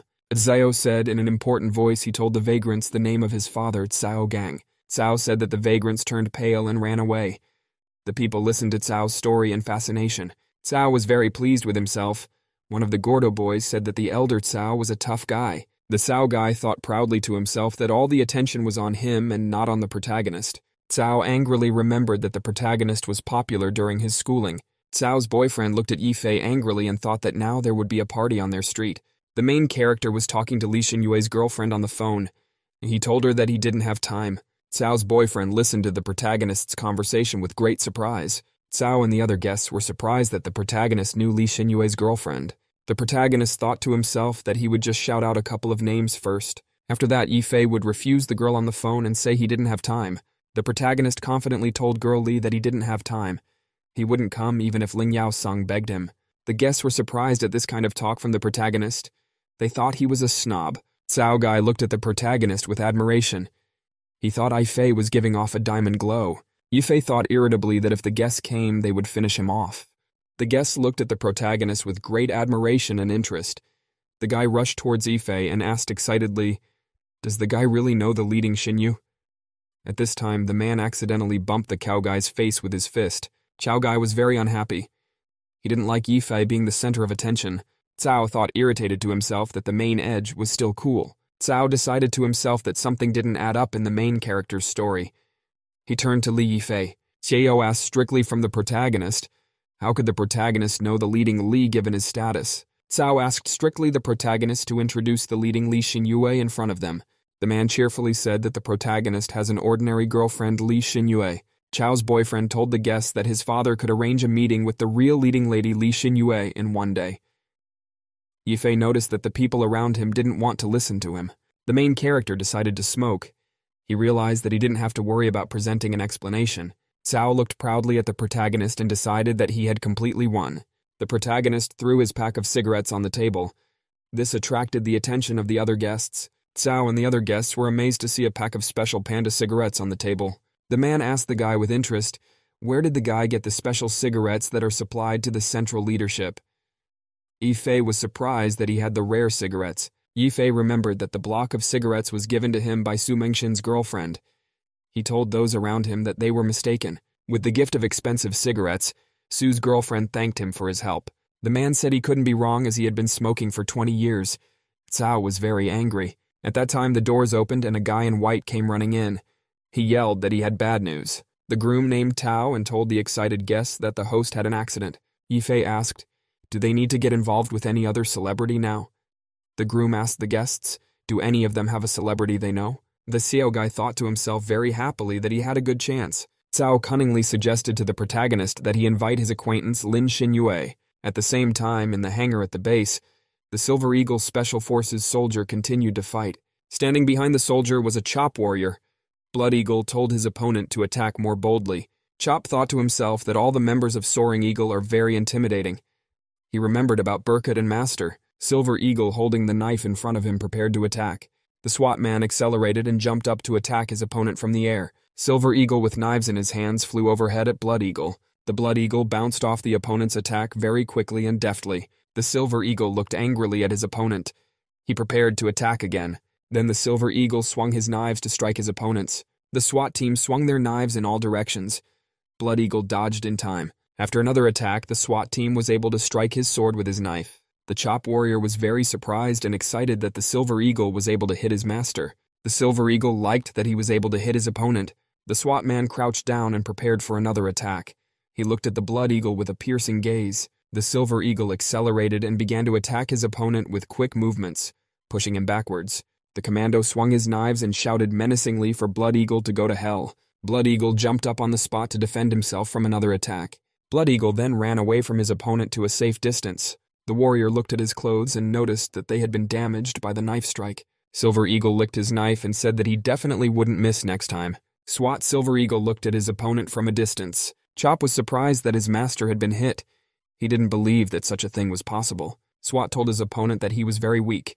He added that Burkett fought against Blood Eagle not at full strength. Blood Eagle was silent. He examined the damage on his clothes.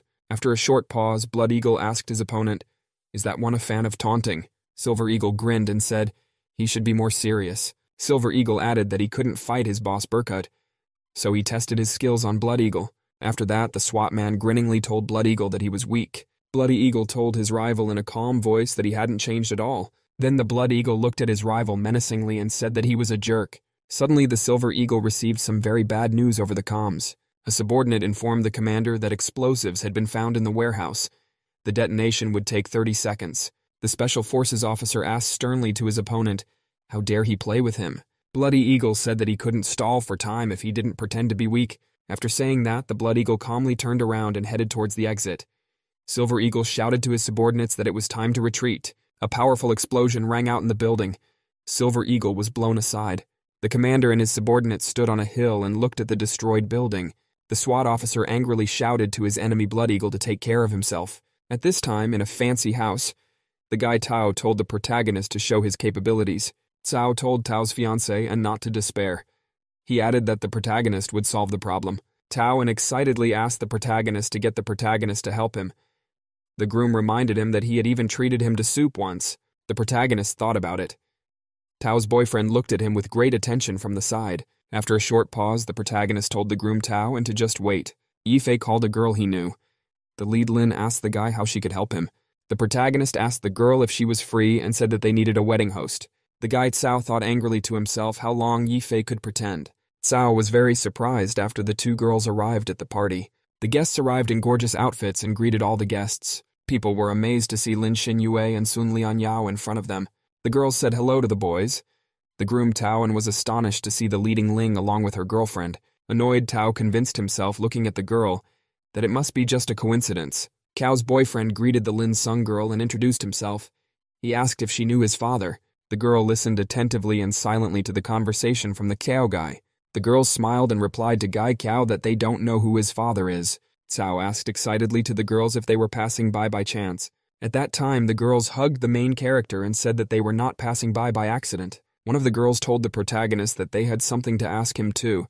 The girl offered Yifei to go inside with her, followed by Tao's fiancé, and Tao's boyfriend was crushed. At the same time, a festive ceremony was taking place in his hall, led by Ling Shui. The bridegroom Tao Yi stood next to his bride in her festive attire. Hostess Lin told the guests to welcome the bride and groom. The guests were very excited. Someone was very surprised because of Lin Xinyue and Sun Lianyao being the hosts. The guy next to the main character in the audience clapped and said that everything was really beautiful. Cao grasped his teeth with his handkerchief not to give away his emotions. At the wedding party, Cao's boyfriend was shocked by the arrival of beautiful Lin to the protagonist. The inadequate Cao was led away by his friends. He was still screaming that there must be a mistake. The protagonist silently waved goodbye to the young Cao master. At the same time, one of the girls approached the protagonist from behind. The girl said that everything was fine. Yifei asked the girls, why were they looking for him? The guest said in an agitated voice that young Master Sun had come to see her. He wants the girls to keep him company tomorrow. The girlfriend asked the protagonist for help. The protagonist was amazed and excited by the request of the girls he knows. The protagonist met the warriors at the hotel after the battle with the Blood Eagle. If questioned his subordinates, did the Blood Eagle leave because those failed? Silver Eagle was bandaging a wounded soldier. He said that he hated Blood Eagle even more, even than when they were in command. Yifei said judiciously that he had envisioned such an exodus. The protagonist wanted to say something important. Silver Eagle was all ears. Yifei said judiciously that they wouldn't be able to find the Blood Eagle so easily now. The guy simply said that the Blood Eagle had no trouble hiding. He added that it was a shame that they couldn't capture him. A soldier said sad that the leader almost sacrificed himself. Another soldier said that they are guilty since they didn't use Plan A. Silver Eagle shouted to his subordinates that it wasn't even Plan A. The protagonist thoughtfully addressed the Silver Eagle with a question. Yifei demanded that Silver Eagle tell him more about Blood Eagle. The Silver Eagle listened attentively to the protagonist's demands. The party began at young Master Sun's house. He greeted the guests.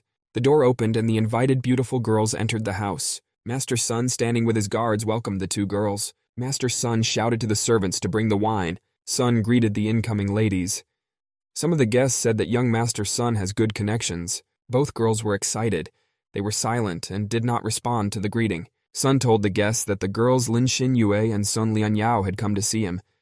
One of the men said that young Master Sun was very influential. The guests began to ask the Lin girl to have a drink with one of them. Gai Sun asked for the girl and told Xinyue to come closer to him. After that, Sung grabbed Xinyue's girlfriend roughly and wanted to hug her. Ling shoved the guy away and said grudgingly to stop. Sun angrily shouted to the girls, "How dare the girls behave like that?" The guests asked the guy to listen to them. Sun shouted angrily to the girls, "How dare those dare to insult him because of some bodyguard?" The men angrily asked the girls how can they leave after insulting young Master Sun. Sun called the girls mean names.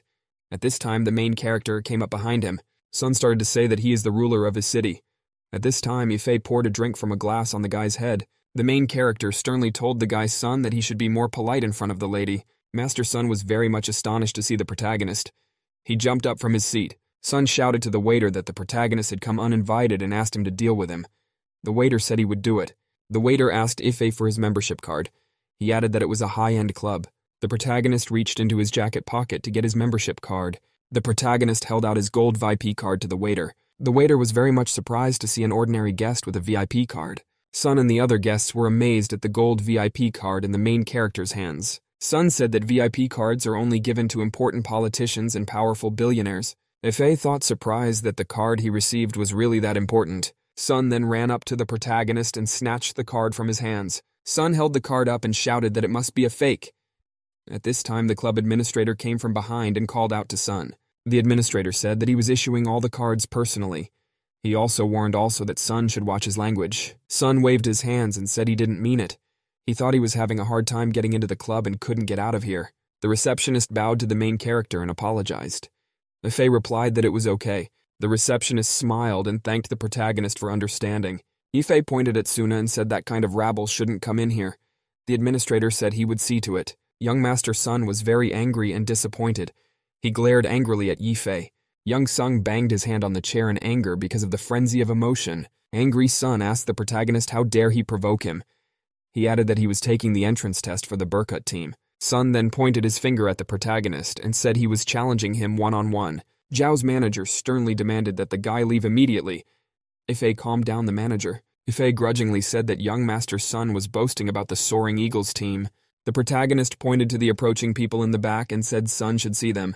The Silver Eagle who approached said unhappily that someone was misusing the name of the Soaring Eagles team to cheat. After that, the SWAT officer sternly asked Sun, was he the one who was such a bastard? Young Sun was very shocked. He didn't expect to meet the leader of the Silver Eagle team here. The SWAT officer told the guests that it was Sun's boyfriend who wasn't on the invitation list. He had inexplicably gotten a spot in the qualifying test. Silver Eagle reported that Soon was eliminated in the first round. Some of the guests started talking to each other. Some of them said angrily that Sun got his place only because of his connections. A SWAT officer walked up to the guy and put his hand on his shoulder. He asked sternly, "How dare Sun use their team's reputation?" Silver Eagle threw the guy to the ground with a professional movement. The SWAT officer looked at the guy angrily and said that they needed to have a good talk. The battered Sun turned to the leader and said fearfully that he could explain everything. Silver Eagle ordered his subordinates to carry the Suna away. The SWAT officer shook the main character's hand and thanked him for his help. Sun was carried out of the room. He shouted that he was wrong. One of the guests said in shock that it was the end for young Master Suna. The manager said that even the people of the Soaring Eagles respected Ife. The overjoyed girls approached the protagonist. They hugged him and thanked him. Both girls kissed the embarrassed protagonist. One of the girls said it was a reward for Ife. One of the beauties asked the protagonist to tell the story again. The next day, Yifei arrived at the Shu Yingying Company building. He was greeted by the receptionist at the entrance. Afterward, the protagonist saw a woman Shu Yingying approach him. The woman grabbed the protagonist without any words and pulled him with her. She told him to follow her. The guy shouted excitedly that they were in the office now. He suggested to talk at home. Injin told strictly protagonist to shut up and come in. Already in the office, the guy asked grudgingly, "Why did the woman drag him in here like that?" Ingen replied that she had great news for the protagonist. The director told the surprise guy that people targeting her company had started disappearing. Ife couldn't understand in this situation why the woman was smiling back at him. Ying Ying asked cheerfully to the guy, does he seriously dislike her smile? Principal Shu smiled to herself and thought about the answer. Ying Ying looked at the guy and said, she should smile more often since her problems were solved. The main character smiled and told the woman to smile more in the future. At this time, suddenly, the woman turned around and leaned over the table. Ife looked excitedly at the headmistress's figure. Ingen said that she wanted to reward the guy. The main character was excited and thrilled to see the woman in such a pose. Ife imagined Injin lying on the bed in a romantic pose and calling him to her. The guy excitedly remembered the erotic video with the female principal. The protagonist decided that he was left to get naked in such a situation. The woman took the documents from the desk and said that she had prepared a transfer for Ife to the administrative department. The guy started to undress. He told the headmistress that she could not do so, for they were colleagues and were in the office. The woman was astonished at such a vulgar suggestion from the main character. Shu Yingying pounced and beat up the subordinate. She yelled at him not to even think about transferring to the administrative department anymore. The beaten guy realized he'd lost his chance for a promotion and a pay raise. When he went outside, the angry Yifei reproached himself for saying the wrong thing. At that time, a red car pulled up and a girl called out to him. The beautiful Sue smiled. She looked out of the window and said she had something for Yifei. Sue handed the guy tickets to a luxury cruise and told him to take a break for a couple days. Fei asked the girl why she gave him 3 tickets. Sue decided to explain everything to the guy. Beauty Sue, in as calm a voice as possible, said that she would be competing for the main character. The boy was silent. He wondered what the girl Sue had said. Sue told the main character that if he had no questions, she would go. Ife held the tickets in his hands and looked at his girlfriend in silence.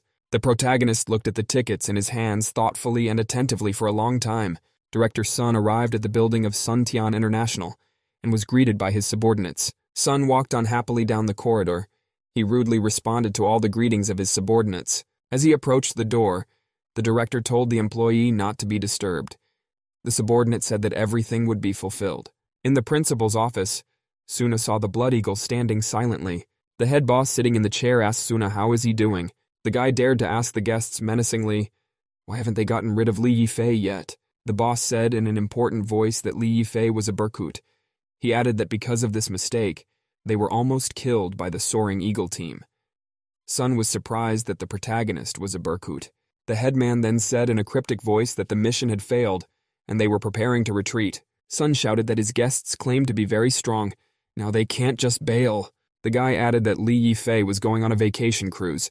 He reported that they could get rid of the main character there. At this time, Blood Eagle silently drew his sword and pointed it at Suna. The warrior sternly interrogated, "Will Burkett definitely be on the cruise?"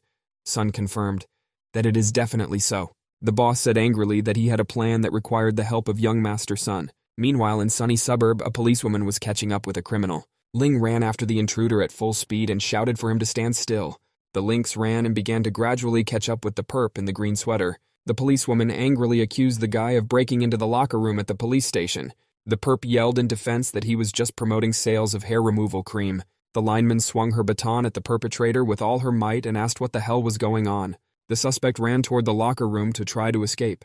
The perp thought angrily to himself that he had no choice and would have to rush inside. The bandit turned around and told the policewoman that if she was brave, she should follow him into the men's locker room. Lin was startled to see one of the assassins appear behind the criminal. The assassin, nicknamed the Bloody Fox, struck Ling with her whip. From the forceful blow, the lynx began to sway and lose consciousness. Then the exhausted policewoman collapsed unconscious on the ground. The killer, nicknamed Paired Blade, said that because of the policewoman they lost their honor. The terrified criminal looked fearfully at the women standing next to him. The bandit begged not to be killed. Pair Blades asked, "What are they going to do with this crook?" Bloody Fox said, "They will take the crook with them." The Bloody Fox walked over and put her foot on the Lin girl's head. The woman said angrily that the policewoman had brought them a lot of trouble. The main character, along with his girlfriends, arrived at the big cruise ship. Along with Yifei was also his boss, Xu Yingying. She was also preparing to set sail. Shanshan happily pointed the protagonist to the big cruise ship. Yifei couldn't understand why Shanshan's girlfriend was so excited. He couldn't believe that she hadn't been to such places before. At that time, Miss Su appeared. She greeted the protagonist. People looked at the girl with admiration. Miss Su stood in a big hat and smiled as she looked around at all the guests. Xu Yingying greeted Miss Su. The beautiful girl said she had just arrived. Su told her companions that they needed to go up to the ship. The guard told the protagonist that it was now his responsibility to keep the beauty Su safe. The protagonist overheard some of the guests marveling at the sheer size of the ship. A boy named Yitian Lin arrived on the cruise with his girlfriend Laura. Laura told her friend that this time they should definitely buy back a bottle of wine. Yitian Guy said with confidence in his voice that this time they will definitely take the upper hand. The girlfriend told his friend not to yell. Yifei, looking at the new passengers, thought those were very strange. Yijin said that he is a gold-class wine taster. The girlfriend yelled for the guy to shut his mouth. The protagonist looked at his girlfriend Ying Ying and told her to hold his hand. Xu Ying Ying looked at the protagonist silently and with great disbelief. After a short pause, Ingen took the guy's hand and said they had to go. The subordinate asked the headmistress, "What is his personality this time?" Xu replied cryptically to her companion that it depends on how he shows himself. Yifei told Ingen that it was time for them to board the ship. Shanshan watched the couple from the side. The main character on the ship met a couple of travelers, Yidian and Laura. Yifei took a picture of the guy and girl as they stood at the front of the ship. Laura had her arms out to the sides and the guy was standing behind her saying something. Yitian was cheerful and smiling and took a picture next to his girlfriend. The guy happily thanked the main character for helping him take the picture. Yifei said goodbye to his new acquaintances. Laura didn't like her friend's behavior. Suddenly, the protagonist heard some suspicious noises in the distance. Yifei looked around and saw a stranger quickly disappear around the corner. The protagonist smelled something suspicious. Ingen told the protagonist that she had found the room. The subordinate told his headmistress that he was coming. There was an assassin lurking around the corner. The servants opened the door to the boy and the girl and invited them inside. The room was full of guests. Yifei said admiringly that the ship was really nice. Yifei heard a special forces man talking from behind. Silver Eagle was telling how he saved his captain. There was a girl standing next to the commando, she said. "Is his captain really that weak?" The warriors greeted the protagonist. Silver Eagle told his girlfriend that the captain had given him his position. Special forces heard the question, "Is Yifei such a fool?" Silver Eagle shouted happily that the companion had not seen his captain at that moment. Yifei called out to his friend Zheng Minjue in a formidable voice. Silver Eagle was frightened. The protagonist beat up his subordinate and said that he had lost all fear. The beaten SWAT officer wanted to introduce Yifei to the guests present. Zheng said that Captain Li Yifei was standing next to him. The girl bowed to the protagonist. The protagonist asked with interest, "How did the commando end up on this ship?" Silver Eagle said he completed his mission and just took a vacation. Yifei told Zhen that he laid eyes on the girl without using force. The SWAT officer replied to the commander that he would study in him. The conversation was interrupted by the host saying that the auction was starting. The host pumped into the microphone that on this beautiful night the auction would begin. The guy sitting next to his girlfriend Laura was very excited for the auction to begin. The main character was not happy to see a couple of young travelers again.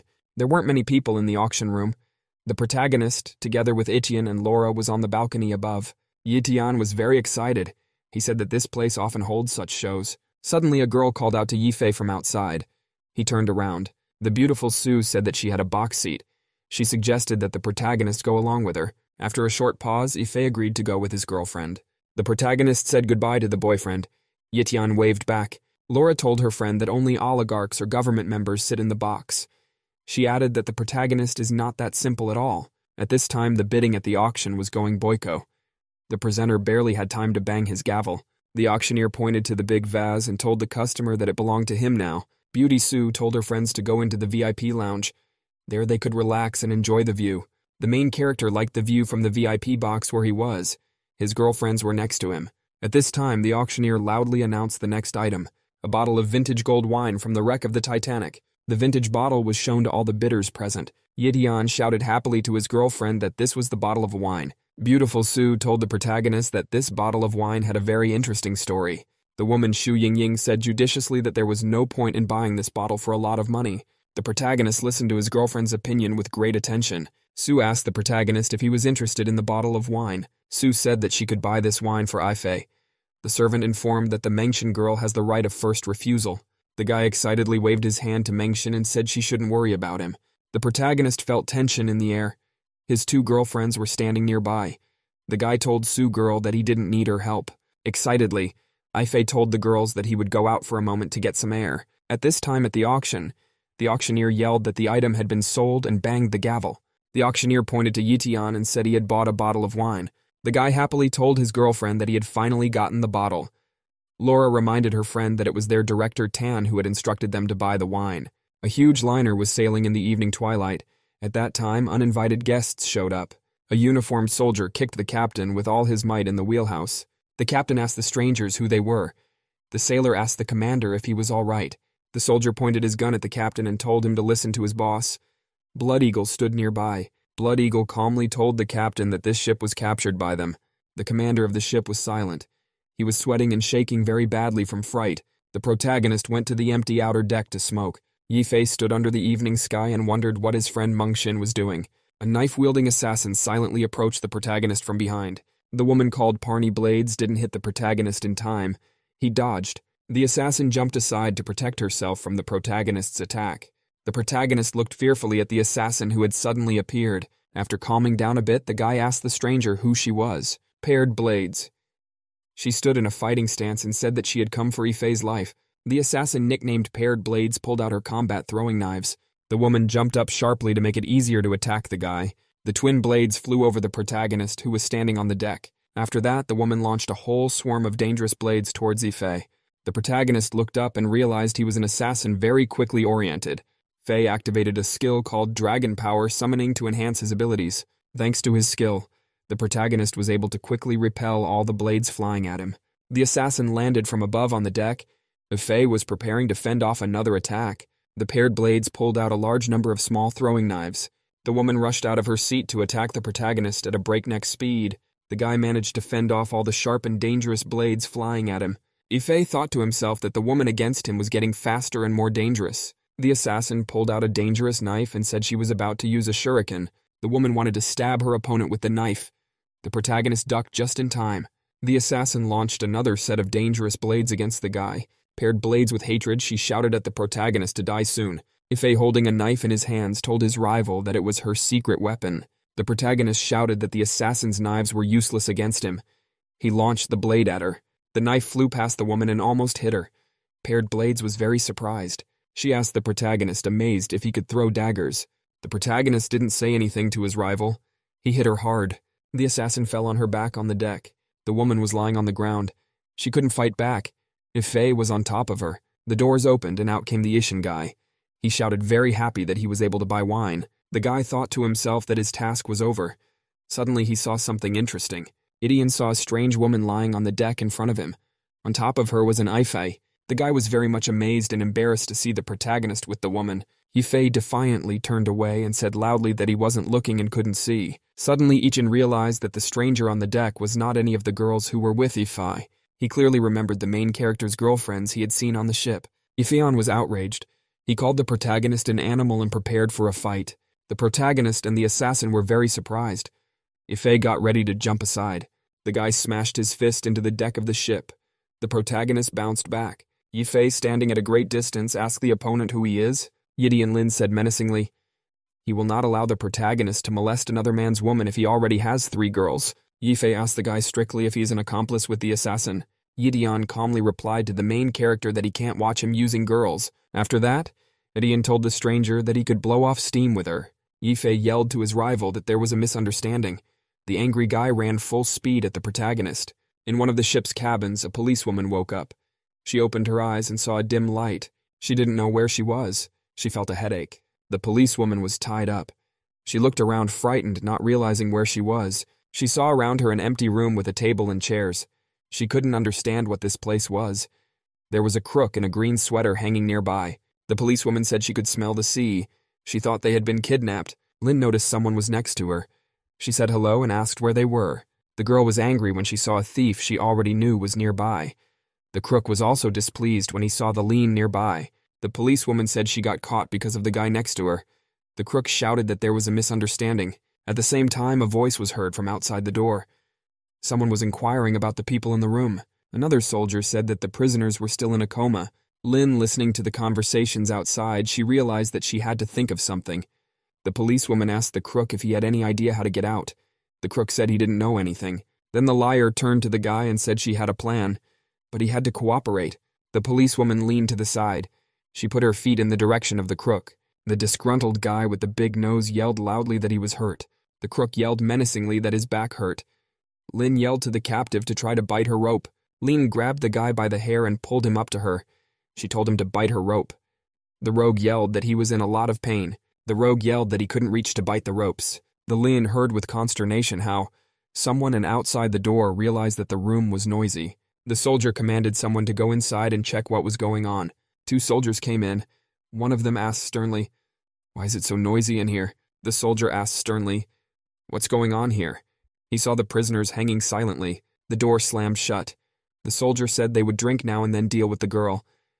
Lin was thinking excitedly what she should do. At the same time, on the deck of the ship, the protagonist fought against Yitan. The protagonist calmly dodged the attack his opponent was launching at him.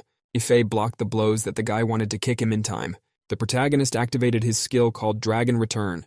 Ifei kicked his opponent in the head with all his might. Ishin was hit very hard, but he was able to withstand it. He prepared to attack back. He swung his fist. Ifei held out his palm in his direction. The protagonist used all his strength to deliver a powerful punch against Yitian. The assassin was sitting next to him. Pear Blades noticed that Yichin fell down after 3 hits. She realized that the guy was very weak. The assassin realized that the protagonist had used his skills to block her attack. She decided that he wasn't called Burkett for nothing. Ian told the woman excitedly that he would protect her and everything would be fine. Suddenly the guy saw that the woman's clothes were torn. The holes in her clothes showed her breasts. He was very shy and embarrassed. Yitian shouted that he didn't feel well. The hair on his head suddenly started to turn red. Yifei asked the guy, "Why is he helping the assassin and are they in on it?" There was a loud noise and Yichin prepared for another attack. The guy quickly jumped up behind the protagonist. Yifei didn't even notice the attack. At the very last moment, the protagonist noticed that his opponent had swung around to attack. The transformed Yichin swung his fist. The protagonist barely had time to dodge. The paired blades was very surprised at the speed with which the guy attacked. Yifei realized excitedly to himself that his opponent had become much faster. The rival grabbed the protagonist with his hand and prepared to strike. The evil Aishin swung around to hit the protagonist with all his might. Yifei looked at his rival and noticed that he had a more dangerous appearance. The protagonist noted to himself that his opponent's speed had increased. Yifei was unable to defend himself and fell to the ground. The force of the main character's fall was very strong. Shards flew around. The assassin was amazed that the guy was able to take down Burkut with one punch. Yidian swung around to land a huge number of punches on his opponent. Yifei looked at his opponent with great fear. He couldn't defend himself in time. Yitian continued to throw a huge number of punches at the protagonist. Yitian continued to beat his opponent systematically on the ship's deck. When the guy swung again, he noticed that the protagonist had disappeared somewhere. He saw only a huge hole in front of him, through which the starry sky could be seen. He looked around frightened and couldn't figure out where Yifei had gone. Suddenly, the protagonist came up from behind and elbowed his opponent. Yifei then ran up at full speed to attack from the other side. The protagonist swung around to hit his opponent with his arm. Yifei struck his opponent's arm with a huge swing. At the end, the protagonist swung to kick the guy. Yifei suddenly noticed that his kick didn't finish his opponent. The protagonist noticed with excitement that his opponent's defense had also increased. Yidian grabbed the guy's leg with his hands as if nothing had happened and shouted that he had caught him. The protagonist couldn't get free of the hold. His opponent wanted to throw him over. Yidian spun Yifei around by his leg and threw him far away. The protagonist flew sideways at high speed and smashed the wall with him. Yidian shouted happily to his opponent that he had gotten what was coming to him. The guy swung his fist to finally finish off the protagonist. Yitan used a special skill called Youthful Shockwave. At this time, elsewhere in the ship, the soldiers were listening to what was happening in the room with the prisoners. A guard said excitedly that he heard something. His colleague replied that they should go on drinking. The police Lin continued to hang tied up next to the crook in the green sweater. Lin angrily thought to herself that if she had a little more time she would have succeeded. The policewoman twisted her arms, but could not free herself from the rope. Lin yelled angrily to the crook that they were in this situation because of him. The guy said in a sad voice that they should rest for now. Lin asked the crook with interest, "Why does he do illegal things?" She reminded him that the first time he went to the police was because he stole women's underwear. The crook thought dreamily and for a long time and remembered his first time. The guy said it all happened when it was a beautiful morning. A beautiful red-headed girl was on the roof hanging out her laundry to dry. A crook watched the girl standing around the corner. She didn't see him. The guy stood and waited for the girl to leave. There was no one else around. Then the intruder ran over to the rack where the girl's underwear was hanging. Then the guy quickly and carefully took the underwear hanging on the rack. Then the intruder put the girl's underwear on his head. The policewoman angrily yelled at the guy that he was a pervert. Then the girl swung around and hit the crook on the head. The policewoman angrily called the guy a pervert. The crook asked the girl to hear the rest of his story. The crook wanted to tell the girl what he noticed in the girl's underwear. The guy came to the girl and told her he was her neighbor from the 3rd floor. The intruder sternly asked the neighbor if it was her underwear he was holding. The girl angrily replied to the guy that she remembered him. She asked if the guy was a real pervert. The guy explained that he had always had a very good sense of smell. Thereupon, the neighbor, holding his lower oxen in his hands, accused the girl of stealing his laundry powder. The guy said with a chuckle that he was able to smell his powder because of his nose. The policewoman got sympathetic. She asked the guy if he was still a bachelor. The crook replied that he was actually still a bachelor. He asked the girl how did she know. In a subsequent conversation, the crook explained how he got into the women's locker room and assaulted a woman in the park. The policewoman asked the guy how come he needed money all the time. Lin told her that she had seen the crook's file and he was a law-abiding man. He had only recently started breaking laws. The crook decided to tell her the sad story of his life. The guy's name was Ekuan. He grew up on his own, surrounded by his siblings who were once sheltered. Ekuan had no one but the children around him. He wanted to raise them to be good people. Her sister's name was Jinjin. Her older brother was an idol who could do anything for her. The girl saw an advertisement on TV for a toy hare for 5,800 yuan. Ekuan saw his sister watching the TV commercial with great interest. The older brother told his sister Jinjin that he would soon buy her such a toy. The girl happily replied to the boy that she didn't need a toy except her favorite bunny. Ekuan found the toy bunny at a dump and gave it to her sister for her birthday. The crook asked the policewoman if she thought he worked so hard for a doll. While Ekuan was working very hard, the weather suddenly turned bad. His older brother came home and noticed that his sister Jinjin was very sick. The doctors diagnosed the girl with an autoimmune disease. She was in the hospital. The doctor told the boy that he would need a bone marrow transplant for a large sum of money. Ekuan looked at the medical bill. He realized it was a very large sum of money. The girl lying on the bed came to her senses. She called out to her brother in a weak voice. Ekuan told her sister that everything was fine and they would go home. The girl's voice motivated him. The boy had no way out. He kept borrowing money, but few people would help him. To survive, Ekuan had to work several jobs. He had to take his little sister out of the hospital because he couldn't pay the hospital bills. Ekuan carried the girl in a wheelchair. Jinjin called out to her brother and touched him with her hand. The girl told her brother that she was very happy that he had done so much for her. Policeman listened to Ekuan's story with great attention and excitement. The boy reported that when his sister had a couple of days to live, he took a crooked road. Ekuan started committing crimes and knew he would be caught for his actions. It was very hard for the guy to tell his life story. Tears came to his eyes. Lin looked at the crook and visualized his life story realistically. Ekuan told the policewoman that he wanted to make more money before his sister died. The big brother wanted to give his sister Jin Jin a beautiful bunny. Meanwhile, on the ship, the main character continued to push Yitian around. Yifei managed to catch his opponent's fist with his hand and stopped him from hitting him. Yitan thought excitedly to himself that his rival had caught his punch. Pear Blades thought surprised to himself that such a powerful punch would not have been repelled even by an elder. After that, the protagonist with all his might struck Ichian and he flew far away to the side. The woman looking at the lying guy decided that things were getting interesting. Yifei shouted menacingly that it was time to start the third round. The eyes of the god of death glowed at him. The protagonist stood opposite his opponent on the ship deck. Yifei told the guy menacingly that the guy was not so simple. He added that he would show his true strength. The guy smiled happily and told the protagonist that this was his boring death speech. After that, the fighters rushed out of their seats to fight once again. Fei and his opponent swung to finish each other off. A harsh voice came from outside and demanded that the boys stop. The girls Ingen and Laura came out on deck. One of them sternly asked Yifei and Tianlin what they were doing. The guys were very surprised to see their girls standing side by side together. The assassin got worried. She realized that it was very bad if the girls knew each other. The pair Blades decided it was time for her to retreat.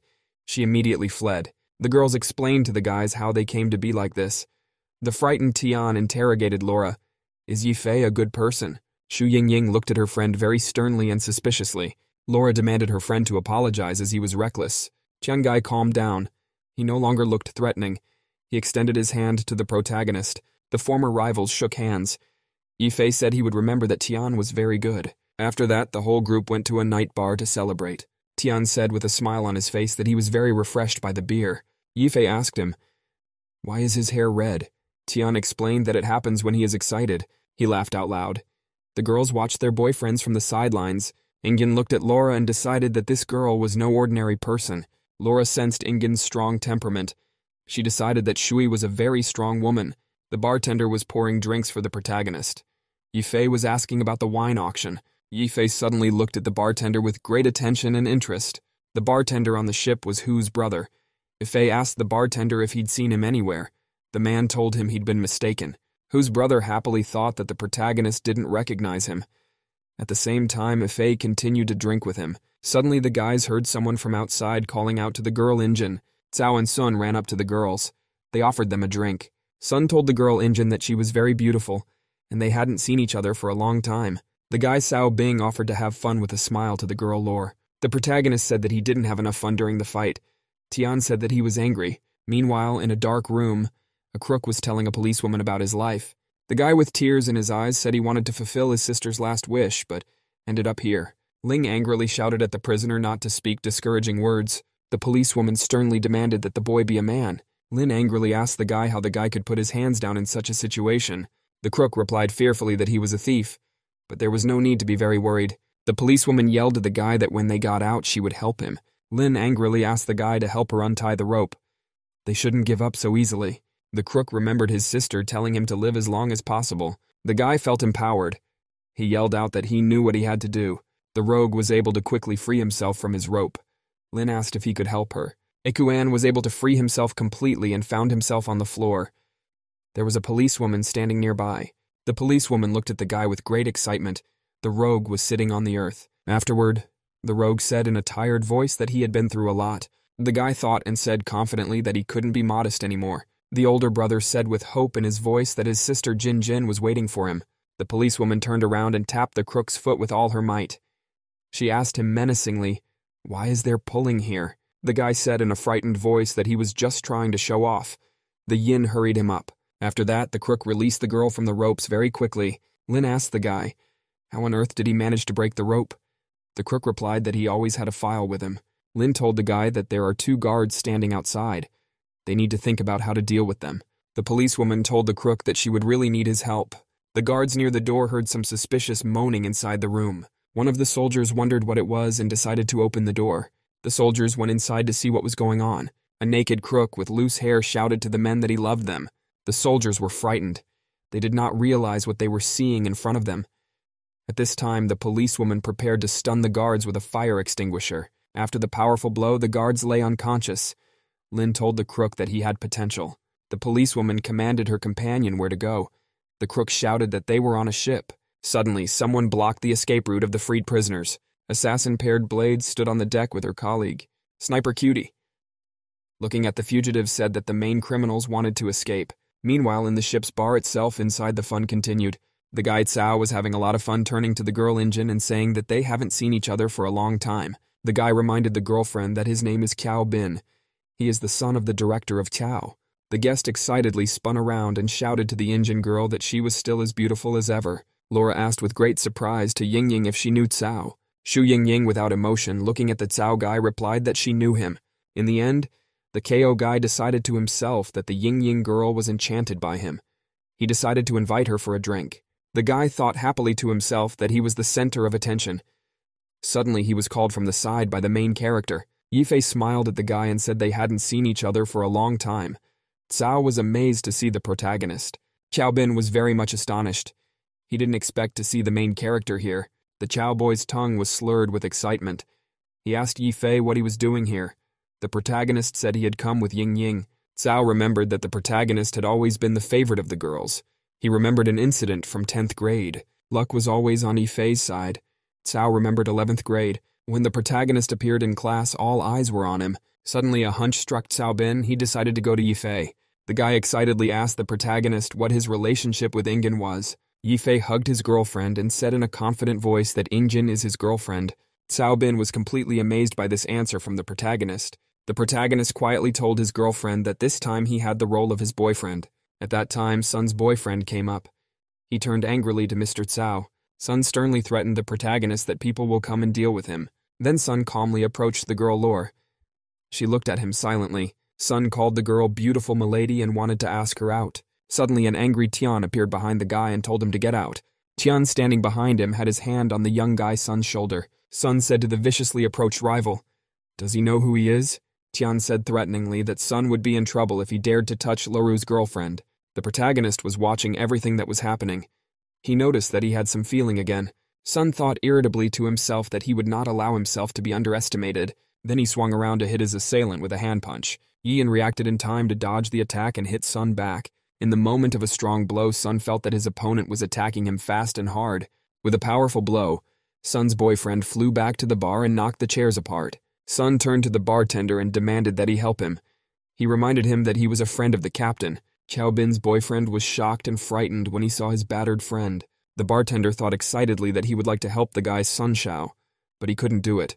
The bartender saw two identical, intimidating strong men standing in front of him.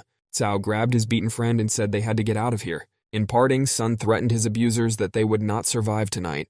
Yifei continued to calmly drink the drink and watch the guy pull. The friend approached Lore and asked her calmly with a smile if she was okay. Yifei looked at the departing guests and thought he needed to find out more about them. Cao Bin led his battered and weakened friend Sun Shao Ko to the front door. Suddenly, the people in the bar heard a suspicious sound like a gunshot. Yifei began to realize what had happened. The main character said excitedly that they heard the sound of a gunshot. There was a man with a gun in the audience near the stage. He loudly greeted all the guests.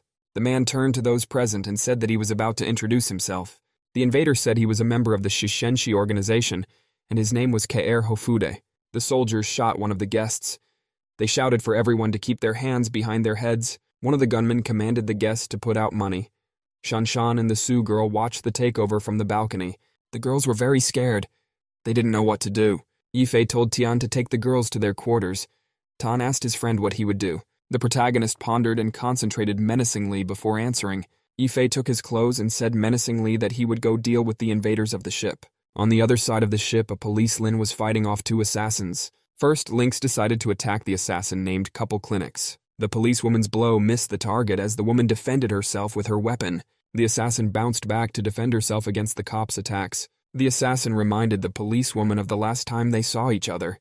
Paired Blades reported that Lin had made some progress since last time. The woman shouted angrily to her rival that she would pay for all the evil she had done. Lin yelled that she didn't know what the assassin was telling her. Pair of Blades shouted angrily that her rival was playing dumb. Suddenly, the police line heard some suspicious noises from the side. Sniper Cutie kicked the policewoman and said there was more of her. The sniper looked at the Lin with a smile and said they wouldn't let her die so quickly. There was a scared rogue standing behind her. The policewoman yelled for him to run away and she would cover him. The assassin was very surprised by the policewoman's words about a possible escape. The women sternly said that they would not let go of the Lin after Ta ruined their image. The policewoman fearfully asked her rivals what they were talking about. Cutie resentfully interjected, "Did the policewoman forget everything?" The sniper resentfully shouted that the policewoman made her drink her colleague's urine. After that, the image of the blood foxes fell very hard to the bottom. Lin frightenedly shouted to herself that she remembered her rivals. Sniper Cutie threateningly shouted to her rival to shut up. Sniper Cutie then took her rifle and said it was time to wash away the shame. The cutie shouted angrily, "What must be done is to make sure that there's not a trace left of the line and her companion." The crook was very frightened when he saw the weapon. The policewoman shouted for him to hide. The sniper opened school rifle fire and shouted for her rivals to die soon. The crook, along with the policewoman, hid fearfully behind a crate. The rifle bullets tore apart the boards of the crate. Sweetie asked angrily to the policewoman and her boyfriend, did they think they could just hide like that? Lin noticed that the assassin decided to attack her opponents by jumping over the crate. The paired blades jumped over the crates and grabbed her sword to attack the policewoman. Lin managed to dodge the first attack of the paired blades quickly and in time. The girl ducked at the last moment before the sword nearly caught her. The assassin then launched another attack to finish off the Lin. The policewoman looked over and noticed that the paired blades had caught her in the arm with her sword. To waste no time, the lynx kicked off the ground and rushed to attack.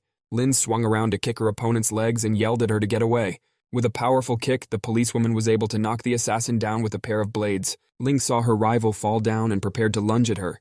The policewoman Lin pounced from above on the hired unit lying on the earth. The Lin demanded of the woman that her partner immediately stop shooting. At the same time, in another part of the ship, soldiers grabbed the girl Loru. The girl could not resist on her own and screamed for help. The soldiers were very angry and rude and demanded Laura to play with them. The girl, together with the kidnappers, was on the second floor at the entrance to the VIP lounge. Quiet and calm footsteps of the protagonist were suddenly heard. The soldiers were surprised. They couldn't understand who had just approached them. Ife cheerfully asked the kidnappers what they were doing here and what happened. After that, the soldiers looked at each other very slyly. They were up to something. The kidnapper said that the protagonist was right. He asked him to come closer to them. Laura's girl shouted in a frightened voice to the protagonist to leave. Suddenly, Ife hit one of the soldiers with a very strong and powerful punch. The main character looked at the rest of the kidnappers menacingly and with hatred. The soldiers were very much frightened by the look of the protagonist. Laura was also surprised. The kidnappers started shooting at the guy haphazardly with their guns. The protagonist snatched the gun from one of the slain invaders. Ife disarmed one of the soldiers with a very quick and strong kick of his foot. He opened fire on them. The guy was hitting the soldiers one by one with his pistols in a professional manner. Laura looked at the protagonist with amazement. She sensed that Ife had awakened. The protagonist kept looking for his girlfriend. He opened the door of the room. The guy saw that there was no one inside the VIP lounge. He called out frightened to Meng Xin. Yifei saw the dark room in front of him. It was completely empty. The guy looked around in surprise. He couldn't understand where all the people in the room had gone. The protagonist heard a noise and saw a light from outside. He realized he had found the people. Yifei went out to the balcony and noticed the invaders along with the hostages from below.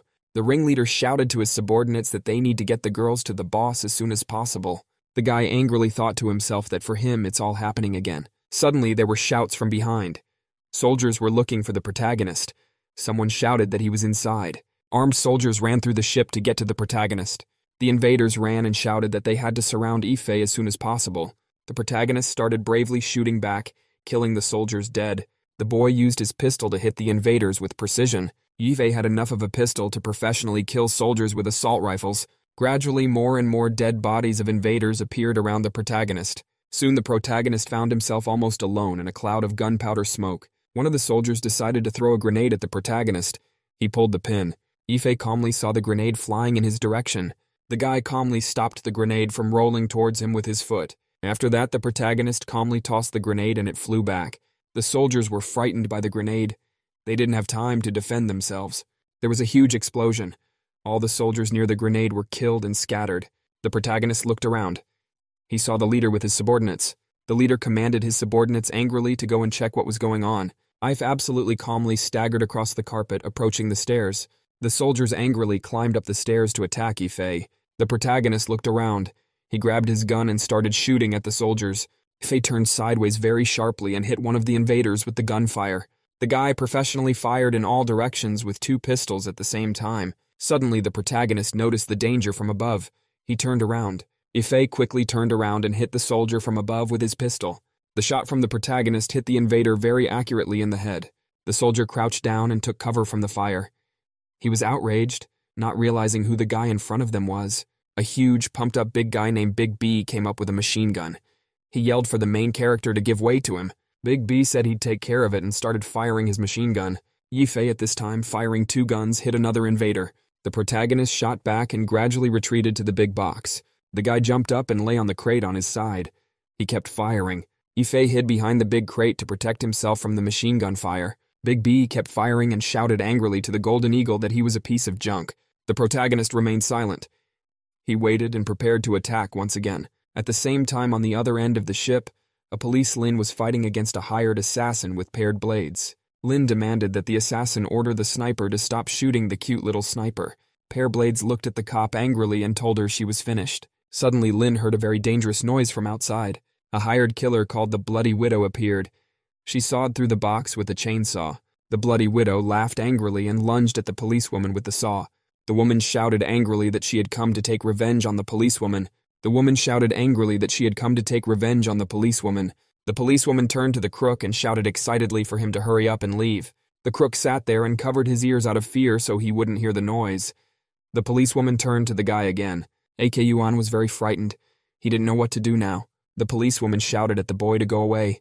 She reminded him of his little sister. AK Yuan sat there with his ears covered in fear so he couldn't hear anything. Suddenly the crook jumped up and ran away with all his might.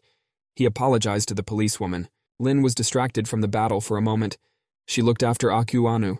The chainsaw-wielding assassin angrily asked Lin where she was looking. Then the Blood Widow swung her chainsaw to hit Lin. At the same time, the assassin called Pair Blades appeared behind the policewoman. Lin turned around and kicked the knife-wielding assassin. Shots rang out behind her. It was the sniper. Lin took cover behind a crate. The policewoman didn't know what to do. There were already 3 terrorists around her. At the same time, the crook was running at full speed down the deck of the ship. AK Yuan thought to himself fearfully that his little sister was waiting for him at home. To himself, the boy apologized to the policeman. He wouldn't be able to handle it. Suddenly, Akuan realized that this was the same situation now as it had been once before. The crook remembered how he was once beaten up by hooligans and fell to the ground. A group of hooligans demanded that the guy give them protection money. His terrified younger siblings stood around Akuan. Jin Jin shouted at the hooligans to stop. The crook grabbed a rock. He was angry and ready to fight off the hooligans. The leader with the bat asked the hooligan with surprise, "Does he still want to resist?" Suddenly the crook dropped the brick from his hand. He didn't want to fight back. Then AK Yuan gave the hooligan the money. He was surprised that the guy was so stubborn. The hooligan angrily apologized to the policewoman that he had given the bandits the money that was supposed to be used for a toy. AK Yuan thought unhappily to himself that he was always running away and everyone always did so in past times. He thought he was pathetic. The policewoman glanced to the side and noticed that the assassin was heading towards her. Lin prepared to turn around to fight off the woman with the knives. The policewoman hit the paired blades over her head with a powerful elbow strike. The woman was unhappy because she missed the blow to the head. Then Lin swung with all her might to finish off the assassin. The policewoman accelerated and grabbed her baton to continue her defense. Lin, baton in hand, decided to try to hit the Blood Widow. The chainsaw-wielding assassin was able to use it to stab the police Lin in the stomach. Lynx felt she was very badly wounded. She couldn't fight anymore. The Blood Widow laughed very wickedly. She was glad that she was able to hit her rival. At this time, a pair of blades attacked the policewoman from above to finish her off. Lin turned her head to the side and noticed that she was in the crosshairs of the cutie sniper. On the other side of the ship, the main character continued to fight against the terrorists. Yifei took cover behind a large crate, while bullets whistled above him. Big B continued to fire indiscriminately. The soldiers suggested surrounding the protagonist and swatting him. At this time, the protagonist remembered his past encounter with the Blood Eagle. The Blood Eagle told the protagonist that if he continued to behave like this, he would eventually suffer. The Blood Eagle told the protagonist that he would suffer just as he did. The words he had heard earlier had a profound effect on the protagonist. He decided to act immediately. Yifei grabbed his gun and prepared to attack. He remembered the Blood Eagle. The protagonist rushed to the attack. Shots were heard all around him. He thought to himself that he was completely different from his rival Blood Eagle. Yifei began firing mercilessly in all directions with his pistols. With his pistols, the guy hit the soldiers in the head. Big B was frightened when he saw how quickly Yifei was able to neutralize the soldiers. The main character was preparing for a further attack. He replaced the ammunition magazines in his pistols. Big B yelled that the protagonist could go at him. He would show him his skills. The ringleader ordered a subordinate to get the women out of here. The soldier turned to the commander named Roger and said he would do everything. Suddenly, there was a very strong explosion from the side. Commander Roger turned around. The commander was very surprised. He saw a strange figure in a puff of smoke. However, there was a small explosion that created more chaos. Li Yifei appeared out of the explosion and stepped on one of the terrorists who had been knocked over by the explosion. The man asked if he had done anything yet. The girls were extremely happy about this timely arrival of the man. They felt that they had hope for the protagonist. However, the terrorists realized that Li Yifei was not an easy opponent. The boss immediately ordered them to retreat and abandon the Grim Reaper. However, not all of his colleagues agreed with this decision. The terrorist behind him took a sharp swing of his arm and cut off his boss's hand. The man said grimly that he couldn't go anywhere. Li Yifei, upon seeing the act of betrayal, only squinted his eyes and said nothing. The boss himself had not expected such a betrayal from his employee. The man didn't understand why he deserved it. The same terrorist took off the cloth that covered his face and laughed. The man sincerely asked how he, being one of the 4 holy ambassadors, could be so inferior compared to the Blood Wolf. The man revealed his face and said that if he wanted to be his boss, he had to be quite violent. No one expected this turn of events and only silently watched this situation. Suddenly the man's eyes lit up red, and he swung his arms with the blades attached. The man's gaze filled with a lust for killing, and he said he was starting a genocide. Noticing such an aura, everyone instantly became frightened and tried to escape, but it all happened too fast. A couple of sweeps of his arms and many lives were left behind. Some tried to fight back, but even firearms were powerless against him. Immediately afterward, the attacker's eyes filled with blood. There was a huge blade sticking out of his ribcage.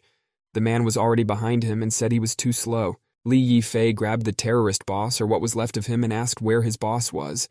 However, the man was completely unwilling to say anything. Li Yifei asked if he was being stubborn, and even if he didn't reveal his location, he would be able to find him.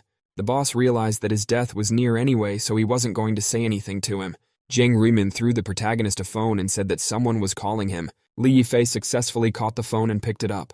Bringing the phone closer to him, the man said his name was Li Yifei and began to listen in. On the other side of the phone, a man introduced himself as Zhou Boyu, who said that he had caught the traitor who was tracking the location of the protagonist.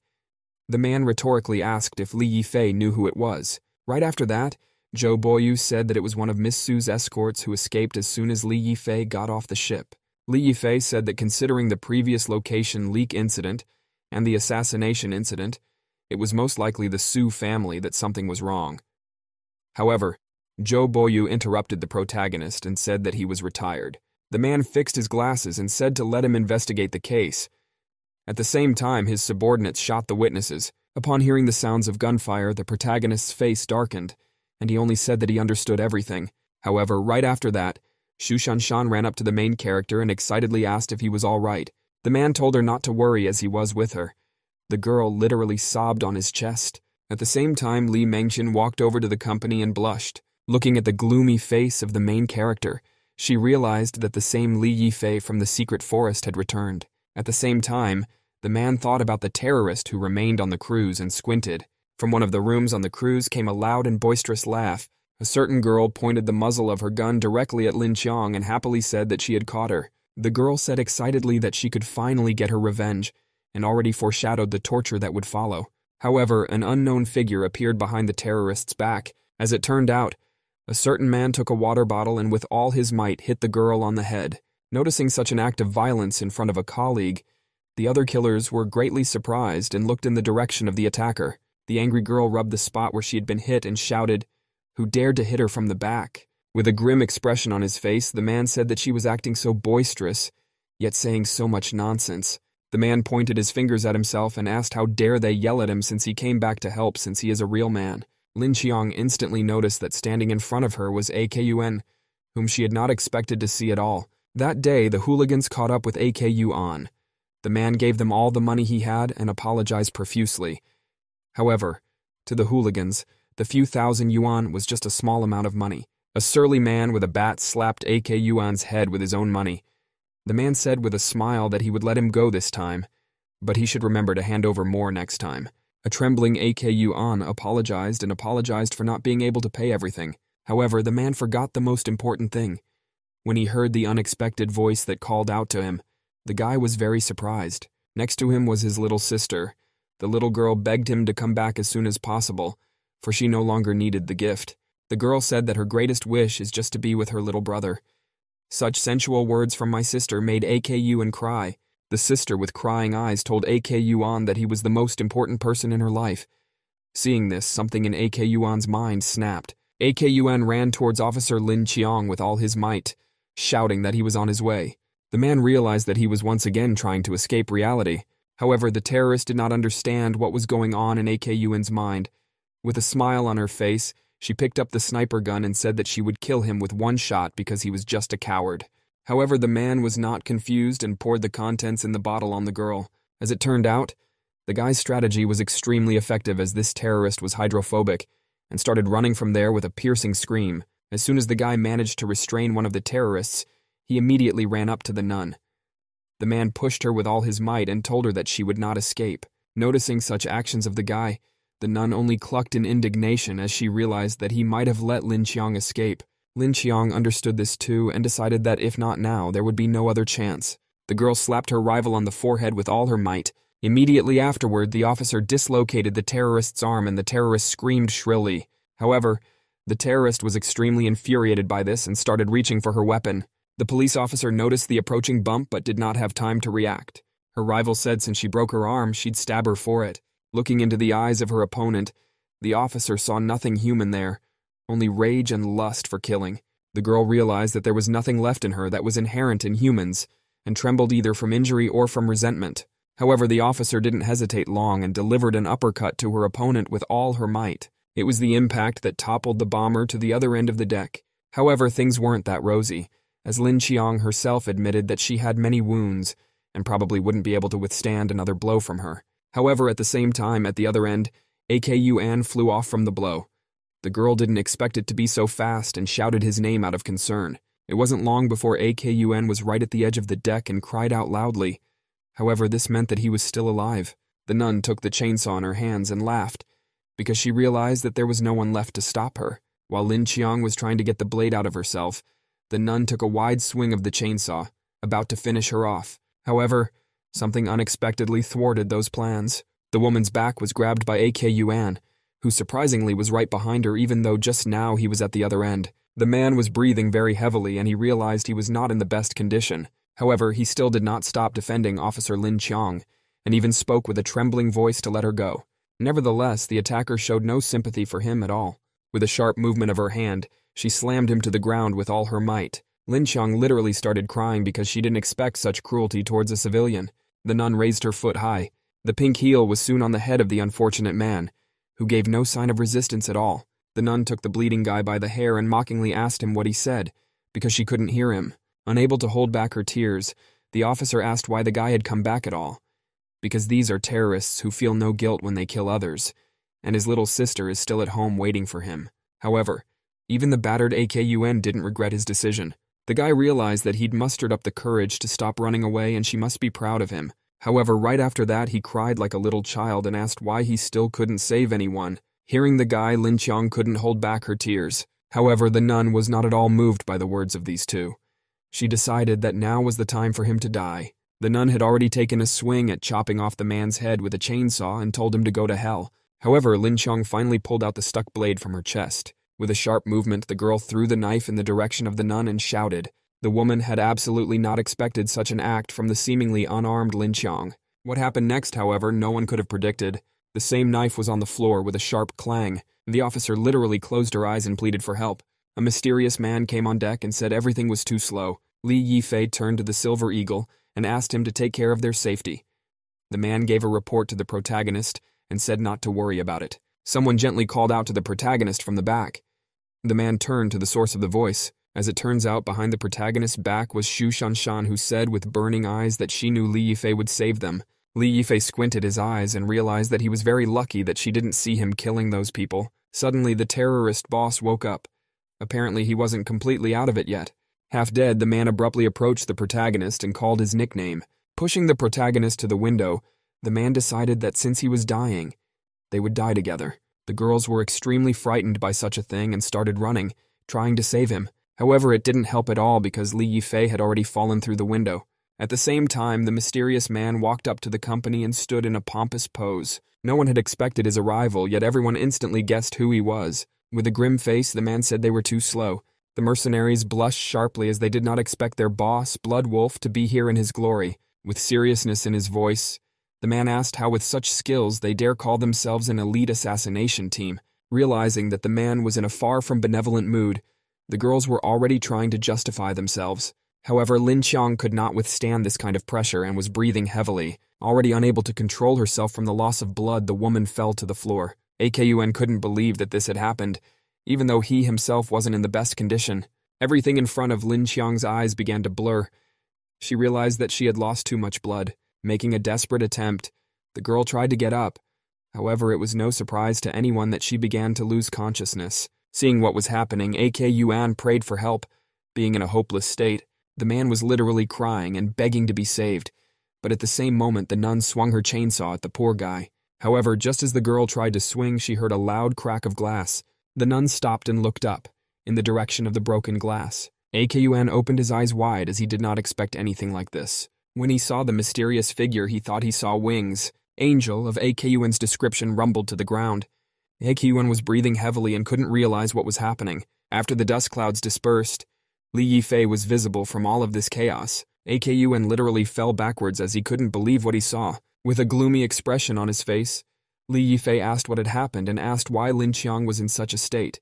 Covered in tears, Akun asked if Li Yifei is really an angel. At the same time, Lin Qiang was barely remaining conscious and clearly didn't have the strength to reply to the protagonist. Energy was literally oozing from the main character. The girl obviously didn't expect to see her master here. Seeing a familiar silhouette, the girl smiled and realized she could relax. At the same time, the Blood Wolf turned to the main character and asked if he was still thinking about it. The man looked at the girls and said that Li Yifei had lived longer than he should be. Turning around and not putting the protagonist as an opponent, he told the assassination team to bring him the protagonist's head. The girls blushed as they had not expected to be laid upon given this unbelievable situation. Li Yifei looked at the departing man and remembered his past nickname. The nun looked at her co-workers and said that this chance would help them avenge the humiliation they had suffered. However, what the girl didn't expect was that her friends were shaking with fear so much that they couldn't say a word. The nun looked at her colleagues in bewilderment. She asked what they were all waiting for she did not understand why they were standing still. Assassin remembered how a botched kick to the groin made her shiver. At the same time, the other girl with the sniper remembered her experience and blushed profusely. She realized that she wanted to experience it again. Hearing no response from her friends, Nun did not pick up the chainsaw and shouted that she would do it all herself. The woman squinted her eyes and realized that they couldn't be relied upon at all. With a sharp jerk, the woman ran up to the protagonist, who stood still and didn't even move. The woman screamed at him to watch her kill him with her own hands. Still bruised, Akun was barely able to stand up and asked the protagonist to be careful. However, what no one expected was for Li Yifei to stop the chainsaw with his bare hands. With a sharp movement, Li Yifei broke the ribbon, thus rendering it unusable. The woman didn't expect it at all, because what kind of crazy person would decide to stop a chainsaw with his bare hands? This suddenness caused the nun to stumble in her high heels and begin to fall. However, because she grabbed onto the protagonist along with the girl started to fall down, Li Yifei realized that things were bad, and it would lead to a critical situation very soon. The protagonist's hands tried to grab onto the first thing that came along. Immediately afterward, with a rumbling sound, the company was on the floor. Li Yifei literally closed his eyes because he was expecting a foreboding pain. However, Li Yifei realized that he was holding on to something very soft. Li Yifei compared this feeling to holding on to 2 water balloons. The nun shrieked sharply and blushed heavily, unable to do anything. Akun was extremely surprised at what he saw and couldn't believe his eyes. The protagonist was finally able to land, and Akun himself wondered if the man had used this move to subdue this devilish woman.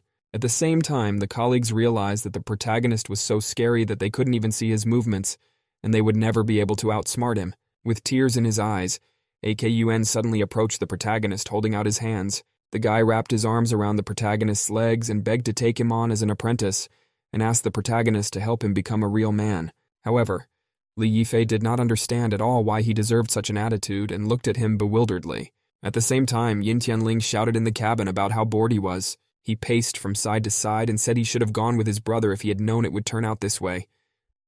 Nora told him to be quiet because she was discussing some things with the principal. Xu Yingying and Nora spoke to each other and agreed to the deal, exchanging polite phrases. Yin Tianling thought that he could hear the 2 foxes talking. Nora said that if it annoyed him so much, there could bring here a bottle of wine, which was the main purpose of their trip. Yin Tianling asked what about their safety, however. The girls hurried him to leave. When he realized that there was nothing to keep him here, he shouted and trotted away. Xu Yingying asked if he had always been like this when Nora told her to get used to it.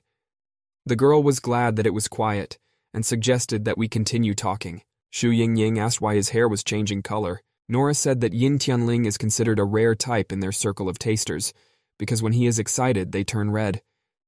The girl said that as soon as he enters the second stage along with the red hair, all his senses increase dramatically. Xu Yingying said that it looked like some kind of comic story to her, to which Nora agreed. The girl said that if he was even more excited, but he would enter the third and most powerful stage. However, before the girl could finish her sentence, the doorbell rang. Nora happily went to the door and asked Yin Tianling if it was Yin Tianling. The woman looked through the peephole of the door to be sure of her question. However, what she didn't expect then was that behind the door stood a smiling man with a cigarette in his mouth, radiating an incredible aura. The man, as if knowing they were watching him, said hello to them. Neither Xu Yingying nor Nora had expected such an outcome and became frightened.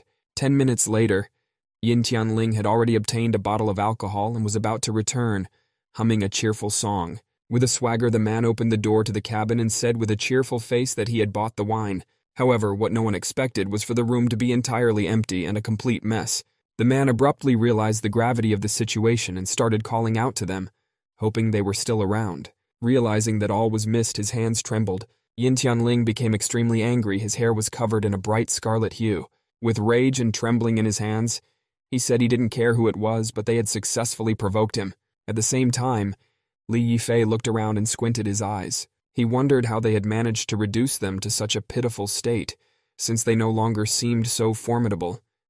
Yet the man thought he had witnessed such a scene before. The guy said he would help find a way to solve AKUN's problems, including his little sister, and now he was responsible for carrying Lin Qiang to safety.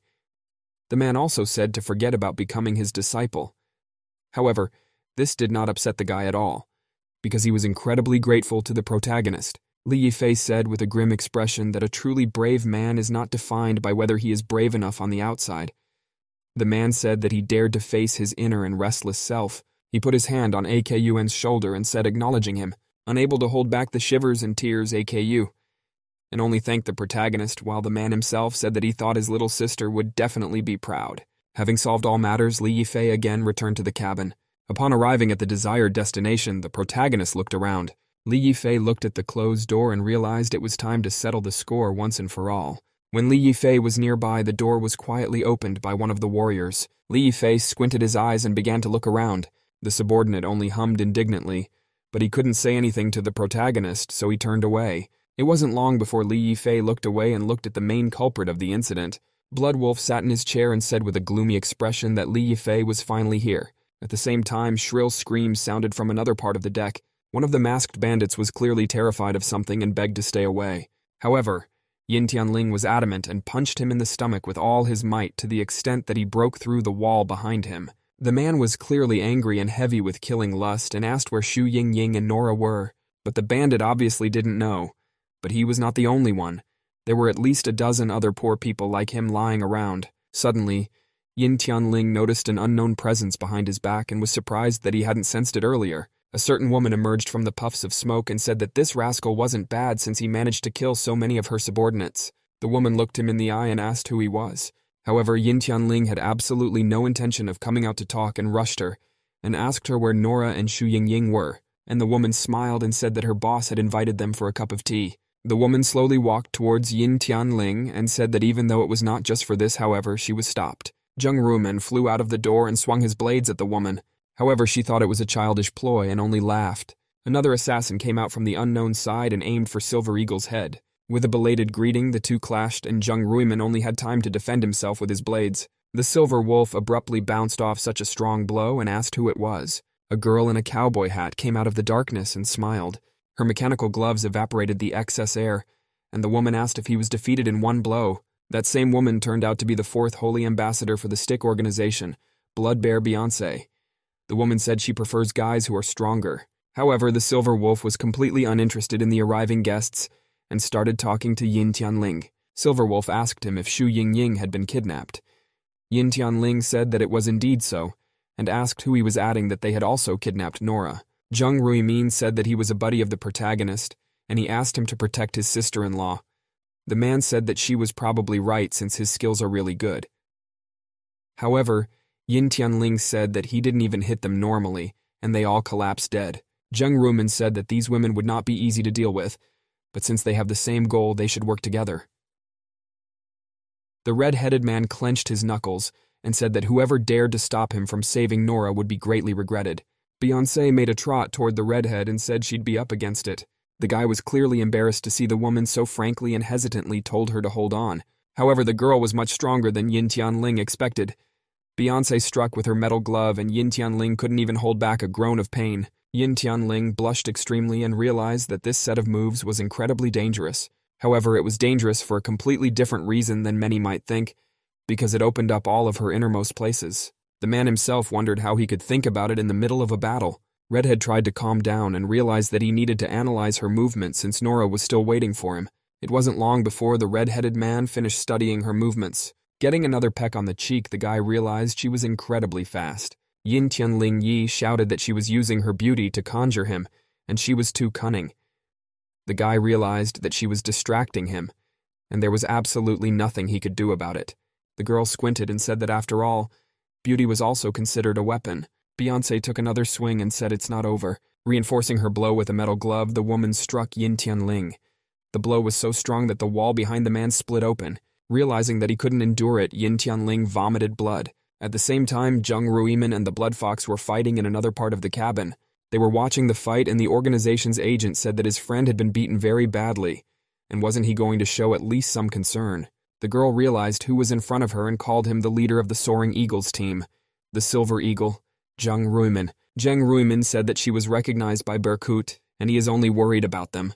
The man realized that the two men were from the CIA and voiced his guess. The man asked if the stick organization had come into the hands of Jiang country. The woman was extremely surprised by Zheng Ruimin's insight. The girl squinted and said she couldn't admit it. However, the man smiled and said he didn't need her to admit it because he had crossed paths with them a few times, and with just one look, he knew who they were immediately. Zheng Ruimin said that they were pretending to be terrorists, rioted in small countries, and even kidnapped the daughter of the boss of a technology company. The man realized that their countries were having a trade war right now, and asked what they were trying to accomplish by such actions. The man suggested if they were going to kidnap one of their people again. The girl was taken aback by this apt statement. The men spread their hands and said he had heard about their country's history. Zheng Ruimin folded his hands in a stand and said that whenever their country has a disagreement with another, then the president asks about the location of their aircraft carrier. The man said that since their country is now in a trade war with the Jiang country, where is their aircraft carrier? Immediately afterward, there was a sharp jolt. Zheng Ruimin squinted his eyes, for he was incredibly fast even for him. The man fended off the blow with his blade on his arm and lowered himself into a stance. The woman couldn't tolerate so many lucky guesses and made a swipe with her whip. She grinned as if the whole situation amused her. The woman asked how dare the pathetic Huaxia try to provoke her pious Jiang country, and whether Zheng Ruimin was really tired of life. At the same time, on the other side, the blood wolf drew his sword from its sheath and asked what the main character's answer was. Li Yifei was greatly surprised by his former comrade-in-arms actions, but he didn't even manage to finish his sentence. The blood wolf offered to grab Su Mengxin and hand him over. The man said that in that case, he could recommend to his leader so that Li Yifei could join the organization. However, Li Yifei had no idea about any organization and only looked at his former comrade-in-arms with bewilderment. Bloodwolf told the protagonist to join them, and then he would once again have the opportunity to work as before.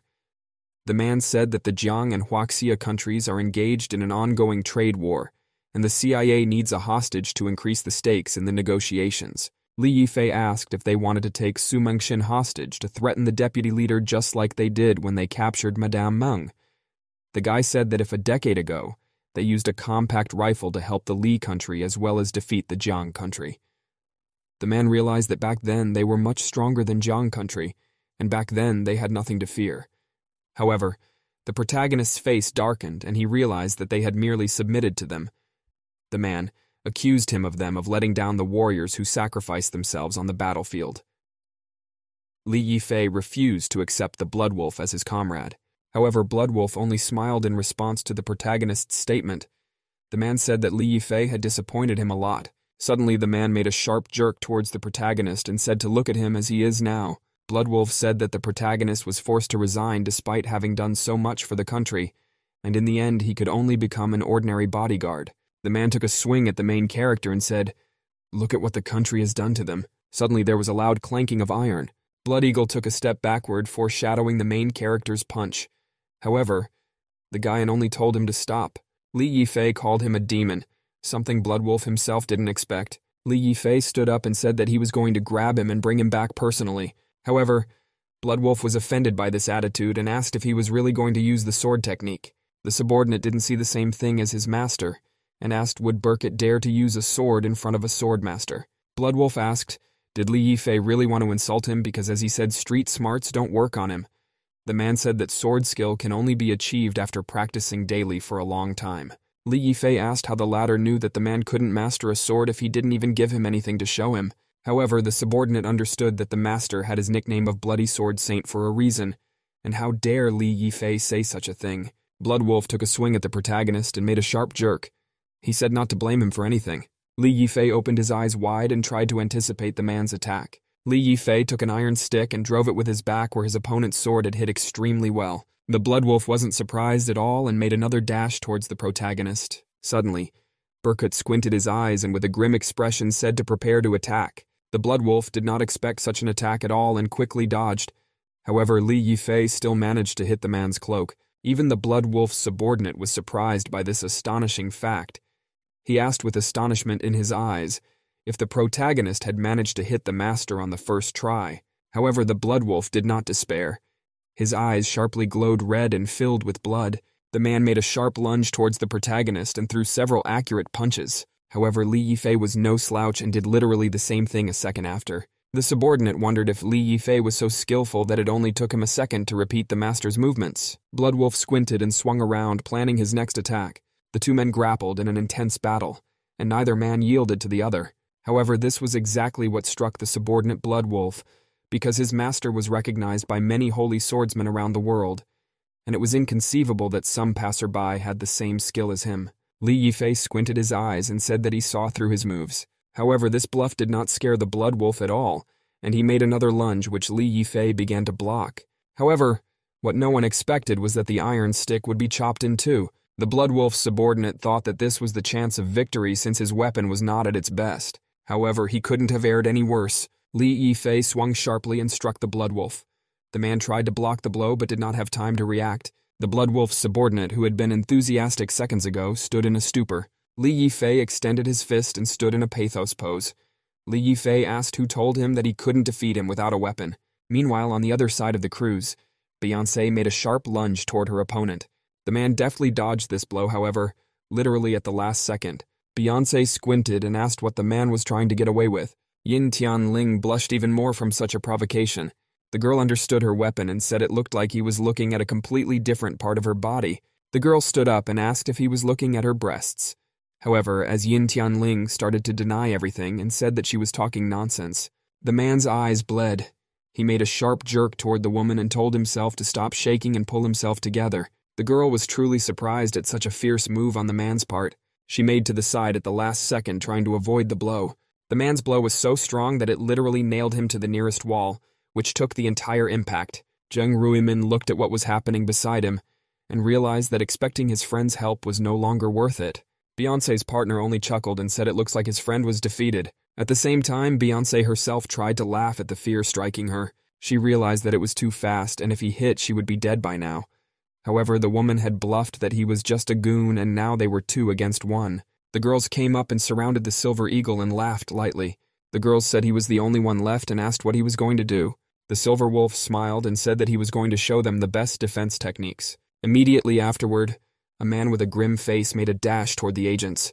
Beyoncé got into a defensive stance and told him to attack. The girl struck with all her strength with a metal glove, but to her surprise, the guy avoided the blow. The man managed to duck just before the hit and sought to make a counterattack. Beyoncé still didn't understand how that could happen. The Silver Wolf took a sweep of the wallpaper blades, something Beyoncé herself barely escaped in midair thanks to her partner. Zheng Ruimin smiled because he didn't expect them to combine their moves. As it turned out, the girl was only able to take to the air thanks to her partner's whip. However, this position gave them the opportunity to attack the Silver Eagle, which they took advantage of. The girl grabbed the man with her legs, and he didn't even have time to dodge. Due to gravity and her weight, the girl tried to kill the man from falling. The man realized the danger of this attack and tensed up considerably.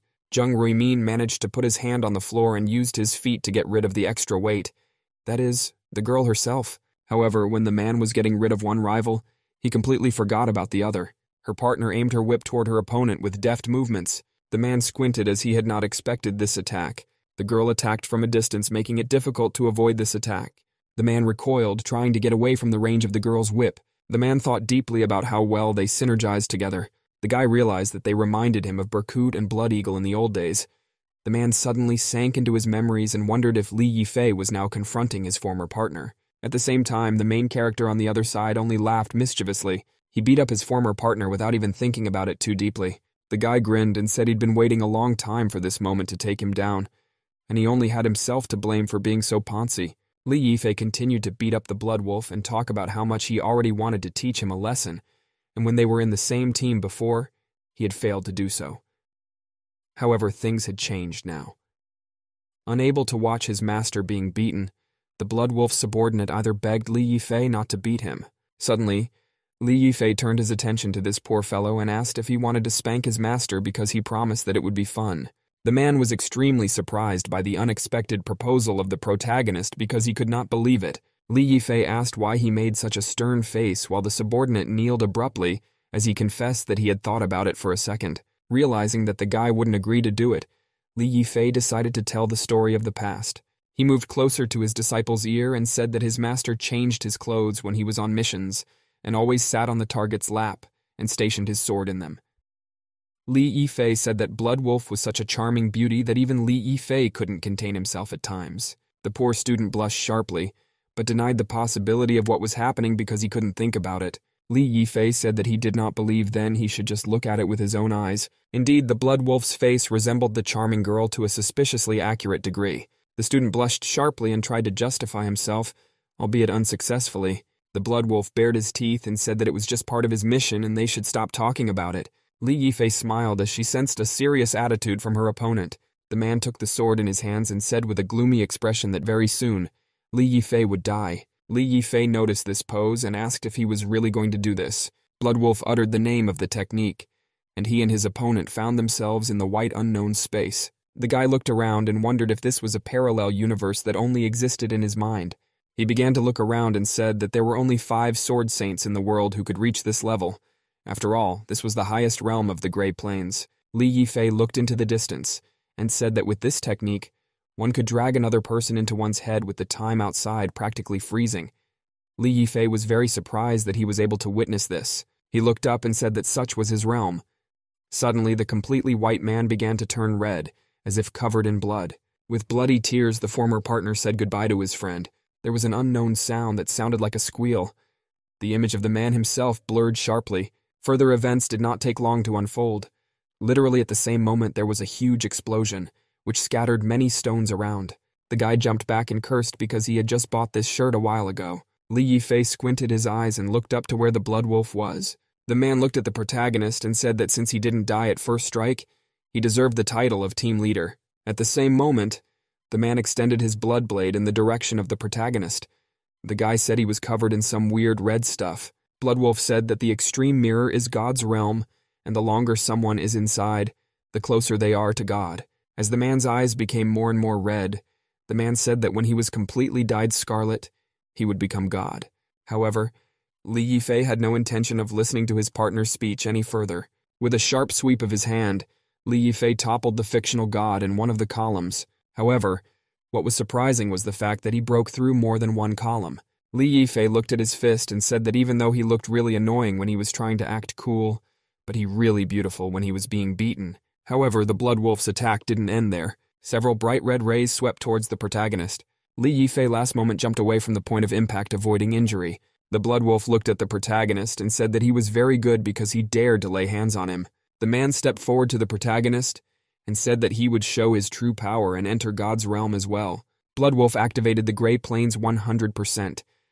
The man said that as if the Stick Organization or the Phantom Leader, they would all die at his hands. The man squinted his eyes and told the protagonist to watch the blood cells complete today's god. On the other side, CIA agents were still fighting the Silver Eagle. They realized that Zheng Ruimin was too formidable, and even if they combined their forces, they wouldn't be able to attack him, and most likely they needed to switch to the second version.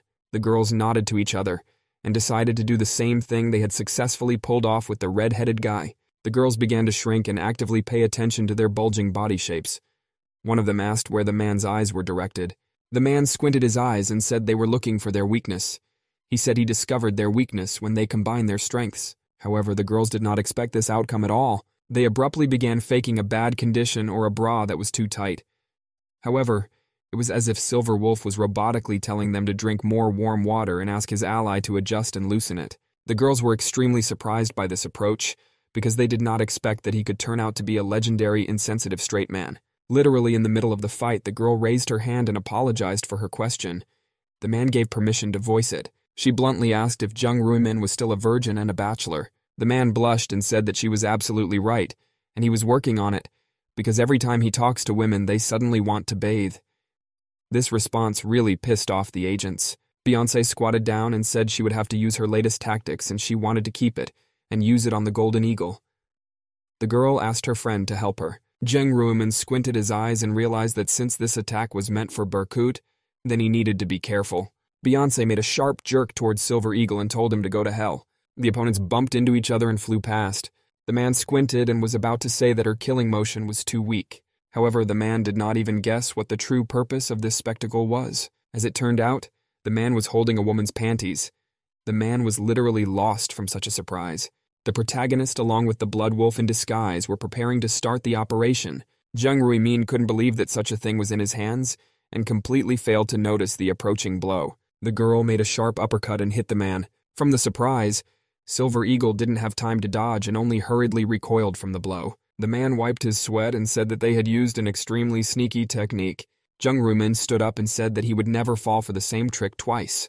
Bloodfox shamefully asked, "Does the man not know why his favorite girl leaves immediately after the conversation? Because the answer is extremely obvious. He is too cold."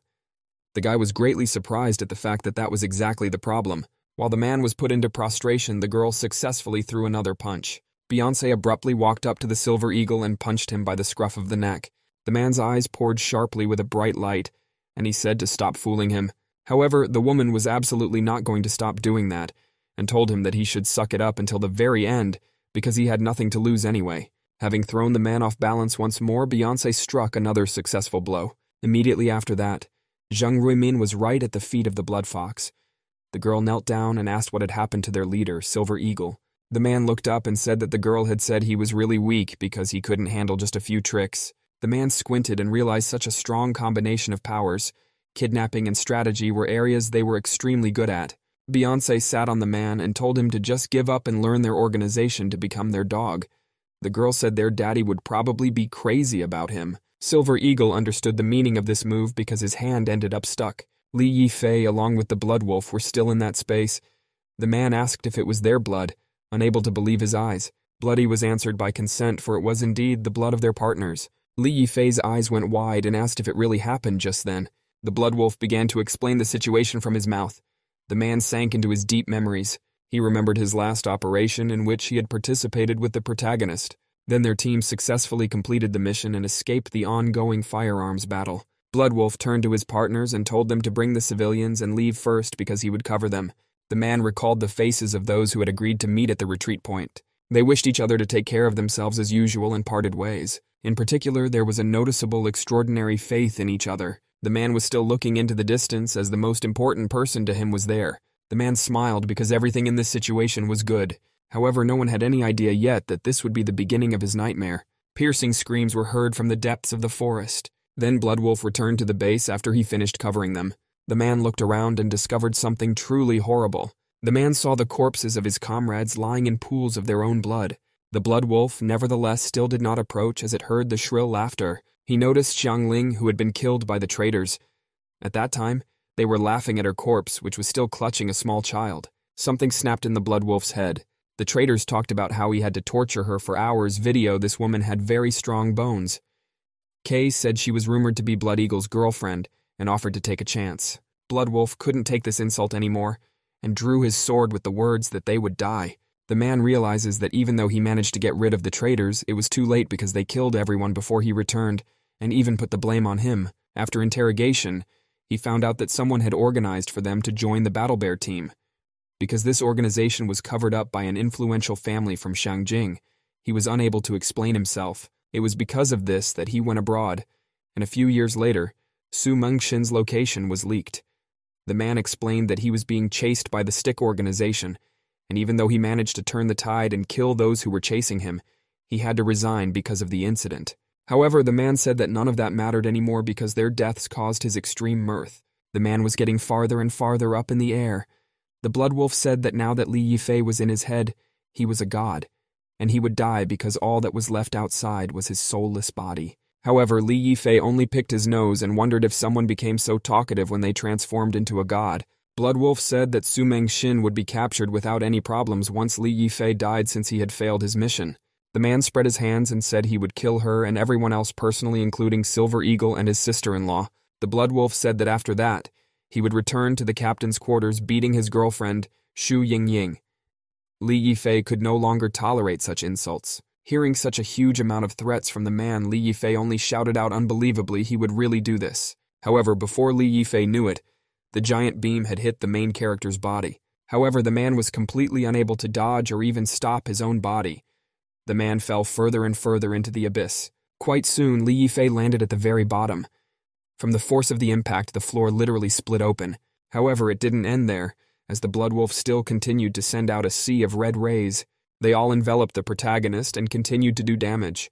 The man was literally covered in a dome of red blood. Li Yifei kept trying to defend himself and wondered what was going on. Unable to withstand another blow, Li Yifei found himself in the air again and was falling downwards. However, what troubled the protagonist was the fact that he had arranged for Xu Yingying to stay in the guest room and wait for him to return. Still falling down, Li Yifei realized that Blood Wolf had mentioned the captain's quarters for a reason. The man formed a giant sword of scarlet blood and said goodbye to his former partner. Li Yifei still couldn't recover and only just realized what all this meant. At the same time, in reality, the subordinates of the Blood Wolf were watching the battle of wits. The two men stood in front of each other without moving a muscle. However, the subordinate noticed how the master's hair had changed. The disciple understood that this was the most powerful realm of the Grey Extreme Realm, and victory was already counted in their pocket. At the same time of the parallel reality, Li Yifei so fearfully punched the man and asked if he had kidnapped Xu Yingying while he was gone. Being hit so hard, even being in his own consciousness made the Blood Wolf vomit blood. It was with this attack that Blood Wolf came to his senses and returned to his normal colors. However, it didn't end there because Li Yifei was able to break through the wolf's consciousness, or with a single strike of uncontrollable force. The disciple couldn't believe that Li Yifei had snapped out of consciousness with a single strike and denied the possibility. The apprentice abruptly ran up to his master and began to worry about his condition. However, the man was completely uninterested in his student's worries. He was focused on the protagonist. Barely able to keep his eyes open, the man asked where he got such strength from. The man wondered why Li Yifei hadn't used his strength from the beginning if she had so much, and if he was looking down on him. Li Yifei abruptly approached the man and asked if he would talk to his brother like this after a long separation. At the same time, Beyoncé was still sitting on Silver Eagle and offered him to be their dog. The woman said that it was up to him to know that they were goddesses in Jian country, and if he was willing to surrender and sell them information about the Eagle team, then she might consider dating him. Blood Fox said it would be fine even if he wanted to take them both. At the same time, Zhang Ruimin immersed himself in his memories. The man remembered asking the protagonist how he could become as strong as him. Li Yifei clearly didn't expect such a question. The man said that it's not like him at all because Zhang Ruimin is not afraid of anyone or anything. Zhang Ruimin said that will be so bloody or Mad Eagle he has confidence that he will surpass them at some point, but not the protagonist. Silver Eagle said he thinks he only has one power, which is to be a little fast, and that's where the list ends. However, Li Yifei interrupted his partner's speculation and placed a hand on his shoulder. Li Yifei said that in addition to being fast, he also has a talent for toughness. The man said that he meant not only character, but also something he would realize soon. Zhang Ruimin realized that he had almost forgotten about his leader's words. The man shouted, "Shut up," to the girls.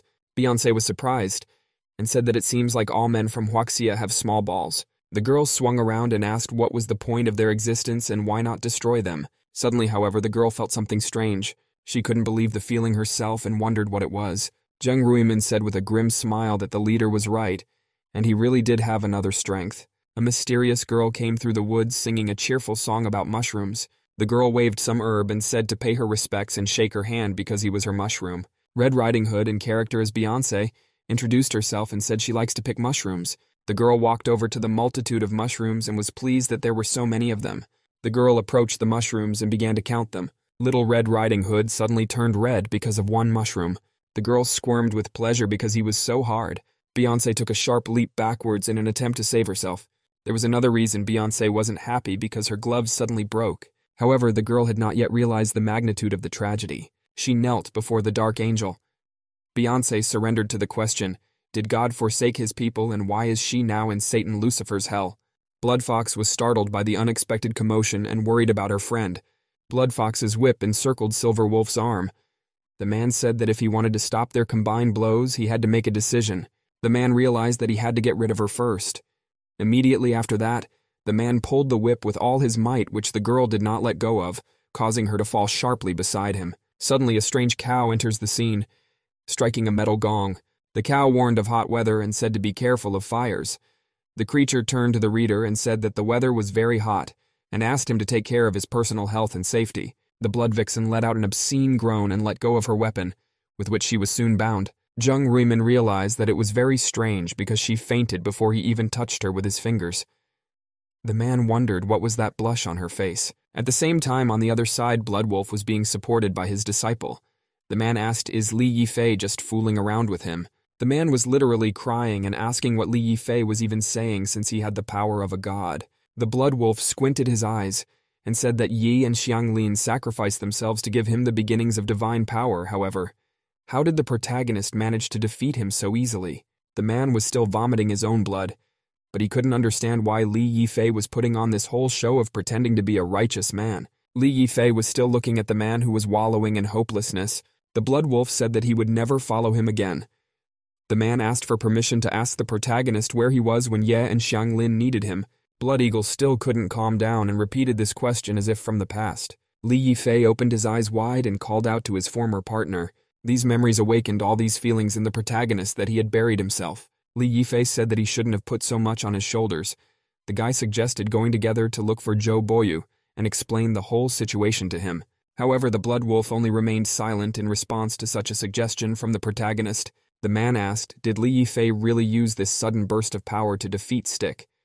Li Yifei did not expect such a counter-question and said that it was indeed so. Immediately afterward, the man jumped out of the cliff. No one expected this turn of events. Li Yifei tried to reach out his hand to catch his partner. However, it was too late. Blood Eagle said goodbye to be careful with Joseph. Li Yifei was still shouting his partner's name that he couldn't reach. The man said that one day Li Yifei would become like him, and Blood Eagle was looking forward to that day. The protagonist's face darkened and he turned to his apprentice, saying that he must save his master. The apprentice said he could quickly get to the captain's quarters by going through the door indicated, for he felt it was worth saying goodbye. Li Yifei picked up his jacket and said that it was really time for him to do something else. Suddenly, Li Yifei stopped in the middle of the road.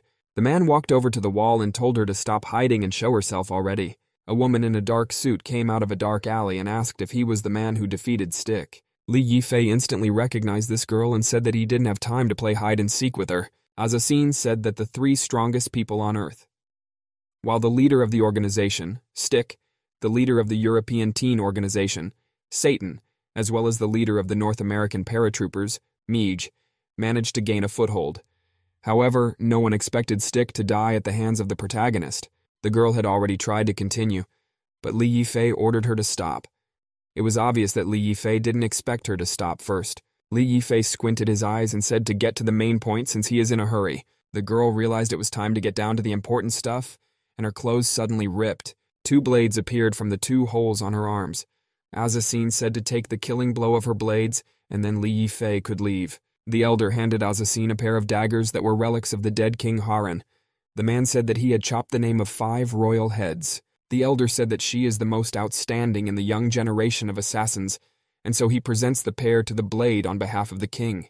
The man said she must remember that once she pulled out the daggers, she would need to make a kill, and it didn't matter who she killed, enemy or ally. The man then sent her out into the open world and told her to explore it. Li Yifei was extremely surprised by such daggers. The girl said she would let him go as soon as he took a hit from them, and she would also tell Joseph everything about him. Li Yifei squinted his eyes and said, so she wouldn't disappoint him to one of those old men. The girl was extremely surprised that Li Yifei had already met with her masters. Azasin ducked sharply and got into a stance. Immediately afterward, the girl made a strong kick with her foot on the ground. Immediately after, the girl was in the air, already planning her attack. Kill threw his dagger at the protagonist. Unexpectedly, they connected right in flight and headed for the protagonist. Observing another threat, Li Yifei took off his cloak. He wrapped a certain bat around it and took a crisp swing. Immediately afterward, one of the daggers flew back towards Azasin. She clearly wasn't expecting it since right in flight that dagger landed her clothes, which main character stopped the other blade as if not feeling the recoil. As soon as the girl landed, Li Yifei made a sharp dash towards her. The guy deftly tripped her and made her fall.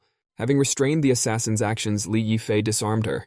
Li Yifei clenched the dagger in his hands that was pointed at his side. Immediately afterward, the unknown girl's veil lowered down. Li Yifei stood close to the girl and told her to tell her something useful. As Asin said, Joseph placed several dynamite sticks on the ship. Li Yifei clearly did not expect such information, and briefly stood in a stupor. Still restrained from moving, the girl said that this was the dynamite that could blow up the entire ship. He beat, literally shaking, barely keeping himself on his feet from fear. Li Yifei came close to the girl's face and asked if his woman had been caught locked up Captain S' quarters. Why did the girl agree? She realized that the protagonist, she felt great danger. Azasin blushed and realized that he had most likely only dated from the oldest mountain clan. However, the woman in due time caught up with us because she realized that she could not feel the veil on her face. The girl started fidgeting in an attempt to find her veil. Li Yifei told her not to move. However, the girl was only thinking that her appearance would be exposed. Suddenly, Li Yifei stumbled and fell right on top of the girl. What no one expected was that the main character's lips would come into contact with the killer's lips, and Li Yifei would grab her breasts. The girl blushed very much, as she did not expect such an act from the protagonist. Li Yifei instantly stood up girls and apologized, saying that it was only an accident. Immediately after the girl found herself unconstrained in her actions, she lifted her veil. Turning around from the protagonist, she told him to come to the left deck, but only he would finish his mission since she knew a method to escape from here. Li Yifei didn't even immediately understand the woman's words. Azasin warned the protagonist to be careful since Joseph got his powers from his brother. However, the protagonist was alarmed by the girl's desire to help him. He directly asked her why she was doing it and if she didn't work for him. Azasin said she was just a mercenary and asked to fight once he had done his job. Immediately afterward, the girl, future still in half-torn clothes, galloped away from the protagonist. At the same time, unprecedented things were happening on the other side. Beyoncé was lying on the floor, unable to move, and Jung Ruimin was walking towards her with a confident gait. The girl looked at his smile and wondered if he was the captain of the Soaring Eagles. The girl could not get up in any way. However, she realized that it was not possible at all. She couldn't believe someone like her had lost to him. The girl barely raised her hand and said with a flushed face that she was willing to surrender, but only on one condition. Jung Ruimin smiled and asked what the condition was. The girl asked Silver Eagle to be her boyfriend. The girl knelt down and asked the powerful captain to stand in as her boyfriend. The man obviously did not expect such a request. When Jung Ruimin heard this sentence, he didn't even believe his chance that she was telling him this. The man literally cried in his soul because he is a lonely man and finally strikes back. But now he is in a little shock here as Captain Burkut, and whether this wonderful day has come. However, Jung Ruimin changed and refused the offer. The blushing girl was outraged that she was turned down because of her status, she could give him a position in the CIA. Jung Ruimin said that there was another reason besides her status. In fact, she said that they have a saying in China that if his chest is not flat, he cannot lead the country to tranquility. The girl was literally petrified at such an admission and asked if he meant it. Jung Ruimin confirmed the girl's suspicion and said that she was absolutely right. Jung Ruimin turned around and said pathetically that he was a lolicon man. The girl literally fell to the floor at such an admission and said that she was giving up. At the same time, something unusual was happening in the lobby of the captain's quarters. A certain man was tearing off clothes on a woman who was begging not to do it. He roughly pushed the beauty back onto the couch and told her to lie down. The guy laughed happily and said he'd finally caught her. With a caustic laugh, the man moved closer to the girl's face. Li Xinyue asked what he put in their drinks. He showed a small bottle and said it was their family's secret rohypnol. The man pointed back and said that even with a single drop, he and Lian Yao together would become his puppets for the night. The guy laughed even more heartily and said to blame only himself for this, and said they might not have any hope for the protagonist. The mysterious man asked if these were the main character's women. The man looked at his boss and said that this was indeed the case. Joseph, smoking a cigarette, was clearly happy about the situation. He blushed and imagined how Li Yifei would react when he took away his women's first night. However, Lian Yao said that Li Yifei had already gotten her and Li Xinyue's first night. The girl started describing about how gentle and strong he was and how they had never experienced something like this before. Hearing such compliments from the protagonist, the man fell into a stupor and could not recognize reality.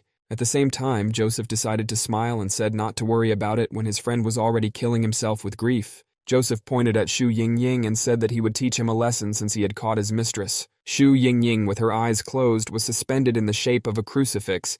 Nevertheless, this did not make her beauty any less significant. Some man was blushing very hard. Not trembling hands were approaching the girl. Finally, it was his turn. The man grabbed the legs of the object of his imitation and blushed, because they were beautiful legs without leggings. Master Sun told his buddy not to act so cowardly. At the same time, Master Cao sniffed Xu Yingying's feet. The man literally smiled because it was Xu Yingying's scent. Both colleagues had different motives, but the goal was the same. Suddenly, the door to the room was broken open. The remnant of the wooden door ended up right on the face of Master Cao, who clearly didn't expect this misfortune. Mr. Sun was also extremely surprised at the visitors. Li Xinyue asked, is he really here to save them? Joseph was clearly surprised by the unexpected guest and even stopped smiling. The mystery man broke out too with a single kick. The man was Li Yifei. With a grim expression on his face, he asked which one of them dared to touch his woman. The man squinted his eyes and asked if it was him. Mr. Sun was spent with fear as he hadn't expected such a strong pressure. At the same time, palm claps were heard from above. Joseph, the captain of the terrorist organizations, returned a polite smile and couldn't stop clapping his hands. The man was clearly happy that Li Yifei had finally come here. Li Yifei was clearly unhappy with this situation and looked away from where Joseph was sitting with a gloomy face. However, Li Yifei naively asked who he was because by the feel of it, Li Yifei had met him before. Joseph laughed and said the man was extremely forgetful. Mr. Sun swung sharply at the protagonist and shouted with rage that he had wanted to hit him for a long time. However, before the man could even raise his hand, Li Yifei had knocked him out of the battle with just one strike. From such a strong attack, Mr. Sun couldn't even stop immediately and was still flying to the other side of the room for a long time. As soon as the man was able to regain control of his movements, he asked the protagonist how dare he hit him. Immediately afterward, the protagonist's gaze went to the sofa where Li Xinyue and Lian Yao were lying drugged. Mr. Sun noticed where Li Yifei's gaze went and reprimanded. However, Li Yifei was in a terrible mood and with a grim face told to give him the medicine or else he would kill him. The man's eyes went wide at such a threat from the protagonist. Mr. Sun couldn't even move a finger. The man clearly didn't understand what was happening. Still lying on the floor, the man asked if Li Yifei thought he would give up the medicine if the man threatened to kill him. Hearing the man's reply, the protagonist's face darkened even more. Li Yifei picked up the unknown weapon and told him not to blame him for being violent, because it would be quite unpleasant. However, the man was clearly not going to give up, and began to threaten the protagonist that if he dared to harm him, the 4 largest warships of the Sun family would kill his family. Of course, the man changed his face and laughed sharply. Li Yifei most likely applied the tickle, and the man begged not to be touched and happily handed over the medicine. It turns out that in the hand of the protagonist was not an unknown weapon, but an ordinary fork. The man said that nothing would have happened if he had handed over the medicine earlier. Li Yifei walked over to the 2 girls lying down and told them to get up.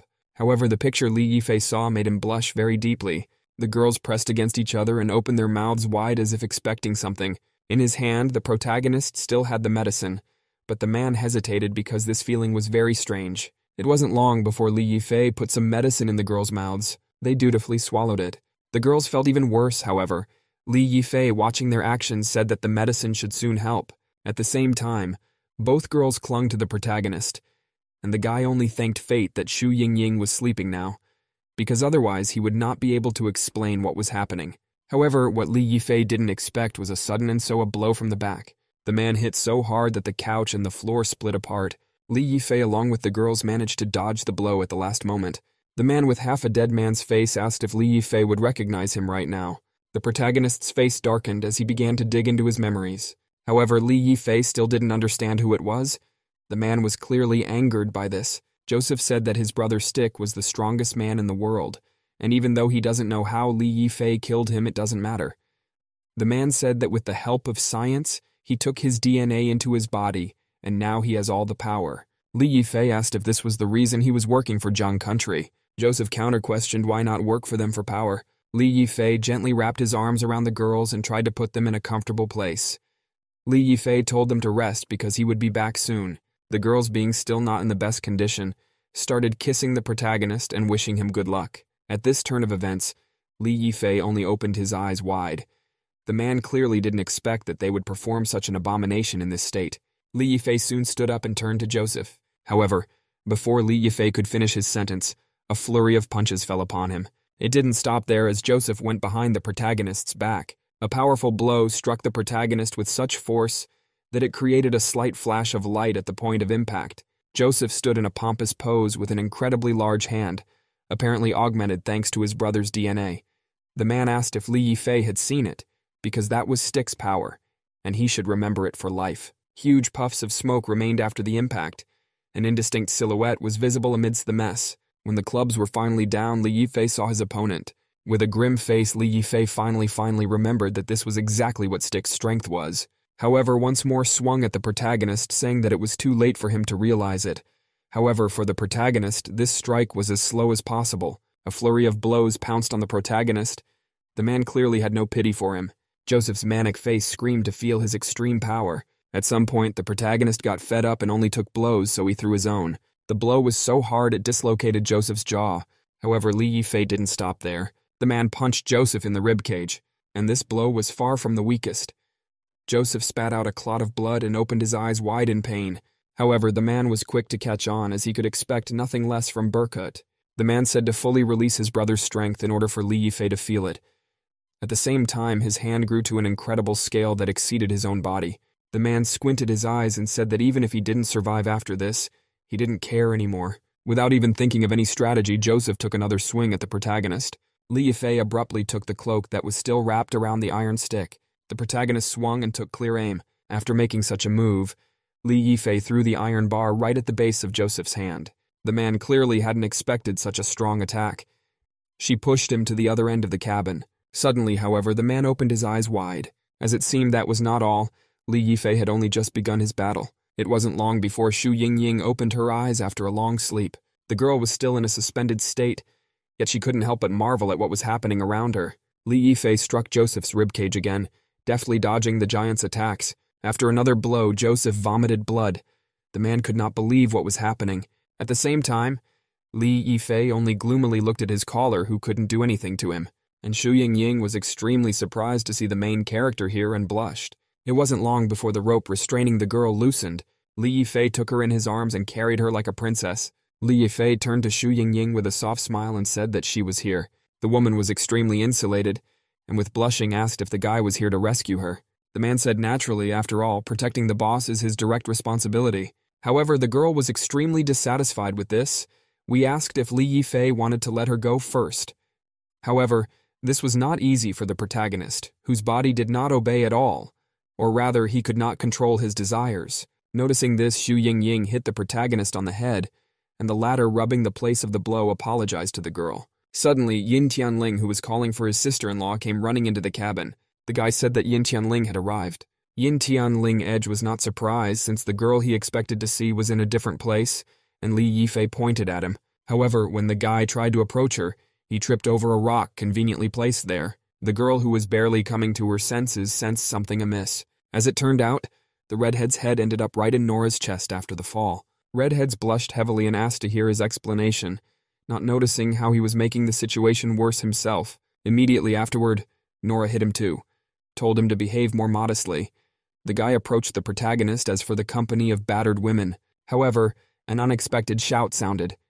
Li Yifei looked in the direction of the source of the voice. Joseph, being unable to move and with blood in his mouth, asked the protagonist what this power was. The man was still chained to the wall with the iron bar, but that didn't stop him from questioning the protagonist. Li Yifei asked him if he wanted to know if he could teach him. Joseph was extremely surprised at such enthusiasm from the protagonist, and excitedly asked if Li Yifei would tell him the secret of his success. Li Yifei said with a smile on her face that he would indeed tell. Such a shocking decision of the main character was surprised absolutely all looked at us man.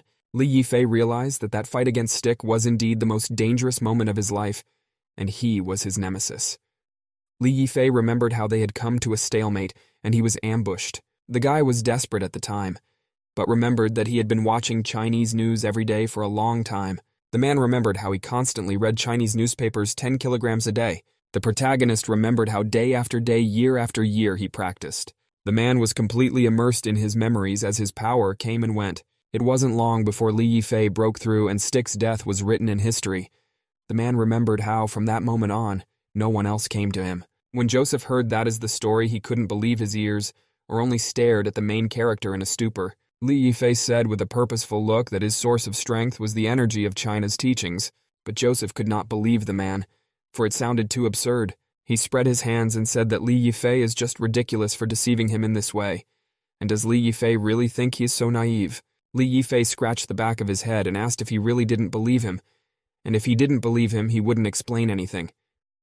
Joseph said that was nothing since he had to give him a better excuse. Li Yifei could say that he was the son of an alien, bitten by a spider, possessed by cosmic rays, or something like that. However, Joseph said that it didn't matter anymore anyway because the ship was filled with bombs, and Derek went to put them in the lifeboats. Hearing such a revelation, Li Yifei was greatly surprised and scared at the same time, said he wanted everyone else to die with him. Suddenly, however, an unknown man came out of the wall. Joseph was extremely surprised at this appearance. The man asked what the man was doing by the lifeboat since he looked too suspicious. It turns out that it was Zheng Ruiman who broke through the wall and asked the so far personal Joseph, does he really seek death? Joseph wasn't startled by the familiar face and spent back. The man did not believe what was happening because it was impossible that he could defeat the spirit of the CIA agents.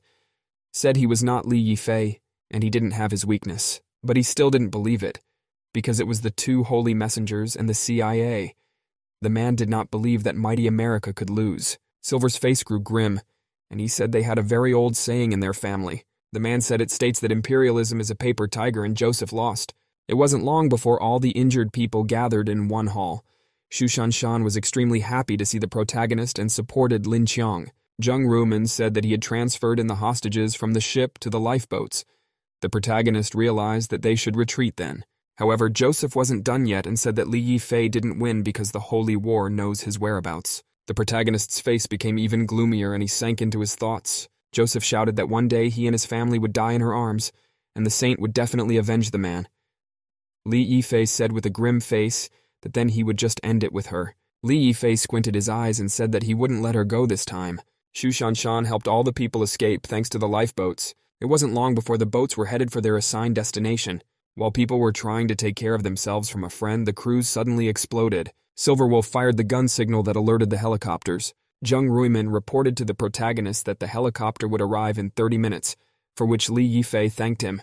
However, Li Yifei realized that he still had one more problem left. Along with the protagonist, there were also two women sitting in the boat, Lin Qiang and Azasin. Lin Qiang abruptly stood up from her seat and pointed at the main character. The girl said that Azasin was one of the terrorists and asked why she was here. The woman was clearly unhappy with the fact that she was leisurely sitting in the lifeboat. Suddenly, the woman thought that Li Yifei might have been together with them. He bargained and suspected it.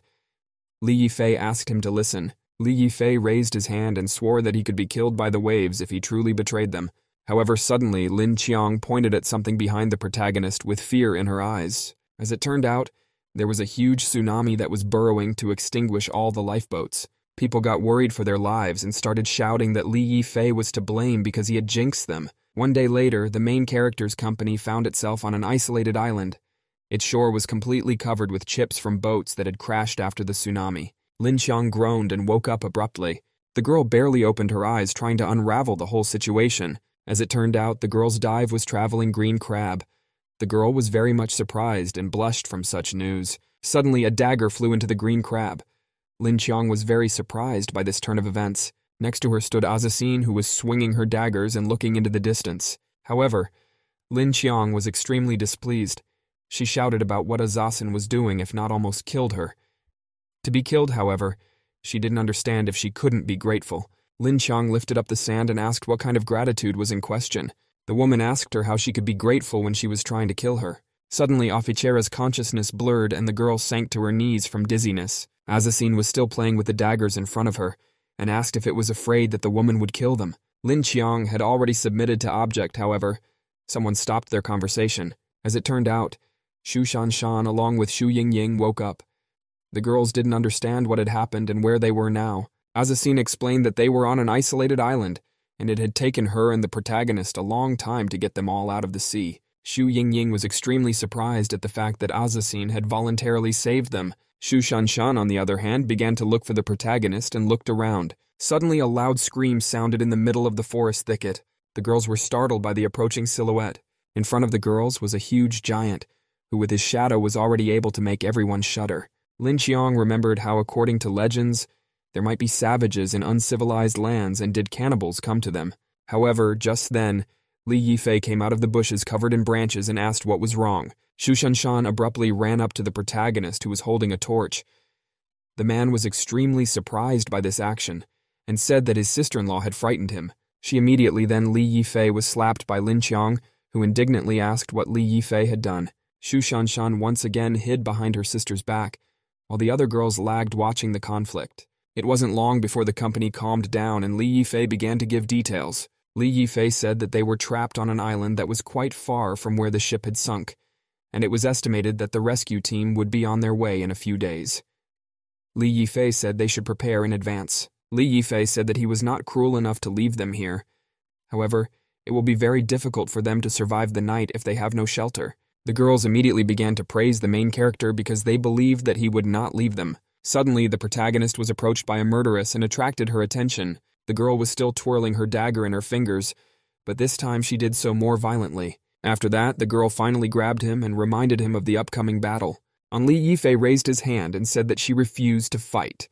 The girl asked a counter-question, is Li Yifei really afraid? Manon said the situation was not suitable for an overnight stay to begin with. After Li Yifei continued that they actually had torn clothes and asked if it was really okay that they would do that. The girls instantly realized the situation and covered their valuables, blushing. Azasin ran in the other direction and said that they would fight next time, to which Li Yifei only remained silent. The man turned to the policewoman to adjust his clothes. However, Lin Qiang clearly did not approve of such a move and instead gagged the protagonist. It wasn't long before Li Yifei embarked on the future. Li Yifei easily would. The man realized that they would be sleeping outside if he didn't start moving faster. Li Yifei was already able to craft a small house, however, it was still very slow there. Li Yifei wondered who he could call for help. Suddenly, Xu Shanshan in revealing clothes approached the protagonist and asked if he was busy. Li Yifei pulled away from the construction and asked what was wrong. The girls all as one said they were willing to help. All of them were in the newest swimsuits, which they had probably made from their past costumes. As everyone knows, being a member of the Soaring Eagles, they have been through many trials. The man remembered practicing aiming. The man realized that they all had an extremely strong ability and mentality. At the same time, he, Burkut, possessed the strongest mentality that no one else could overwhelm. However, Li Yifei blushed as he felt that his iron will had been challenged.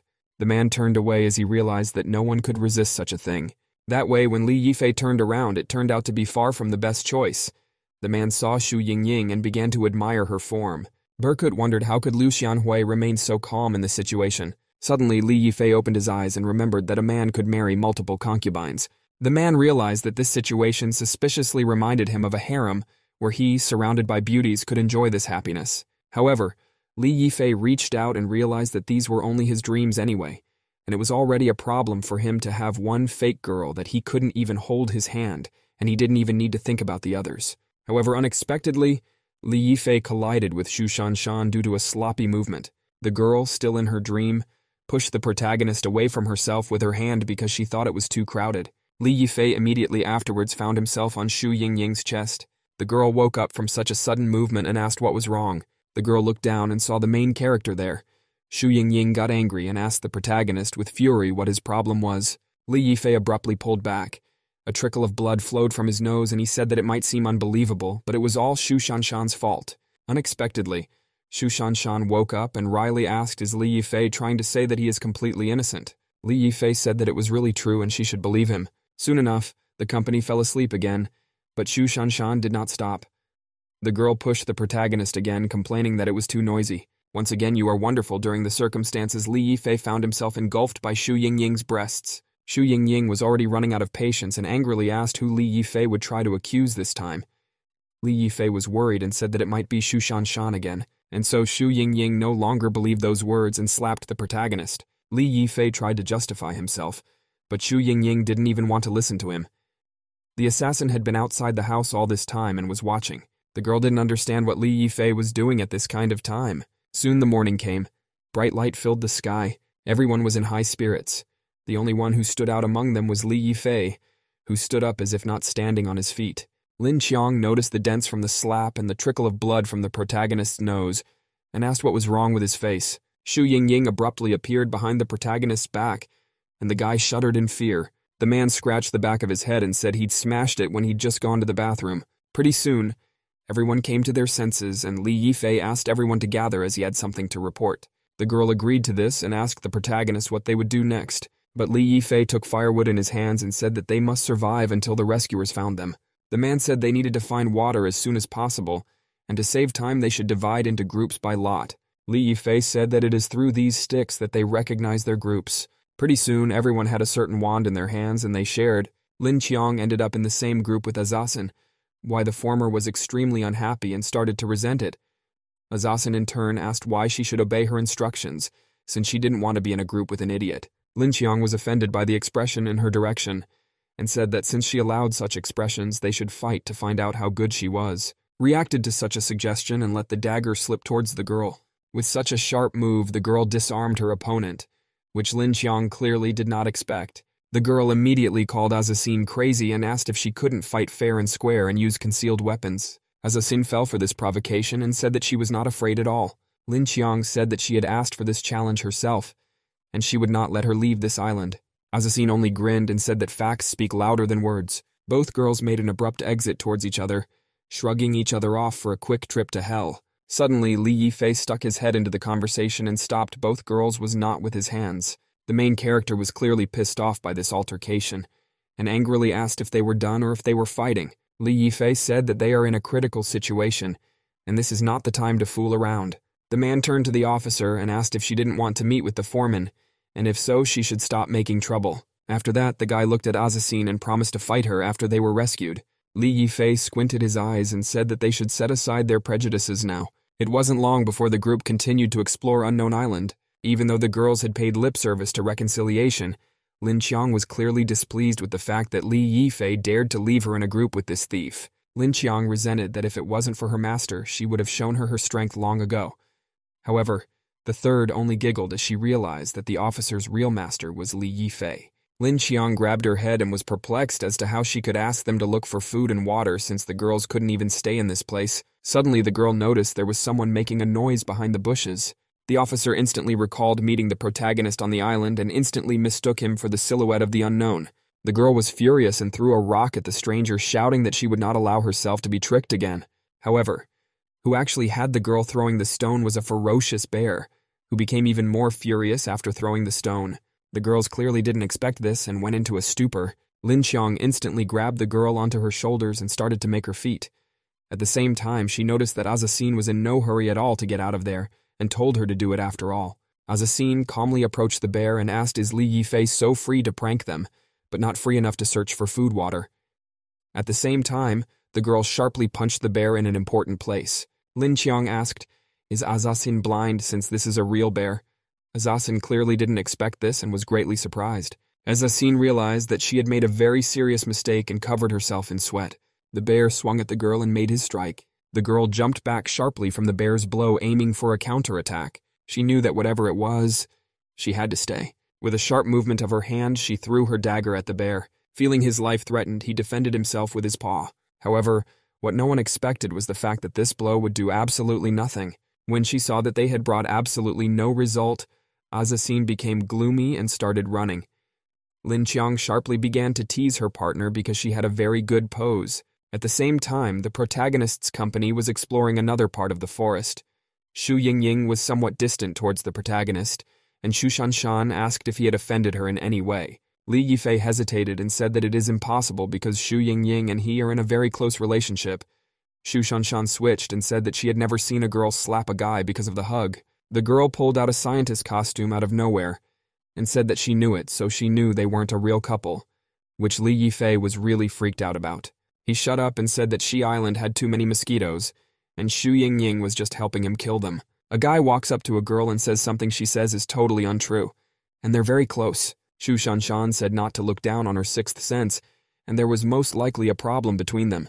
The woman squinted and asked what kind of problems we were talking about. Xu Yingying said that they are still trapped on this island and searching for food, and they just don't have time to chat about it.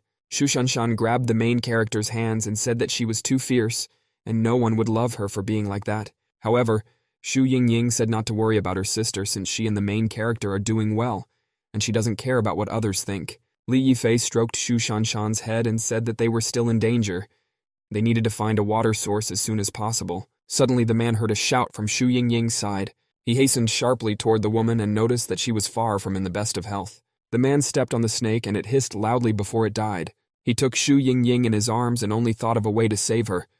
Xu Shanshan also ran up to the company and asked what had happened to her. Li Yifei grabbed the girl's ankle and said that he had no choice. The guy moved his lips closer to the bite site and began sucking blood from the wound. He realized that this was the only way he could keep Xu Yingying alive. At the same time, the woman only groaned at what was happening. The protagonist was soon done with this process and asked if she had been bitten anywhere else. However, the girl turned away, trying not to answer that question. Li Yifei said to stop fooling around because it's her life we're talking about. The girl opened up and showed the spot just below her chest where the bite marks were visible. He was taken aback by this location and became very nervous. Xu Shanshan blushed and closed her eyes out of embarrassment. He didn't know what to do, or if he would have to suck the poison out of there. Li Yifei recalled the quote that life is about choices, and it would not be an exaggeration to say that this story is made up of countless choices. Someone says that if he had a choice, he would not have built an Alibaba and been an ordinary teacher. At the same time, another said that if he had the choice, he would not have created Huawei and lived his normal life with his family. Li Yifei blushed and realized that if he had a choice, he would never agree to stop with her fake boyfriend. He realized that if it weren't for that, an embarrassing incident like this wouldn't have happened. He realized that he must not hesitate, for it was a viper and it's deadly. Suddenly, a certain idea struck the man. Li Yifei wondered how he hadn't thought of it right away. The guy closed his eyes and hoped that Xu Yingying wouldn't call him a pervert if he did. However, the girl blushed and pushed the protagonist away. Xu Shanshan said with a wry smile that they had been in a relationship for quite some time, but Li Yifei didn't dare to stay by her side, and if they weren't what they pretended to be. Li Yifei was covered in sweat because he thought that the girl had seen right through him. Immediately after, Xu Yingying grabbed the main character by the scruff of his neck and put it to the wound. Then the girl turned to her sister and asked her what she was waiting for because they needed to find water, and she would come later. Xu Shanshan blushed and ran away from the company, saying that she would stop being the third wheel. Li Yifei thanked Xu Yingying for her cooperation and said that since Xu Shanshan had left, she could remove her hands. But nevertheless, the girl was in no hurry to do so, and Li Yifei once again addressed her. The girl's face darkened and she asked the guy what would happen if he became hers with a man. Li Yifei wondered if they still weren't. Xu Yingying blushed and said that she meant a real relationship.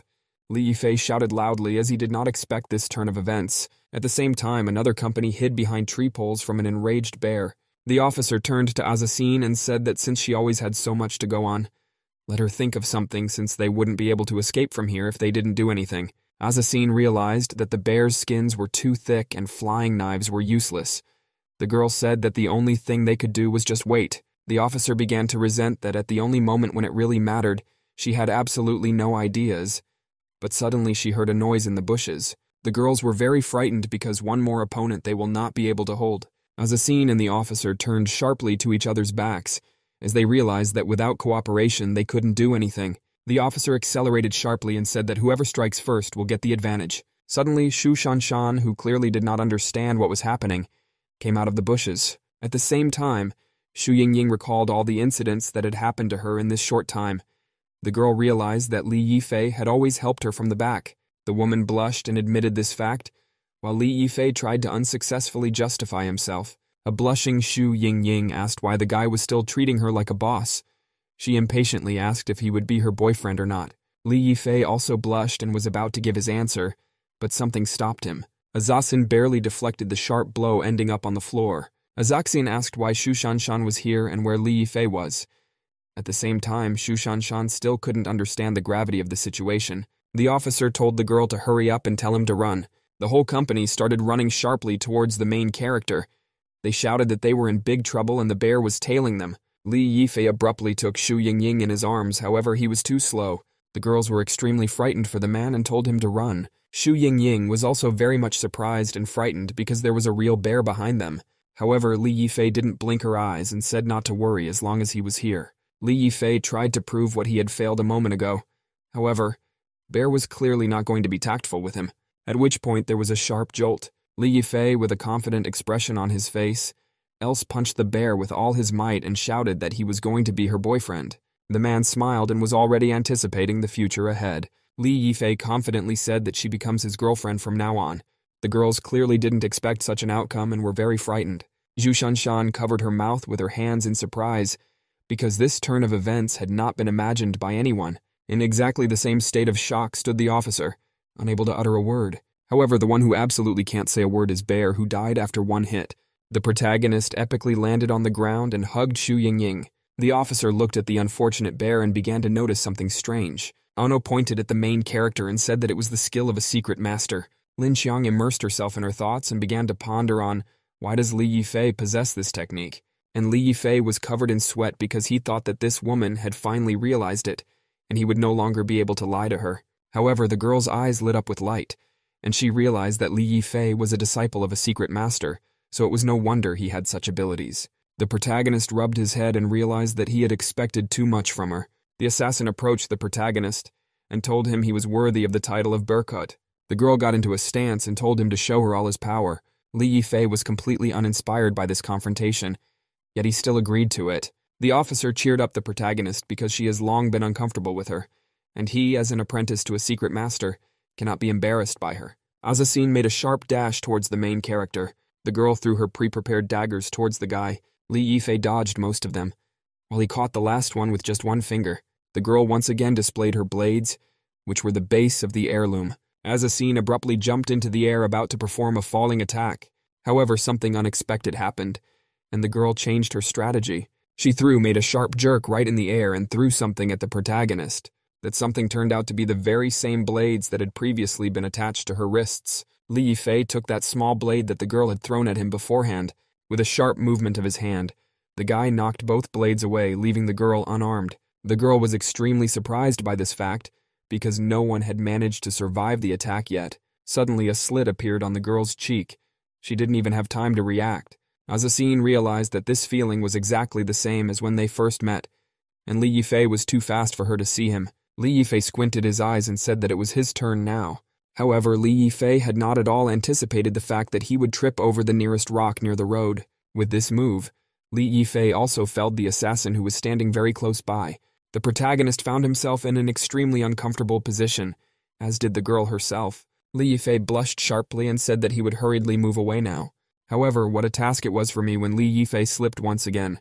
The man said that he was sorry and would get up right away, while Azasin couldn't even understand what had happened. Li Yifei quickly moved away from the girl and apologized with a flushed face. Suddenly the girl fell to her knees. No one understood her actions. Azasin bowed her head to the protagonist and asked to stand as his disciple. With a grim face, the girl said that she wanted to learn the art of flying knives from him and asked him to teach her. Li Yifei scratched his cheek and gave her a promise to teach it, but asked her to stand up. Li Yifei looked up as he heard a strange sound and spotted the rescue team helicopter, which meant the end of their travels. The next day, there was a strange atmosphere at the airport in East City. The crowd continued to whisper about the latest news. Spurned villains talked about how someone in town had defeated Joseph of the ferocious tiger, the bloody fox, and the bloody wolf. And it is this man who is returning to the city today. Many believed that he would be the first S-rank royal soldier in the city. The Strangler told the rule-breaker that they would be happy to meet him today. The hurried footsteps of an unknown man were heard. The Strangler squinted his eyes and said that the man was approaching. AKUN exhaled and walked out of the airport. Right now, he was no longer just AKUN, but was a number 15 and a royal S-rank soldier. A hellnose. The man squinted his eyes in a commanding voice and asked who they were. Everyone near the airport trembled from the immeasurably strong aura. Someone had heard that he was the royal soldier who had obtained his rank the fastest. Suddenly, a crowd of people began to gather around AKUN. The man sniffed with his nose and thought deeply. Someone in the crowd shouted out that when his nose goes down, he becomes more serious, and rumor has it that it was in that state that he defeated them. However, in his heart, the man did not understand what they wanted from him, because Li Yifei together with Xu Yingying gave his sister free treatment, so he needs to take her to the hospital as soon as possible. At the same time, others only marveled at such a terrifying impulse and aura. Not long after, Li Yifei came out from behind the airport. With a calm gait, Li Yifei walked towards his destination. He had purposely given him a free treatment opportunity but it was because of this that he must do something for the protagonist. Suddenly, someone called Xu Yingying's phone. As it turned out, it was the manager. He said that it had been a long time since they had last seen each other and asked when she would be free since he needed to report on the company's business. It was decided to go there right away. It wasn't long before Li Yifei, along with Xu Yingying, arrived at the resort hotel. Xu Yingying asked the protagonist to wait by the car, to which he agreed. Quite soon, Xu Yingying was sitting in the office together with his sister. The manager handed Xu Yingying a report on the current situation of the company. Zhu Shanshan warned her sister that she would retire to the ladies' room. Pretty soon, the girl found herself near a mirror and washing her face. Right before leaving, Xu Shanshan heard a strange conversation. Some man was talking about Xu Yingying being trapped and asked when they would start acting. The other side of the bells said to wait until 12 because the man was going to drug her. Xu Shanshan hid behind the door and thought about it. She realized that she needed to report this immediately. Xu Shanshan instantly called the protagonist and asked him to go upstairs since Xu Yingying was in danger. Xu Shanshan ran over to Xu Yingying as soon as possible. She quickly snatched up a glass of champagne and told the manager not to drug her. However, it was already too late since Xu Yingying had already fallen under the influence of the medicine. She slammed the table loudly and asked what it all meant. At exactly the same moment, the drugs began to take effect and Xu Shanshan tried to support her sister. Suddenly, Mr. Sun walked into the office. The man laughed and looked around. The man said it had been quite some time since they had last seen each other. The man had no doubt that they were definitely not expecting him. Xu Yingying said that her Xu Shanshan is a dear friend, and he must stop immediately, or he will have to be held accountable. However, Mr. Song was adamant. He asked if she was trying to frighten him because Su Mengxin was really strong, but she had only met her a few times, and what could she do to them? The man ordered his bodyguard to tie up the two ladies. The boss was already anticipating the moment when Li Yifei would find out that he was having fun with his women. Suddenly, the loud sound of breaking glass was heard. Xu Shanshan, still holding her sister on her shoulders, broke the bottle. She said to stay as far away from them as possible because she would fight anyone who dared come near. However, the man only chuckled echodotically. Xu Shanshan told Xu Yingying to get out as soon as possible. The girl was clearly not in a state of mind, yet she agreed to it. Suddenly, Xu Yingying fell on top of her sister, unable to move. The girl turned very red and moaned in pain. Xu Shanshan realized that her sister's drug had started to take effect. At the same time, the men surrounded the girls, and the boss asked when it wasn't going to go. The girl said not to be so arrogant as her take is coming here very soon and he will be doomed. However, the man said he was just trash and he arranged to have him, obstructed, be downstairs. However, Xu Shanshan said that her take is the most powerful person in the world, and a trash like him doesn't deserve to shine his shoes. The man didn't listen to the girl's threats at all, and said that he wanted to test the main character's reaction when he loses with his woman. Suddenly, however, there was a loud crunching sound. Belatedly, Wax cried out in pain as Xu Shanshan hit his most prized spot. The man began rolling around on the floor in pain. Shuddering in pain, he said he would rape her first. The man swung at Xu Shanshan, shrieked in pain. Because of the force of the blow, the girl found herself near the wall. The man hit her so hard that she began to bleed, and a stream of blood began to flow even on the surface of the wall.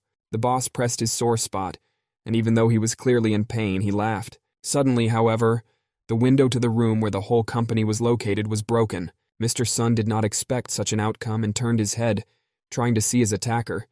However, before he could do so, Li Yifei made a sharp blow to his head, which threw him to the other end of the room. Such a strong blow made the boss vomit blood before he even regained consciousness. Xu Shanshan, who was still leaning against the wall trying not to faint, was glad that her son-in-law had finally come. Li Yifei said that the girl did a very good job, and then he would handle the rest by himself. While on the floor, the man, I believe someone hit him and started screaming who did it. However, when he saw he glorified hero, he could only open his eyes wide. The man didn't expect Li Yifei to sneak in here because he had asked the guards to block his way. The buddy put his hand on the boss's shoulder and asked if this was the guy. The man said she looked so-so. Li Yifei squinted his eyes and asked how such worthless people could block his path. Seeing the man, Li Yifei asked who he was. He introduced himself as Fang Yu, a friend of young Master Sun. The man asked why Li Yifei was getting annoyed with him and said that the guy needed to apologize, or else the master would crush his entire family with just his saliva. Immediately afterward, the company of the protagonist was approached by Master Sun himself. The man said that he didn't want to ruin his reputation since he was still running a business in the city, however, because Li Yifei blocked him from being promoted, he would no longer worry about his reputation. The man then told his subordinates to beat up the protagonist. Shu Shanshan, who could still somehow stay on her feet, told the protagonist to be careful. Suddenly, Li Yifei snapped out of his seat. The man was so fast that none of the bodyguards even noticed the hint of movement. Li Yifei grabbed the man by the scruff of the neck and began to beat Master Sun with the words, "Does he really want to die?" At the same time, the subordinates were very much surprised by the speed of the protagonist. Once again gave another slap to the man if the expressive face reflected on what was happening. In the middle of the beating, Li Yifei turned to Shu Shanshan and said that this was just the beginning of his revenge. Shu Shanshan was peripherally pleased with the protagonist's actions, or blushed, showering the protagonist with compliments. Li Yifei read the back of her head and, still holding the man, said that she was too kind to him. He was hurt because of it. However, the girl only sweetly reached her tongue out and told me to worry because he must avenge him, and only then would she not be angry. The boss's subordinates decided to take the order after all, and realized there was nothing they could do but kill. However, Li Yifei was serious. The man started swinging his fists so quickly and precisely that no one could even follow his movements. Li Yifei maneuvered very carefully on the battlefield, and each of his dodges had some definite purpose. Li Yifei squinted his eyes and swung once more. One of the guards tried to hit the protagonist, but the guy hit him faster, because of which he couldn't even finish his curse. Realizing that in this way they would be outnumbered, the guard told the foreman that he would detain him and asked him to run away. Hastily, Master Sun, along with his companions, started running towards the exit. Li Yifei also noticed this and disposed of all the bodyguards as quickly as possible. Master Sun no longer looked at what was happening on the battlefield and ran at his own pace. Suddenly, Li Yifei grabbed the poor man's hair. The man told the protagonist to let him go because he would kill him if he dared to touch him. Li Yifei was completely unwilling to listen to his threats and slammed him against the wall. Li Yifei squinted and said that he would teach him a little lesson, broke a little, and he hopes that after this day he will not dare to touch his women again. The man kept his word and broke the bone in two. As the man rolled on the floor in incredible pain, Li Yifei decided to move on. The protagonist's face darkened, and he told the master's buddy to send him home and deliver a message to his family that if such a thing happened again, Master Sun would die. It wasn't long before Li Yifei and the others were at the Song family's residence. A man asked what happened to Ziqiao. She wondered if he had been beaten up for molesting other people's women. The man turned to his son and asked how he was raising his children. In front of the old man stood wealthy people.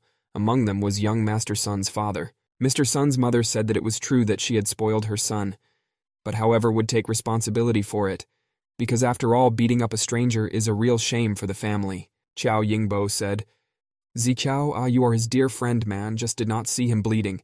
Generally did not say that there is such a possibility that she will be disabled for the rest of her life." The elder said to get up as soon as possible because the Song family would not be easily intimidated by another. However, the man said that he had called them today to remind them of the rules of parenting, and said that the fate of the younger generation still depended on them. The man squinted his eyes and said that since Li Yifei was so strong, then he should invite a third respected one. The unknown man, after a long gait, stopped abruptly. Literally on flat ground, the man started laughing. Equinox quickly came to his senses and asked about the whereabouts of the main character he was planning to meet with. The next day there was a great atmosphere. Lots of people were going about their business. The street was generally full of life. The protagonist was among them. He realized that Song Ziqiao had always been looking for trouble, and now he was hurting Xu Yingying. The man squinted his eyes as he realized that he couldn't forgive the Sun family's insolence. Suddenly someone called out to the main character. Li Yifei looked towards the source of the sound. At the wheel sat a charming beauty, an acquaintance of the protagonist. She asked if the protagonist wanted to see her. Li Yifei got into the car and asked if she had heard of the Sun family. The girl thought deeply after hearing that name. The girl remembered that Song Ziqiao and his family belonged to this family. The woman remembered that they were just a small family, and asked the man if something had happened. With a grim face, Li Yifei replied that he dared to offend Xu Yingying, and he wanted to check his family's past. The girl said that they were really just a small family from the province, and asked if the guy needed her help. At the same time, she wondered if Li Yifei would react like this if she got into trouble. The girl was already trying to say something important, however. Li Yifei stopped her. The guy said someone was following him. Suddenly he put his hand on the car window. Some psychopath with a nasty smile laughed and introduced himself as the third respected of the Sun family and asked he was the protagonist. Li Yifei didn't mention how this is possible since the car is moving on the road. The man said that it was indeed true and his name was exactly Li Yifei. Immediately afterward, however, the man stabbed at the gas pedal to smash the man away from himself. After the car accelerated its pace, Luke was no longer able to catch up with it. From such a sudden movement, the elderly man's fingernails literally fell out. However, what's even more surprising is that the elder wasn't screaming in pain. A was just incredibly annoyed with the protagonist. The man sped up even more and told Li Yifei not to even think about him escaping. The elder promised himself that he would chop the protagonist into pieces as soon as he caught him. It wasn't long before Li Yifei and company found themselves in the countryside. The elder took his last step and decided to catch his breath. Li Yifei got out of the car while the man, still having severe shortness of breath, asked why he wasn't running further. Li Yifei squinted her eyes as she didn't understand what the man was talking about. The guy said that he didn't want to run at all. The elder asked why, then otherwise Li Yifei pressed the gas pedals. Li Yifei said that he just wanted to change the venue because otherwise he would hurt the innocent bystanders. The elder said that he would avenge young Master Sun by cutting the main character to pieces. Right after that, the man took a swing at the protagonist. The blow was so fast that even the guy wasn't surprised by the speed. However, the barrage of attacks did not end there. Li Yifei dodges another uppercut on the bottom. This one, however, was exactly what the elder had expected the lad to start with. Immediately after that, he began to deliver numerous blows with his feet, constantly forcing the protagonist to move from one side to the other. It didn't end there, however. Li Yifei valiantly dodged all the punches. Suddenly, the man swung at the protagonist from an unusual angle. The guy can barely duck at the last moment. Li Yifei clapped his hands and recognized the old man's strength. The man said that the one really moved faster than his machine, using only his legs, and his attacks could break mountains and rocks, and that was why Li Yifei couldn't defeat him. Such sincere praise, the elder was completely unhappy because his opponent was still alive. He shouted out, "Why doesn't Li Yifei stay if he knows he can't win?" It was the same woman who was watching the play. She realized that the protagonist was still on the attack, so he continued to taunt. The elder's unexpected face turned purple, and he said it was too late to apologize. The man struck an odd pose and was about to throw another punch. Immediately afterward, a barrage of similar attacks descended upon the protagonist, but he proudly accepted them all. Meanwhile, the atmosphere in the city was completely calm.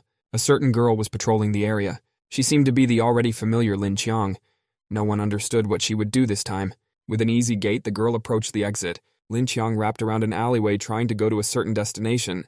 As the officer considered her surroundings, she noticed an unusual man. Next to her was AKUN, who was pompously throwing stones. However, the woman was not going to tolerate AKUN's cocky attitude and beat him up, telling him to stop acting like a professional and quickly tell her what happened. Bakyu said he's not wanted by too many people lately, so he has to always be on a roll. The man said a summer day couple recently wanted to sell drugs, so they came out to him. As soon as the officers heard this information, she asked for as little more detail as possible. "Noza, you said the new royal soldier is a high-ranking soldier, so he's been contacted by several influential people recently." The man told of how yesterday 2 men in black had come in who hoped that the nosy men could provide them with protection to bring drugs to Japan. And they said that if the task was completed, the reward would be very large. The officer said since he does this kind of thing, he should make a deal and she would do the undercover investigation. However, the girl heard no response to her assertion and asked what had happened to him. Akoan put his arm around the girl's leg in fear and said that he was very scared because he was not a real royal soldier. However, the girl did not tolerate such treatment and said to get off as soon as possible because they would be prepared for everything. At the same time, a rumbling sounded at the other end of town. Another strike was made. The elder, along with the protagonist, were still continuing to fight, but the latter had already even stopped dodging. The elder said it was too late for him to regret and think of another victory. The man got into a strange pose and swung at the protagonist with the words that there was more to it. Immediately afterward, the man's foot was right on the guy's face. However, the elder didn't stop there and delivered another strike. The barrage of blows never ended and more than a dozen more were made. The elder said that even high-ranked royal soldiers wouldn't be able to withstand his 4 consecutive series of attacks. However, the man was unable to finish his sentence since Li Yifei would be very mannerly. A man found himself buried under the ground in the blink of an eye when no one expected anything. The man himself couldn't even believe that he had been disarmed in such a strange way. Li Yifei said that he was only joking and it was very boring because he only defeated him with 1 punch. Li Yifei said he was disappointed in him. Hearing such an answer, the elder vomited blood, and he couldn't believe that Li Yifei was deceiving him. At the same time, strange things were happening at the Song family's residence. Young Master Sun's father said he had bad news. Third year he came back strange. The man turned in the distance and picked up his cell phone. The man picked up the phone and replied that he was listening to the request. Su Mengxin seemed to be on the phone. She said that her family didn't treat her friend, the main character, very well lately. The elder was very much surprised to hear this voice that he hadn't heard in so long. The man started making excuses. Something must have been just some misunderstanding, and asked for permission to explain everything. However, the woman said that she had known about everything a long time ago, and he would not be able to prevent them. Su Mengshin also warned that if they wanted to attack the protagonist, but the family members would not be affected, she would not be left out. The man tried to justify himself, but the girl promptly dropped the phone. Upon hearing such a response from such an influential person, the man immediately smashed his new phone. However, it was nothing compared to the shiver the man felt under the weight of responsibility. Li Yifei thanked Mengshin for her help. The man smiled and asked how he could return his grace to her. The girl smiled mischievously and asked to go shopping with him. It wasn't long before the girl started choosing different squads. They even settled on an item such as a swimsuit, the purchase of which the protagonist approved. The girl turned to the main character and said that she would go to the ladies' room for a while, and Li Yifei didn't mind. Li Yifei once again found himself near the wall, immersed in his memories. Suddenly, Li Yifei's eyes opened wide at how many noticed a familiar face. That girl turned out to be the star of this world, Ningxin. Ningxin walked between the stalls to the stores with a calm gait. The girl looked very modern yet classic at the same time. Her soft gaze was fixed straight into the soul of the beholder. Li Yifei was very surprised when he saw her. However, he had yet to realize the magnitude of the tragedy. Once Li Yifei made sure that it was really her, he realized what he was in for. Ningxin turned her head and said to wait. With a sarcastic voice, she said as she assumed they had met before. However, the girl had not at all expected what she saw. As it turned out, a paper bag appeared on the main character's head at one time. The guy greeted her with all the honors, while not revealing his identity, although the image itself was very awkward. Ningxin stopped and asked the main character his name. The man naturally lied and said his name was Shuang Mingsheng. However, the girl did not believe him at all, and said that she thought they had seen each other before. However, Li Yifei denied any possibility of what was happening. Meanwhile, the rest of the humans have finally noticed the presence of a global star. As soon as someone called her name, the crowd did not retreat. It completely surrounded the girl. Li Yifei realized that this was his chance to escape as soon as possible, and even though there were protests from the star himself, he left. It wasn't long before Ningxin found herself near the entrance to the women's restroom. The girl clearly did not expect such an onslaught from the crowd, but with a confident stride she came to achieve her goal. The girl grabbed onto the nearest wall and started breathing heavily. It was clearly not easy for her to get rid of all those people. Unexpectedly, Ningxin opened her eyes wide with bewilderment.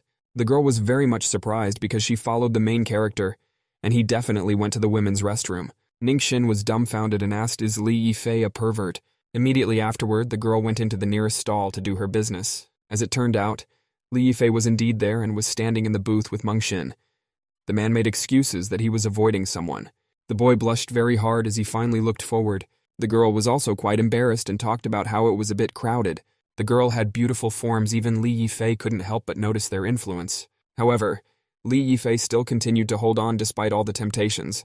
However, even the type of resistance attempts did not last long, exactly until the girl herself began to embrace the protagonist. Suddenly, Ningxin noticed a suspicious knocking in the stall. Without even thinking that it might be insensitive, the girl opened the door to the stall and asked who was inside. As soon as the girl walked in, her face darkened as she saw something she didn't expect at all. At the same time, there was a great atmosphere in the police station. However, despite how good the weather was, it was difficult to call the officer's mood as such. The girl folded her arms and with a grim expression wondered where she should start in this drug case. The girl immediately thought about asking the senior officer for help, but quickly discarded the idea as he would just laugh at her. The girl pondered near the main character's candidacy. However, Lin Qiang decided to take a break due to fatigue first. The woman quickly shook her head and realized that she couldn't lie down on anyone, and her feelings of drowsiness made absolutely no sense in this system. The girl continued to surf the internet trying to find something useful. The girl concentrated very hard as she realized that her father might recognize her at last. Lin Qiang realized that she had to give her best in order to solve this case. 5 minutes later, however, the girl was completely unable to overcome the realm of Morpheus and drowned in his embrace. It wasn't long before the girl was approached by her older co-worker, who with an angry face began to wake her up. He accused her of sleeping on the job again, while the barely awake girl apologized to him. Ningxin opened her eyes wide as she completely did not expect to see the person who was in the stall. As it turned out, Su Mengxin was in the stall. The blushing girl did not expect to see Ningxin here, but she instantly remembered her. However, it was still extremely surprising to the girl that such a famous person was here. They began to exchange greetings. Su Mengxin asked her friend to talk to her later because she hadn't finished her business yet. The girl squeezed her friend's hands and said that in that case she would wait outside. Suddenly, some drop of water fell on Ningxin's face. As it turned out, Li Yifei did not disappear from the room, he was only on the ceiling and did not make a sound. Su Mengxin was very frightened as she realized that this could give away the protagonist. The girl hurriedly sent her friend out of the stall. However, even Ningxin herself did not understand the meaning of such an action. The girl hurriedly closed the door of her stall. While Ningxin wondered why there was such a rush, suddenly it hit the girl. She just thought about how she hadn't thought of it before. Li Yifei descended from the ceiling and displayed the sign of silence. The girl naturally nodded her head. However, their time with Su Mengxin was limited as Ningxin knocked on the door once again, abruptly opened the door even without the consent of the landlady, hurried to say that there was someone from upstairs. However, what she saw was something no one could guess. Li Yifei, still in the bag, was kissing Su Mengxin. Their kiss was so romantic that there were even hearts around it. At the same time, Li Yifei said that it was an emergency situation and asked her to play along. However, the girl herself only wished that she was actually in this situation. Ningxin instantly colored when she saw what was happening and began to apologize. Li Yifei pressed the blame even more and said that it wasn't nice of her to watch the lovers kiss. Ningxin apologized once more, apologizing for the third time. The girl quietly closed the cabin and without thinking too much. However, it was not for long. The girl instantly realized what was going on and decided not to let go of the chance. Right after that, she instantly opened the stall door with a question of where Li Yifei had gone. At the same time, the protagonist along with Su Mengxin were already outside the bathroom. Su Mengxin asked if Li Yifei knew Ningxin, while the guy said it was a very long story. The man said he met her when he was on assignment and accidentally insulted her. From that point on, they began a series of revenge attacks on each other, over petty things. Okay, and I realized that in the end they were both unhappy. However, Su Mengxin asked if the woman still did not recognize him, and if that was the case, why were they running away? As soon as the girl said that, Ningxin herself blocked their way. Li Yifei realized that it was all because she had invincible intuition. Ningxin said that she had a premonition that he would go that way. The girl is clearly not accustomed to such chases, but still caught up with the protagonist. Ningxin shouted out why the guy was avoiding her. The man tried to justify himself and started waving his arms for more visualization. Ningxin pointed at the protagonist and said that she would listen to his explanation. Suddenly, Li Yifei stopped his speech and said that someone was approaching. Ningxin looked in the same direction as the man and asked who it was. The quiet and even footsteps of several men could be heard in the distance. One of them was holding a cigarette and approaching the company in a pathetic manner. Immediately afterward, the man smiled and said hello. Nevertheless, these men were unusual as they carried swords in their hands. Li Yifei asked who they were, however. They refused to talk and said to get the hell out of here. The man pulled his katana forward and told the protagonist to die. However, the guy was unmissable, instantly striking the still-standing opponent. At the same time, his partner was behind the protagonist's back and reprimanded, "Here is his strength." However, this technique was also useless as Li Yifei quickly took them out of the battle. The man grabbed his attacker by the throat and attempted to strangle them. Li Yifei said that since they have the courage to do such things, they should be ready to pay the price. Immediately afterward, the men's bodies went down. Ningxin asked with excitement on her face if Li Yifei had killed him. The man with the grim face said they were clearly here to kill her, and asked if she had forgotten what had happened earlier. Ningxin said that her intuition said that he was not lying. However, the girl was still not going to thank him for saving her. At the same time, Su Mengxin realized that Ningxin actually tsundere. Su Mengxin told her friend to leave, for it wasn't safe here now while they would take care of everything else. The girl put on her glasses and said that in this case she would go first, because however big the star cannot be in scandals. Su Mengxin smiled and said that the protagonist is afraid of her. Li Yifei said that she is actually a woman who is very troublesome and proud, and most likely the guys will have to run into her for a couple of days. Said she's probably just gone now and will eventually realize the guy is avoiding her the whole. After all, she has very accurate intuition. Li Yifei turned back and said that regarding all the guys he had beaten, the man was glad that he had put at least one alive. Li Yifei walked over to the body of the second and still alive man with a calm smile. The attackers were very much frightened by the main character's aura to the point that he couldn't even raise his head. Li Yifei rolled up his sleeves and said that judging by the sword he looked like a Japanese and began his question. At the same time, a gathering was taking place in Japan. Many young masters arrived together. Immediately after they crossed the threshold of the room, they began to say hello. The man announced that the Green Mafia from Europe had arrived. It wasn't long before representatives of the Sun family showed up. A representative from the Yamaguchi group also added to the mess. The meeting started immediately afterwards. It was announced that it was the hostess who opened it. The girl was holding a long smoker in her hands. Her feature was incredible elegance. What was unusual was the fact that the girl sat with the blade in her hand, as if not noticing the importance of the event. This girl turned out to be Blade Master Ayaoki, the head of the dojo. The girl squinted her eyes and asked why they were in the Blade Master's dojo. The representative of the Sun family spoke first, and said that he was the second respected one. The man said that recently, a Burkut had appeared in the neighborhood and he wanted to ask everyone to destroy it. The head of the dojo smiled and asked if that was the case. At the same time, other representatives were extremely surprised by the news. A lot of famous personalities were interested in this situation, but were waiting for a detailed analysis. The girl exhaled and asked why she should trust their information. Suddenly, an unidentified man addressed the crowd and said that this information was provided by him. The sage who had already been forgotten said that Li Yifei was in the city and had already thwarted many of his plans. Sage suggested that most likely everyone here was interested in his head. The girl exhaled and asked if he was out of the country. The sage said that he would be coming to Japan soon. The head of the dojo was very much surprised by this information. Sage said he had a plan to get him to come here. However, the man was wrong because the head of the dojo was not interested in his head at all. One of the bandits said that it turns out the head of the dojo is as indecisive as a mouse. The representative of Yamaguchi's group said it was an insult to the Nihon Blade Master. The man then approached a representative of the Sun family. It didn't take long to address the green mob. After that, the man addressed the group to the Crystal Hiker. The man said that the three of them couldn't handle the protagonist with so much power, and it was time for them to do harakiri. Sanglan asked if the Yamaguchi group had any brilliant ideas. The man slammed the table sharply and said it would be simply. The man said with a confident smile that they would go and kill Burkut. The girl asked why he didn't discuss all the important points with Principal Miyamoto first. The man was extremely confident in his victory and said that the Golden Eagle would definitely die this time, or else he would really do suicide. It wasn't long before Li Yifei actually arrived at the Japanese airport. The man walked calmly out of the airplane. They weren't the only ones there. Li Yifei came with Xu Yingying. Li Yifei looked into the distance and said that he really didn't want to come here. At the same time, Xu Yingying said not to be cranky. The girl said that the competitors in Nihon are very strong, and their head office put here to control everything. Xu Yingying said that this trip to Japan is a very important strategy for the development of their company.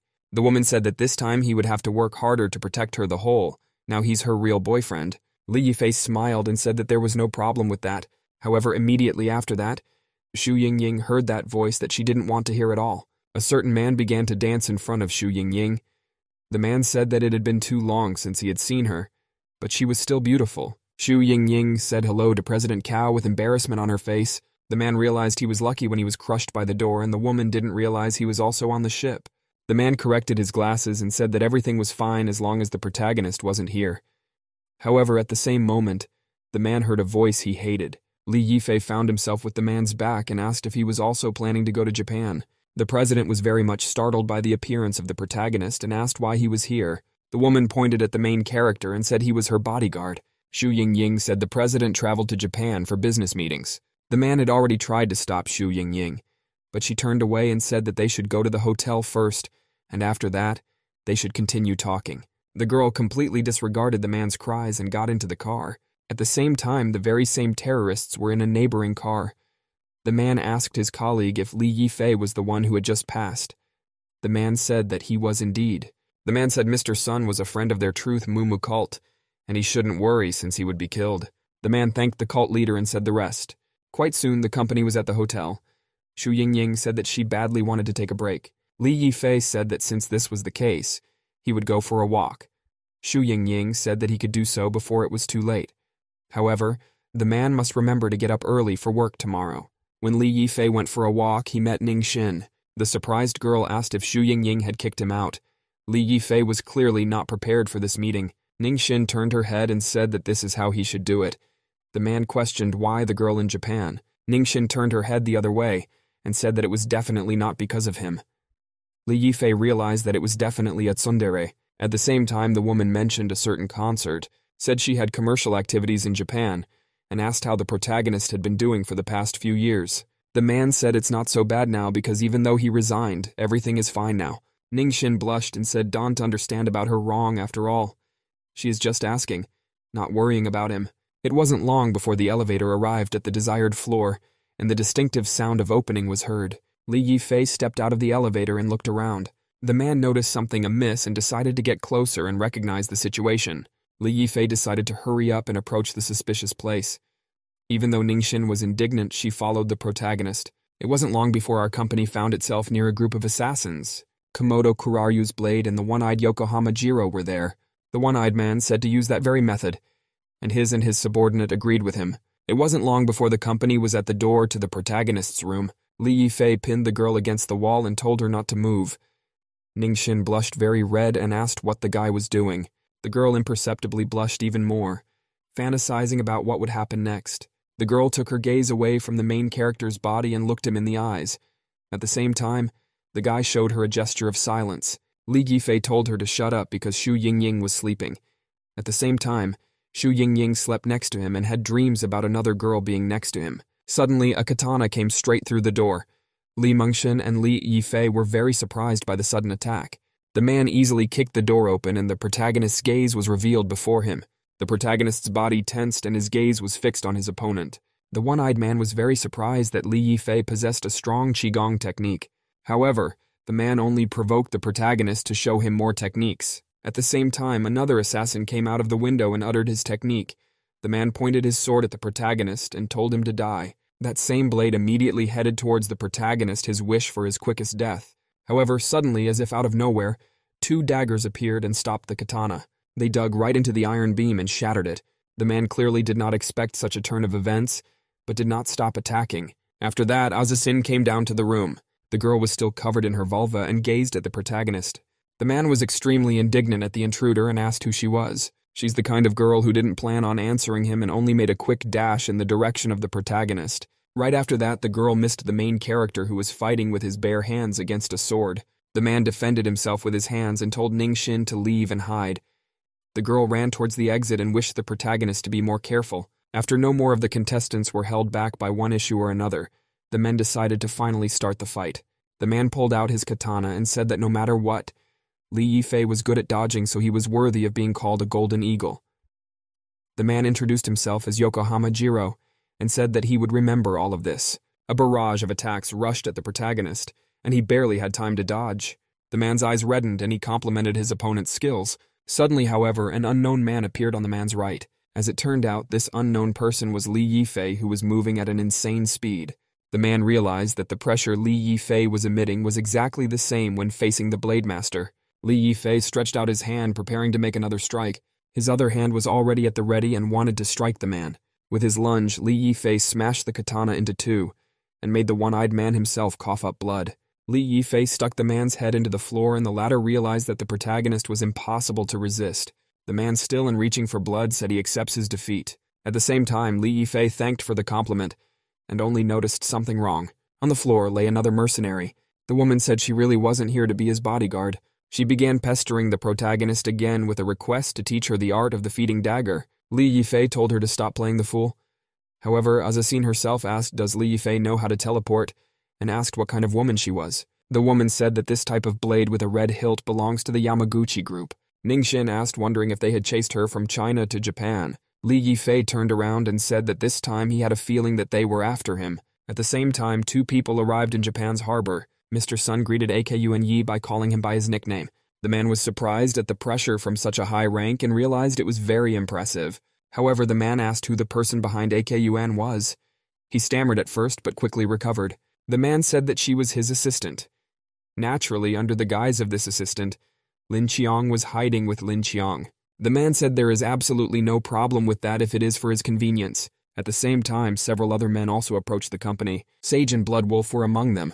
Lin Qiang and AKU and instantly realized that they were in trouble. The gentleman said that they were the very helpers he had invited for the delivery. The man mentioned that the nosy one is a royal soldier of S rank. The man was very surprised at this assessment of his abilities. Sage pointed at the man and told Blood Eagle to check their skills, for he could not allow any ballast on the ship. Lin Qiang realized that Blood Eagle had already seen them on the ship. She thought deeply about what they should do in this case. The man pulled a blade from its sheath and headed towards the man. With a light gait, the Blood Wolf approached him. Immediately afterward, the man reached forward with his edged weapon and Sights feared for his life. The man was very surprised that this blade stopped right in front of his nose, but there was nothing he could do. The blood wolf squinted its eyes and looked at Yuan with a grim face. The guy got worried. You see, he didn't know what to do in this situation because it had gone too far. The man realized that the opponent standing before him seemed to be the Grim Reaper. The boy realized that a little more, and he felt like he was going to wet himself. Lin Qiang understood that AQN couldn't bear such a thing and she must think of something. The unexpected girl started rapping and saying that he shouldn't mess with her boss because everyone who did was in danger. However, after such a scoring rap, only an awkward silence was heard. The girl blushed, and she realized that she had not only embarrassed the police, but also in such a place. Lin Qiang thought that she was already a dead woman. Suddenly, the man put his sword back into its scabbard. The man stumbled and stepped away from AQN's company. At the same time, the couple from AQN and Lin Qiang only covered in sweat from bewilderment and fear. The sage asked Kakava and they did. Bloodwolf said it was fine since they had stayed on their feet despite their pressure. The sage said to follow General Manager Chow. Lin Qiang exhaled in relief and agreed. At the same time, Yuan was thankful to God that no one had noticed his wet pants. On the other side of the city, Xu Yingying woke up in a hotel. A woman with a grim face said that the protagonist had better tell what was going on here and why she woke up. Saw two other women around her. Xu Yingying said that she can still accept Sophia since she knows that she is his student. Li Yifei tried to justify himself, but the girl was not at all interested in the main character's excuses. Xu Yingying said that if she was not mistaken, the big star next to him was Ning Xin. She pointed her finger at the main character's chest and said that he was not a Manhwa but a celebrity bodyguard, and since he was her boyfriend, he couldn't flirt anymore. Xu Yingying hummed and suddenly looked in the other direction. What no one expected was Ning Xin grabbing the protagonist by the scruff of the neck. Lowering down, Ning Xin asked Xu Yingying's name. The girl said that she had known the protagonist much longer than her. Xu Yingying was even more angry when she learned this information. Immediately afterward, the whole company was thrown out of the room, with Azasin being there through no one else's fault at all. Li Yifei shook off the dust from his jacket and asked Ning Xin not to follow him. Li Yifei beckoned his female disciple and told her to follow. However, Ning Xin clearly wasn't going to stop there. With a grim expression on her face, she said her victims never escape her. It wasn't long before the company was near the hotel. After looking around, the guys realized they were in a branch of the Yamaguchi group.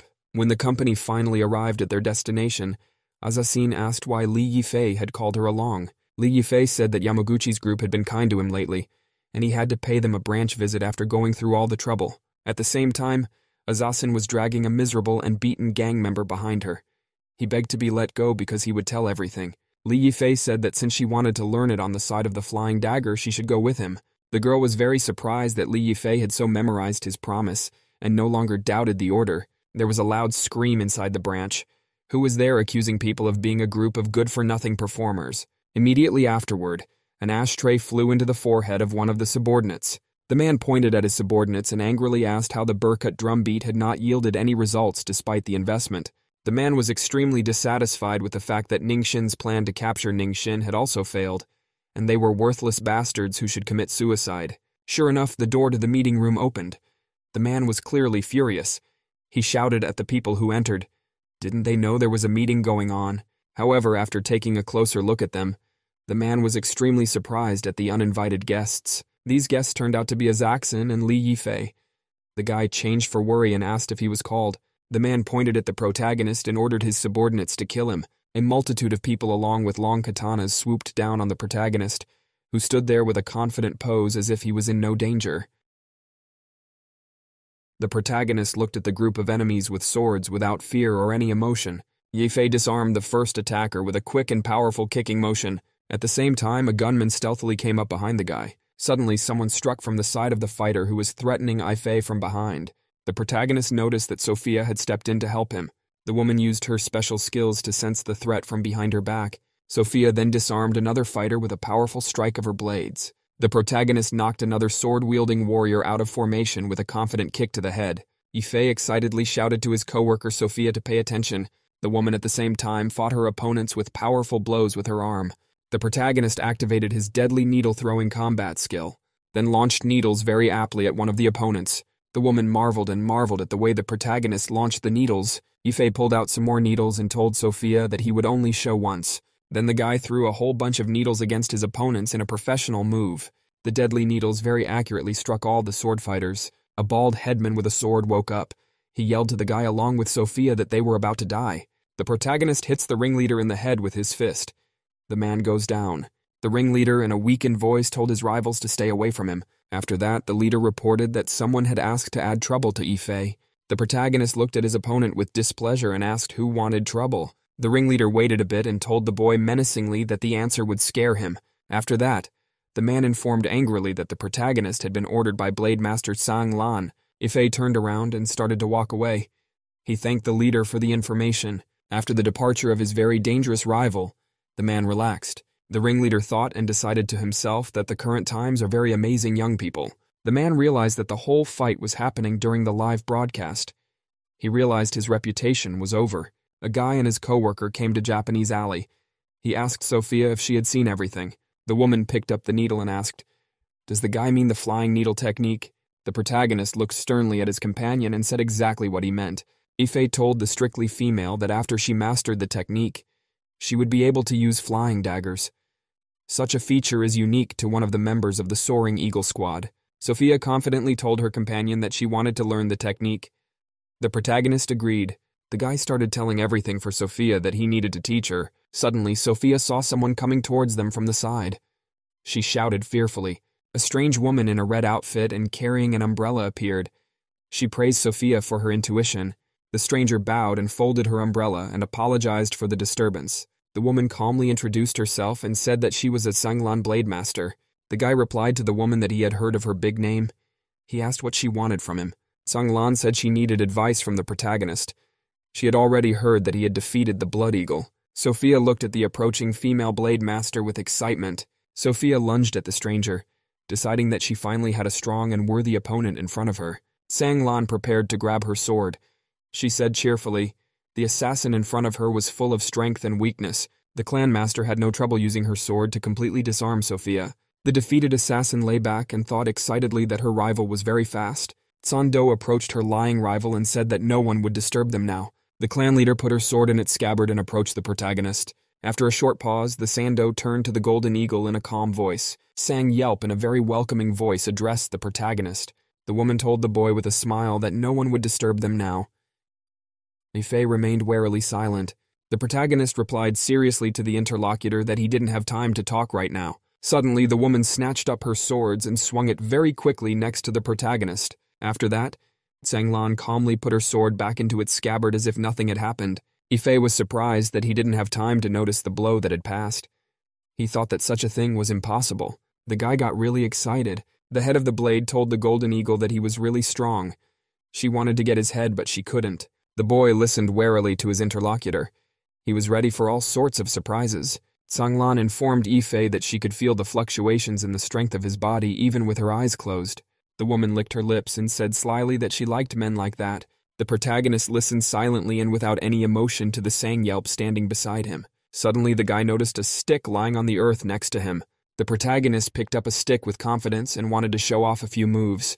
Ife told his opponent menacingly that he would use the Ran Mu blade style against her. He had learned it when he was young. At the end, the guy said judiciously that his rival wouldn't die since he doesn't kill women. The head of the blade laughed and told Ife he was very cocky but managed to surprise her. Sando drew her sword.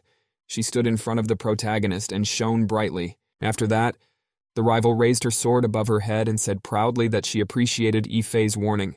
The head of the blades got into a fighting stance and prepared to attack the protagonist. The guy defended himself only with a stick. The protagonist tensely noted to himself that his opponent was very fast. Sang Yelp prepared to bounce away. She leaned over to shove off with her hand. The woman jerked her hand away from the earth to stab the guy with her sword at breakneck speed. The protagonist is very fast and deftly bounced back so that the head of the blades wouldn't catch him. Ife thought to himself that his opponent was attacking him exactly as he expected. The protagonist jumped and flew over the woman to avoid falling on her sword. Sando said very threateningly in reply to the Golden Eagle that he had been deceived. The woman ducked and tried to strike her opponent with her huge sword with a swing. The protagonist felt that the Sang Yelp was able to hurt him after her strike. Ife was hurt. He felt himself bleeding from the blow. At the same time nearby, a girl cop was walking past a crowd of people. Lin menacingly asked a passerby in Japanese, "What is he looking at?" People would turn around and stare at Lin Qiang because of her revealing outfit. The cop girl grudgingly remembered how hard the investigation had been on her. Lin came to Uncle Fukushima and asked him for help. Fukushima asked Lin what she was doing. Fukushima asked the girl why she catches drug dealers in Japan and not in China.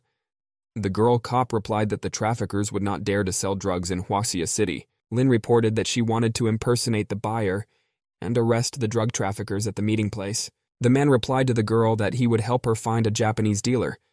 Fukushima also added that the girl cop should wear his daughter's clothes. Lin was walking in a revealing outfit on the street and thought unhappily, why does Fukushima's daughter have such revealing clothes? The girl cop wondered to herself how the sellers were able to get the drugs into Japan. Lin came to the address she had gotten from Uncle Fukushima. It was the Tokyo Club in the Ginza district. The head dealer told the girl displeased that she was dressed like a pheasant. The boss asked his subordinate if he had searched the guest. After that, the boss told the girl rudely to piss off and called her a babe. The ringleader's underlings laughed out loud at their leader's words. The cop girl was completely calm with no emotion and stared at the drug dealer. One of the bandits told the girl cheerfully to get lost and called her babe. The guest suddenly threw the perpetrator to the floor with all her might. The girl angrily asked the bandit who he dared to call a baby girl. The ringleader shouted angrily to all his subordinates that they were fools. The bandits surrounded the girl from all sides. The cop girl didn't show any emotion. The ringleader commanded his underlings to surround the guest on all sides. The leader stood up from his chair and told the girl that she kept an unperturbed face and dared to injure his men. The ringleader said more gently and with a smile that there was a very interesting woman in front of him. Lin irritably had no way of knowing what was wrong with the guy in front of her. The girl stood calm and steady in front of the drug kingpin. The ringleader told the annoyed girl standing in front of him that they needed to deal with the traitor now. Then the leader pulled out a gun and threatened someone accusing him of being undercover. The Lin was very frightened. She excitedly decided that she might have been exposed. The leader pointed his gun at one of his fighters with a bald head. The subordinate began to justify himself. The girl was pleased and surprised that the head man didn't suspect her this time. The leader held the gun in his hands and asked sternly, how on earth could they have a bald guy in the Yakuza? The ringleader said that they all live happily and extravagantly on a daily basis. All members of the group have great hairstyles, and one member of their gang had a completely bald head. The ringleader told the subordinate that he had been undercover for a very long time and was very nervous. As a result, his hair fell out. So he's probably a cop. The bandit, sitting on the ground, tearfully said his perfect cover was blown because of his hair. After that, the leader shot his subordinate and yelled for him to shut up. The boss commanded his subordinates to draw out the traitor and shoot that one for 5 minutes. The girl looked absolutely calmly at everything the leader was doing. The ringleader turned to the girl and apologized for keeping her waiting.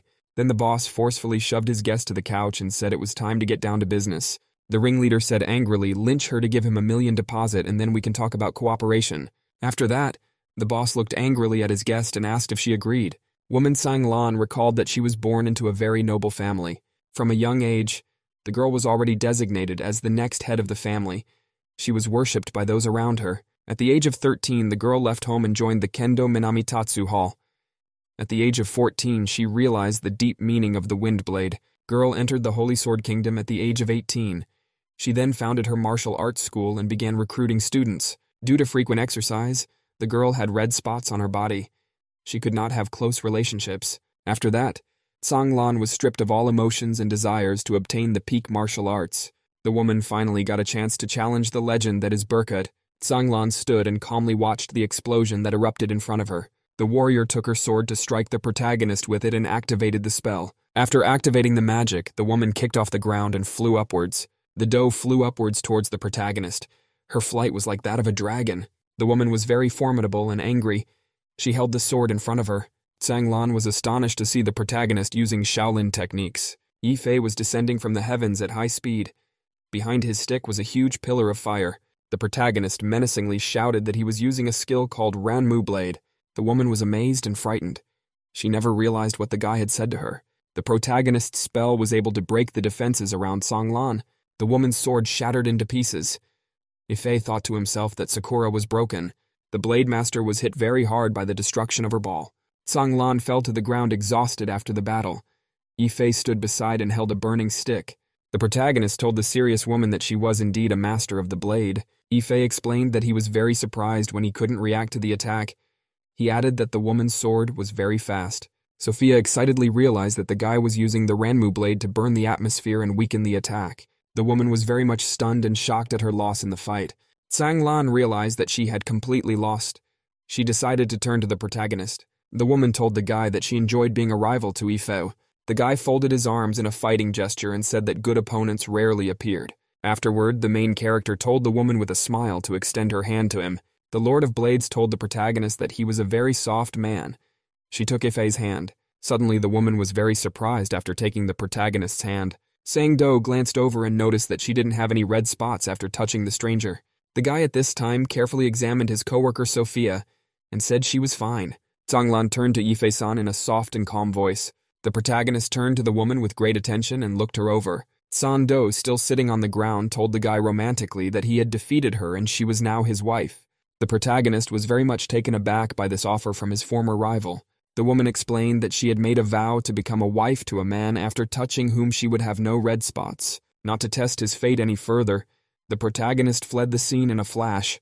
The woman was very surprised to see the main character disappear so quickly. The next day, the protagonist arrived at his boss's house. Ingen was unhappy with someone. Shiu walked side by side with her companion along the corridor in the building. The girl said grudgingly as the workers from the Aoki group looked down on them. The boss asked sternly to her subordinate, "Where was he last night, and was he at a nightclub?"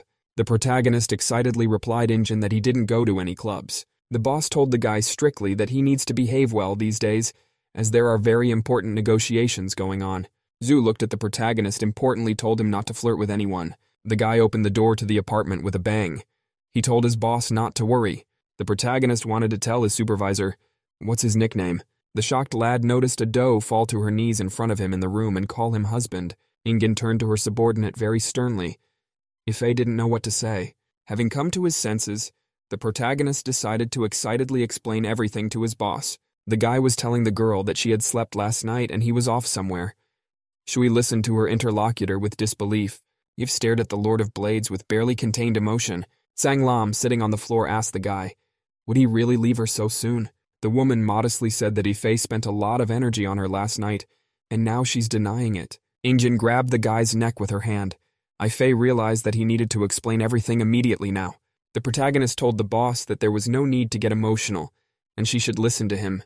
The woman forced herself to calm down and said in a calm voice to her subordinate to speak. At the same time, someone opened the door and burst into the room. The guy started his explanation to his boss about what happened. The Coplin girl, standing immodestly in her outfit, shouted angrily that she should marry Yifei. The protagonist was astonished. He couldn't understand what was going on and why it all fell on him at once. The Shu Yingying woman was very angry. She didn't want to hear any excuses. Saying yelp with a smile, she thought to herself that things are getting interesting. Ifei felt bad and he didn't know where to go. Lin asked, wondering why there were so many people in the room. In the afternoon, the main character was standing outside a red car. Shu told him to stay near the car. She would come back later and then he would explain everything to her. Ifei told a disgruntled policewoman that she got him into trouble after proposing marriage. He reminded her that he had a girlfriend. Lin replied grudgingly to the guy that she didn't realize there would be a lot of people around him. The girl, very importantly, told the guy that she was able to find information about drugs. The protagonist asked the policewoman, did she really come to Japan just for that? Lin demanded that the guy marry her, as her father was willing to give a dowry of a whole $1,000,000. The girl explained that she had already made a deal with the drug dealer, that she would give him $1,000,000 for the goods. Yifei and Lin would pretend to get married and get the money. After that, the girl cop would be able to catch the drug dealer red-handed. The guy asked grudgingly to his girlfriend, is that really the reason she came running and screaming about the wedding? Yifei realized that he would have to explain all of this to Ingen later. At this time, his familiar Sang Yelp walked up to the guy and dropped to her knees in front of him. The woman said with a smile dutifully to the protagonist that she had brought him a bento. The boy asked grudgingly to the Blade Lord, so why did she come here? Zhanglan said with a smile that she prepared this bento with love for her husband. The woman asked the startled boy, doesn't he like bento? Yifei said back excitedly to the woman Sang Yalan that all of this was not true. The girl cop took the guy's shoulder and asked cheerfully, did he really want to go back to his old self? Yifei heard some sort of unpleasant and indignant feminine scream from the side. The protagonist saw his boss Shu Ngin being prevented from entering the building by security guards near the entrance. Zhu told the guard that she had an appointment with Director Miyamoto inside. The man replied that the guest had an outdated ID card. Ingen said that if she didn't go in, there would be unimaginable casualties. The guard said that Director Miyamoto had instructed that strangers were not to be allowed in. The guard asked with a smile, for the woman to get out of here as soon as possible. Shu Yingying was very angry and displeased. She glared angrily at the guards. The protagonist came up and asked what was going on here. The supervisor replied that someone had put her up and she couldn't get in. Negotiations could fail. There was a lot of people stomping around outside. Someone asked what other problems there might be. One of the many security guards asked the guests how they could make trouble in front of the Aoki Group office. The number of guards increased dramatically. They looked condescendingly at the guests. One of the guards told the guy and the girl to leave or they wouldn't be so nice anymore. The protagonist looked at the guards with anger and told them to get out of the way. The Indian girl glared angrily at the guards near the entrance of the building. A woman's footsteps sounded. The Lord of Blades came up and asked, "What's wrong?" A group of guards were very much taken aback when a woman approached them. One of the people, looking at the Sangdo, wanted to fearfully call out her name. There was a raucous party going on inside the Aoki Group building with various participants. The man proposed a toast to good cooperation. He clinked glasses with the guy. The man's name was Horo Miyamoto. He was the director of the Aoki Group. Standing next to him was the Sao guy. The master thanked the guy for making sure that Shu Yingying wouldn't go inside. The Cao guy said angrily that the Yingying girl would not be able to return to Huaxia City. The gentleman told the guy that he was the type of person he liked. The guy said that the Sun family and the Chao family will work together with the Aoki Group after getting rid of Shu Yingying. The man said that the head of Aoki is seriously ill. For this reason, he will take over the company, at which time there was a very heavy thump on the door from outside and it opened. The man angrily asked the guests, "Who are they?" The main character and his girlfriends walked into the room. Shu Yingying sternly looked around and said grudgingly, "The participants are really here." The man pointed at the woman and asked, "Who let her in?" He added that she had no right to be here. Sanglan asked in a very calm voice, "Who said she had no right to be here?" The gentleman looked at the stranger carefully. He began to recognize her bit by bit. Cao asked fearfully to the woman if she was a Sanglan Blademaster. The girl Ingen asked the president of Sao very sternly, "What is the meaning of everything that is happening?" The Cao guy explained fearfully that he had decided that outsiders should not interfere in the affairs of the Aoki Group. The man shouted angrily to the lad that he was very much in the wrong here. The woman calmly told everyone present that she was not an outsider. The Blade Lord said proudly and modestly her name is Reiko Aoki. Xiaobin's boyfriend was very much surprised and amazed when he heard such words from a woman. The main character and his girlfriend were also surprised. Ingen couldn't believe that Reiko Aoki was standing in front of her. The man angrily thought that Masao Aoki's daughter was now visiting them. The people in the audience looked at the woman and couldn't believe that she was a young Aoki Group master. The Cao boy couldn't believe that Reiko Aoki was standing right in front of him right now. The two lads said joyfully that they saw a really young mistress in front of them. They were pleased that she was back. The woman said cheerfully that she had been home for a very long time, and so she decided to come back to see what was going on. Sanglan said that she saw Shu standing at the door. The woman then added that the Aoki Group should not treat their guests like that. The Indian girl looked importantly to the side and confirmed the Blade Lord's words. The Miyamoto man was very much taken aback by the woman's words. He didn't know what to say. The gentleman told the guest that she could not break tradition. He reminded her that the successor must be a man. The Kondo smiled softly and said that she was indeed a woman. The Blade Lord then walked up behind the protagonist and grabbed him with her hand. The woman said she came back to get married. She added that the main character would be her husband. Ingen was very much taken aback and surprised at such words. The Sao guy and the man next to him were really freaked out by what they heard. Ifei looking at the woman next to him, he realized that he was being pursued by the daughter of a big company. Meanwhile, on the other side, an elegant female director desires him. The guy imagined himself in a romantic pose surrounded by his girlfriends. Cao admiringly realized that the main character, impressive. The Sao guy realized to himself very crushingly that he had lost once again. Sangdo asked the man if she could now succeed the group. Miyamoto replied that it would be up to the chairman to decide. The woman said they would go and talk right away. The man got very angry. He pounded his fist on the table angrily. Mr. Miyamoto and the Cao boy realized that their cunning plan had come to an end. The protagonist, accompanied by his companions, were walking down a large corridor of the building. A guy along with his girlfriends walked up to a huge door and opened it. Woman walked into the huge office and told father joyfully that she was back. The man was sitting in a big chair. He had an IV hooked up to his arms. The man's name was Masao Aoki. He was the chairman of the Aoki Group and was suffering from a severe illness. The father greeted his daughter. The woman looked worriedly at her sick father. She approached him. The man joyfully and excitedly called his daughter Reiko by name. Suddenly the man coughed and blood came out of his mouth. It was obvious that he was sick. The protagonist, along with his girlfriend Ingen, looked at the man with excitement. Zhenglan's daughter smiled happily and told father that he was the same. The father told his daughter angrily that she had run away from home and abandoned her family. He asked how she had the nerve to come back. The woman said in a hurt voice that she wanted to come back and her father wasn't happy. The protagonist thought grudgingly to himself that he was caught up in yet another family drama. The father tearfully told his daughter she could stay as long as she wanted. He'd let her do whatever she wanted. The protagonist felt increasingly uncomfortable. He didn't want to watch another family drama. The man jumped up from his chair, hugged his daughter, and told her not to leave again. Ife was surprised at his father's very quick change of mood. Sanglan told her father that she was getting married, and the main character would be her husband. The man was very surprised. Very quickly, the father ran up to the protagonist and grabbed the man's arm hard. The father looked sternly at the lad and asked, "Is he really going to marry his daughter?" Sanlan told father not to scare her husband. She added that he should give her an Aoki band as a dowry. The protagonist was very surprised at his girlfriend's straightforwardness. Suddenly, the man told his daughter very calmly that he was in complete agreement. Guy asked the woman, "What is this situation?" Sanlan replied that it is called the legendary daughter complex. A man accompanied by a Tsao boy entered the room. They were amazed that the chairman was on his feet. The man asked Mr. Aoki in surprise, "Is he healthy already?" The father replied that his daughter had returned, and he was almost well. He added that his daughter would take care of the company. Father very cheerfully and with a smile told his daughter that she was very sensible. Songlan pointed to Ingen and said that she would cooperate with her since she was her husband's friend.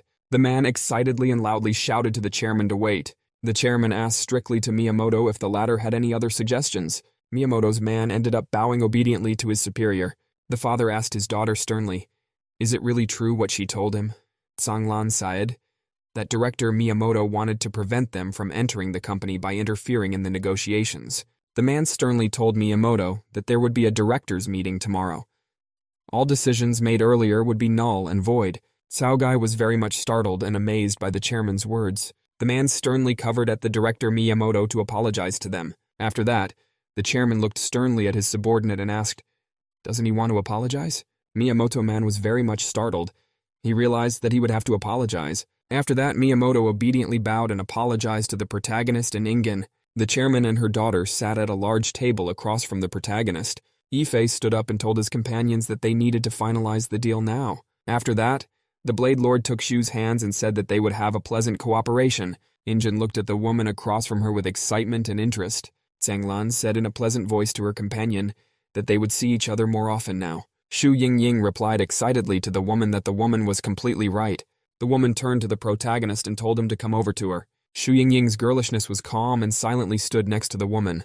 Song Yuan turned around and saw that the main character had disappeared somewhere very quickly. On the other side, the girl cop Lin apologized to Ingen for being very impulsive.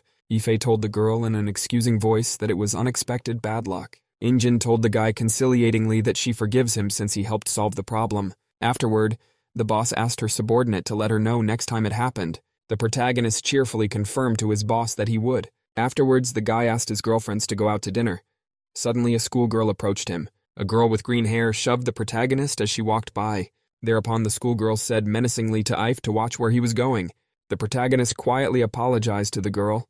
She seemed suspicious to him. The girl Coplin thought grudgingly, "If I is so always flirting with someone in public." Suddenly, the cop girl heard some suspicious noise from the side. A group of suspicious men stood around the protagonist. They were planning something. The girl cop told the guy excitedly that something was wrong here. Ife replied warily to the girl that he knew everything. The guy looked around carefully. Some gun-toting, glasses-wearing militants shouted Li Yifei's name and lunged at the protagonist. Then the man shouted the name of Tianju and drew his gun, preparing to shoot. The protagonist reacted in time. He grabbed his boss to protect her. The girl from Fright couldn't even say anything. She looked away fearfully. Some guy with a bomb on his belly shouted cheers for the cult of truth, Mamu. The protagonist was very much taken aback by the sudden appearance of a suicidal man. There was a very big explosion. It hit all the people around them. There were a lot of bodies lying around after the explosion. The protagonist shouted the name of his boss, Ingen. Yefei shouted excitedly to his boss, Ying Ying, "Is she all right?" The girl Coplin ran excitedly. There were footsteps. Several people approached the protagonist. Yefei calmed down a bit. He looked sideways at the strangers. Out of the clouds of smoke appeared already familiar to the guy a schoolgirl with green hair and some stranger with a sword.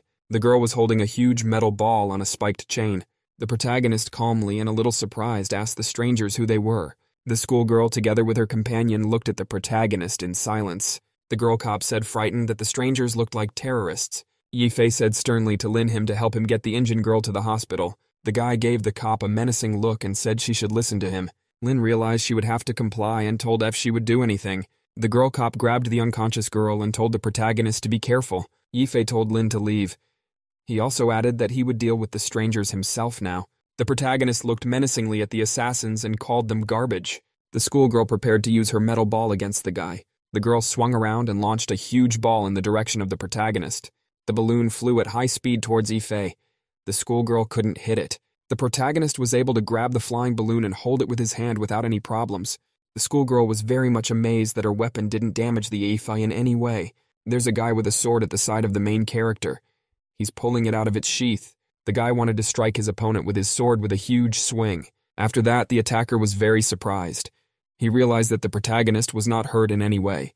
Yifei stood and calmly held the metal ball in his hands. He prepared to attack. The girl and her colleague were very surprised. They realized that they had not been able to defeat the Yifei right away. The protagonist grabbed the sword and chain with his hand. He yanked and pulled his enemies towards him.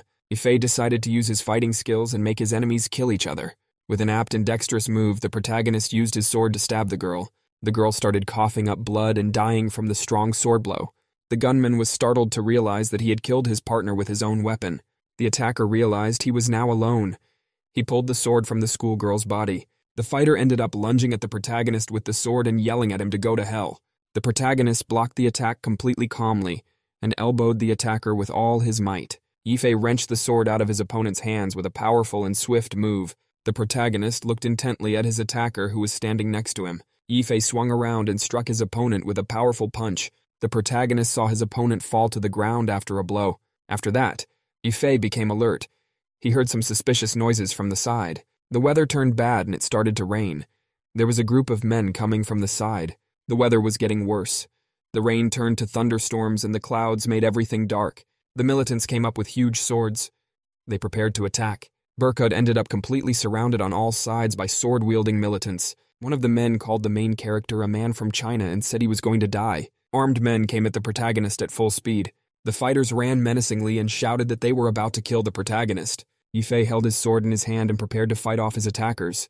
The boss lit a cigar and said grudgingly that the Chinese monkeys had gone against him. Afterward, the man sternly asked his son if the Yamaguchi group had sent the boys. The boy replied to his father that the boys had already left the headquarters. After that, the guy reported that 70 members of the Yamaguchi elite, led by 2 cadres, had surrounded the protagonist. The son was telling his father about their cadre and the members of the group.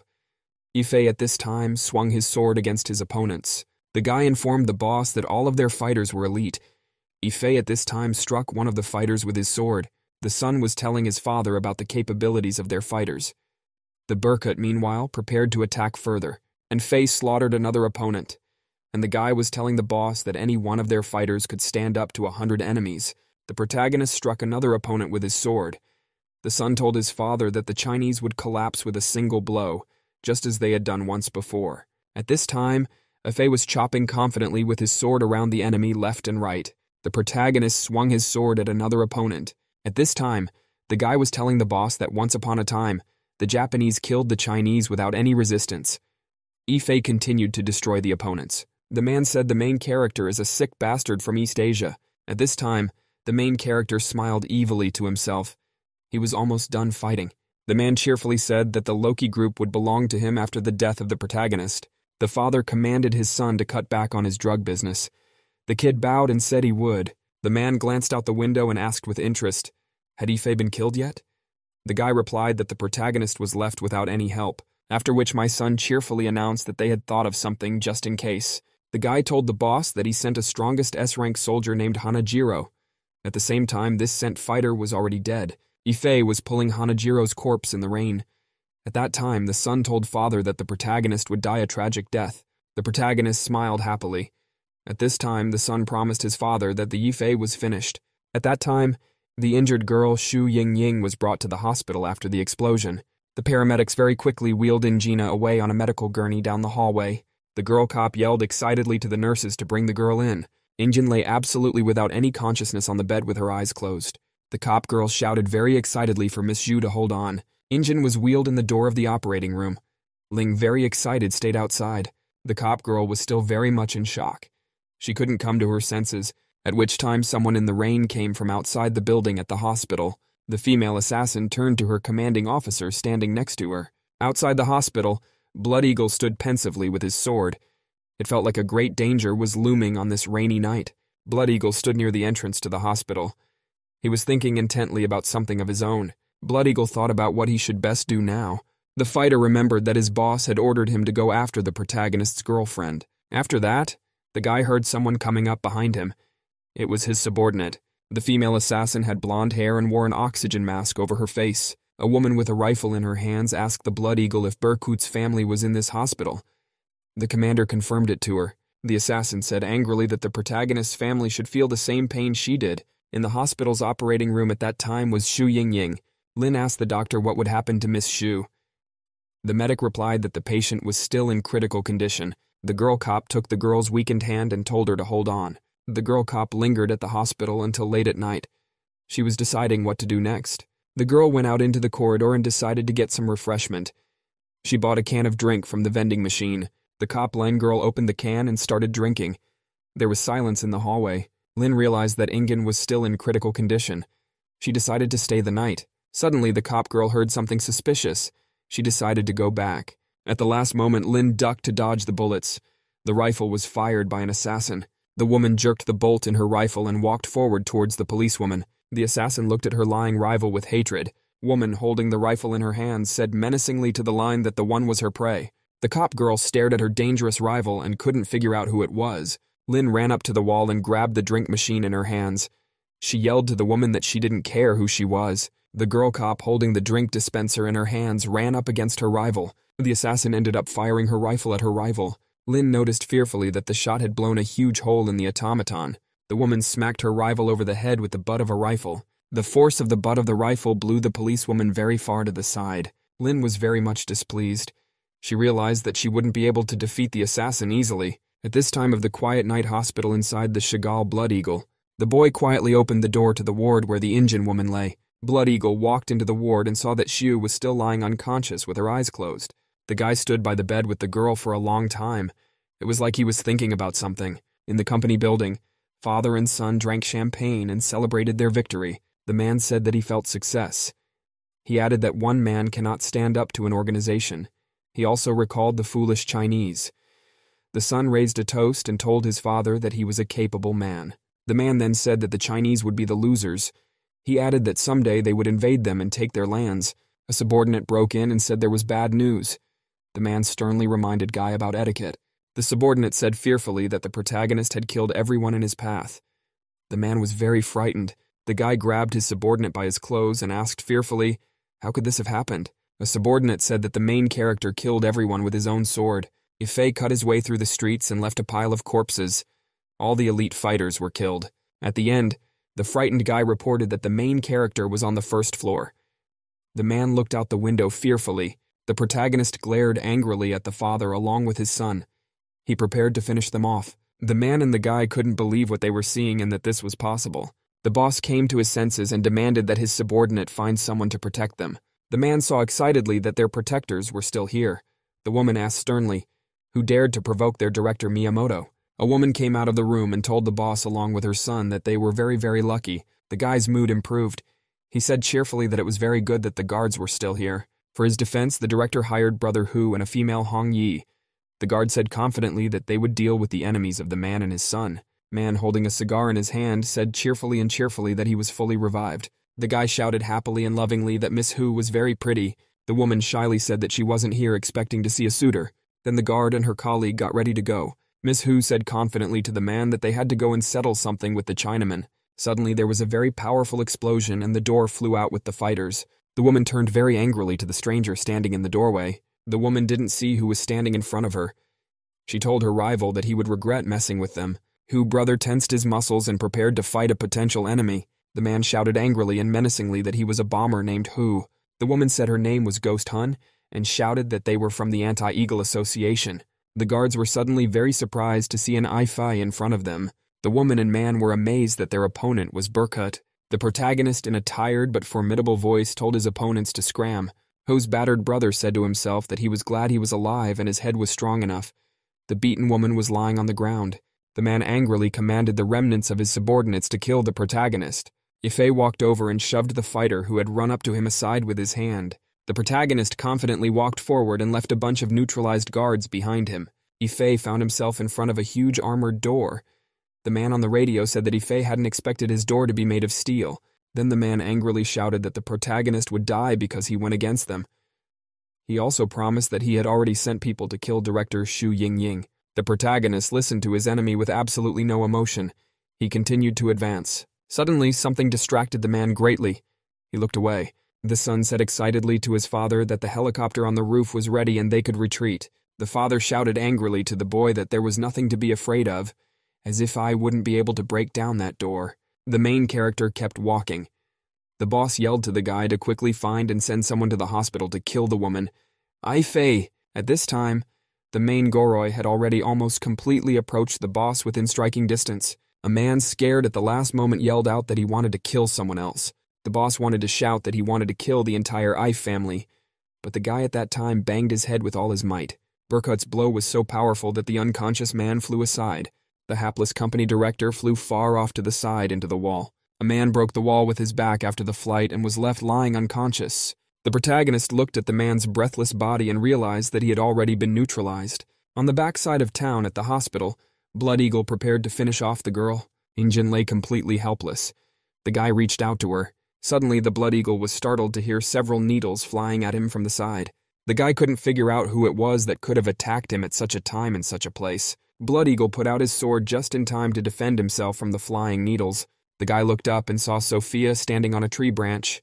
She had needles in her hands. The fighter asked with surprise at the woman, where did she learn the hovering needle technique? Sophia pulled out huge knives. She shouted that she would deal with everyone who came with the Blood Eagle. The woman shouted angrily and threateningly that all of the Eagle fighter's accomplices would die. The woman swung another round of needles at her opponent. The Blood Eagle very quickly used his sword to whip up all the flying needles at him, after which the woman went on the attack. She decided to use combat knives. Blood Eagle used his sword to ward off the blow from Sophia flying at him. The fighter angrily asked her opponent, who had taught her the hovering needle technique. Sophia turned around to swing at her opponent once again. The woman kicked the Bloody Eagle with her foot. The guy defended himself. Sophia was surprised that her opponent was able to block her without taking her sword out of its sheath. Blood Eagle then looked at his opponent angrily and hatefully. The woman then launched her knife at her rival. Blood Eagle absolutely calmly reached out with his hand to pull his sword from its sheath. With a mighty blow, the boy shattered the blade flying at him with his sword. The woman was surprised that her opponent was able to break the knife called the Sara Killer so easily with a single blow. Sophia realized that she had gotten a very strong opponent. She watched as the guy swung his sword in all directions. The woman thought surprised, did Ife always fight such opponents? Sophia realized that Blood Eagle was able to break the Kingslayer's blade with a single blow. The woman recalled the main character telling her about the Blood Eagle's skill level. Ife hesitated and informed the woman that the Blood Eagle was attacking, dealing a small amount of damage. Sophia asked Burkut, can she defeat the Blood Eagle? Ife answered the woman that he didn't think so. Sophia fought a dangerous opponent and realized that he was much stronger than her. The woman saw that her opponent's blows were like ocean waves. She knew that the guy hadn't activated all his skills yet. Sophia dodged another attack. She realized she couldn't block any more blows. Bloody Eagle hit the woman with a swing and she flew out the window from the hospital. At the last moment, the woman managed to grab onto a tree branch after the flight. Sophia pulled herself up and jumped back through the window into the hospital. The woman noticed that Blood Eagle had disappeared and took Xu Yingying with him. On the other side of the city, the protagonist continued to finish off his enemies. The frightened boy sat beside the huge hole in the wall. He covered his mouth to keep from screaming. The guy frightenedly thought to himself that his enemy Chinese is a real demon. Yifeng entered the premises. He said menacingly to the guy named Li Hongjin that times have changed. Yivi said instructively to the startled rival that he who humiliates others will be humiliated himself. The guy was sitting on the floor shaking with fear. He couldn't say anything. The main character said that because of people like this guy, this whole world is very polluted.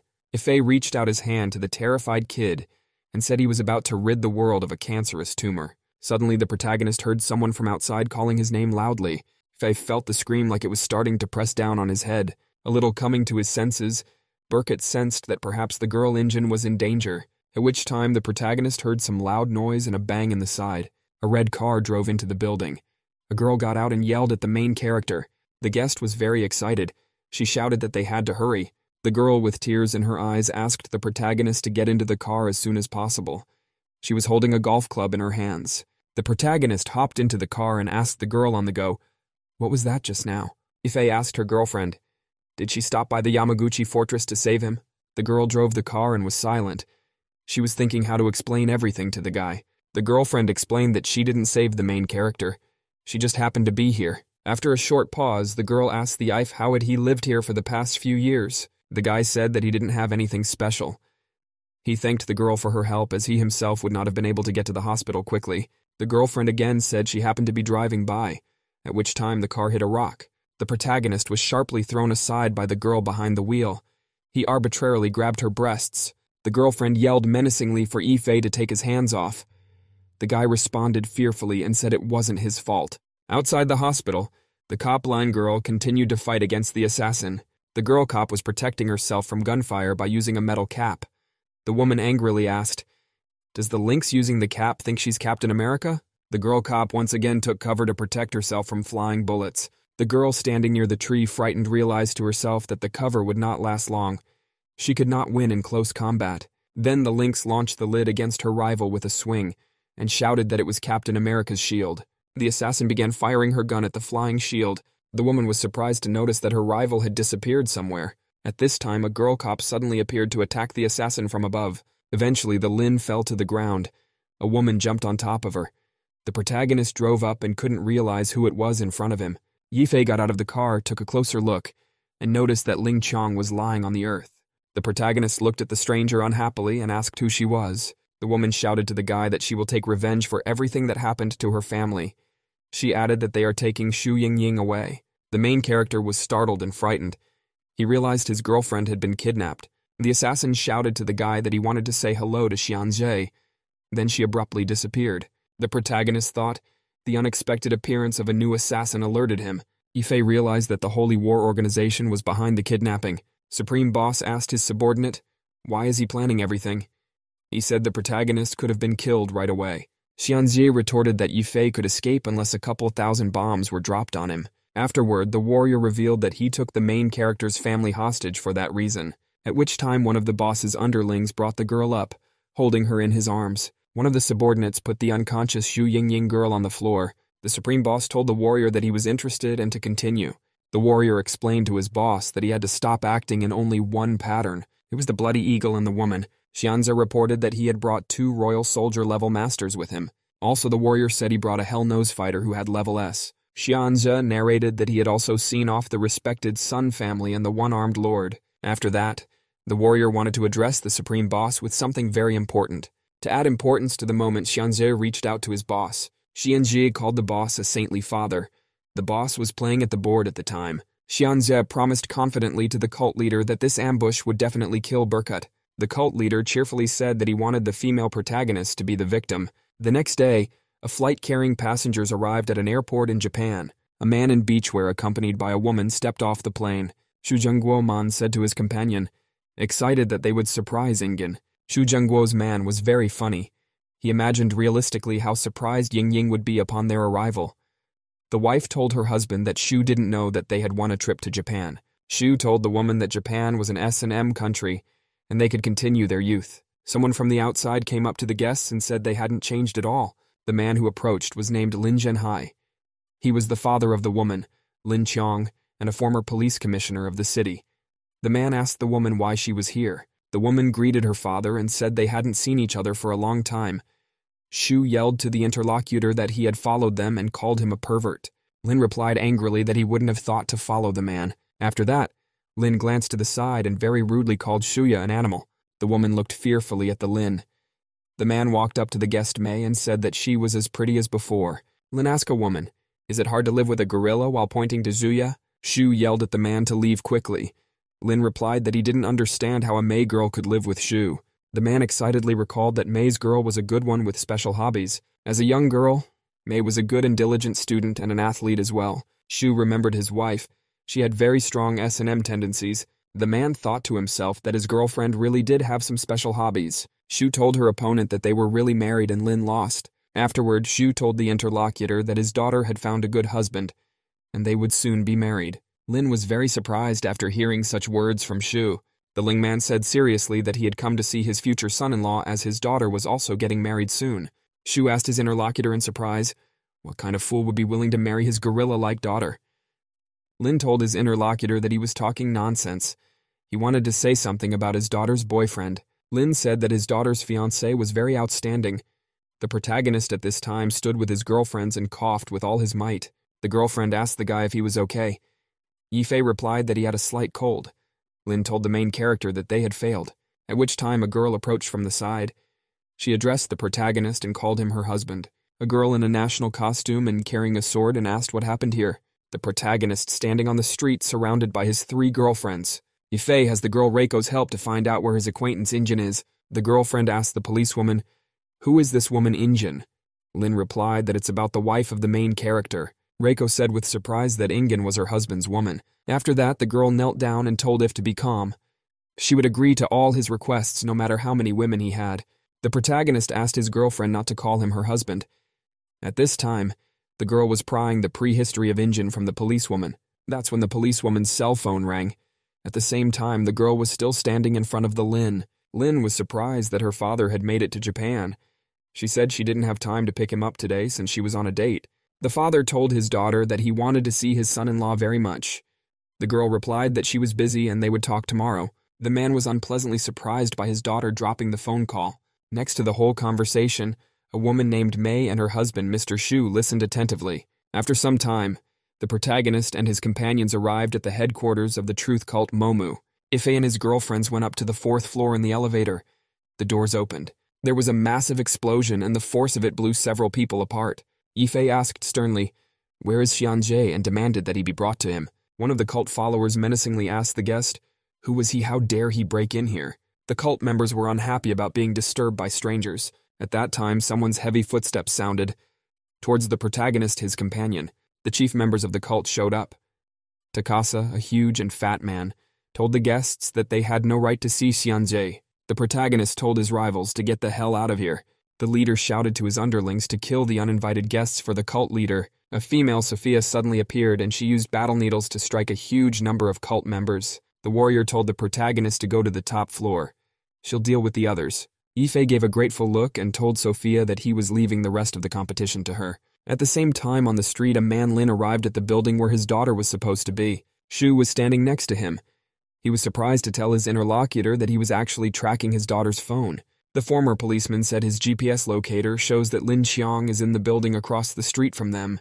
Shu said thoughtfully to her interlocutor that it is not good to interfere very much in the affairs of their children.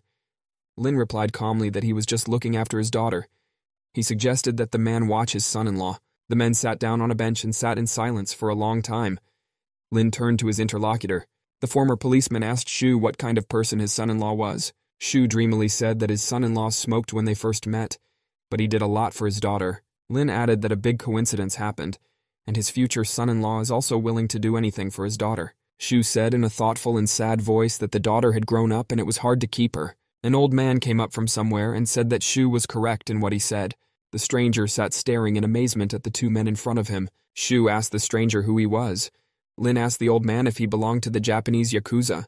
The old man told the interviewers that his daughter ran off with some asshole. Shu said thoughtfully to the interlocutor that they all have very poor parental hearts. Shu asked thoughtfully what kind of guy could it be that's so lucky. Yifei at this time was quickly running through the building with his companions, jumped out from around the corner with guards with machine guns and yelled at the guy to stand. The Reiko girl grabbed her sword and told her friend she could handle it herself. At that time, the militants opened fire with machine guns. The girl ducked. Reiko then kicked her feet off the ground to strike her opponents in midair. The Reiko girl turned in flight to protect herself from the flying bullets. Then the Lord of the Blade chopped down the standing fighters with her sword. Reiko shoved her sword back into its scabbard after a successful battle. The girl felt some heavy and dark magical aura near the door. Reiko told the main character to go up first. She didn't want to interfere. The girl said excitedly, there was a holy sword warrior waiting for her inside the door. The protagonist shouted to his girlfriend to be careful. Reiko replied to her boyfriend not to worry. While on the 4th floor, Sophia continued to battle against her opponents. Takasa swung his fist to strike the woman with the first blow. Takasa suddenly slammed his fist into the floor. There was a shockwave. The woman crouched down and prepared to fend off the attack. She eyed her opponent carefully. Suddenly, very quietly from behind Sophia, Izumo appeared to catch her off guard. The woman with all her might very quickly bounced aside and launched the needles at the Izumo. Takasa stood with his colleague. They looked at Sophia carefully. The woman looked at her dangerous opponents with great excitement. Takasa called his coworker a baby and yelled for him to act. Izumo yelled back that he shouldn't call him that. The girl jumped up to attack Sophia in flight. The woman prepared to fight back. Izumo launched a vast array of knives and blades in flight against his opponent. Sophia ducked with a professional movement and fended off the knives flying at her. Sophia jumped up from her seat after that and jumped up to strike the Izumo. The woman took out her sharp needles to stab her opponent with. Izumo excitedly noticed the danger threatening her and prepared to defend herself. That's when the flying needles hit something. They didn't make it to Izumo. Takasa shielded a coworker from needles with his body. He shouted that he would block everything. Sophia thought her opponents attacked and defended very coherently, as if they were one person. Sophia looked closely at her opponents. She needed to do something immediately. The woman realized that her opponents were like a spear and shield attacking and defending at the same time. Sophia realized she would have to use her secret weapon. The woman remembered her teacher telling her about the daggers of the dead King Hassan. Sophia is told by her teacher that she is the most outstanding in the young generation, so she receives daggers on behalf of King Hassan. The woman knew that after she pulled out the daggers, she had to be sure to commit murder. Sophia, with dagger in hand, sped up and lunged at her opponents. The woman opened fire on her opponent with the powerful weapon in her hands. The Takasa man showed up just in time to protect Izumo. He was completely calm. Takasa was able to shield the guy with his body from the projectiles flying in his direction. Grozny's 11th man said no one could go against him. He called himself a Takasa scorer. Sophia's woman was terrified. She realized she couldn't just overpower her opponents. While on the back of the building, the protagonist prepared to fight. Against Ifei and his girlfriend, a huge bunch of sword fighters gathered. The bandits shouted that they would kill the protagonist to avenge the death of director Miyamoto. The protagonist tiredly said that this would definitely never end. The cop Lin girl told her friend to go and rescue Ingyan. She will deal with the militants herself. Yifei said contentedly, leaving the opponents for Lin. He thought to himself that the girl cop had grown up. The girl cop looked at the guy and decided that although he was older than her, he could hardly take so many people. Lin bravely lunged at her opponents and said such situations should be handled by professionals. One fighter swung his sword to strike the policewoman. She quickly dodged. The lad swung his sword sideways to knock the Ling with a swing. The cop girl flew up from the run-up and grabbed her opponent's head with her legs. After that, the Lin threw the guy to the ground and grabbed his neck with her legs. The girl felt several more men with swords approaching her from behind. Lin kicked another attacker in the face with a huge swing of her foot, after which the girl cop started kicking the other gunmen around her. Lin was very timely in using her baton in time to fend off the sword strike from behind on her back, after which the girl cop started beating the attackers with her baton. The girl fought back with powerful blows and managed to defend herself in time. Suddenly someone came at Lin from the side with a sword. She barely dodged. The cop girl realized that there were a lot of rivals around her. The fighters looked at the Lin girl with great attention and desire. One guy yelled to his coworker that there was a very pretty girl in front of them. Lin swung her baton and shouted to all the attackers that they're assholes. Then she swung her baton at her opponents and shouted at them to go to hell. The baton flew at high speed and struck the standing militants with a swing. Gang members were falling from a building window down to the ground from a great height. At this time, there were men Shu and Ingen standing on the ground near the building. They heard a suspicious scream. The Shu man looked at the martial artists who had crashed from the fall with surprise and asked, "What happened to these guys?" Shu said in surprise that the fallen guys might have committed suicide. The girl cop line continued to fight and repel the attack of the militants. Suddenly one of the guys was surprised by the appearance of a special warrior. The fighter in the green sweater menacingly told his colleagues to move away from him. The evil Mr. Hellnose's rank shouted for the Ling to be provided for him. The militants were very happy to see the nose of hell. They started shouting that they were now saved. The girl cop was standing in front of a rogue she already knew. Someone shouted that Hellnose had defeated the leader of the ferocious tiger, Joseph. The lynx very viciously struck Hellnose with her baton with a swing. The rest of the militants were scared and downcast when they saw that Hellnose had been neutralized so quickly. Lin asked the crook very sternly, "What is he doing here?" The crook replied that he needed to talk to her. Afterwards, Aku and Anne angrily said that he had information about drugs. He asked the girl cop to play along with him. Lin agreed. Hellnose then tapped the other girl in the face and said he would ignore the fact that she was from China. The cop girl slumped sideways from the blow without any resistance. After a powerful blow, the girl cop lined the wall and flew far away. The girl picked up the fire extinguisher and opened it to make foam. The guy asked, "Did the line think that this smoke could stop him?" The fighters rejoiced en masse that Hellnose was beginning to win. They shouted and cheered him on. The crook shouted to the side. The Lin should already be starting to realize his mistake. The girl cop crept up quietly and asked the crook what he was doing here. AK Yuan said excitedly that he knew where the drug warehouse was located and the transportation route. The girl cop demanded that the guy tell her where it was. Akuan drew a route on the floor and talked about the warehouse. He said that the drugs were transported by the Hua Yang Company. The girl cop remembered that the company belonged to Ingen. At this time, one warrior with a sword ran up and shouted that he wanted to help Mr. Hellnose. The cop Lin girl barely managed to dodge another sword strike. Lin grabbed her war club and prepared to defend herself. AK Yuan slammed his hand down on the guy's head, knocking him unconscious. The gunman started running up to help Hellnose. He shouted that he still needed more men to help him. Akuan said he knew who was using Ingen Company to transport drugs to Japan. Lin listened to him carefully. Two guys approached. They watched in amazement as Hellnose spoke calmly to the policewoman. Akuan grabbed one of the militants and said it was all the fault of the CEO of Tsao. Girl cop Lin disarmed another bandit and asked, "Is KO really the culprit?" AK Yuan said very meaningfully that the Sun family was also involved. The main character opened the big door, behind which was the big boss. Yifei was completely alone. He walked through the open door and saw his enemies in front of him. At the table sat a warrior, and next to him the cult leader. The woman was guarding the bound Indian girl. The protagonist menacingly demanded of the warrior that he return his woman. Xianji continued to play at the board. He asked with interest, "What woman did Yifei ask?" The warrior said Burkut has many women. He's not easy to catch. That's why the trap was set. Xianxie explained that they had to split up the main character's entire team. Yifei ended up losing his battlefield support in the form of girlfriends. Because of the separation, the protagonist broke up unaided. Xianji looked at the protagonist and said menacingly, he was left completely alone. The protagonist looked menacingly at his opponent and wanted to ask him something. Yifei decided to waste no time. He accelerated and ran towards the cult leader. The protagonist decided to attack from the get-go. At this time, the supreme boss and Xianzhou calmly continued to play. The cult leader defended his subordinate in time. He grabbed Yifei's arm with his hand. The protagonist was scared and surprised that he couldn't do anything about it. The head boss laughed and told Burkut not to worry too much. The cult leader instructively said to be silent when Yifei was watching the game on the board. After that, the main boss threw the protagonist far away into the wall. The supreme leader shouted menacingly and calmly for Burkut to scram. The man stood up and said that he was the indestructible leader of the Truth Mamu cult. The leader said he is the first man in Japan and an indestructible son of God. The ringleader angrily said that the cult leader of Japan's name is Gensho Akira. On the fourth floor, Sophia tried to hit Takasu and his sidekick Izumo. All the shots that hit the huge guard flew off of him. The man's body was so powerful and resilient that nothing could defeat him. After another projectile flew off, Takasa shouted to Sophia that her weapon couldn't penetrate his defenses. Sophia couldn't attack anymore. She looked worriedly at her opponent. Takasa demanded of his opponent that she admit defeat. The woman looked at her opponent very calmly and pointed her finger somewhere to the side. Takasa suspected something and got worried. He turned his head to the side. A startled and shocked Takasa saw that one of the projectiles had hit the Izumo standing next to him. Sophia was greatly affected by Takasa's reaction to her co-worker's death. The man shrieked hysterically that his little star was hurt. Takasa wrapped his arms around the guy hard and yelled for him not to die. Afterward, the man yelled to the guy to give him CPR.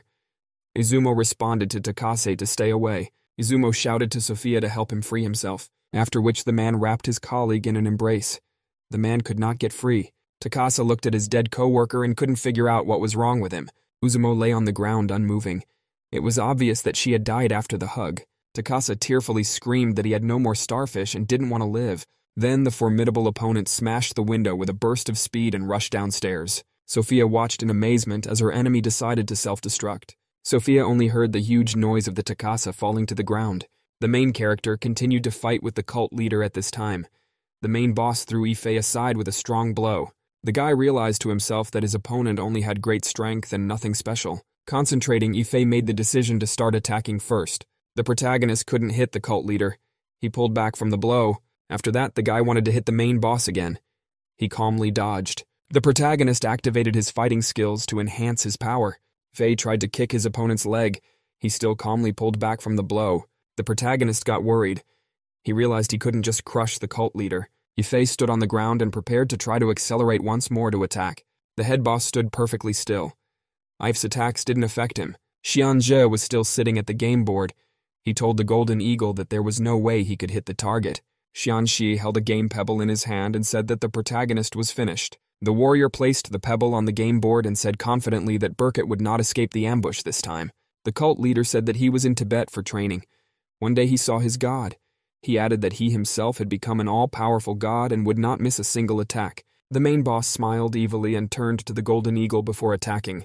The cult leader accelerated and shouted to the Golden Eagle to meet his death. The protagonist looked fearfully at his opponent and prepared to defend himself. The head boss was beating his opponent with quick punches. Ife closed in to defend himself. Berkut realized that his opponent's attacks weren't very fast, but he didn't keep up. He decided that he had a reaction problem. The protagonist concentrated. He decided to try again to repel his opponent's attack. Suddenly, the protagonist missed a very hard blow to the head. He didn't have time to defend himself. Berkut was surprised.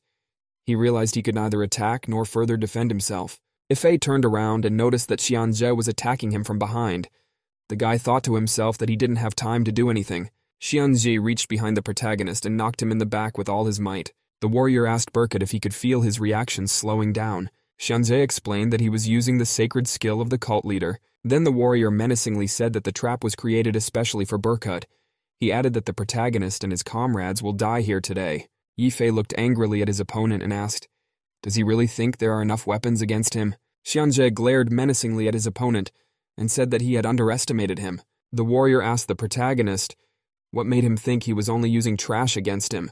At this time, a very dangerous warrior approached the female Sophia from behind.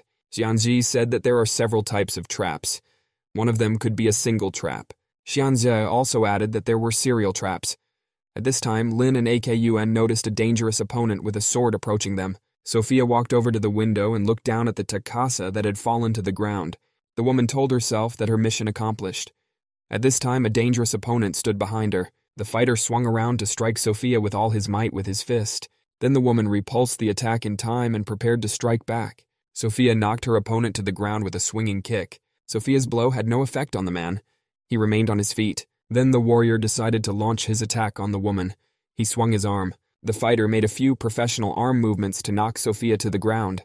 Woman very professionally jumped up to defend herself. After another blow, Sophia fell to the floor. Her opponent came up behind her.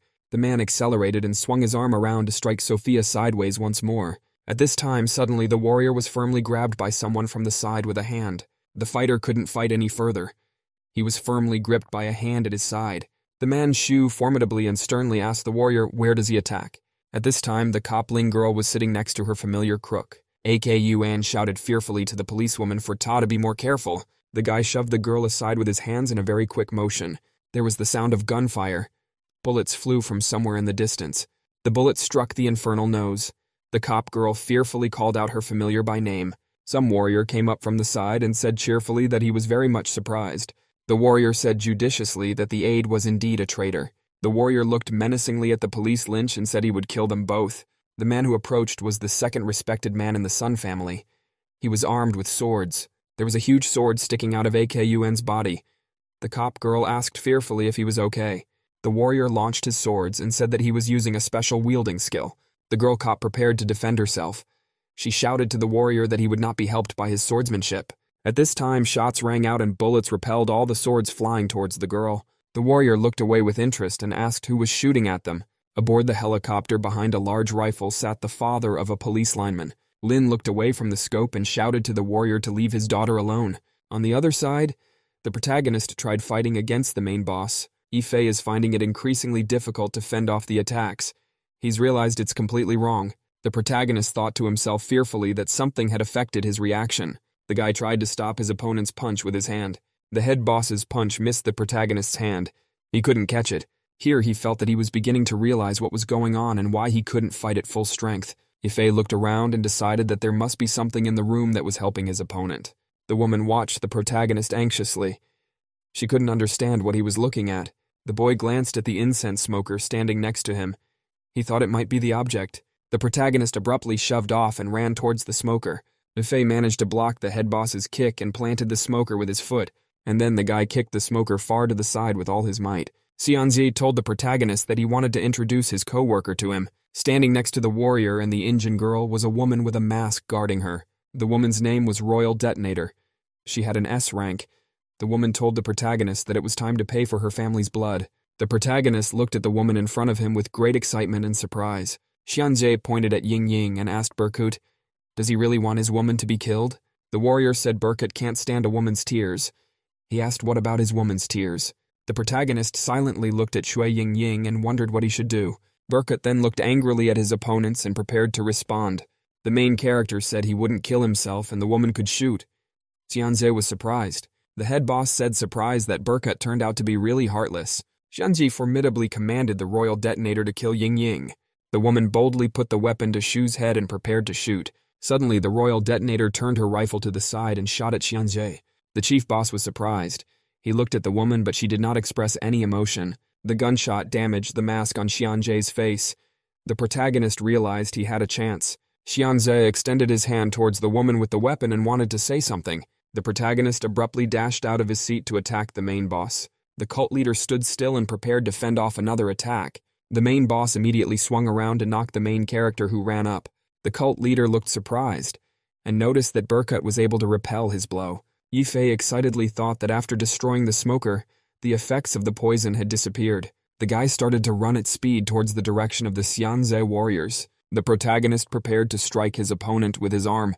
Yifei looked closer and noticed that underneath Xianzhe's ruined mask was a girl's face. The protagonist was surprised to realize that he had seen this girl somewhere before. The guy hit his rival with all his might. Her leg bounced off to the side. Warrioress lands a jab to distance herself from Yifei after a received punch. The woman angrily addressed her charge to the royal detonator. The woman very angrily called the royal triggerman a traitor. The protagonist tensely thought to himself, where could he have heard the voice of the woman in front of him? Yifei realized that he saw a celestial from the Holy War organization in front of him. Berkut asked the celestial woman why she kept causing him problems. The woman smiled upon hearing the protagonist's question. She prepared to answer. The celestial said Li Yifei interfered with her plans, but she didn't lose. Afterwards, the celestial asked her subordinate why she betrayed her. After all, she was supposed to hate the protagonist. The royal detonator stood aside and held the bound engine. The detonator reported that she hated Yifei just because he couldn't save her father. The woman recalled the explosion that took place 6 years ago in Colombia. The celestial realized that the explosion could have been set off by the royal detonator. The protagonist commanded the detonator to leave with engine. The celestial said there are those in her organization who are good for nothing. The woman then turned to the golden eagle and said it was time to reveal the final trick of her plan. The celestial shouted that she would see how the protagonist would handle 2 S-rank soldiers. On the other side of the building, on the 4th floor, a male Shu stood opposite his opponent. Shu glared angrily at the huge fighter who stood beside him. The fighter said that Shu Zhengguo is a young man, and the sniff of Huaxia people is good. He threatened that he would let Shu's daughter die in front of him. Shu cheerfully asked his opponent, "Who is he?" The fighter shouted back that stop talking. Shu threw off his shirt and shouted that he was simply joking. Shu told his opponent that he smelled his foul odor and it was time to take revenge for it. The fighter replied menacingly that he was no longer the same. Sophia, lying on the earth, watched the fight between Shu and his opponent. She didn't know what kind of people were in front of her, and realized she was being sneakily attacked. Taking a closer look, Sophia realized that Zhuya had a good level of Chinna skill. The woman noticed that Shu was able to surpass the ordinary royal soldier. The fighter shouted angrily to his opponent that he would only use his hand. The fighter and his opponent got into a fighting stance and prepared to fight. The rivals began to fight vigorously. Shu immediately rushed to the attack. The man tried to knock the fighter down with a powerful leg kick. He defended himself with his arm. The fighter then swung his only arm to strike his opponent in the head. Shu had time to duck. After that, Shu swung around to immediately strike the fighter with a single blow. The warrior quickly dodged in time and swung his arm at his opponent. Shu looked down and noticed that the man had decided to attack him from below. The fighter swung around and kicked his opponent in the arm with all his might. Shu asked the fighter if the fighter had said he would only use one hand against him. The fighter called his opponent a bastard and shouted that enough talking. And then the warrior tensed his muscles so that his clothes flew apart. The fighter menacingly shouted to his opponent to try and fight him off now. After that, the warrior accelerated and swung around to strike Shuya. At the last moment, the male Shu realized that his opponent had attacked very quickly. On the back of the building, the protagonist was preparing to fight against the Sky Woman. The woman with the weapon along with the engine girl stood nearby and waited for instructions from the protagonist. Yif reminded the royal detonator and engine's girlfriend to leave first. The celestial woman shouted menacingly to the protagonist to stand. Yifei told his rival that she would not pass. Yifei asked his rival, why is she targeting him and those close to him? The woman angrily and irritably asked the guy, is he really mocking her? The celestial said that the protagonist was interfering with her plans and ruining her organization's plans. Burkett recalled all his special operations in which he had participated. The Celestial shouted at her rival for undermining her faith. Faye said excitedly to the woman, "He didn't mean it then." The Celestial screamed that she would not let the protagonist go this time. Insects appeared around her. The woman pointed the bees in Burkett's direction and yelled for him to try this. Ife looked fearfully at the insects flying at him. He wondered what it could be. The boy decided fearfully to himself that he was being attacked with poisoned bees. The protagonist speeds up to get away from a bee swarm flying at him. After that, the guy stopped and decided to try to fight off the flying bees. The protagonist swung around and tried to take down Bee Swarm with an arm punch. Ife was surprised and worried. He looked at his hand carefully. The guy realized his palm was poisoned. He can't block the needles of poisoned bees. He realized his opponent wanted to block his abilities. The protagonist glanced over and noticed the woman speeding up and starting to approach. The Celestial rushed in surrounded by the bee swarm. Ife realized that he wouldn't be able to block such a blow. On the backside of the building, a girl Coplin was preparing to fight her opponent. The girl was standing near the broken window of a building on a high floor.